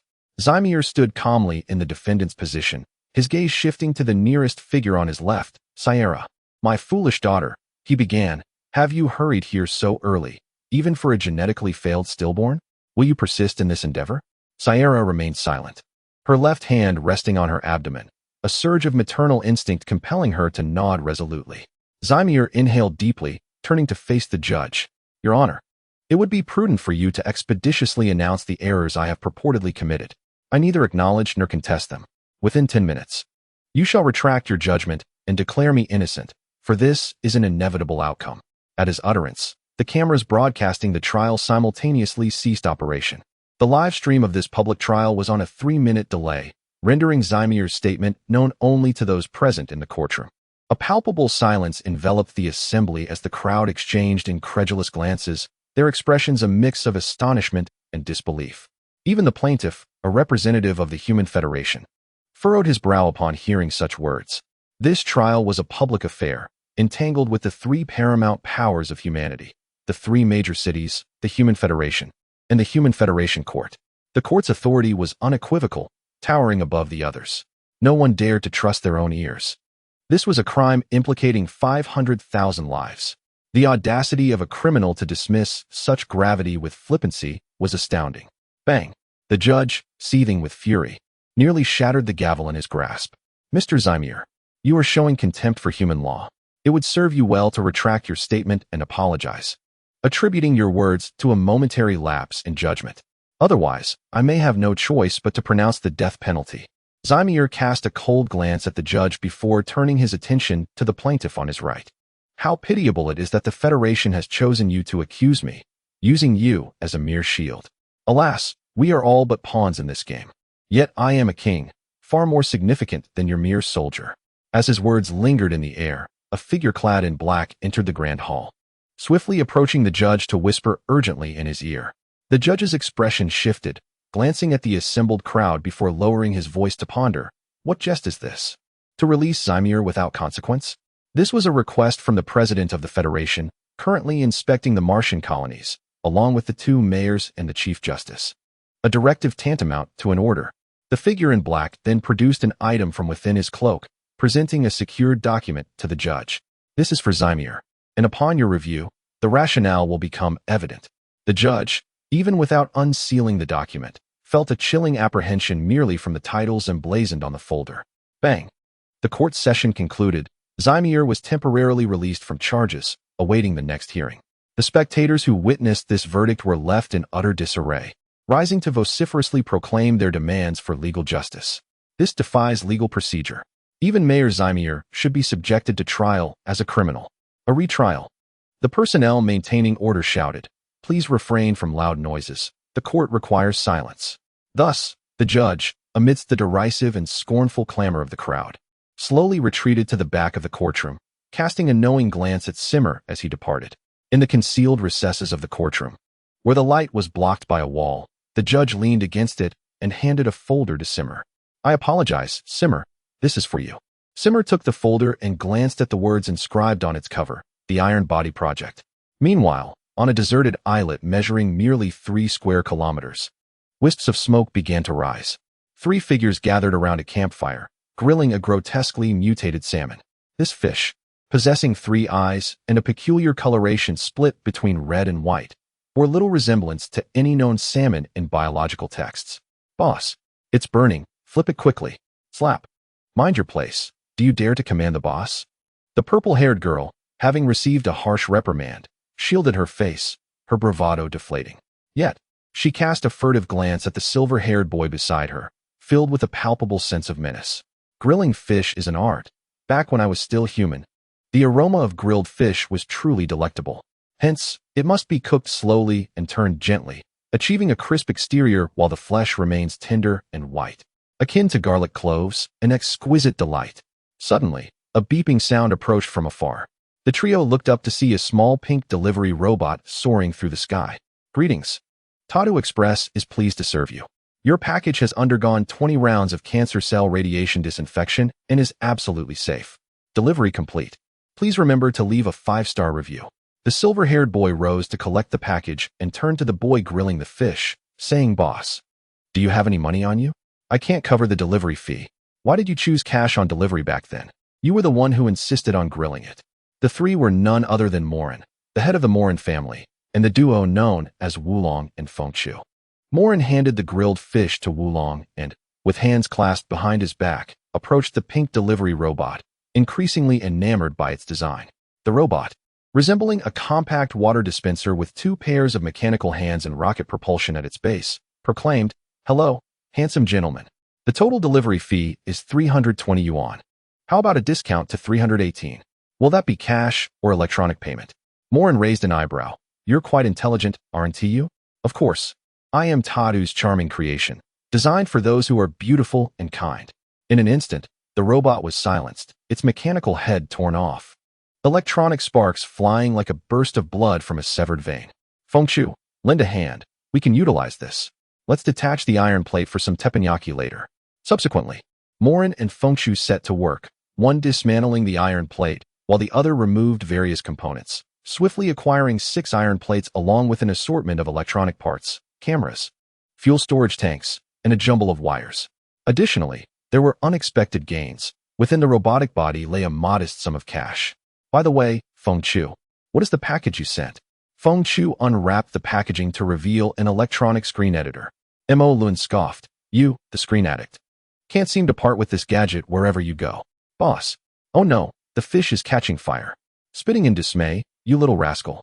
Are you extinguishing the flames with your saliva? How are we supposed to eat that?" Chapter 60. The Iron Body Project 2. The fuel tank from the delivery robot was extracted and repurposed as liquid petroleum gas. Given that the small island was devoid of firewood, littered instead with drifted plastic refuse, it burned readily, producing thick black smoke. Coincidentally, someone delivered gas. which could be utilized for making teppanyaki. Without hesitation, they set the iron plate over the flames, frying fish oil and meat atop it. The atmosphere was lively, reminiscent of a delightful vacation. Ding! You cheeky rascal. In high spirits, are we? Hosting a barbecue party here? Moren. Didn't I mention that you have a reward for your first creation of a biochemical creature? Why not ask me for it? Moren grasped a piece of fish from the iron plate and stuffed it into his mouth, mentally responding, "You nearly made me forget. What is the reward?" "Your dear uncle, to the heavens. With such poor performance, how dare you seek a reward? Your work evaluation is unsatisfactory. Although you've accomplished much with intelligent life forms, your efforts have been lacking. Only a 10-meter spatial perception range reward, along with coverage of the mental domain. Is that all you can offer? What is this mental domain? Why should you concern yourself with how much I can provide? Humph. This allows you to manipulate objects within your mental perception range through thought alone. The efficacy depends on your mental strength." It sounded impressive. "Give it to me." "Granting now. Enhancing the spiritual entity. Okay." Suddenly, a peculiar sensation coursed through Moren's entire being, akin to the unblocking of vital meridians. With a thought, he expanded his mental perception range, feeling an immense increase beyond the mere 10 meters. Everything was under his control: the minute insects in the soil, the viruses and bacteria carried by the gentle breeze, all vividly apparent. This was remarkable. How many evolution points and mutation points do I have now? I need to bolster my resistance to radiation. I am still struggling against the ravages of those radiative weapons. Needless to say, even the god of magic resistance, the tardigrade, cannot withstand such radiation. If you can endure for a few seconds, you are already remarkable. The combined evolution and mutation points, alongside your current prowess, are no longer applicable. I've made a modification. Evolution points are now adjusted to evolutionary gene segments and mutation gene segments. In essence, these points will be used to tailor a genetic evolution pathway suited for you, continuously selecting the best options until you can withstand neutron stars and boldly confront black holes. Moren was left bewildered, his head buzzing with confusion. Confronting a black hole head-on? Such an existence is unattainable for living beings. Indeed, therefore, you must evolve into an entity that transcends biological life, purifying and annihilating, taking deliberate steps to grow stronger and achieve greatness, creating a legacy of brilliance. Moren swallowed hard, sensing that the system was orchestrating an elaborate game. By the way, your little minions in the sea, those who are dead or injured, are of no consequence. Quickly summon your brethren to bring forth that iron sea snail they discovered. I wish to examine it. Upon receiving Moren's command, he sent instructions to several of his aquatic companions. As noon approached, 5 deep-sea creatures emerged from the waves, respectfully addressing Moren with a shout. "Boss Moren, you are magnificent." These deep-sea beings bore peculiar appearances: an octopus with human-like legs, a lanternfish sporting a cheerful grin, a short-legged uncle-like anglerfish, a formidable shark, and what appeared to be a starfish. Their forms certainly did not conform to human aesthetic standards. Moren hastened forward, standing before the octopus creature. He playfully patted its plump head and caressed its slimy tentacles. Gazing into its fish-like eyes situated on its appendages, he chuckled. "Goodness, your appearance is rather haphazard. Whose octopus possesses 2 human-like legs? Have you all let yourselves grow unchecked? And as an octopus, don't you find it unsettling that your eyes are on your tentacles?" The octopus raised its tentacle and saluted, responding, "Boss, I believe this is quite splendid and stylish." This octopus was one of the 18 members Moren had previously released. Now, he too had come to dwell in their domain to evade human persecution. The Moren family had recently experienced a great decline, with many perishing or being injured. Of the 18 subordinates, only 9 remained, yet those who survived were undoubtedly elite, possessing sharp minds. Moren patted the octopus's head again. "No need for formality. Have you discovered any iron snails? Let us have a look." "Certainly, boss," replied the octopus eagerly. The 5 deep-sea creatures opened their mouths wide. A retching sound reminiscent of laying eggs emerged, and one by one, they expelled large spheres, their saliva stretching like threads. Moren had grown accustomed to this. 11 basketball-sized sea snails were deposited onto the sandy shore. Upon observing the snails, Moren felt a sense of unease. This creature seemed familiar from his past. After rifling through his memories, he suddenly slapped his thigh and exclaimed, "Isn't this the scaleless snail discovered in 2003? How times have changed." They have grown so large. The lanternfish grinned broadly, its teeth sharper than nails, and said, "This creature is particularly unpalatable. I took a bite a few days ago, and it nearly broke my teeth." Subsequently, the octopus captain convened their brethren from the seven seas, and through rational discussion and voting, they decided to remove this item from their menu. Moren silently gestured with his thumb up. "Gentlemen, it appears you are all faring well. In a moment of crisis, you convened to debate whether this item should be struck from the menu?" The octopus raised its tentacle and saluted, replying, "Thank you for the praise, boss. We have learned from you. You once remarked that an individual's intellect pales in comparison to that of a collective. Hence we shall perpetuate this commendable tradition." Moreland's embarrassed toes curled tightly, nearly excavating a spacious three-room suite in the sandpit. "How you choose to engage is of no concern to me. We are amidst a comprehensive war, and I expect your utmost seriousness." Moreland is indeed remarkable. Suddenly, a tantalizing aroma of grilled fish wafted through the air. Instantly, the eyes of 5 deep-sea creatures fixated hungrily on the duo of sleeping dragon and phoenix chick. Moreland shook his head. "That meager fish would hardly suffice for your lot." As his words settled, Captain Octopus swiftly severed one of his tentacles, cheerfully stating, "No worries, boss. I'll grill this instead." Moreland glanced at the twitching appendage, incredulous that an octopus would intend to roast itself. With a silent thumbs up, he acknowledged the absurdity. Just then, an urgent call from the sleeping dragon echoed from behind. "Phoenix Chick, come quickly.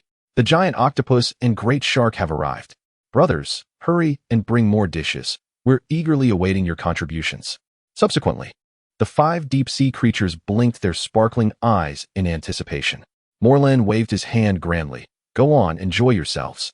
With his approval, the 5 deep-sea monsters, limbs severed here and there, joyfully joined the barbecue gathering of the sleeping dragon and phoenix chick.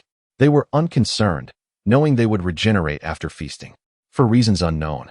As he beheld the barbecue party behind him, Moreland chuckled and shook his head. Being a monster truly is a delightful affair. Ding! Quickly absorb the biomass of this snail. I shall provide you with a genetic segment, enabling you to gradually adapt to metallic substances. Step by step, who knows? Perhaps one day you will even produce alloys within your being. Such is the enigmatic nature of fate. On the human front, the Steel Body Project was launched, coincidentally mirroring Moreland's own initiation of the same endeavor. Chapter 61. One snail, 2 advantages on a picturesque island under a bright sun, geographically situated in Asia. Somewhere within the waters near the Malaysian archipelago lies a small island. This landmass is part of the Tatu City region, a grand estate of considerable stature. Tatu City and its 26 surrounding auxiliary cities span the Eurasian continent, reaching all the way to the Bering Strait. Much of this territory remains desolate and uninhabited. Viewed from space, one would observe that over 3/4 of the Earth's surface is now arid and barren. The once lush Amazon rainforest has dwindled to a mere remnant, and regions such as Borneo and Madagascar have succumbed to desertification. After all, humanity is still in the era of revival, undergoing a rapid exploratory phase of development.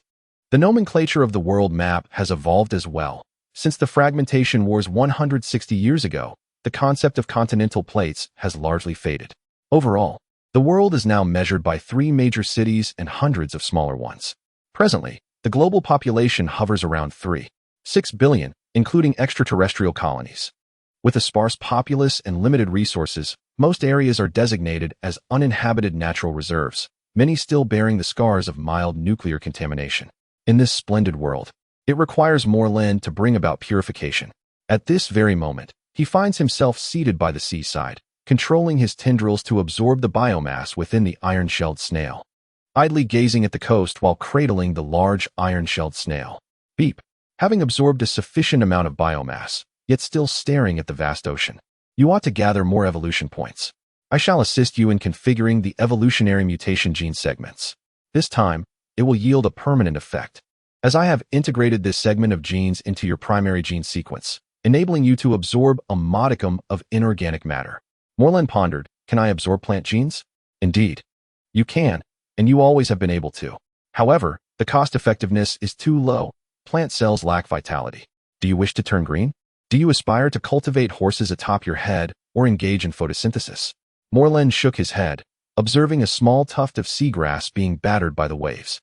If I were to absorb plant cells, could I then grow on the ground and absorb nutrients? That notion is commendable, yet the development would be exceedingly slow, merely ensuring you do not perish from hunger. Moren nodded in agreement. Then in times of crisis, I can at least ensure I will not starve. What kind of household did you grow up in? Is there perpetual famine at home? Do you not have any aspirations? You rascal. I expect you to be capable of devouring planets in the future. Moren chuckled awkwardly. All right then, I shall proceed to gather evolution points now. Please save this gene code for me. I will evolve when the time is right. By the way, I have been meaning to mention, you currently do not require external assistance to cultivate biochemical viruses.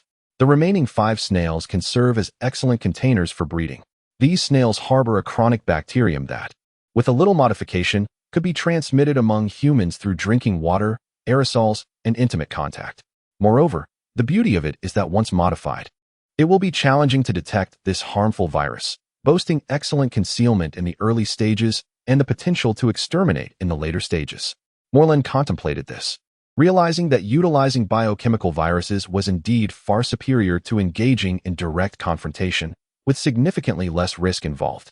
Reflecting on this, he glanced back at the group of 7 behind him, the Iron Plate barbecue team. Feng Chu, embodying the demeanor of a scholar, exhibited a more civilized attitude, savoring his meat slowly and ignoring the other 6. In stark contrast, Wulong was fiercely guarding an octopus leg with one hand while his other hand swung in powerful punches, each blow striking the meat with such force that some of his teeth were dislodged. It was evident that these individuals were engaged in a fierce struggle over a single roasted octopus leg. Moren redirected his gaze, his resolve solidifying. I shall not falter in my potential. That lot shall not thrive either. System, how should I cultivate this biochemical virus? Exceedingly simple. Now that you possess the source of life, revert to the cellular size and employ your spatial perception to tame and capture these viruses.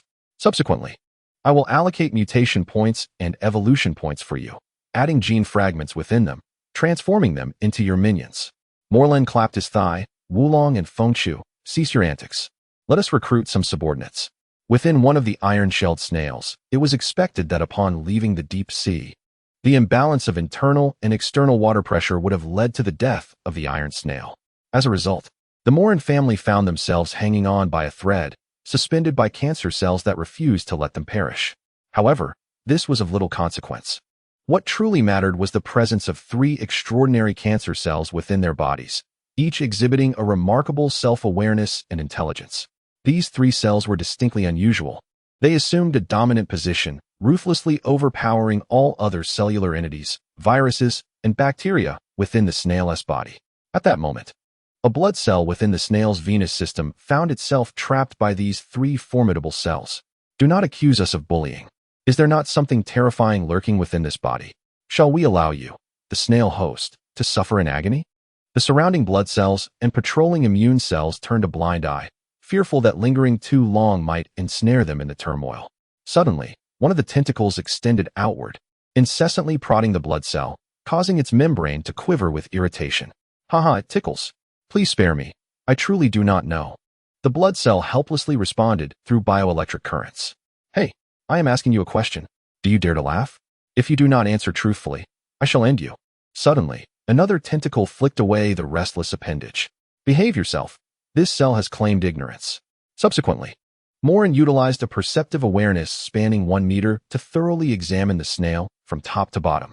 Ultimately, he pinpointed a certain virus residing within the snail's liver. Positioned, there was a spherical virus intent on invading a cell, aiming to implant its genetic code within.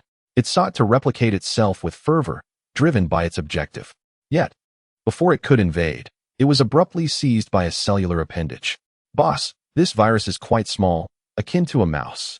The virus was a peculiarly enigmatic life form, distinctly different from cells and bacteria. Composed solely of a protein shell, its structure was extraordinarily simple, housing merely a segment of genetic code. Once it identifies a cell to infect, it invades, kills the host cell, and subsequently utilizes the host body to clone more viruses.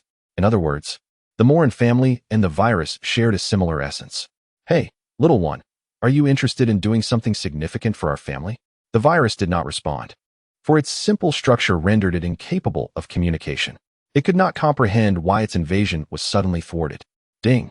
As long as I capture you, I will extract a segment of genetic code from your body and inject it into this virus.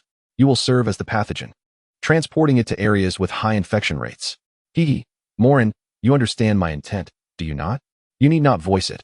I grasp your cunning, which has not emerged overnight. Let us not engage in idle chatter.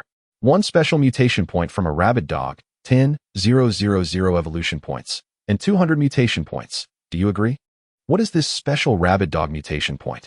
Rabies, your subordinate was bitten by a rabid dog and acquired a new, unknown virus, so I preserved the genetic material.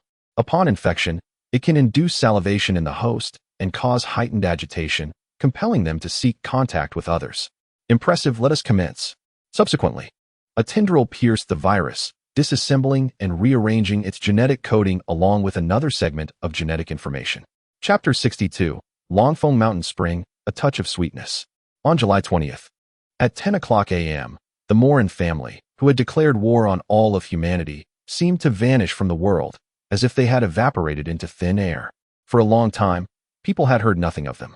Today, in Tadu City, a speech was delivered to celebrate the complete purification of the city.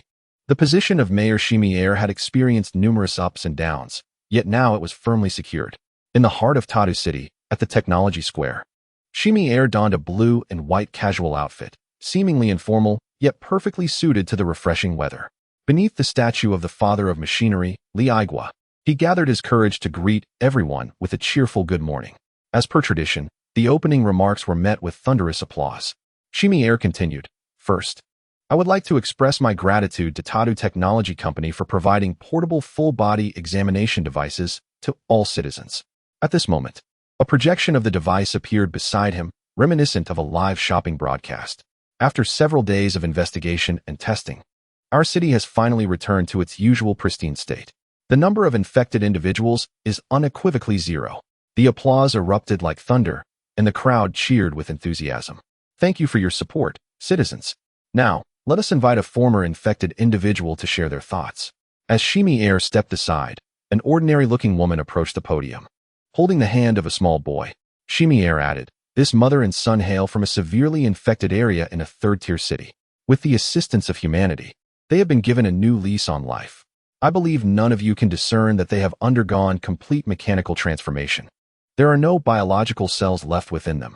A wave of astonishment swept through the audience, not as a reprimand, but as expressions of pride in Tadu City's technological advancements.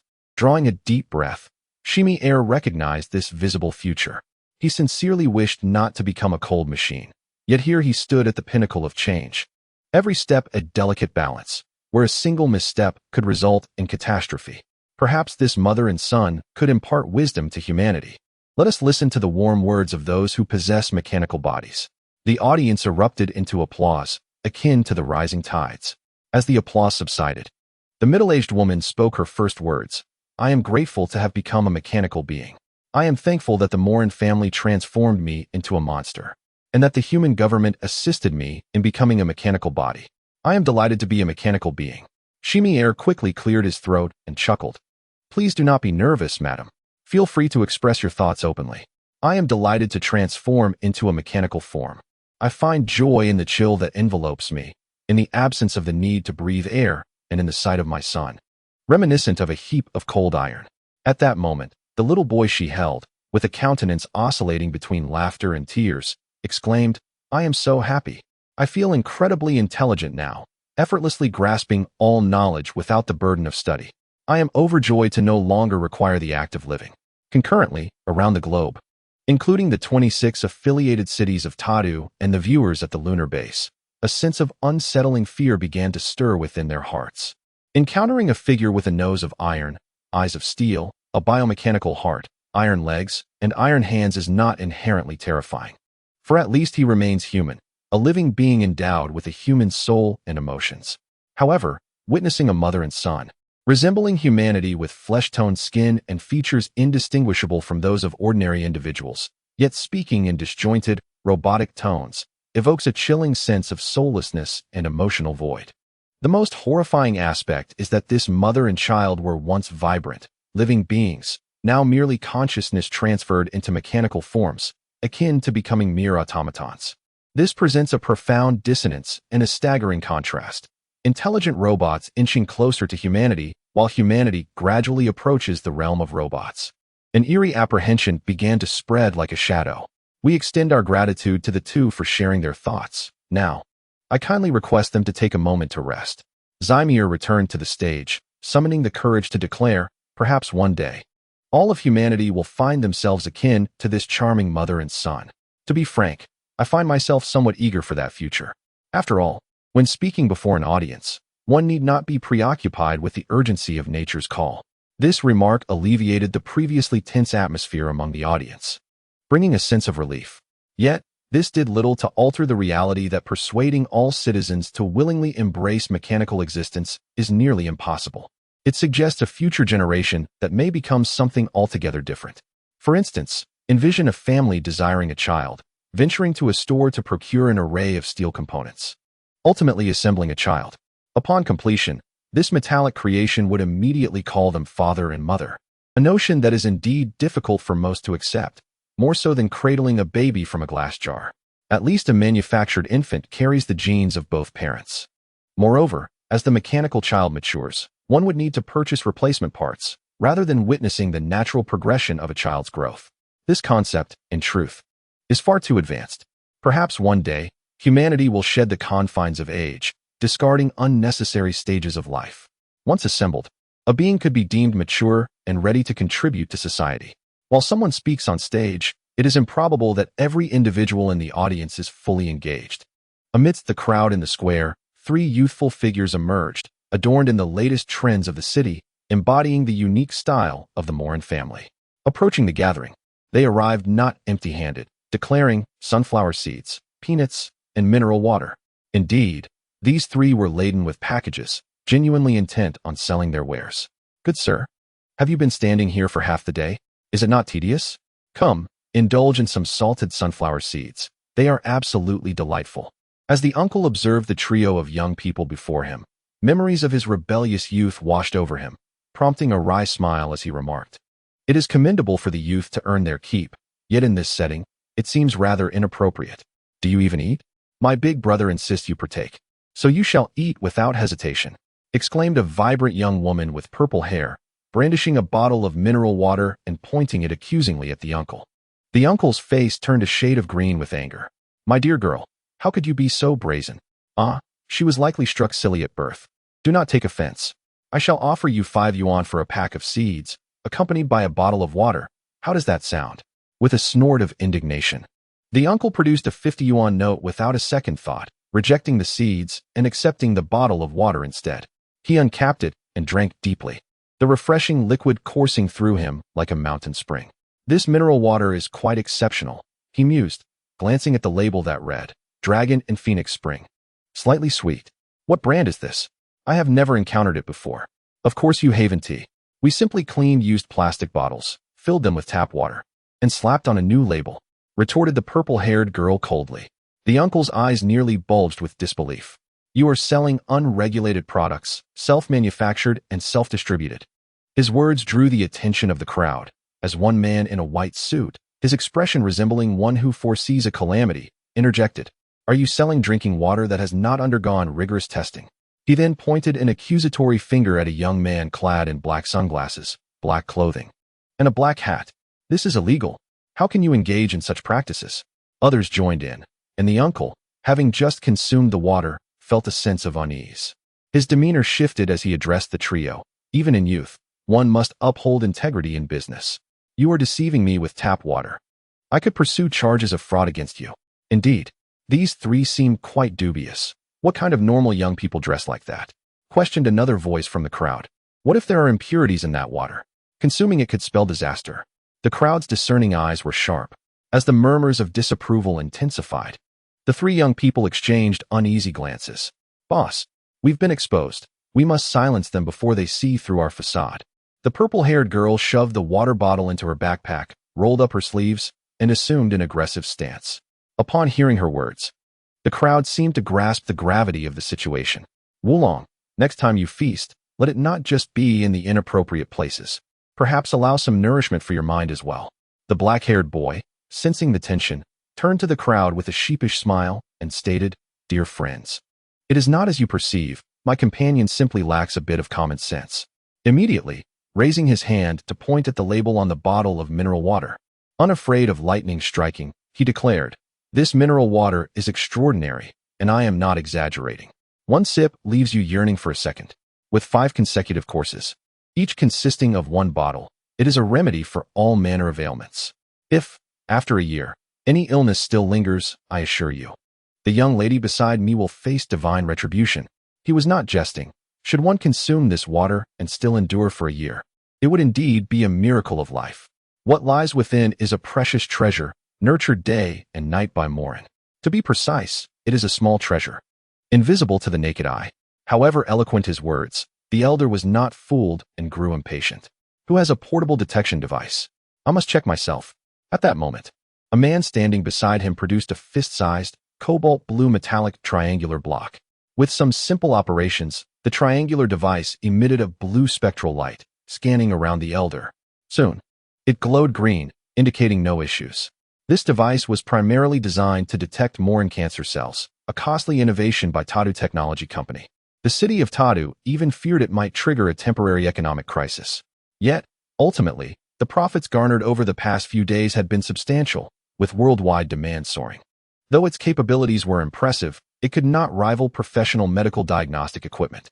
However, it could also detect various internal ailments, and the minuscule viruses present in the mineral water were not classified as hazardous. Viruses are omnipresent in the air, many of which pose no harm to humans. For instance, the currently docile rabid dog virus number 1. After receiving a reassuring result, the elder and the surrounding crowd exhaled in relief. Nevertheless, they could not simply let the purveyors of counterfeit water go unpunished. Where would justice lie otherwise? Young man, I have decided to sue you. You have inflicted emotional distress upon me. We shall meet in court tomorrow. Upon hearing this, the elder nearly doubled over in laughter, and even Fengchu joined in. Moren, suppressing his amusement, retorted, "If you do not sue me, you are a coward. I have stated that this is no ordinary divine water, unmatched even by powerful potions. Brave lad, what is your name? Await the court summons.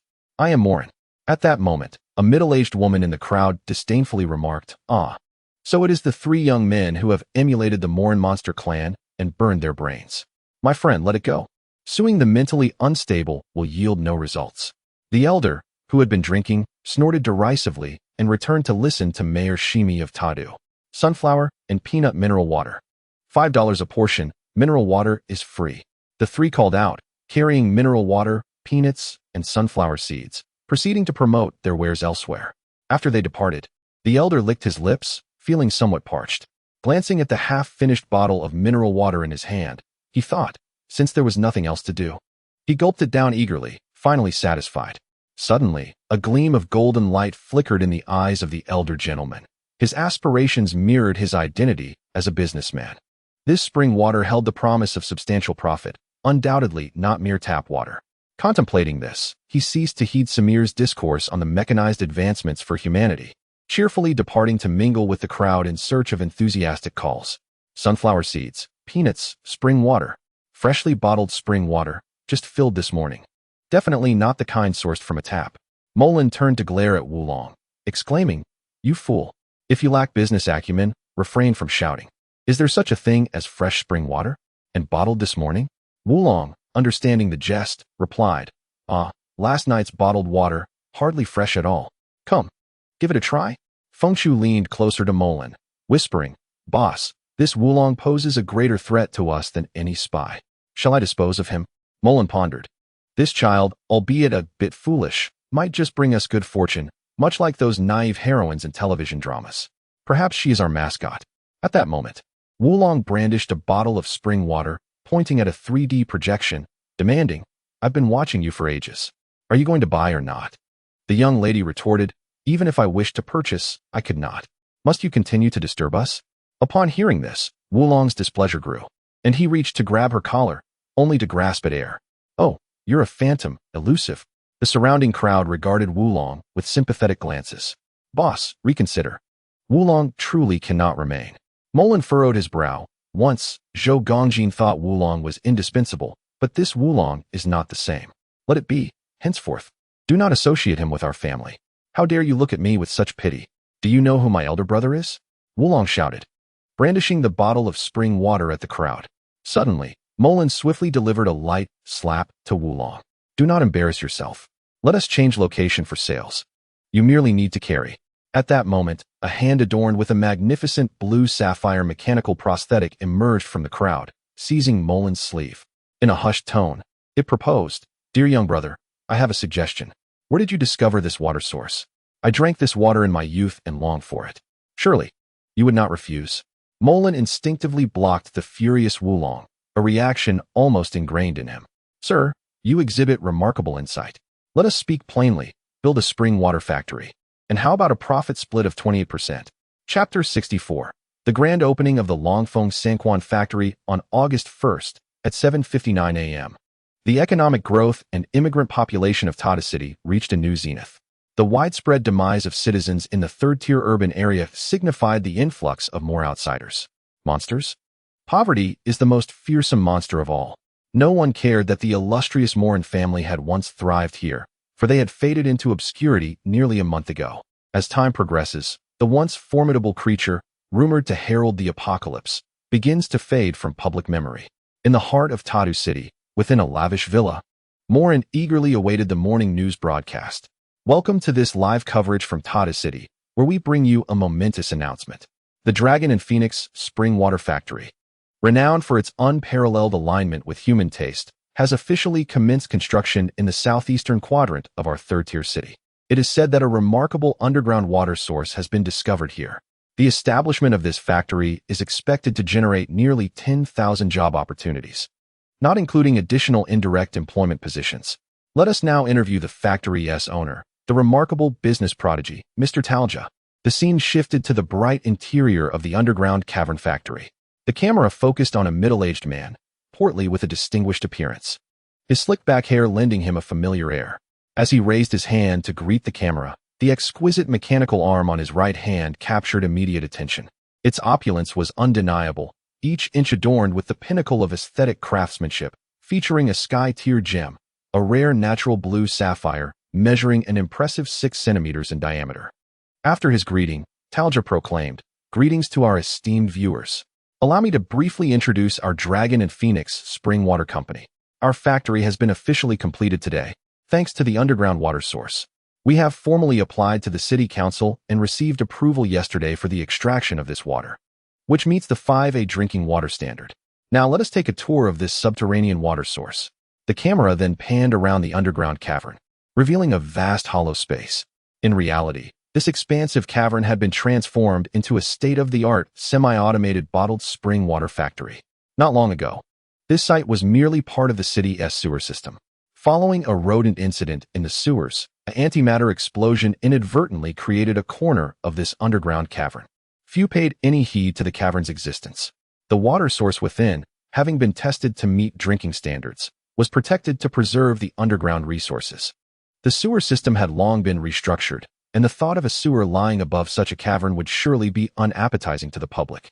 Nonetheless, this site remained an untouched reservoir of underground water. By chance, Talja, misled by ill counsel, invested a significant portion of his wealth to acquire this area. Tatu City was not lacking in potable water, and anyone with a discerning eye would deem the establishment of a spring water factory here a poor investment. However, to everyone's astonishment, the award-winning Dragon and Phoenix spring water originated from this very location.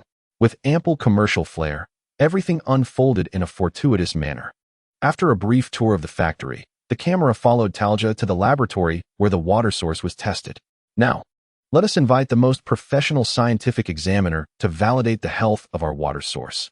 A scientist clad in white presented the testing data, stating, This drinking water is entirely healthy, rich in various minerals, and even contains a beneficial microbial virus. Let us take a closer look at this intriguing microorganism. Subsequently, a small, circular virus appeared on the screen.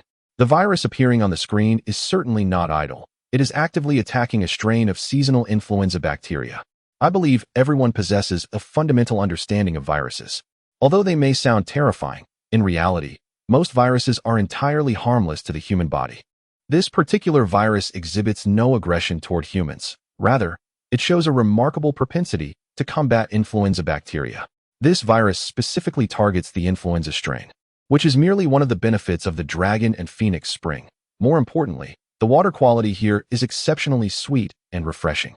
Subsequently, scientists, in front of the entire world, removed their glass masks and drank the water with great relish, even making a delightful expression for the cameras. Oh, what a fascinating little life. Yet, the impact of the Moren family's cancer cells on the world remains fresh in everyone's mind. Will this virus lead to another widespread infection?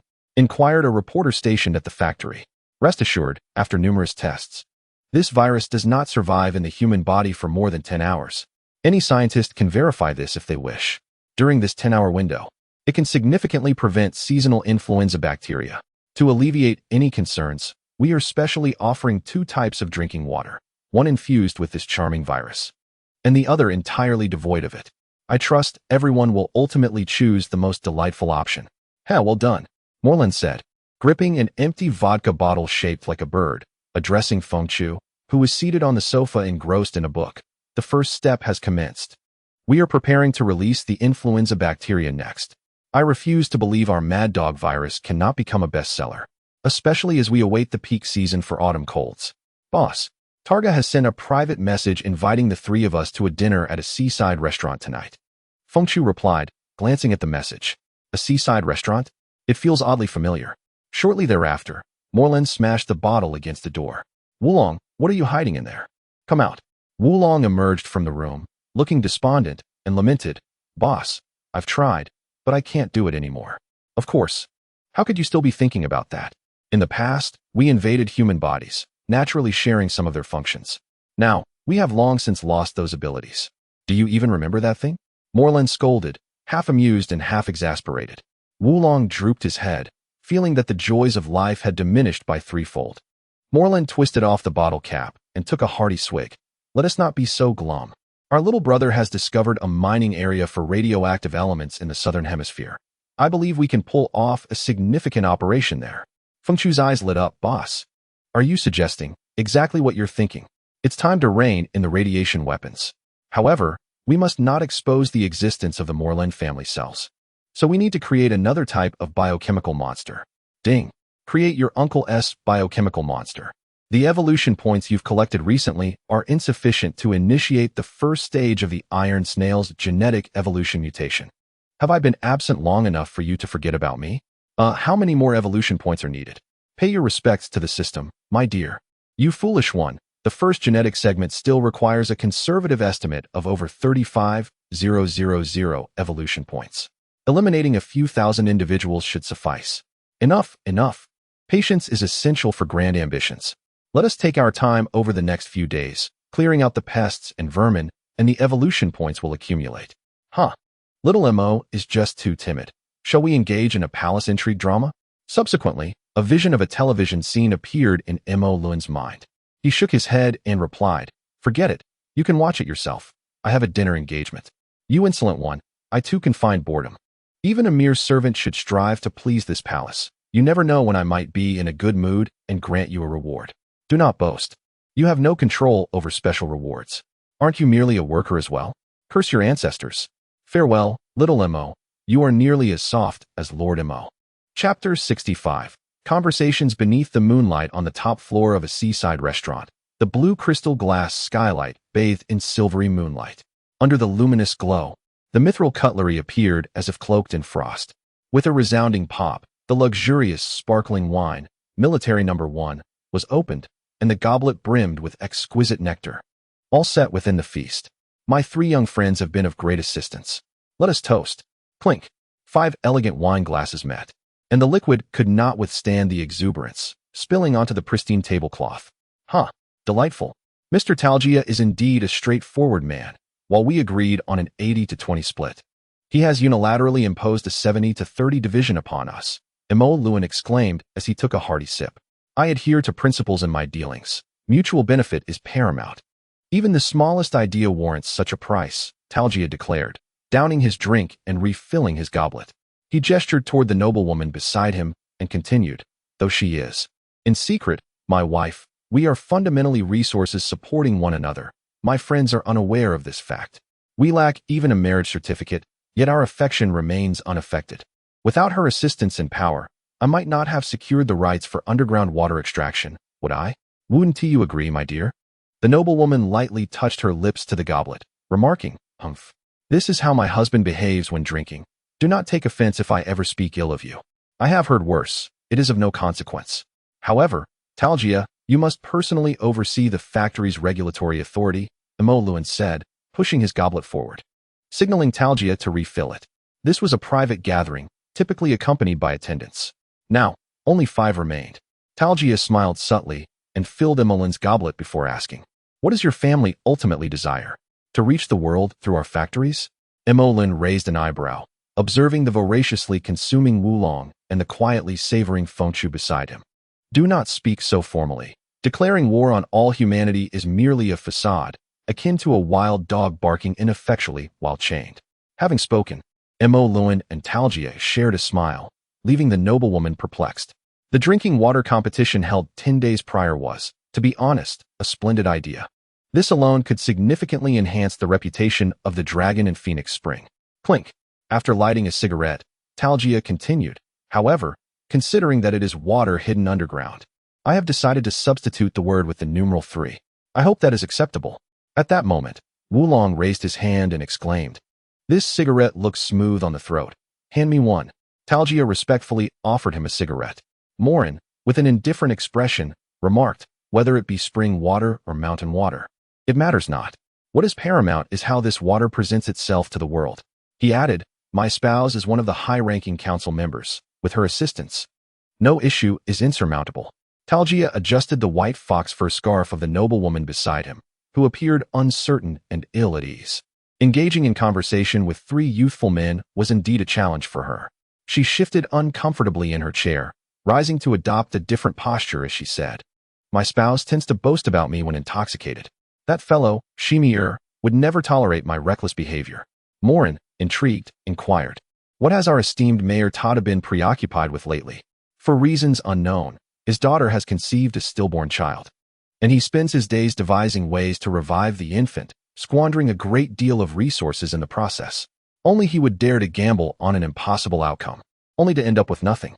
The noblewoman took a delicate sip of her wine, setting down her glass to complain, "High-ranking council members, General Tadu, Mayor Tadu, the very embodiment of human progress and technological advancement, the creator of consciousness transfer electronic chips. It is utterly unfair that all talent is concentrated in a single individual. The worst part is that this person is an irredeemable madman. It is truly a grand irony." Seizing the opportunity, Moren raised his glass and downed its contents before the noblewoman, proclaiming, "Toasting to a lady is considered impolite, yet I wish to indulge in this gesture. Are you not a local? To toast a lady is a gentlemanly act, and I recall that in Keed City, there is indeed a custom against toasting a lady." She retorted before taking a hefty gulp of her wine and adding, "This wine is quite peculiar. You all seem unaffected after drinking a bit, while I feel nearly intoxicated after just a sip. Wine does not inebriate. It is the heart that succumbs to intoxication, when one harbors too many suppressed thoughts. It manifests this way," Moren replied nonchalantly. With a forceful clink, the noblewoman slammed her glass down, expressing her frustration. "What a scoundrel Shimier is! How much more must he contribute to feel worthy of that name? And at the same time, he plans to embark on 2 contradictory ventures. Does he aspire to be as magnificent as his mechanical father? How much do you truly know, Liagua?" Moren poured more wine into the noblewoman's glass and stated, "Our great father, I have perused a certain document, a steel body, an electronic core, daring to contend against the divine. In the face of despair and desperation, he had the audacity to bring down beasts for the sustenance of the people." By this point, the noblewoman's speech had grown somewhat incoherent. So then, what does the divine represent? No one knew. They only recognized that these phrases were descriptors of our father. His remains lie in Keed City, the place where human life is revived. It is said that he revived humanity within the forest reserve of Artadu City, and then led them to seek the most suitable places for propagation. Thus, we truly are the cradle of human revival. A robot of such grandeur, why would humanity allow its venerable existence to perish? Moren inquired with curiosity. Just as the noblewoman was about to respond, Talgia fervently interjected, "Father has spoken thus. Death is the ultimate destination of life, and I must journey to the end of existence. Even one who could choose immortality ultimately illuminated a light bulb with the last vestiges of energy within, using it to enlighten mankind. Throughout his life, he harbored no selfish ambition, dedicating himself entirely to preserving the fragmented knowledge and technology of humanity. Moren's gaze sharpened. Then why was culture not preserved? Do you know of a particular script, the square script? The noblewoman replied with astonishment. Are you referring to Chinese? How do you know? That is merely a legendary ancient script, said to have been inscribed by the mechanical father in his final moments. He informed humanity that this script was called Chinese. Yet he did not pass it down. Together with his first child, Raj, he created the Raj language, which we have continued to use. Consequently, no one comprehends it, rendering it impossible to translate fully. Originally, you lacked understanding, and writing from right to left only exacerbates the challenge. Moren seemed to glean an understanding. Ha. You are quite humorous. Perhaps I should advise the researchers in Keed City to translate from right to left. The noblewoman laughed heartily. What has Samir been occupied with lately? That madman. He simultaneously seeks to replace the human form while designing mechanical bodies for the Steel Flesh project. What a profoundly contradictory individual. Aren't you all becoming robots? Making it difficult for me? Samir should steadfastly pursue his path. The noblewoman could no longer respond, succumbing to slumber atop the table. Boss, we can make use of this woman. Let her live, Talja remarked. I have retained your consciousness because I trust you, so do not betray my faith. Prepare transportation to Tijiangmo City. It is time to dismantle a mine. Tadu City, Keed City, and Tijiangmo City are the three principal cities of humanity, collectively establishing the Human Federation and the Human Federation Court. Talja would forever serve Moren, pledging undying allegiance to the Moren family. Are you foolish? Shout with me. Moren is magnificent. The Moren family is magnificent.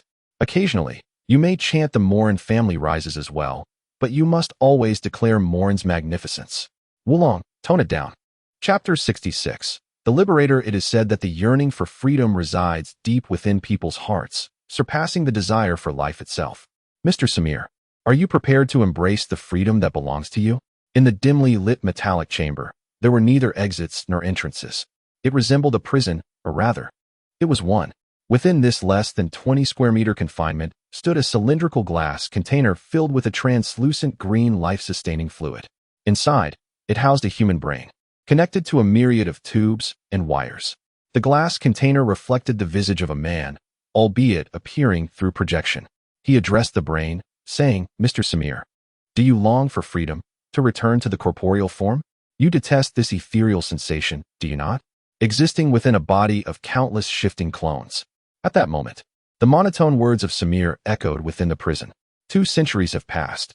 I recall vividly those 200 years. I have contributed enough. Having long relinquished the grievances between us, I merely wish to strive once more for the continuity of humanity. Freedom? Such a term is utterly laughable. A notion for the defeated. How pitiable it is. I could grant you freedom. According to my investigations, the creature known as Moren inadvertently revealed his origins from a time long past. Regardless of its veracity, find him, and I can restore your freedom, rather than allow your vacuous form to wander the earth. For me, only death signifies freedom. I have grown old. Even feigning youth and emotional fluctuations has become exhausting. Do you understand this feeling? The need to pretend to breathe, to feign happiness?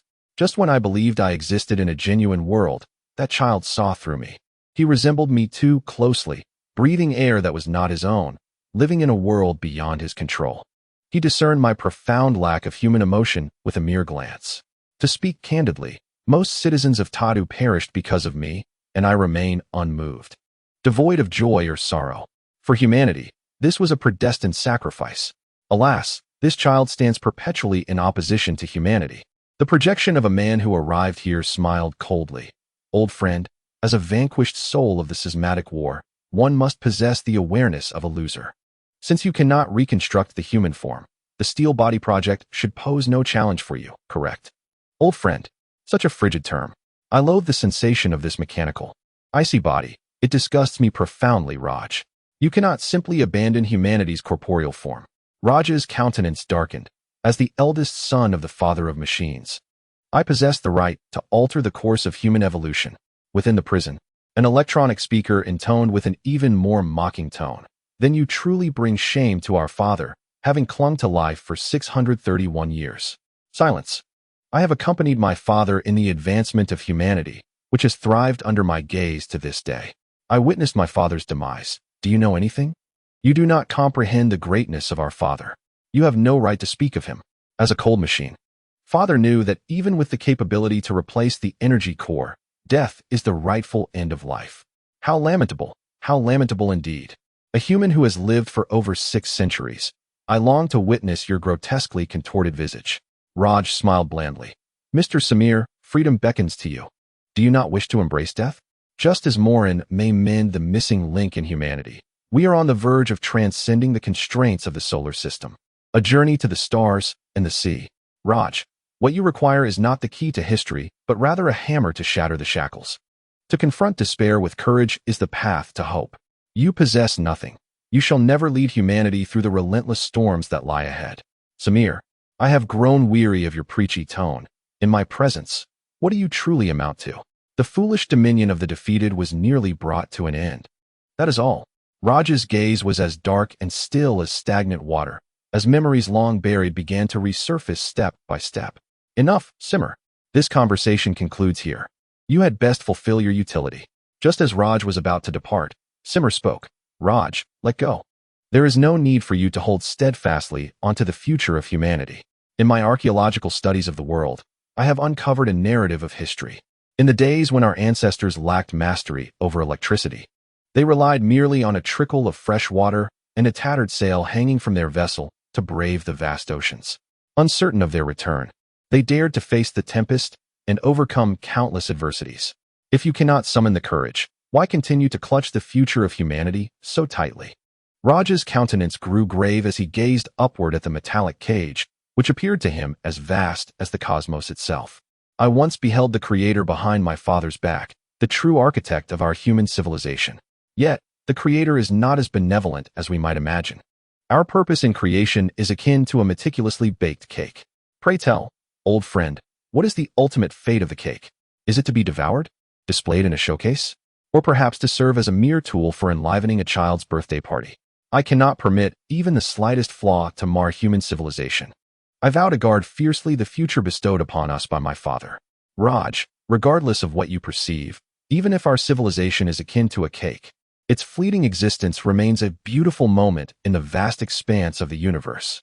As night fell, under a tranquil starry sky, the calm sea mirrored the heavens above.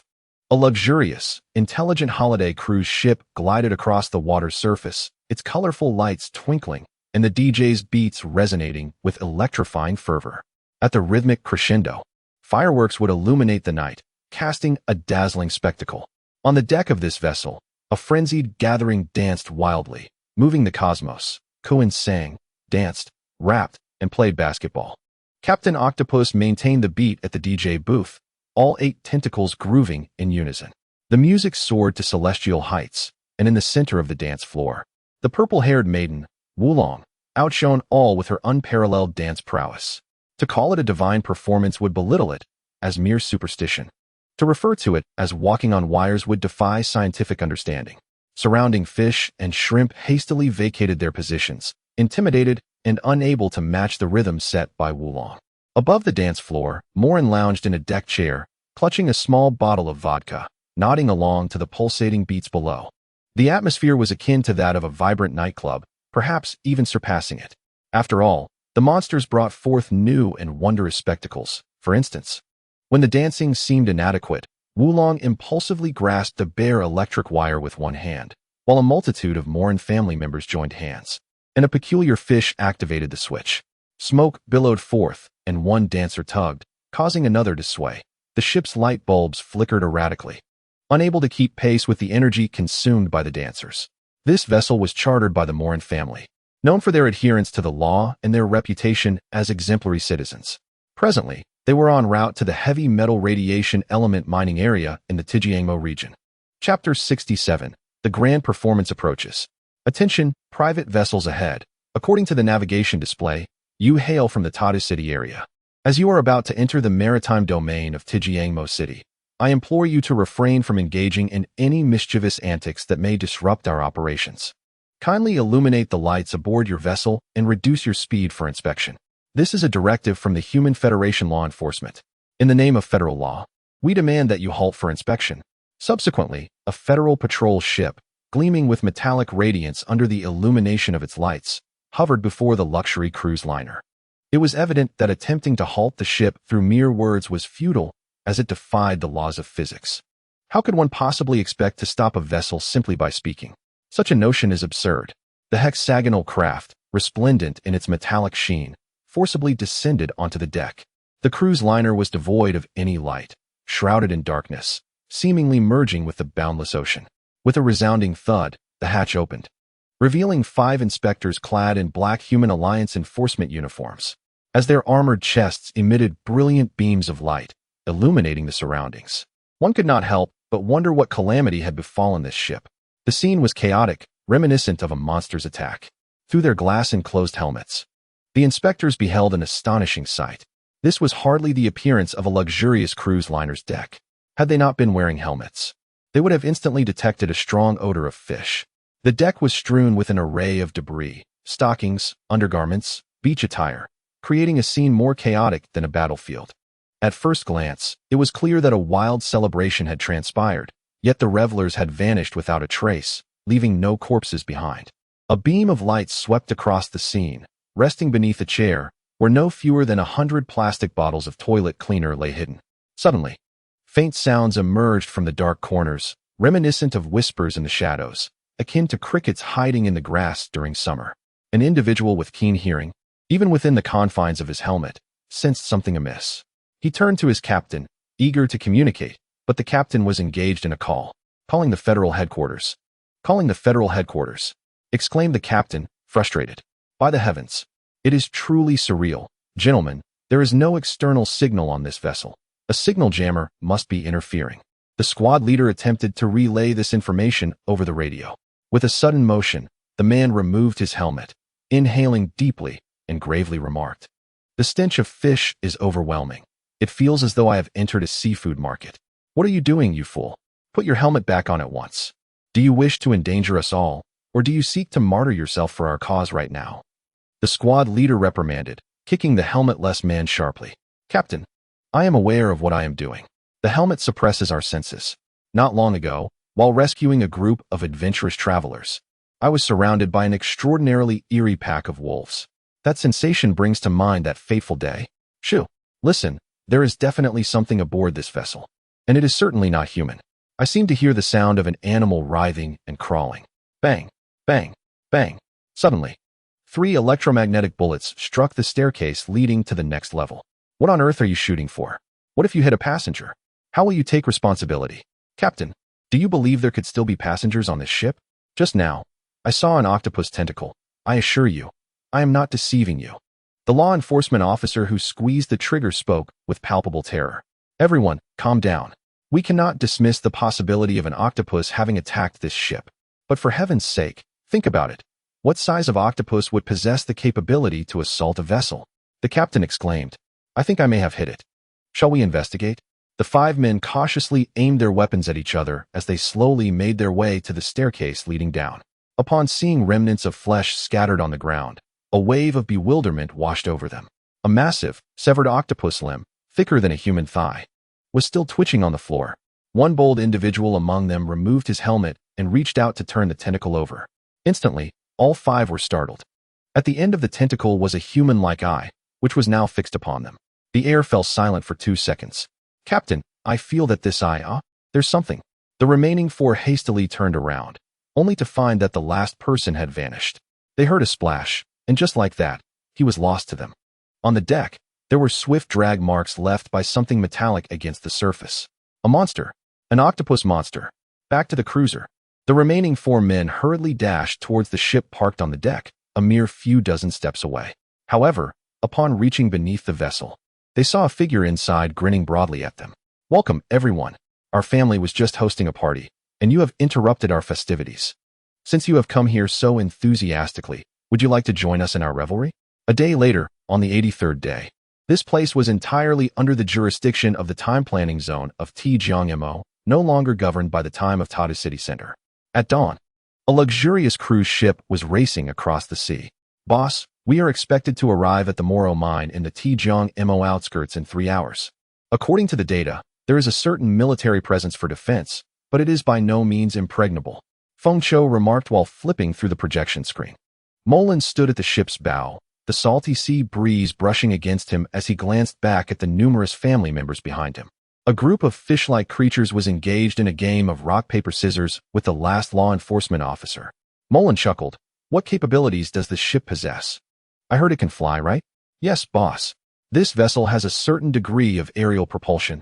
Its maximum power utilizes jet engines, allowing it to glide through the air like a projectile, Feng Chou explained while studying the data. Moren looked up at the sky, nonchalantly declaring, "Then let us make our grand entrance like cannonballs, brothers. Joyful moments are always fleeting. It is time for you to disembark and safeguard the cellular sources of the crouching dragon and the phoenix chick." Suddenly, a humanoid creature resembling an octopus or a monkfish shouted, "Boss Moren, what a spectacle!" With a leap, it splashed into the water, sending waves cascading. 2 more sea monsters, clutching 2 large chunks of meat, plunged into the ocean, vanishing beneath the surface, leaving only the frothy waves surging above. On the deck, a lone federal officer was bound by metallic chains. It is difficult to fathom the tribulations he has endured during this time, as his companions have perished. Yet he now wears a grin of unrestrained joy. "Boss, I am now inputting the coordinates of the Moro mine into the smart cockpit." The Phoenix chick replied before turning to enter the cabin. A grand performance is about to unfold. Chapter 68. The Sinister Mine. A descent into evil. What is happening? Good heavens, look at that thing. It seems to be a luxurious ocean cruise ship. Are you out of your mind? How could a ship be in the sky? A flying vessel. Indeed, it is a ship. How could a holiday cruiser exist in the heavens? This is an emergency. Order the launch of light missiles for interception. On the holographic screen, a ship was hurtling toward them, and atop its bow stood a figure, seemingly dancing, a sight most bizarre. The Moro mine is suspended 5,000 meters above the ground. A vessel raced through the air, its jet engines roaring like a rocket, consuming the nuclear fuel within its hull, along with all sources of energy, propelling the elliptical craft through the sky like a cannonball. Aimed directly at the heart of the Moro mine. Above in the sky, a figure with black hair and red eyes stood at the bow of the ship, accompanied by a law enforcement officer bound to the front. One stood confidently at the helm while the other was tethered, plummeting rapidly downward, the wind rushing past like a rasp. This individual's shoulder-length black hair, though not particularly long, was whipped back by the fierce wind, resembling the tail of a short-tailed black fox. His gaze was resolute, tinged with madness, and a peculiar smile crept across his lips as he addressed the officer bound at the bow. "Do you know the advantage of being a monster? It is the exquisite beauty of death's approach, akin to a fleeting fart. Ha ha ha. How magnificent and heroic it is to experience such splendor before demise. Come, let us descend into hell together, you wretched creature." The officer, equally deranged, replied, having been driven to madness during his time with the Moreland family. "No, no, no. My friend, perhaps you misunderstand. I am not yet at death's door. At least as long as you exist, I cannot perish." Ding. What the hell, Moreland? You truly know how to play. Your genetic evolution stage is not yet powerful enough. Are you certain you want to raid someone's mind now? Indeed. But some actions cannot wait until every detail is perfect. When everything is ready, it may be too late. Okay, go ahead and court disaster. Enjoy yourself. And try to make the results look good. In due course, the surface's air defense missiles will not be idle. Crack, crack. The missile shelter on the ground opened, and simultaneously, a colossal missile head emerged, resembling an inverted radish in its design. In the command room of the military defense team in Moro Mine, the missile was primed and ready for launch. Fire. The countdown commenced. 3, 2, 1, ignition. The missile ascended from its position, its tail erupting with a tremendous blue flame, soaring skyward towards the vessel. The two entities drew closer in the air, and within mere seconds, they were destined to collide. Gazing at the immense missile head before him, Moreland tilted his head back and laughed heartily, exclaiming, "I absolutely adore this job. Woohoo!" Bang! The two collided, unleashing a magnificent display of blue fireworks 2,000 meters above the ground. A vast blue fireball unfurled in midair, its brilliance momentarily eclipsing the sun and illuminating the daytime sky of Moro Mine. Meanwhile, 6 military experts in the command room erupted in applause. It was evident that this was undoubtedly the act of a madman's terror attack. Who in their right mind would joke about such matters and dare to target this location? Deploy soldiers to examine the debris at the site. Let us see if we can ascertain what this is, the commander instructed. Sir, I faintly discerned a person in black federal attire bound to the head of the missile. Upon hearing this, the commander furrowed his brow and rubbed his forehead, stating, "Rewind the footage. Let us scrutinize it closely to determine the truth." The replay revealed a federal law enforcement officer indeed shackled to the bow of the vessel. Standing atop the bow was an individual, their features obscured by the high-speed movement. However, a crucial detail was visible on the side of the hull, a downward-pointing triangle symbol, indicating that the vessel originated from Tata City. There were numerous thoughts among the personnel, as each of the three cities operated independently with their own governance structures. Even the extraterrestrial colonies were meticulously planned. This incident appeared to be a demonstration against the Human Federation, albeit coincidentally targeted at their location. Can we identify this group of terrorists? They are certainly a foolish bunch, the commander mused. Should we contact Tata City to investigate if any vacation cruise liners have been stolen? This particular model seems quite rare, one suggested. No need for an investigation. There are only 3 such vacation liners from Tata City. The most notable one belongs to Targia, the prominent leader of Longfeng Sanquan, who has recently been in the limelight. The commander in the control room jokingly remarked to his colleague, "You seem to have observed these matters quite keenly." "Well, I have occasionally fantasized about owning a vacation cruiser like that, but these individuals truly waste too much," was the response. Who knows? This terrorist attack brought to mind the long-lost Moren family, now vanished from the world. In an unexpected turn of events, the Moren family appears to have resurfaced, eliciting a chuckle. The Moren mine is situated in the southern hemisphere, deep within the heart of the Americas. Although this mine is not extensive, with a workforce of merely 3,000, including military personnel, it is renowned for its production of heavy metal radioactive elements. Surprisingly, few pay heed to the heavy metal radiation elements extracted from this site. This is not due to a lack of value. On the contrary, these elements are highly coveted for applications in radiation energy, medicine, and military use. However, the extraction of such elements is not within the grasp of the average individual. It is not as simple as coal mining. Only the city of Tijiangmo has the capacity to export various heavy metal elements in substantial quantities. Moreover, these elements are not the typical radioactive materials like beryllium, uranium, or radium, but rather a complex and challenging category of heavy metal decay elements. Presently, humanity's technological capabilities are insufficient for their fusion, and no experiments have ever succeeded in doing so. Furthermore, these are not naturally occurring elements. Anthropologists speculate that these radioactive materials were the catastrophic aftermath of a doomsday weapon unleashed by an advanced civilization in prehistoric times. The conundrum lies in the fact that if such power exists, why not obliterate the Earth entirely?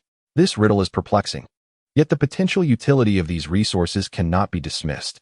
The heavy metal radioactive elements left behind by ancient civilizations are classified into 3 tiers, S, SS, and SSS, which essentially denote potentially usable, difficult to utilize, and absolutely not to be used, respectively.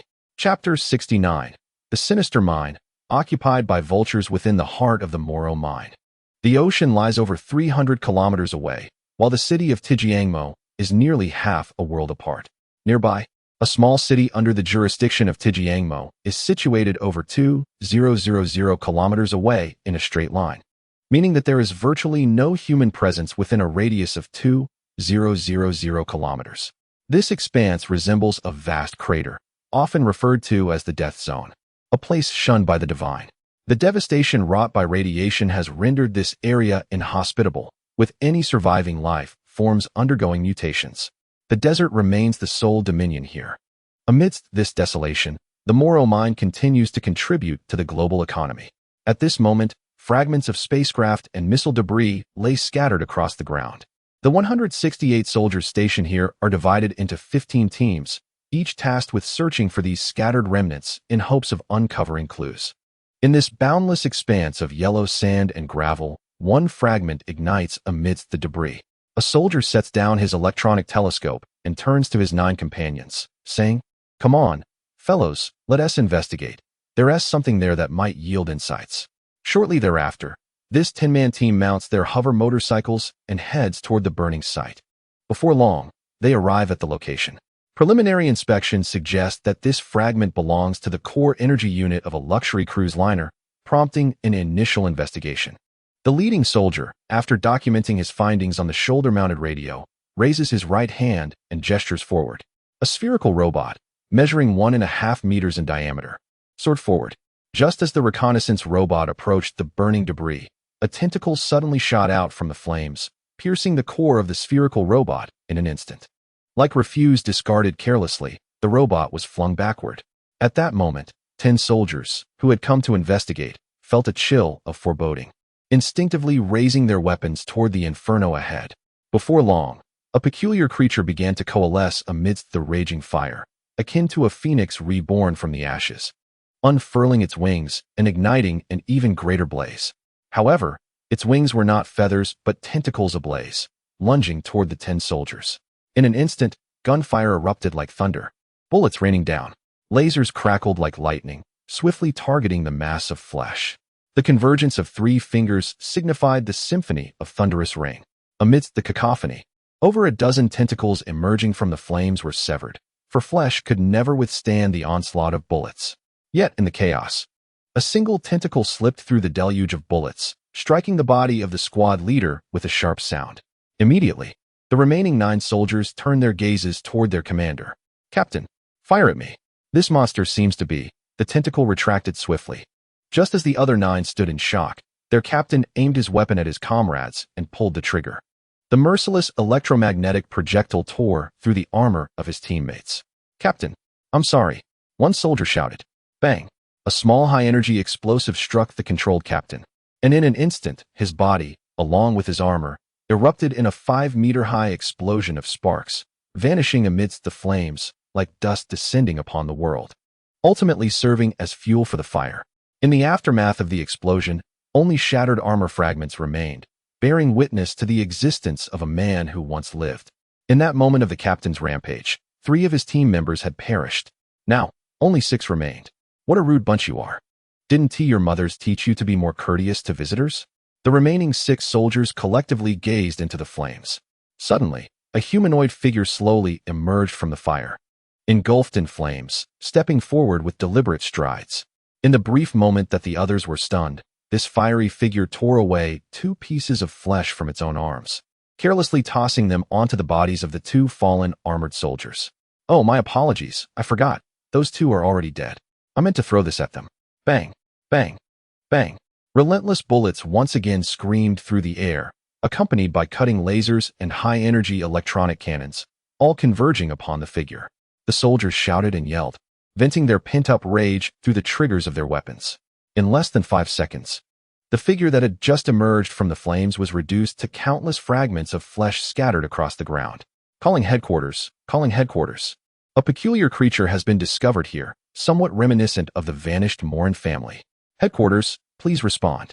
Suddenly, the soldier felt despair as the other 5 soldiers aimed their guns at him in unison. The ground trembled, and from the yellow sands emerged a colossal scorpion monster. At that moment, a deceased soldier lifted his helmet, revealing a smiling face. "Moren has arrived. I must convey some exceedingly bad news. Your luck has run out. Observe that heap of scrap metal. Among it lies an apparatus known as a signal jammer," Moren declared, pointing at the burning debris. With a clatter, the soldier's antiquated G2T8L electromagnetic rifle fell to the ground. He removed his helmet and helplessly gazed at the vast, desolate sky for a moment. Sinking to the ground, he drew a high-energy pistol, aiming it at his own temple, poised to pull the trigger. "Life is fleeting. Why take the easy way out? A moment of struggle might just please me enough to spare you, wouldn't it?" Bang! Without hesitation, the soldier pulled the trigger, fulfilling his duty as a soldier, unyielding to the end. At that moment, Moren applauded, observing the gruesome remnants within the helmet. Addressing the nearby scorpion monster, he remarked, "This fellow is a worthy soldier, deserving of our respect. Go, bestow upon him the highest honor of the Moren family. Devour him." Instantly, the yellow-skinned scorpion, poised behind Moren, thrust its stinger forward, ensnaring the soldier's body and flinging it into its maw, subsequently regurgitating the armor as if spitting out seeds. Thus concluded a dignified burial. "Moren, with a triumphant laugh, had already taken possession of a soldier's body. Not long ago, the Moren family had been lurking in this very area. Their subordinates, scattered throughout the desert, had already foreseen the soldier's reconnaissance. Enough chatter, Scorpion. How well do you know the Moro mine? What is our strategy to eliminate it? The Scorpion, one of the few remaining 9 subordinates, was a veteran member of the Moren family. While idly roaming the desert, it had inadvertently discovered this hidden Moro mine. After enduring the repercussions of radiation weaponry recently, the Moren family, fueled by indignation, resolved to use this mine as a sacrifice to the heavens. After all, it was a desolate place, far from civilization, a perfect location to strike. Chapter 70. The Sinister Mine. Infiltration commences in the recently ravaged battleground. 3 mechanized soldiers, the desert scorpion monster, and dozens of various desert creatures were deliberating their combat strategy. Let me outline our initial strategy. If anyone has suggestions, please voice them. Look, we have a few soldiers here. Since we've already invaded, we shall infiltrate the Moro mine under the guise of these soldiers and execute a coordinated attack, one proposed. With excitement, Wulong fired several shots into the air, wearing an expectant smile as he exclaimed, "Excellent idea. Let's proceed with this plan. Our leader is a strategic genius." Moren gazed at Wulong with a calm demeanor and remarked, "Wulong, it appears you are quite self-assured. Could you please reiterate what I just said?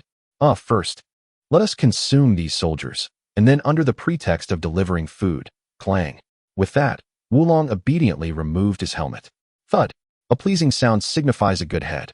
Moren retracted his hand and added, "I do not expect you to achieve anything monumental. Simply refrain from causing disruptions. Now let us all share our thoughts." Fengchu once again found himself in the solitude of having nothing in his hands. He lifted his head and stated matter-of-factly, "The leader's opinion is fundamentally sound. But if we invade under the guise of soldiers, how shall we account for the deceased among them?" Just as silence enveloped the group, Fengchu spoke again. "We could attribute the deaths to an unknown creature, disguise Wulong as this mysterious beast, and ultimately sacrifice him for the greater good. Besides, do we not possess a federal enforcement vessel?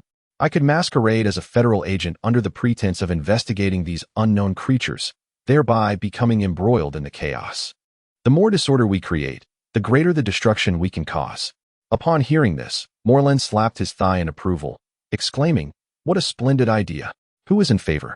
And who is against? I am opposed. Why should I be the one to be sacrificed? Why not let Fengchu take on the role of the unknown creature?" Thud. "Do not accuse me of disregarding democracy. Let us all vote. Those in favor of Wulong becoming this unknown beast, raise your hands." Instantly, everyone raised their hands in unison. With the rattlesnake monster lifting its head high, and even the scorpion monster raised its tail like a telephone pole. That does not count. The leader's vote is the crucial one. Yours do not matter. Moren shot Wulong a sidelong glance. "I shall heed everyone's opinion. Cease your struggles and quickly transform into some monstrous form." Given Moren's insistence, Wulong had no inclination to resist. He emerged from his armor and, in a moment, transformed into an indescribable entity. "I meant for you to become a monster, not to distort into something like this. Your chest is so heavy. Do you not feel burdened?" Wulong replied with a perplexed expression, "But, boss, what does a monster look like? Can you imagine just how hideous it can be? Become as ugly as you can." With that, Wulong transformed once more, this time into a silver-haired boy, adopting a perpetually serious demeanor. He was nearly identical to Fengchu, save for a pair of golden-rimmed glasses. "Boss, this is the ugliest monster I could envision. Does it frighten you?" Fengchu raised his hand, wishing to interject, but in front of so many, he felt embarrassed to utter a curse, leaving him to remain silent. Moren cleared his throat and said, "Just transform into something that resembles a mishmash of creatures. You could even model yourself after the scorpion next to you." At that moment, the scorpion monster suggested, "How about I simply take on the role of the unknown creature that attacks the army?" Wulong cast a look of appreciation at the scorpion monster. "No, it must be Wulong. This task can only be accomplished by him. Boss, I ask you, among all of us, who else could embody the impulsive nature of a monster?" Fengchu asserted resolutely. At this moment, the gaze of the dragon towards the phoenix chicks became decidedly unsettling. It was no longer merely a matter of murderous intent. "Very well, let the dragon confront this monstrosity. Scorpion, gather 3 comrades and join me to form a quintet to infiltrate. Everyone must keep a backup plan in mind. Phoenix chicks, You may tend to your tasks. Amidst the swirling sands, 5 armored soldiers found themselves engrossed in the challenge of learning to operate a hovering motorcycle. Scorpion, having lingered here for so long, how do you ride this motorcycle? Haven't you learned? The male armored soldier, disguised as Scorpion, shook his head. Boss, this is my first encounter with such a thing. Hearing this, Moren felt a pang of discomfort. After spending so long in the metropolis, he was astounded to realize he couldn't even ride a small electric scooter. Even if it were a hovering variant, it should essentially function like one, shouldn't it? Alas, this future world diverged significantly from the past. It was not merely a matter of inserting a key, revving the throttle, and shifting gears. The hovering motorcycle appeared to be twice the size of a conventional motorcycle. Most crucially, there was no throttle or key to turn. Thus, they were utterly clueless about how to initiate operation. 10 hovering motorcycles were parked nearby, along with some specialized mech equipment and supplies. For instance, the dragon was currently restrained by a magnetic shackling device, rendering his hands immobile. Furthermore, at this moment, he bore the form of an unattractive, grotesque creature, exuding an aura of menace with bared teeth. The dark, polished nails on his hands looked capable of slicing through steel, a design specifically crafted for him by the Phoenix Chicks before their departure. Now, the 5 armored soldiers stood before the hovering motorcycles, completely at a loss, utterly ignorant of how to proceed. Boss, can you not manage this motorcycle? Inquired the dragon, whose hands were bound and who was tethered to the hovering motorcycle by a magnetic handcuff. Do you know how to operate this contraption? No, I do not. Then why utter such nonsense? Moren exhaled sharply. I was merely speculating. What if this device is voice-activated? The dragon chuckled, his menacing sharp teeth adding to the frightful atmosphere. What kind of high-tech device would be voice-activated? Are you suggesting that if I call out to the motorcycle, it will respond? Suddenly, the motorcycle beeped several times. See, boss. I told you it is indeed voice-activated. Moren silently gave a thumbs up and was the first to mount the motorcycle. He tentatively uttered, return to the Moren mine. Voice navigation activated. Poor signal detected. Planning route based on memory. Planning complete. Would you like to proceed? Alas, it truly operates via voice command. Brothers, let's set off. In an instant, the 5 hovering motorcycles surged through the sands, lamentably dragging the dragon along, still shackled by the magnetic handcuff. Did he feel pain? Not in the slightest. He reveled in the sensation of the warm sand beneath his bare feet, as if surfing. All the while, the hovering motorcycles navigated back to the Moren mine, only to be met with the disheartening news. 5 soldiers had perished, slain by this very monster. Why, then, did you not retrieve their bodies? You dare to speak to me in such a manner. This creature can articulate speech? Chapter 71. The sinister mine, dark and twisted. Above the arid expanse, there lies a detection entrance opening in the earth, concealed beneath the yellow sands of the dunes, with a grand gate towering over 10 meters high. Even from an aerial perspective, one would discern that this place is indistinguishable from the surrounding desert. Yet, beneath the surface lies a vein rich with high-purity heavy metal radiation elements. At the entrance of the Moren mine, this is where the automated parking for hover motorcycles is situated. Not only can motorcycles be parked here, but all militarized weapons are also stored in the armory outside the checkpoint. Even the military command center is established within. If it were not for the peacekeeping mission, the soldiers would be reluctant to coexist with the miners inside. The carrying of militarized weapons is strictly prohibited within the mine, at most. One may bring equipment to prevent potential uprisings among the miners. This restriction is due to a previous horrific incident of human slaughter that occurred within. All personnel in this mine are convicts, sentenced to death without hope for redemption. Thus, employing violence to counter violence proves ineffective here. Bringing weapons inside would only incite greater malevolence among the inmates. After all, the possession of blades ignites the desire to kill. At this moment, at the entrance checkpoint, a humanoid creature, its hands bound, uttered a remark that left the 5 armored soldiers bewildered. This creature can speak. It referred to me as its superior, and I am at a loss for understanding the situation. Perhaps it has learned this on its own? Wait a moment. I have encountered such a humanoid creature before. It resembles the biochemical monstrosities that once besieged Tata City, one of the checkpoint personnel pondered. As the curiosity of the checkpoint staff grew, he approached the biochemical creature, scrutinizing it from left to right. However, he overlooked a crucial detail. It was precisely the shift change, and he was the sole inspector at the checkpoint. What are you staring at? The biochemical creature berated the inspecting personnel beside it. This creature is quite amusing, engaging in self-deprecation and even cursing. How entertaining. After making this observation, the inspector turned to the 5 soldiers behind him, admonishing them. As soldiers, even if your comrades perish on the battlefield, you must bring their bodies back. Are you unaware of the rules here? Very well, let us proceed. This creature's authority is overwhelming.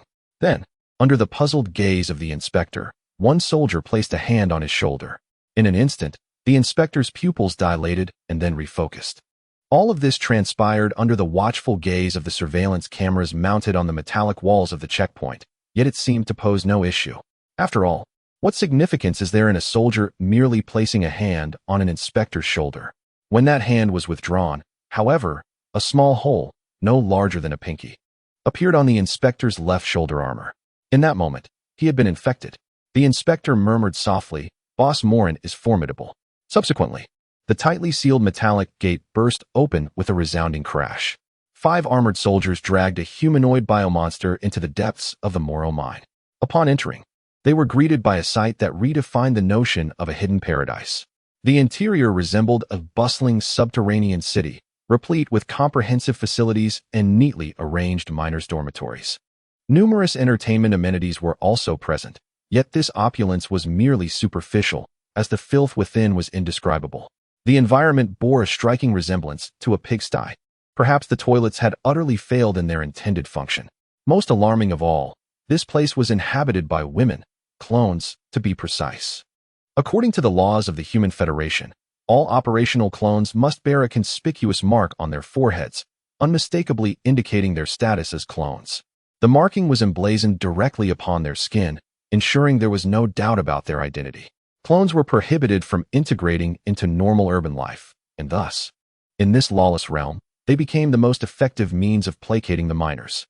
Furthermore, the expense of creating these clones was exorbitant.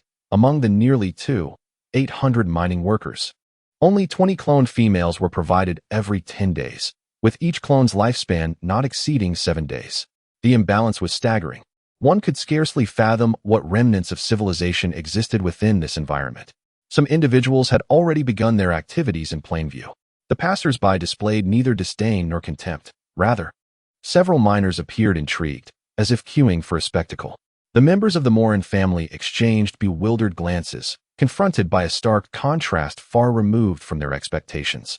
Even Moren was taken aback. He had envisioned a grimy coal mine, anticipating to first see immense machinery churning through rock or deep, dark cables reaching into the Earth's core.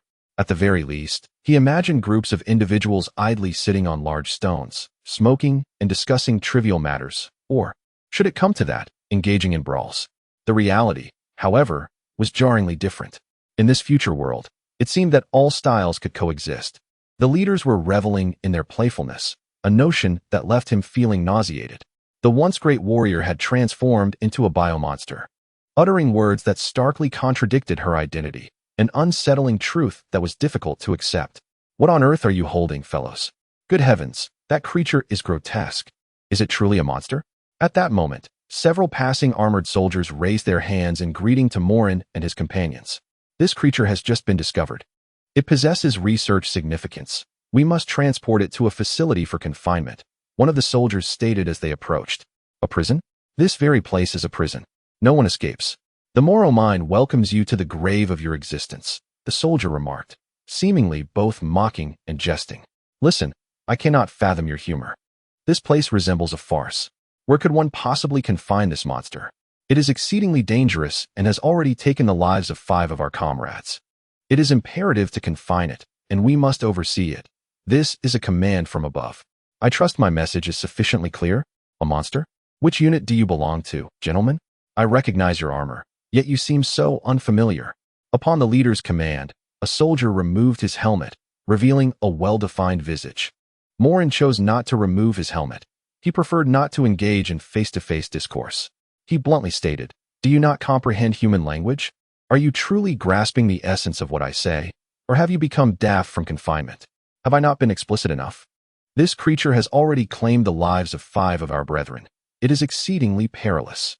Lead me to a secluded location where I can secure this monster, and grant us a moment of tranquility." Is that agreeable? Oh, perhaps this creature poses a greater challenge. There are no specialized holding cells here. Without hesitation, Moren forcefully yanked the electromagnetic cuffs from Wulong's wrists. Stop your prattling and go after him. These fools blatantly disregard the threat posed by the monster. Chapter 72. The Sinister Mine, a realm of lawlessness. With Moren's consent, Wulong transformed into a relentless harbinger of death, instantly launching himself into the fray among the 4 armored soldiers.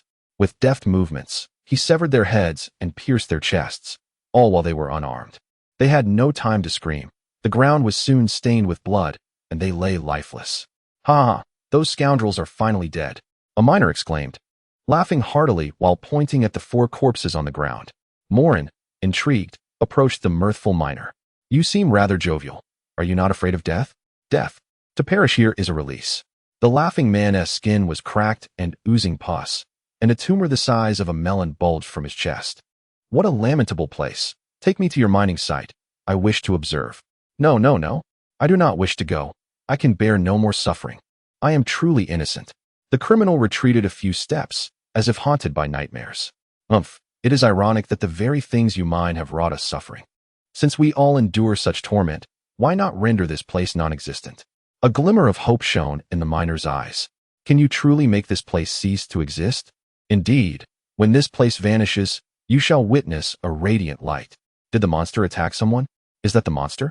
The miner, who had been completely engrossed moments before, now raised his head to behold a horrifying scene. "That individual appears to be new here," Moren jested, pointing in that direction. Yes, indeed. Ha ha. He has only been here for 2 years. No wonder he still possesses the instinct of fear."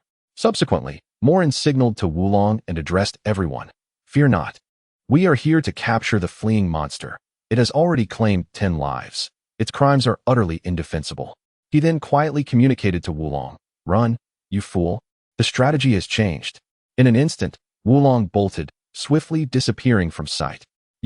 As preparations for the task commenced, the creature had retreated into the mine. "Accompany me to the vein to search for the monster.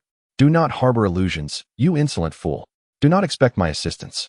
Suddenly, Moren strode forward, his mechanical hand enveloping the man's head as he declared, "I admire those unafraid of death.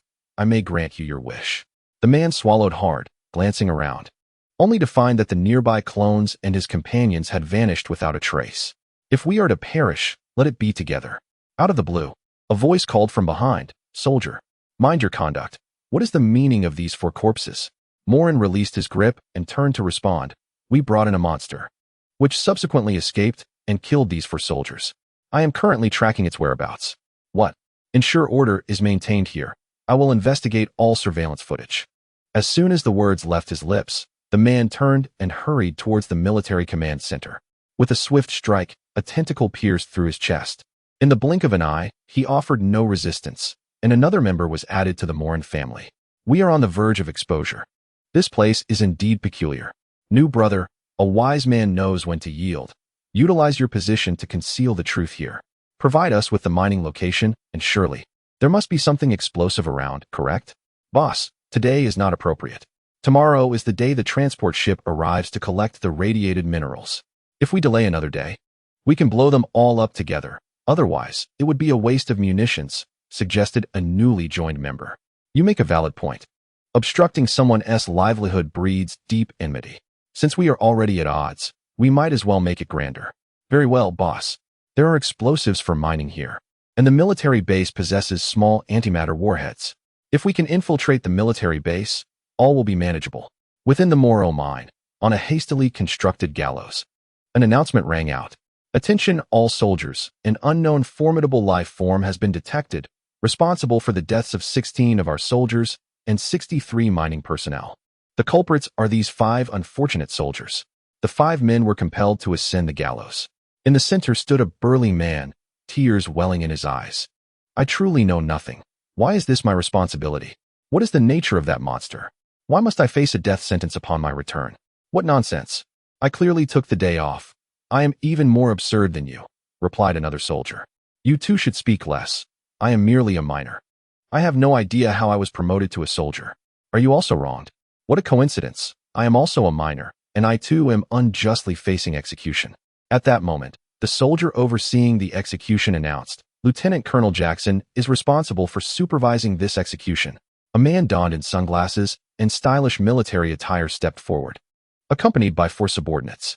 Some served tea, while others prepared snacks, and 2 idled about, fanning themselves with federal legal texts. Upon arriving at the seats that had long been prepared for them, the lieutenant colonel unceremoniously plopped down, casually grasping the nearby federal legal text. After flipping through its pages for an extended period, he was unable to locate the correct one. "What is this book? I can't make sense of it," he exclaimed in frustration. "You're holding it upside down, sir," one soldier, who had been waiting patiently, awkwardly pointed out. "Humph. Of course, I am aware. This is merely a test of your diligence. You should all take note from this soldier, who exhibits seriousness and meticulousness," the lieutenant colonel replied with a hint of satisfaction.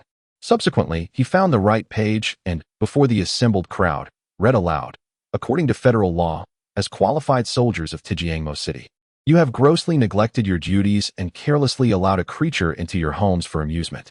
Ordinarily, this would warrant a military tribunal. But I am granting you the opportunity for immediate retribution. Thank the heavens." The man standing in the center, filled with indignation, shouted, "I demand to see a lawyer. I am innocent. I know nothing of this." Adjusting his sunglasses, the lieutenant colonel smirked, "You claim to be wronged. But those who have wronged you are far more aware of the extent of your guilt. The evidence is irrefutable. You have caused the deaths of so many and still dare to proclaim your innocence? Does anyone else have questions? I am not a soldier. I am merely a miner. I hold no responsibility for negligence. My fellow workers can attest to my innocence," protested the man on the far left, equally frustrated. "Well, I must remind you that whether you are a soldier or a miner, the 63 deceased miners are likely quite relevant to you. In other words, I doubt you will find any witnesses," the lieutenant colonel retorted. "Sir, you have no authority to judge me. Indeed, you make a valid point. Let us proceed with the news for them. This is taking too long," the lieutenant colonel silently commended, giving a thumbs up. Chapter 73, The Sinister Mine. The actor's hour the following day, the first task for Lieutenant Colonel Jackson upon rising was to stride towards the execution square from the previous day. There, 5 individuals were suspended from the gallows, resembling hanging cured meats, accompanied by a sign that read, "The consequence of negligence." Jackson then removed his sunglasses, revealing his serpent-like crimson eyes. He saluted the 3 individuals, his expression a curious blend of amusement and disdain. "Where's the justice in this? There is no moral order." Jackson, returned to the command room for an emergency meeting, crackled an urgent voice over the radio within his armor. Inside the military command room, the atmosphere was charged.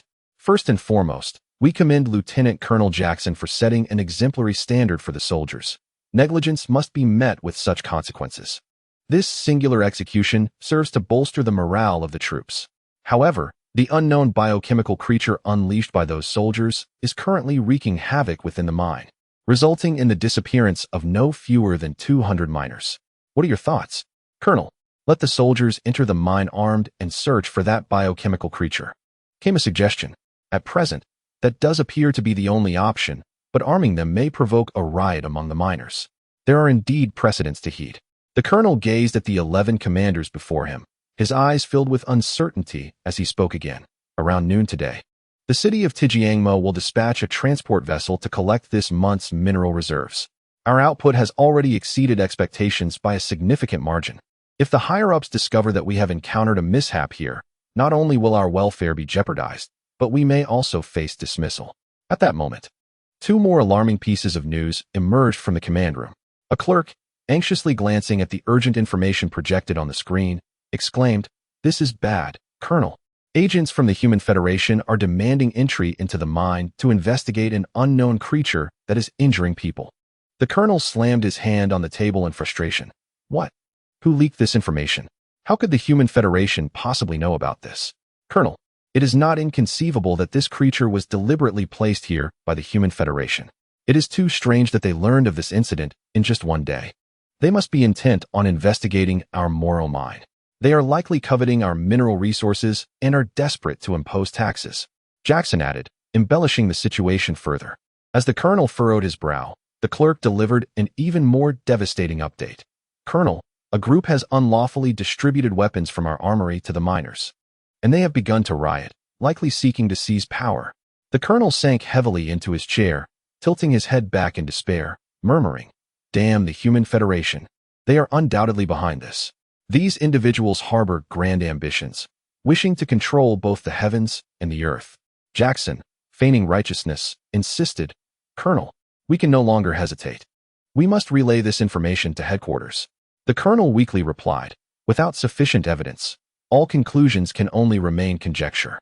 Even if it were true, the mayor of Tijiangmo would never risk a rupture with the Human Federation over a mere mine. So, at the very least, we must take measures to control that mob," Jackson asserted with conviction. The clerk then delivered yet another incendiary report. "This is urgent, Colonel. For some unknown reason, the soldiers have joined the miners' cause, and they are about to launch an attack here." In reality, everything outside remained calm. The miners were diligently working, and the soldiers were patrolling as usual. It was merely the command room that exhibited a theatrical performance, with one playing the villain and another the hero. Suddenly, a figure clad in black Human Federation enforcement armor burst into the command room. Addressing the bewildered colonel, he announced, "Human Federation Enforcement Agent, ID NMD 250. Based on investigations and ample evidence, a riot is occurring here, instigated by your military in collusion with the miners to seize the private property of the Moren mine belonging to Tijiangmo. Furthermore, you have been cultivating an unknown biochemical creature." With such a monumental accusation leveled against him, the colonel felt as if the weight of the world had fallen upon him. Jackson silently gave a thumbs up to the intruding enforcer, recognizing the brilliance of his craft. Such artifice and falsehood is not easily mastered. "This is utter nonsense. It is slander. The unknown biochemical creature does not belong to us. You humans of the Federation are the true architects of all calamities." The colonel seethed, gritting his teeth. "Colonel, let us confront them. Quickly input the activation code for the antimatter bomb. This will instill fear in those ruffians and demonstrate our resolve to the Federation." Jackson urged him once more with righteous fervor. The colonel paused for a moment, then resolutely turned to the control panel behind him and declared, "Initiate Emergency Safety Protocol 62, KT 238. Please hold. Safety checks are currently underway," came the cold, electronic voice. After a piercing light swept over the colonel's body to confirm his identity, it inquired, "Shall I transfer to the highest manual control privileges?" "Affirmative," the colonel bellowed. "Please input the highest privilege command password and confirm your alert state via voice test." The chilling electronic voice resumed, "GTW 3556. Command received. Please answer the following test question. Are you in an emergency situation that necessitates the destruction of this location or the use of the highest military weaponry to counteract uncontrollable events? Please respond accurately. With 1 second to answer. Don't give me that nonsense. Do you think I wish for this?" The colonel retorted immediately. "Confirmed. Awake state detected. Transferring highest manual control privileges." Subsequently, several levers rose from the control panel before the colonel. Mechanisms operable solely by human hands, the most primitive mode of operation. The options on these levers were nothing less than to initiate a self-destruct sequence, connect to the mayor of Jiangma City in an emergency, or permanently seal the Moren mine. Just as everything was coming to fruition, a sudden chorus of applause erupted from behind the colonel. The thunderous clapping startled him. Even the Federation law enforcement personnel joined in the ovation. Faced with such a situation, one's mind would be in a tumult, utterly bewildered and at a loss. "We must remember this gentleman for his contributions to the Moren family. How about we give him a beating first and then finish him off? Long live the Moren family." In that instant, the colonel realized that the dozen individuals before him were all actors, a tempest of thoughts racing through his mind, yet he had no time to ponder. He immediately turned to grasp a self-detonation lever, attempting to ignite the explosion, but just as his hand reached out, it froze in midair. His fingertips merely 50 centimeters from the lever. No matter how hard he tried, he could not move, as if an invisible hand held him firmly in place. This ability stemmed from Moren's psychic domain, allowing him to manipulate objects within a 10-meter radius through sheer will. In truth, Moren deemed this power rather trivial. As his tendrils possessed far greater strength, it was merely a tool for showmanship. Chapter 74. The Sinister Mine, the Weight of Life Go. Fight! Fight! At that moment, deep within the S-grade radiation vein of the Moren mine, luminous metallic veins spread across the cave walls, resembling great silver serpents that coiled throughout the cavern. A young girl with violet hair stood upon a metallic platform, inciting hundreds of burly men clad in heavy silicone suits to engage in a fierce brawl. From her elevated position, she encouraged them with shouts of enthusiasm, proclaiming, "Let the strongest fighter claim this prize," as she brandished an indescribable garment. In an instant, the atmosphere ignited with fervor, and the combatants in the mine fought with renewed vigor. Despite their cumbersome attire, their punches were powerful, reminiscent of a boxing match. Within this vein of the mine, the electromagnetic radiation was exceedingly intense, rendering intelligent machines utterly ineffective.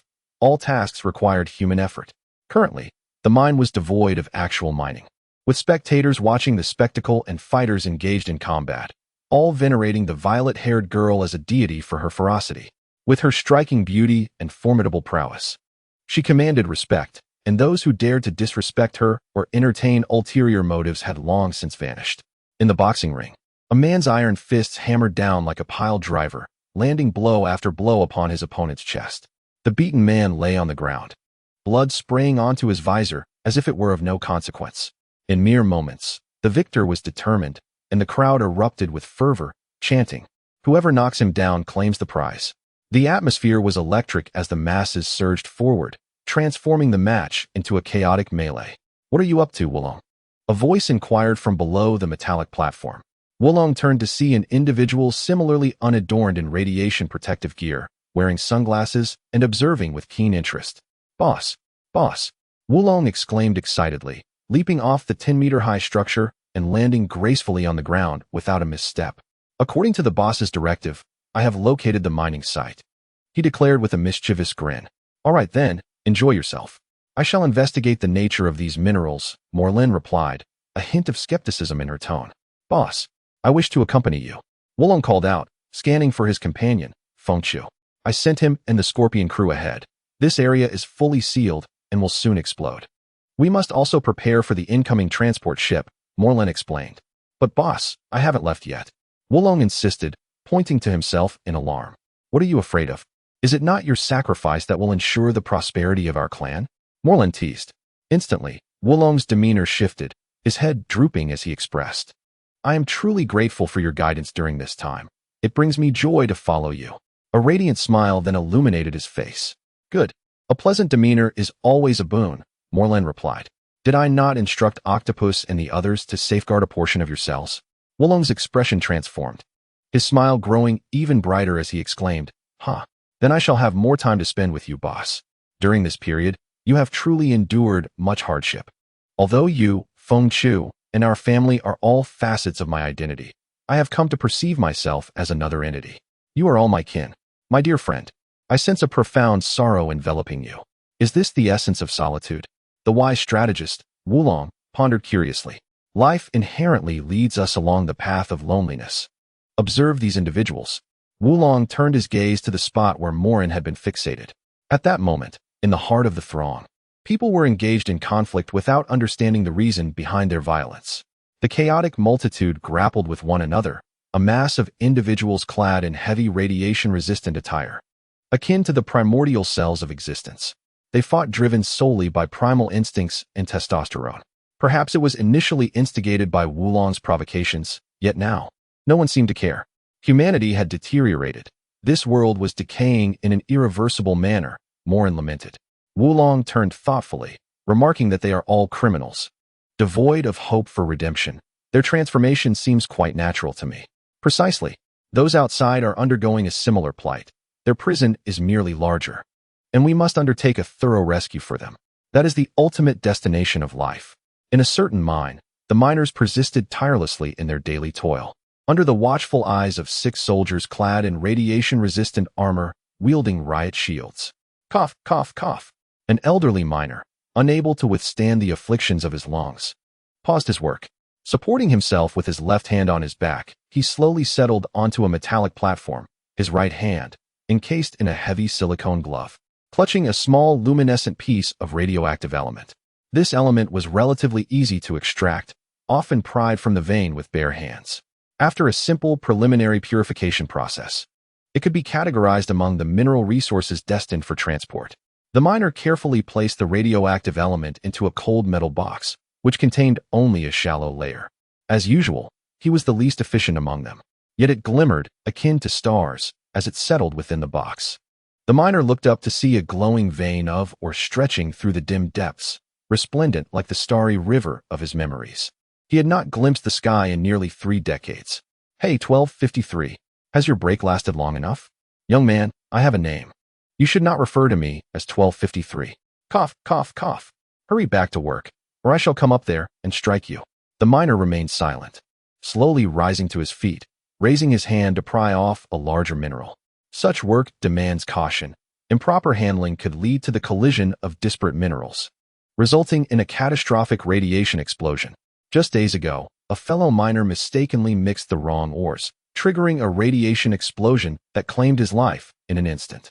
Contemplating this, the miner found his thoughts clouded with uncertainty. Gazing at the, or just above, within reach, he unzipped his heavy radiation-resistant suit and, trembling, exposed himself to the intense radiation zone. Hey, old man, do you wish to perish? The miner remained silent, inhaling the murky air of the pit before exerting all his strength to pry off a piece of ore. He swallowed it whole, and in an instant, the corpse plummeted from the high platform.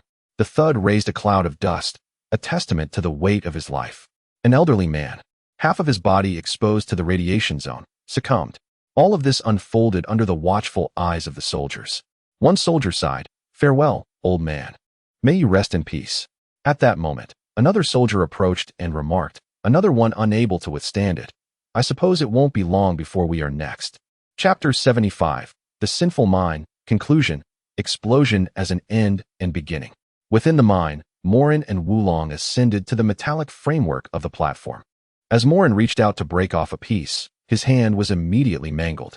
He broke his right hand on the spot and cast it aside, only to have it regenerate. Unfamiliar with the situation, Moren called out in his mind, "System, what is this? Why does it bite? Ding. What a foolish question. How dare you use your hand? This is a type of radioactive element. It was formed through the explosive combination of heavy metal elements during a high-energy fusion nuclear weapon detonation, creating an unnatural accumulation of unknown radioactive metals. Could you elucidate that a bit more clearly? This thing naturally bites. Heed my advice. The depths of this matter are too profound for you to grasp at present." "Oh, I understand. Can I make use of this? You will be able to absorb these radioactive elements in the future, but for now, it is merely toxic waste." "Well then, if it's of no use, there's no point in continuing to observe. Did you summon me just to ask this? How absurd." At the entrance of the Moren mine, a transport vessel over 8 meters tall, laden with various radioactive mineral resources, stood at the threshold. They faced a significant dilemma. They had entered and acquired the goods, and everything seemed fine within. Yet the main gate remained obstinately closed. They had arrived without issue, but now they could not return.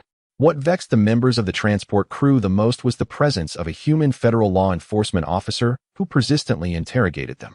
"How can you prove that you are the transport vessel from Tijiangmo City and not an illegal imposter?" The federal agent inquired, holding a small notebook. "Isn't the Human Federation overstepping its bounds? Our resource collection in Tijiangmo City does not encroach upon any other city. Must you oversee everything?" The captain of the transport vessel retorted angrily at the federal agent. "Please do not obstruct my work. I suspect that you lot have released biochemical monsters here to disrupt order, masquerading as the transport vessel from Tijiangmo City to pilfer the radioactive mineral resources." Simultaneously, the captain felt a metaphorical bucket of excrement being unknowingly dumped on his head. "What biochemical monsters? We are indeed the transport vessel from Tijiangmo City. If you don't believe me, look at the markings on the ship." The federal enforcement officer looked up and noticed a circular emblem at the bow of the transport vessel. It was unmistakably the mark of Tijiangmo City. Suddenly, the federal law enforcement officer pointed to the insignia on his chest and declared, "I am vested with authority by the coalition of 3 cities. It would be prudent for you to adhere to the regulations." The emblem of the Human Federation is a square encompassing a circle, which in turn encases an inverted triangle. This mark held significant weight, prompting the captain of the transport vessel to suppress his ire. "The radiation weaponry produced by your Human Federation primarily utilizes the mineral resources from the city of Tijiangmo. Are you questioning our transport of radioactive minerals? Please cooperate with my inspection by presenting your captain's license, as well as the certification from Tijiangmo, and additionally, provide 200 witnesses to attest that you are indeed the captain who frequently conducts transport here." The captain returned to the transport ship and emerged with a multitude of documents. His captain's license, proof of exit clearance, certification from Tijiangmo, and even his marriage certificate was among them. He hurled the pile onto the ground, exclaiming, "Everything is here. Is it not sufficient? You have yet to provide the 200 witnesses to verify your frequent transport activities," the federal law enforcement officer replied in a measured tone. After approximately 30 minutes, the transport captain, accompanied by soldiers and several miners, finally gathered 200 individuals to vouch for him. "They can all testify that I am the captain. Is this sufficient now? Very well. You have established that the captain indeed exists. Now, please confirm your own identity," the officer stated flatly. The transport captain, seething with frustration, realized that any further delay would jeopardize their return. Observing the tightly sealed metal gate behind him, he retorted, "And how will you prove that you are a federal law enforcement officer?" The officer silently pointed to the insignia on his chest. "You wretched scoundrel. You are exceedingly presumptuous," the captain bellowed, veins bulging on his forehead. "This insignia is irrefutable. No one dares to forge it, for doing so would offend the 3 cities, including the Human Federation and its courts. That would mean standing against the entire world." At that moment, a voice called out, "Hey, you scoundrel, aren't you supposed to leave?" The captain, nearly losing his sanity, glanced over the shoulder of the speaker and beheld a man in military attire wearing sunglasses, accompanied by a boisterous girl with purple hair. "Colonel Jackson, what is the situation with this federal enforcement? And why is this door not opening? You cannot afford to waste any more time," the captain shouted. "Calm yourself. No one can escape this place. Soon, we shall all meet our demise. Are you pleased?" The captain exhaled sharply through his nostrils. "Jackson, I am not jesting. We cannot afford any further delays. Open the main gate at once." "It truly cannot be opened. The full lockdown protocol has been initiated. The only mode of communication available now is to contact the Strategic Command Center and that mayor. Would you care to speak with him?" At that moment, an announcement resonated throughout the mine. "The antimatter bomb will be activated in 10 minutes. "What? Jackson, what on earth are you doing?" the captain exclaimed, his eyes wide with disbelief. "Oh, by the way, my name is Moren." Moren removed his sunglasses, and his face underwent a peculiar transformation, revealing a benevolent smile. Meanwhile, the soldiers behind the captain contemplated attacking Moren, only to realize that weapons were prohibited in this vicinity. Moren waved his hand to everyone in front and said, "Everyone, let us remain calm. After all, we cannot escape. Instead, why not sit down and discuss any regrets or secrets that weigh heavily on our hearts?" Upon hearing these words, a wave of confusion swept through the crowd, followed by a voice exclaiming, "Good brother. To be honest, I have never regarded you merely as a brother." In an instant, silence fell over the gathering, with all eyes fixated on the soldier in the center. Strangely, one person suddenly stepped forward and embraced his dear brother. "Why didn't you say so sooner? Fool, why didn't you say so sooner?" The announcement rang out. "The antimatter bomb will detonate in 5 minutes. Moren's expression turned peculiar as he remarked, "This bomb will trigger all other explosive devices to detonate as well. Let us calmly sit down and discuss, for your time is running short." The captain quickly dashed towards the command room. Upon entering, he was met with the sight of several commanders engrossed in a game of cards. This, however, was not the crux of the matter. Upon noticing that the highest authority lever had been activated, he realized it was too late. He hurried to establish an emergency connection with the mayor, and as the call connected, the countdown for the bomb had already commenced. 10-9. "Mayor, this is Captain Kurt of Transport Ship 365. The Moren mine has been disguised as the Human Federation." At that moment, an invisible force suddenly clasped his mouth shut. "Thank you for your contributions to the Moren family." 1. Boom.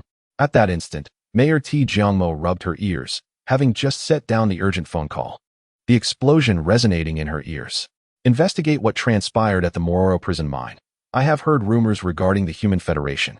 Chapter 76. The cunning dragon enters the entertainment industry in the meeting room of Tijiangma City. "Mayor, this is Captain Kurt. The Moren mine is now under Human Federation control." Mayor Tijiangma switched off the recorder on her desk, tucking a strand of black hair behind her ear. "This recording is severely damaged. The intelligence received days ago has confirmed that the Moren mine has completely devolved into a severe radiation zone, with the explosion resulting in the death of all miners. None survived. This voice has been confirmed to belong to Kurt, the head of the radiation mineral transport ship 365. Subsequently, Mayor T. Jiangmo replayed the new intelligence, projecting an image of a Federal Maritime Enforcement vessel speeding past on the desk. This incident may be related to the Human Federation, or it may not. While instances of deception under the guise of the Human Federation are rare, they are not impossible. Meanwhile, I perceive this as an opportunity. With her hands clasped together, Mayor T. Jiangmo leaned forward and said, "Mayor, do you mean to seize this opportunity to sue the Human Federation or to extricate ourselves from their control?" Indeed, Mayor T. Jiangmo and I have long since resolved to sever ties with the Human Federation. The Federation, perched high above, exploits our 3 cities like parasitic pests, incessantly draining our resources.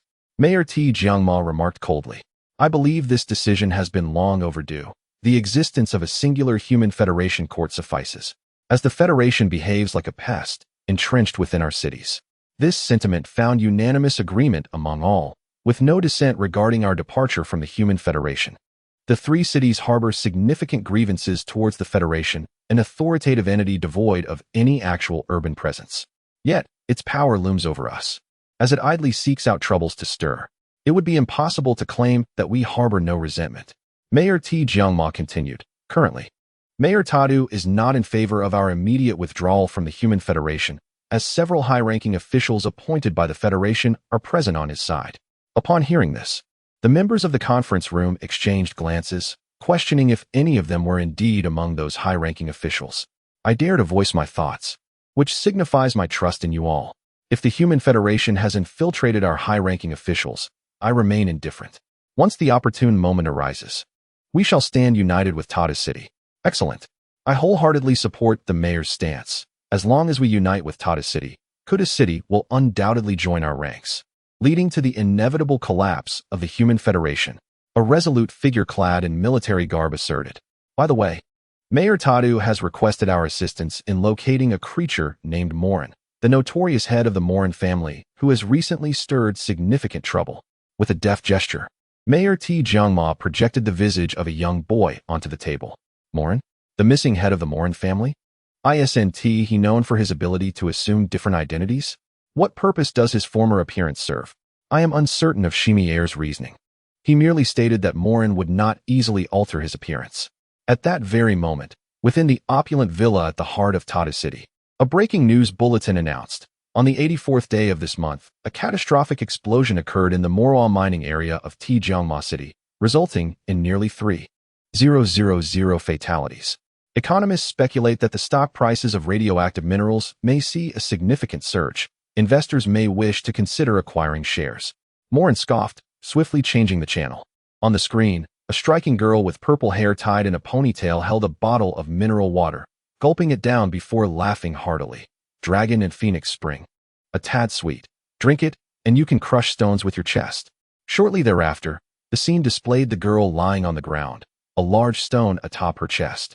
With a single hammer strike, the stone shattered, leaving her unharmed. Every time Moren encountered this advertisement, he couldn't help but chuckle knowingly. Today marks August 16th. Nearly 12 days have passed. Wolong has become the most prominent spokesperson for Dragon and Phoenix Spring, rapidly rising to fame, with sales witnessing an upward trend. This is primarily due to its appeal among the youth. After all, who wouldn't be drawn to such a trend-savvy girl? At that moment, Feng Cho emerged from the chamber, cradling a 3D screen editor in her arms. With a yawn, she gazed at Mo Lin, her expression one of despondency, and inquired, "Boss, when shall we commence our next endeavor?" "Do not rush. I am awaiting the proper arrangement of the genetic evolution segments. It is astonishing that it has taken so many days, and it is still not complete. Are you questioning my capabilities? I am meticulously arranging the genes in the most optimal manner to facilitate your growth. Do you dare to be finicky? You've completed it, haven't you? Why did you not mention this sooner? Before long, humanity may very well transform into machines. We shall also need to incorporate some metal into our bodies, lest we fail to keep pace with the times. Are you out of your mind? Growing metal on your body? Have you been watching too many Transformers? The aim is to enable you to absorb metallic and other elements as a trial, and we are still in the experimental phase. You wish to cultivate grass on your head for your horses, did you not? I assure you, once this ability is perfected, even if you lie in bed like a vegetative state, you shall not starve. Experimental phase? Are you suggesting there might be unforeseen consequences? What is there to fear? True knowledge is acquired through experimentation. The last time you were eager for mutation, nothing went awry, did it? Even if something does go amiss, it is of no concern to me. Can I truly rely on you? Am I jesting with you? I have always been remarkably stable, indeed. The genetic sequence for the iron snail has been arranged. We can now commence the process of evolutionary mutation. Upon hearing this, Moren recalled the first instance he utilized the mucus ability, which was as a snail. Now his second special evolutionary mutation was also a snail. It seemed he had a peculiar affinity for snails. All right, wait a moment. I shall notify my subordinates and summon Wulong back. At the center of Tata City, at the site of the Longfeng Sanquan product launch, the now immensely popular Wulong was surrounded by a throng of reporters, all eager to pose their questions.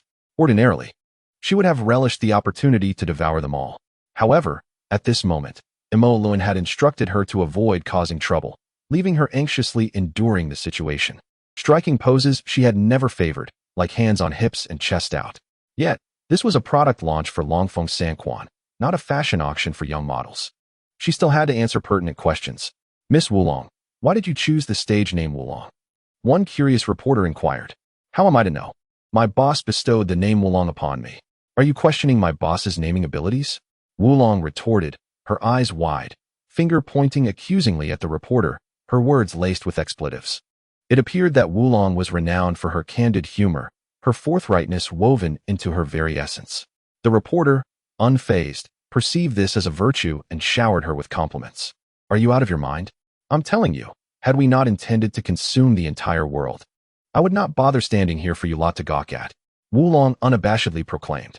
Wulong, the charming young lady, remained ever so witty and humorous, indeed delightful. Just then, a phone projection popped up from the wristband hanging from Wulong's arm.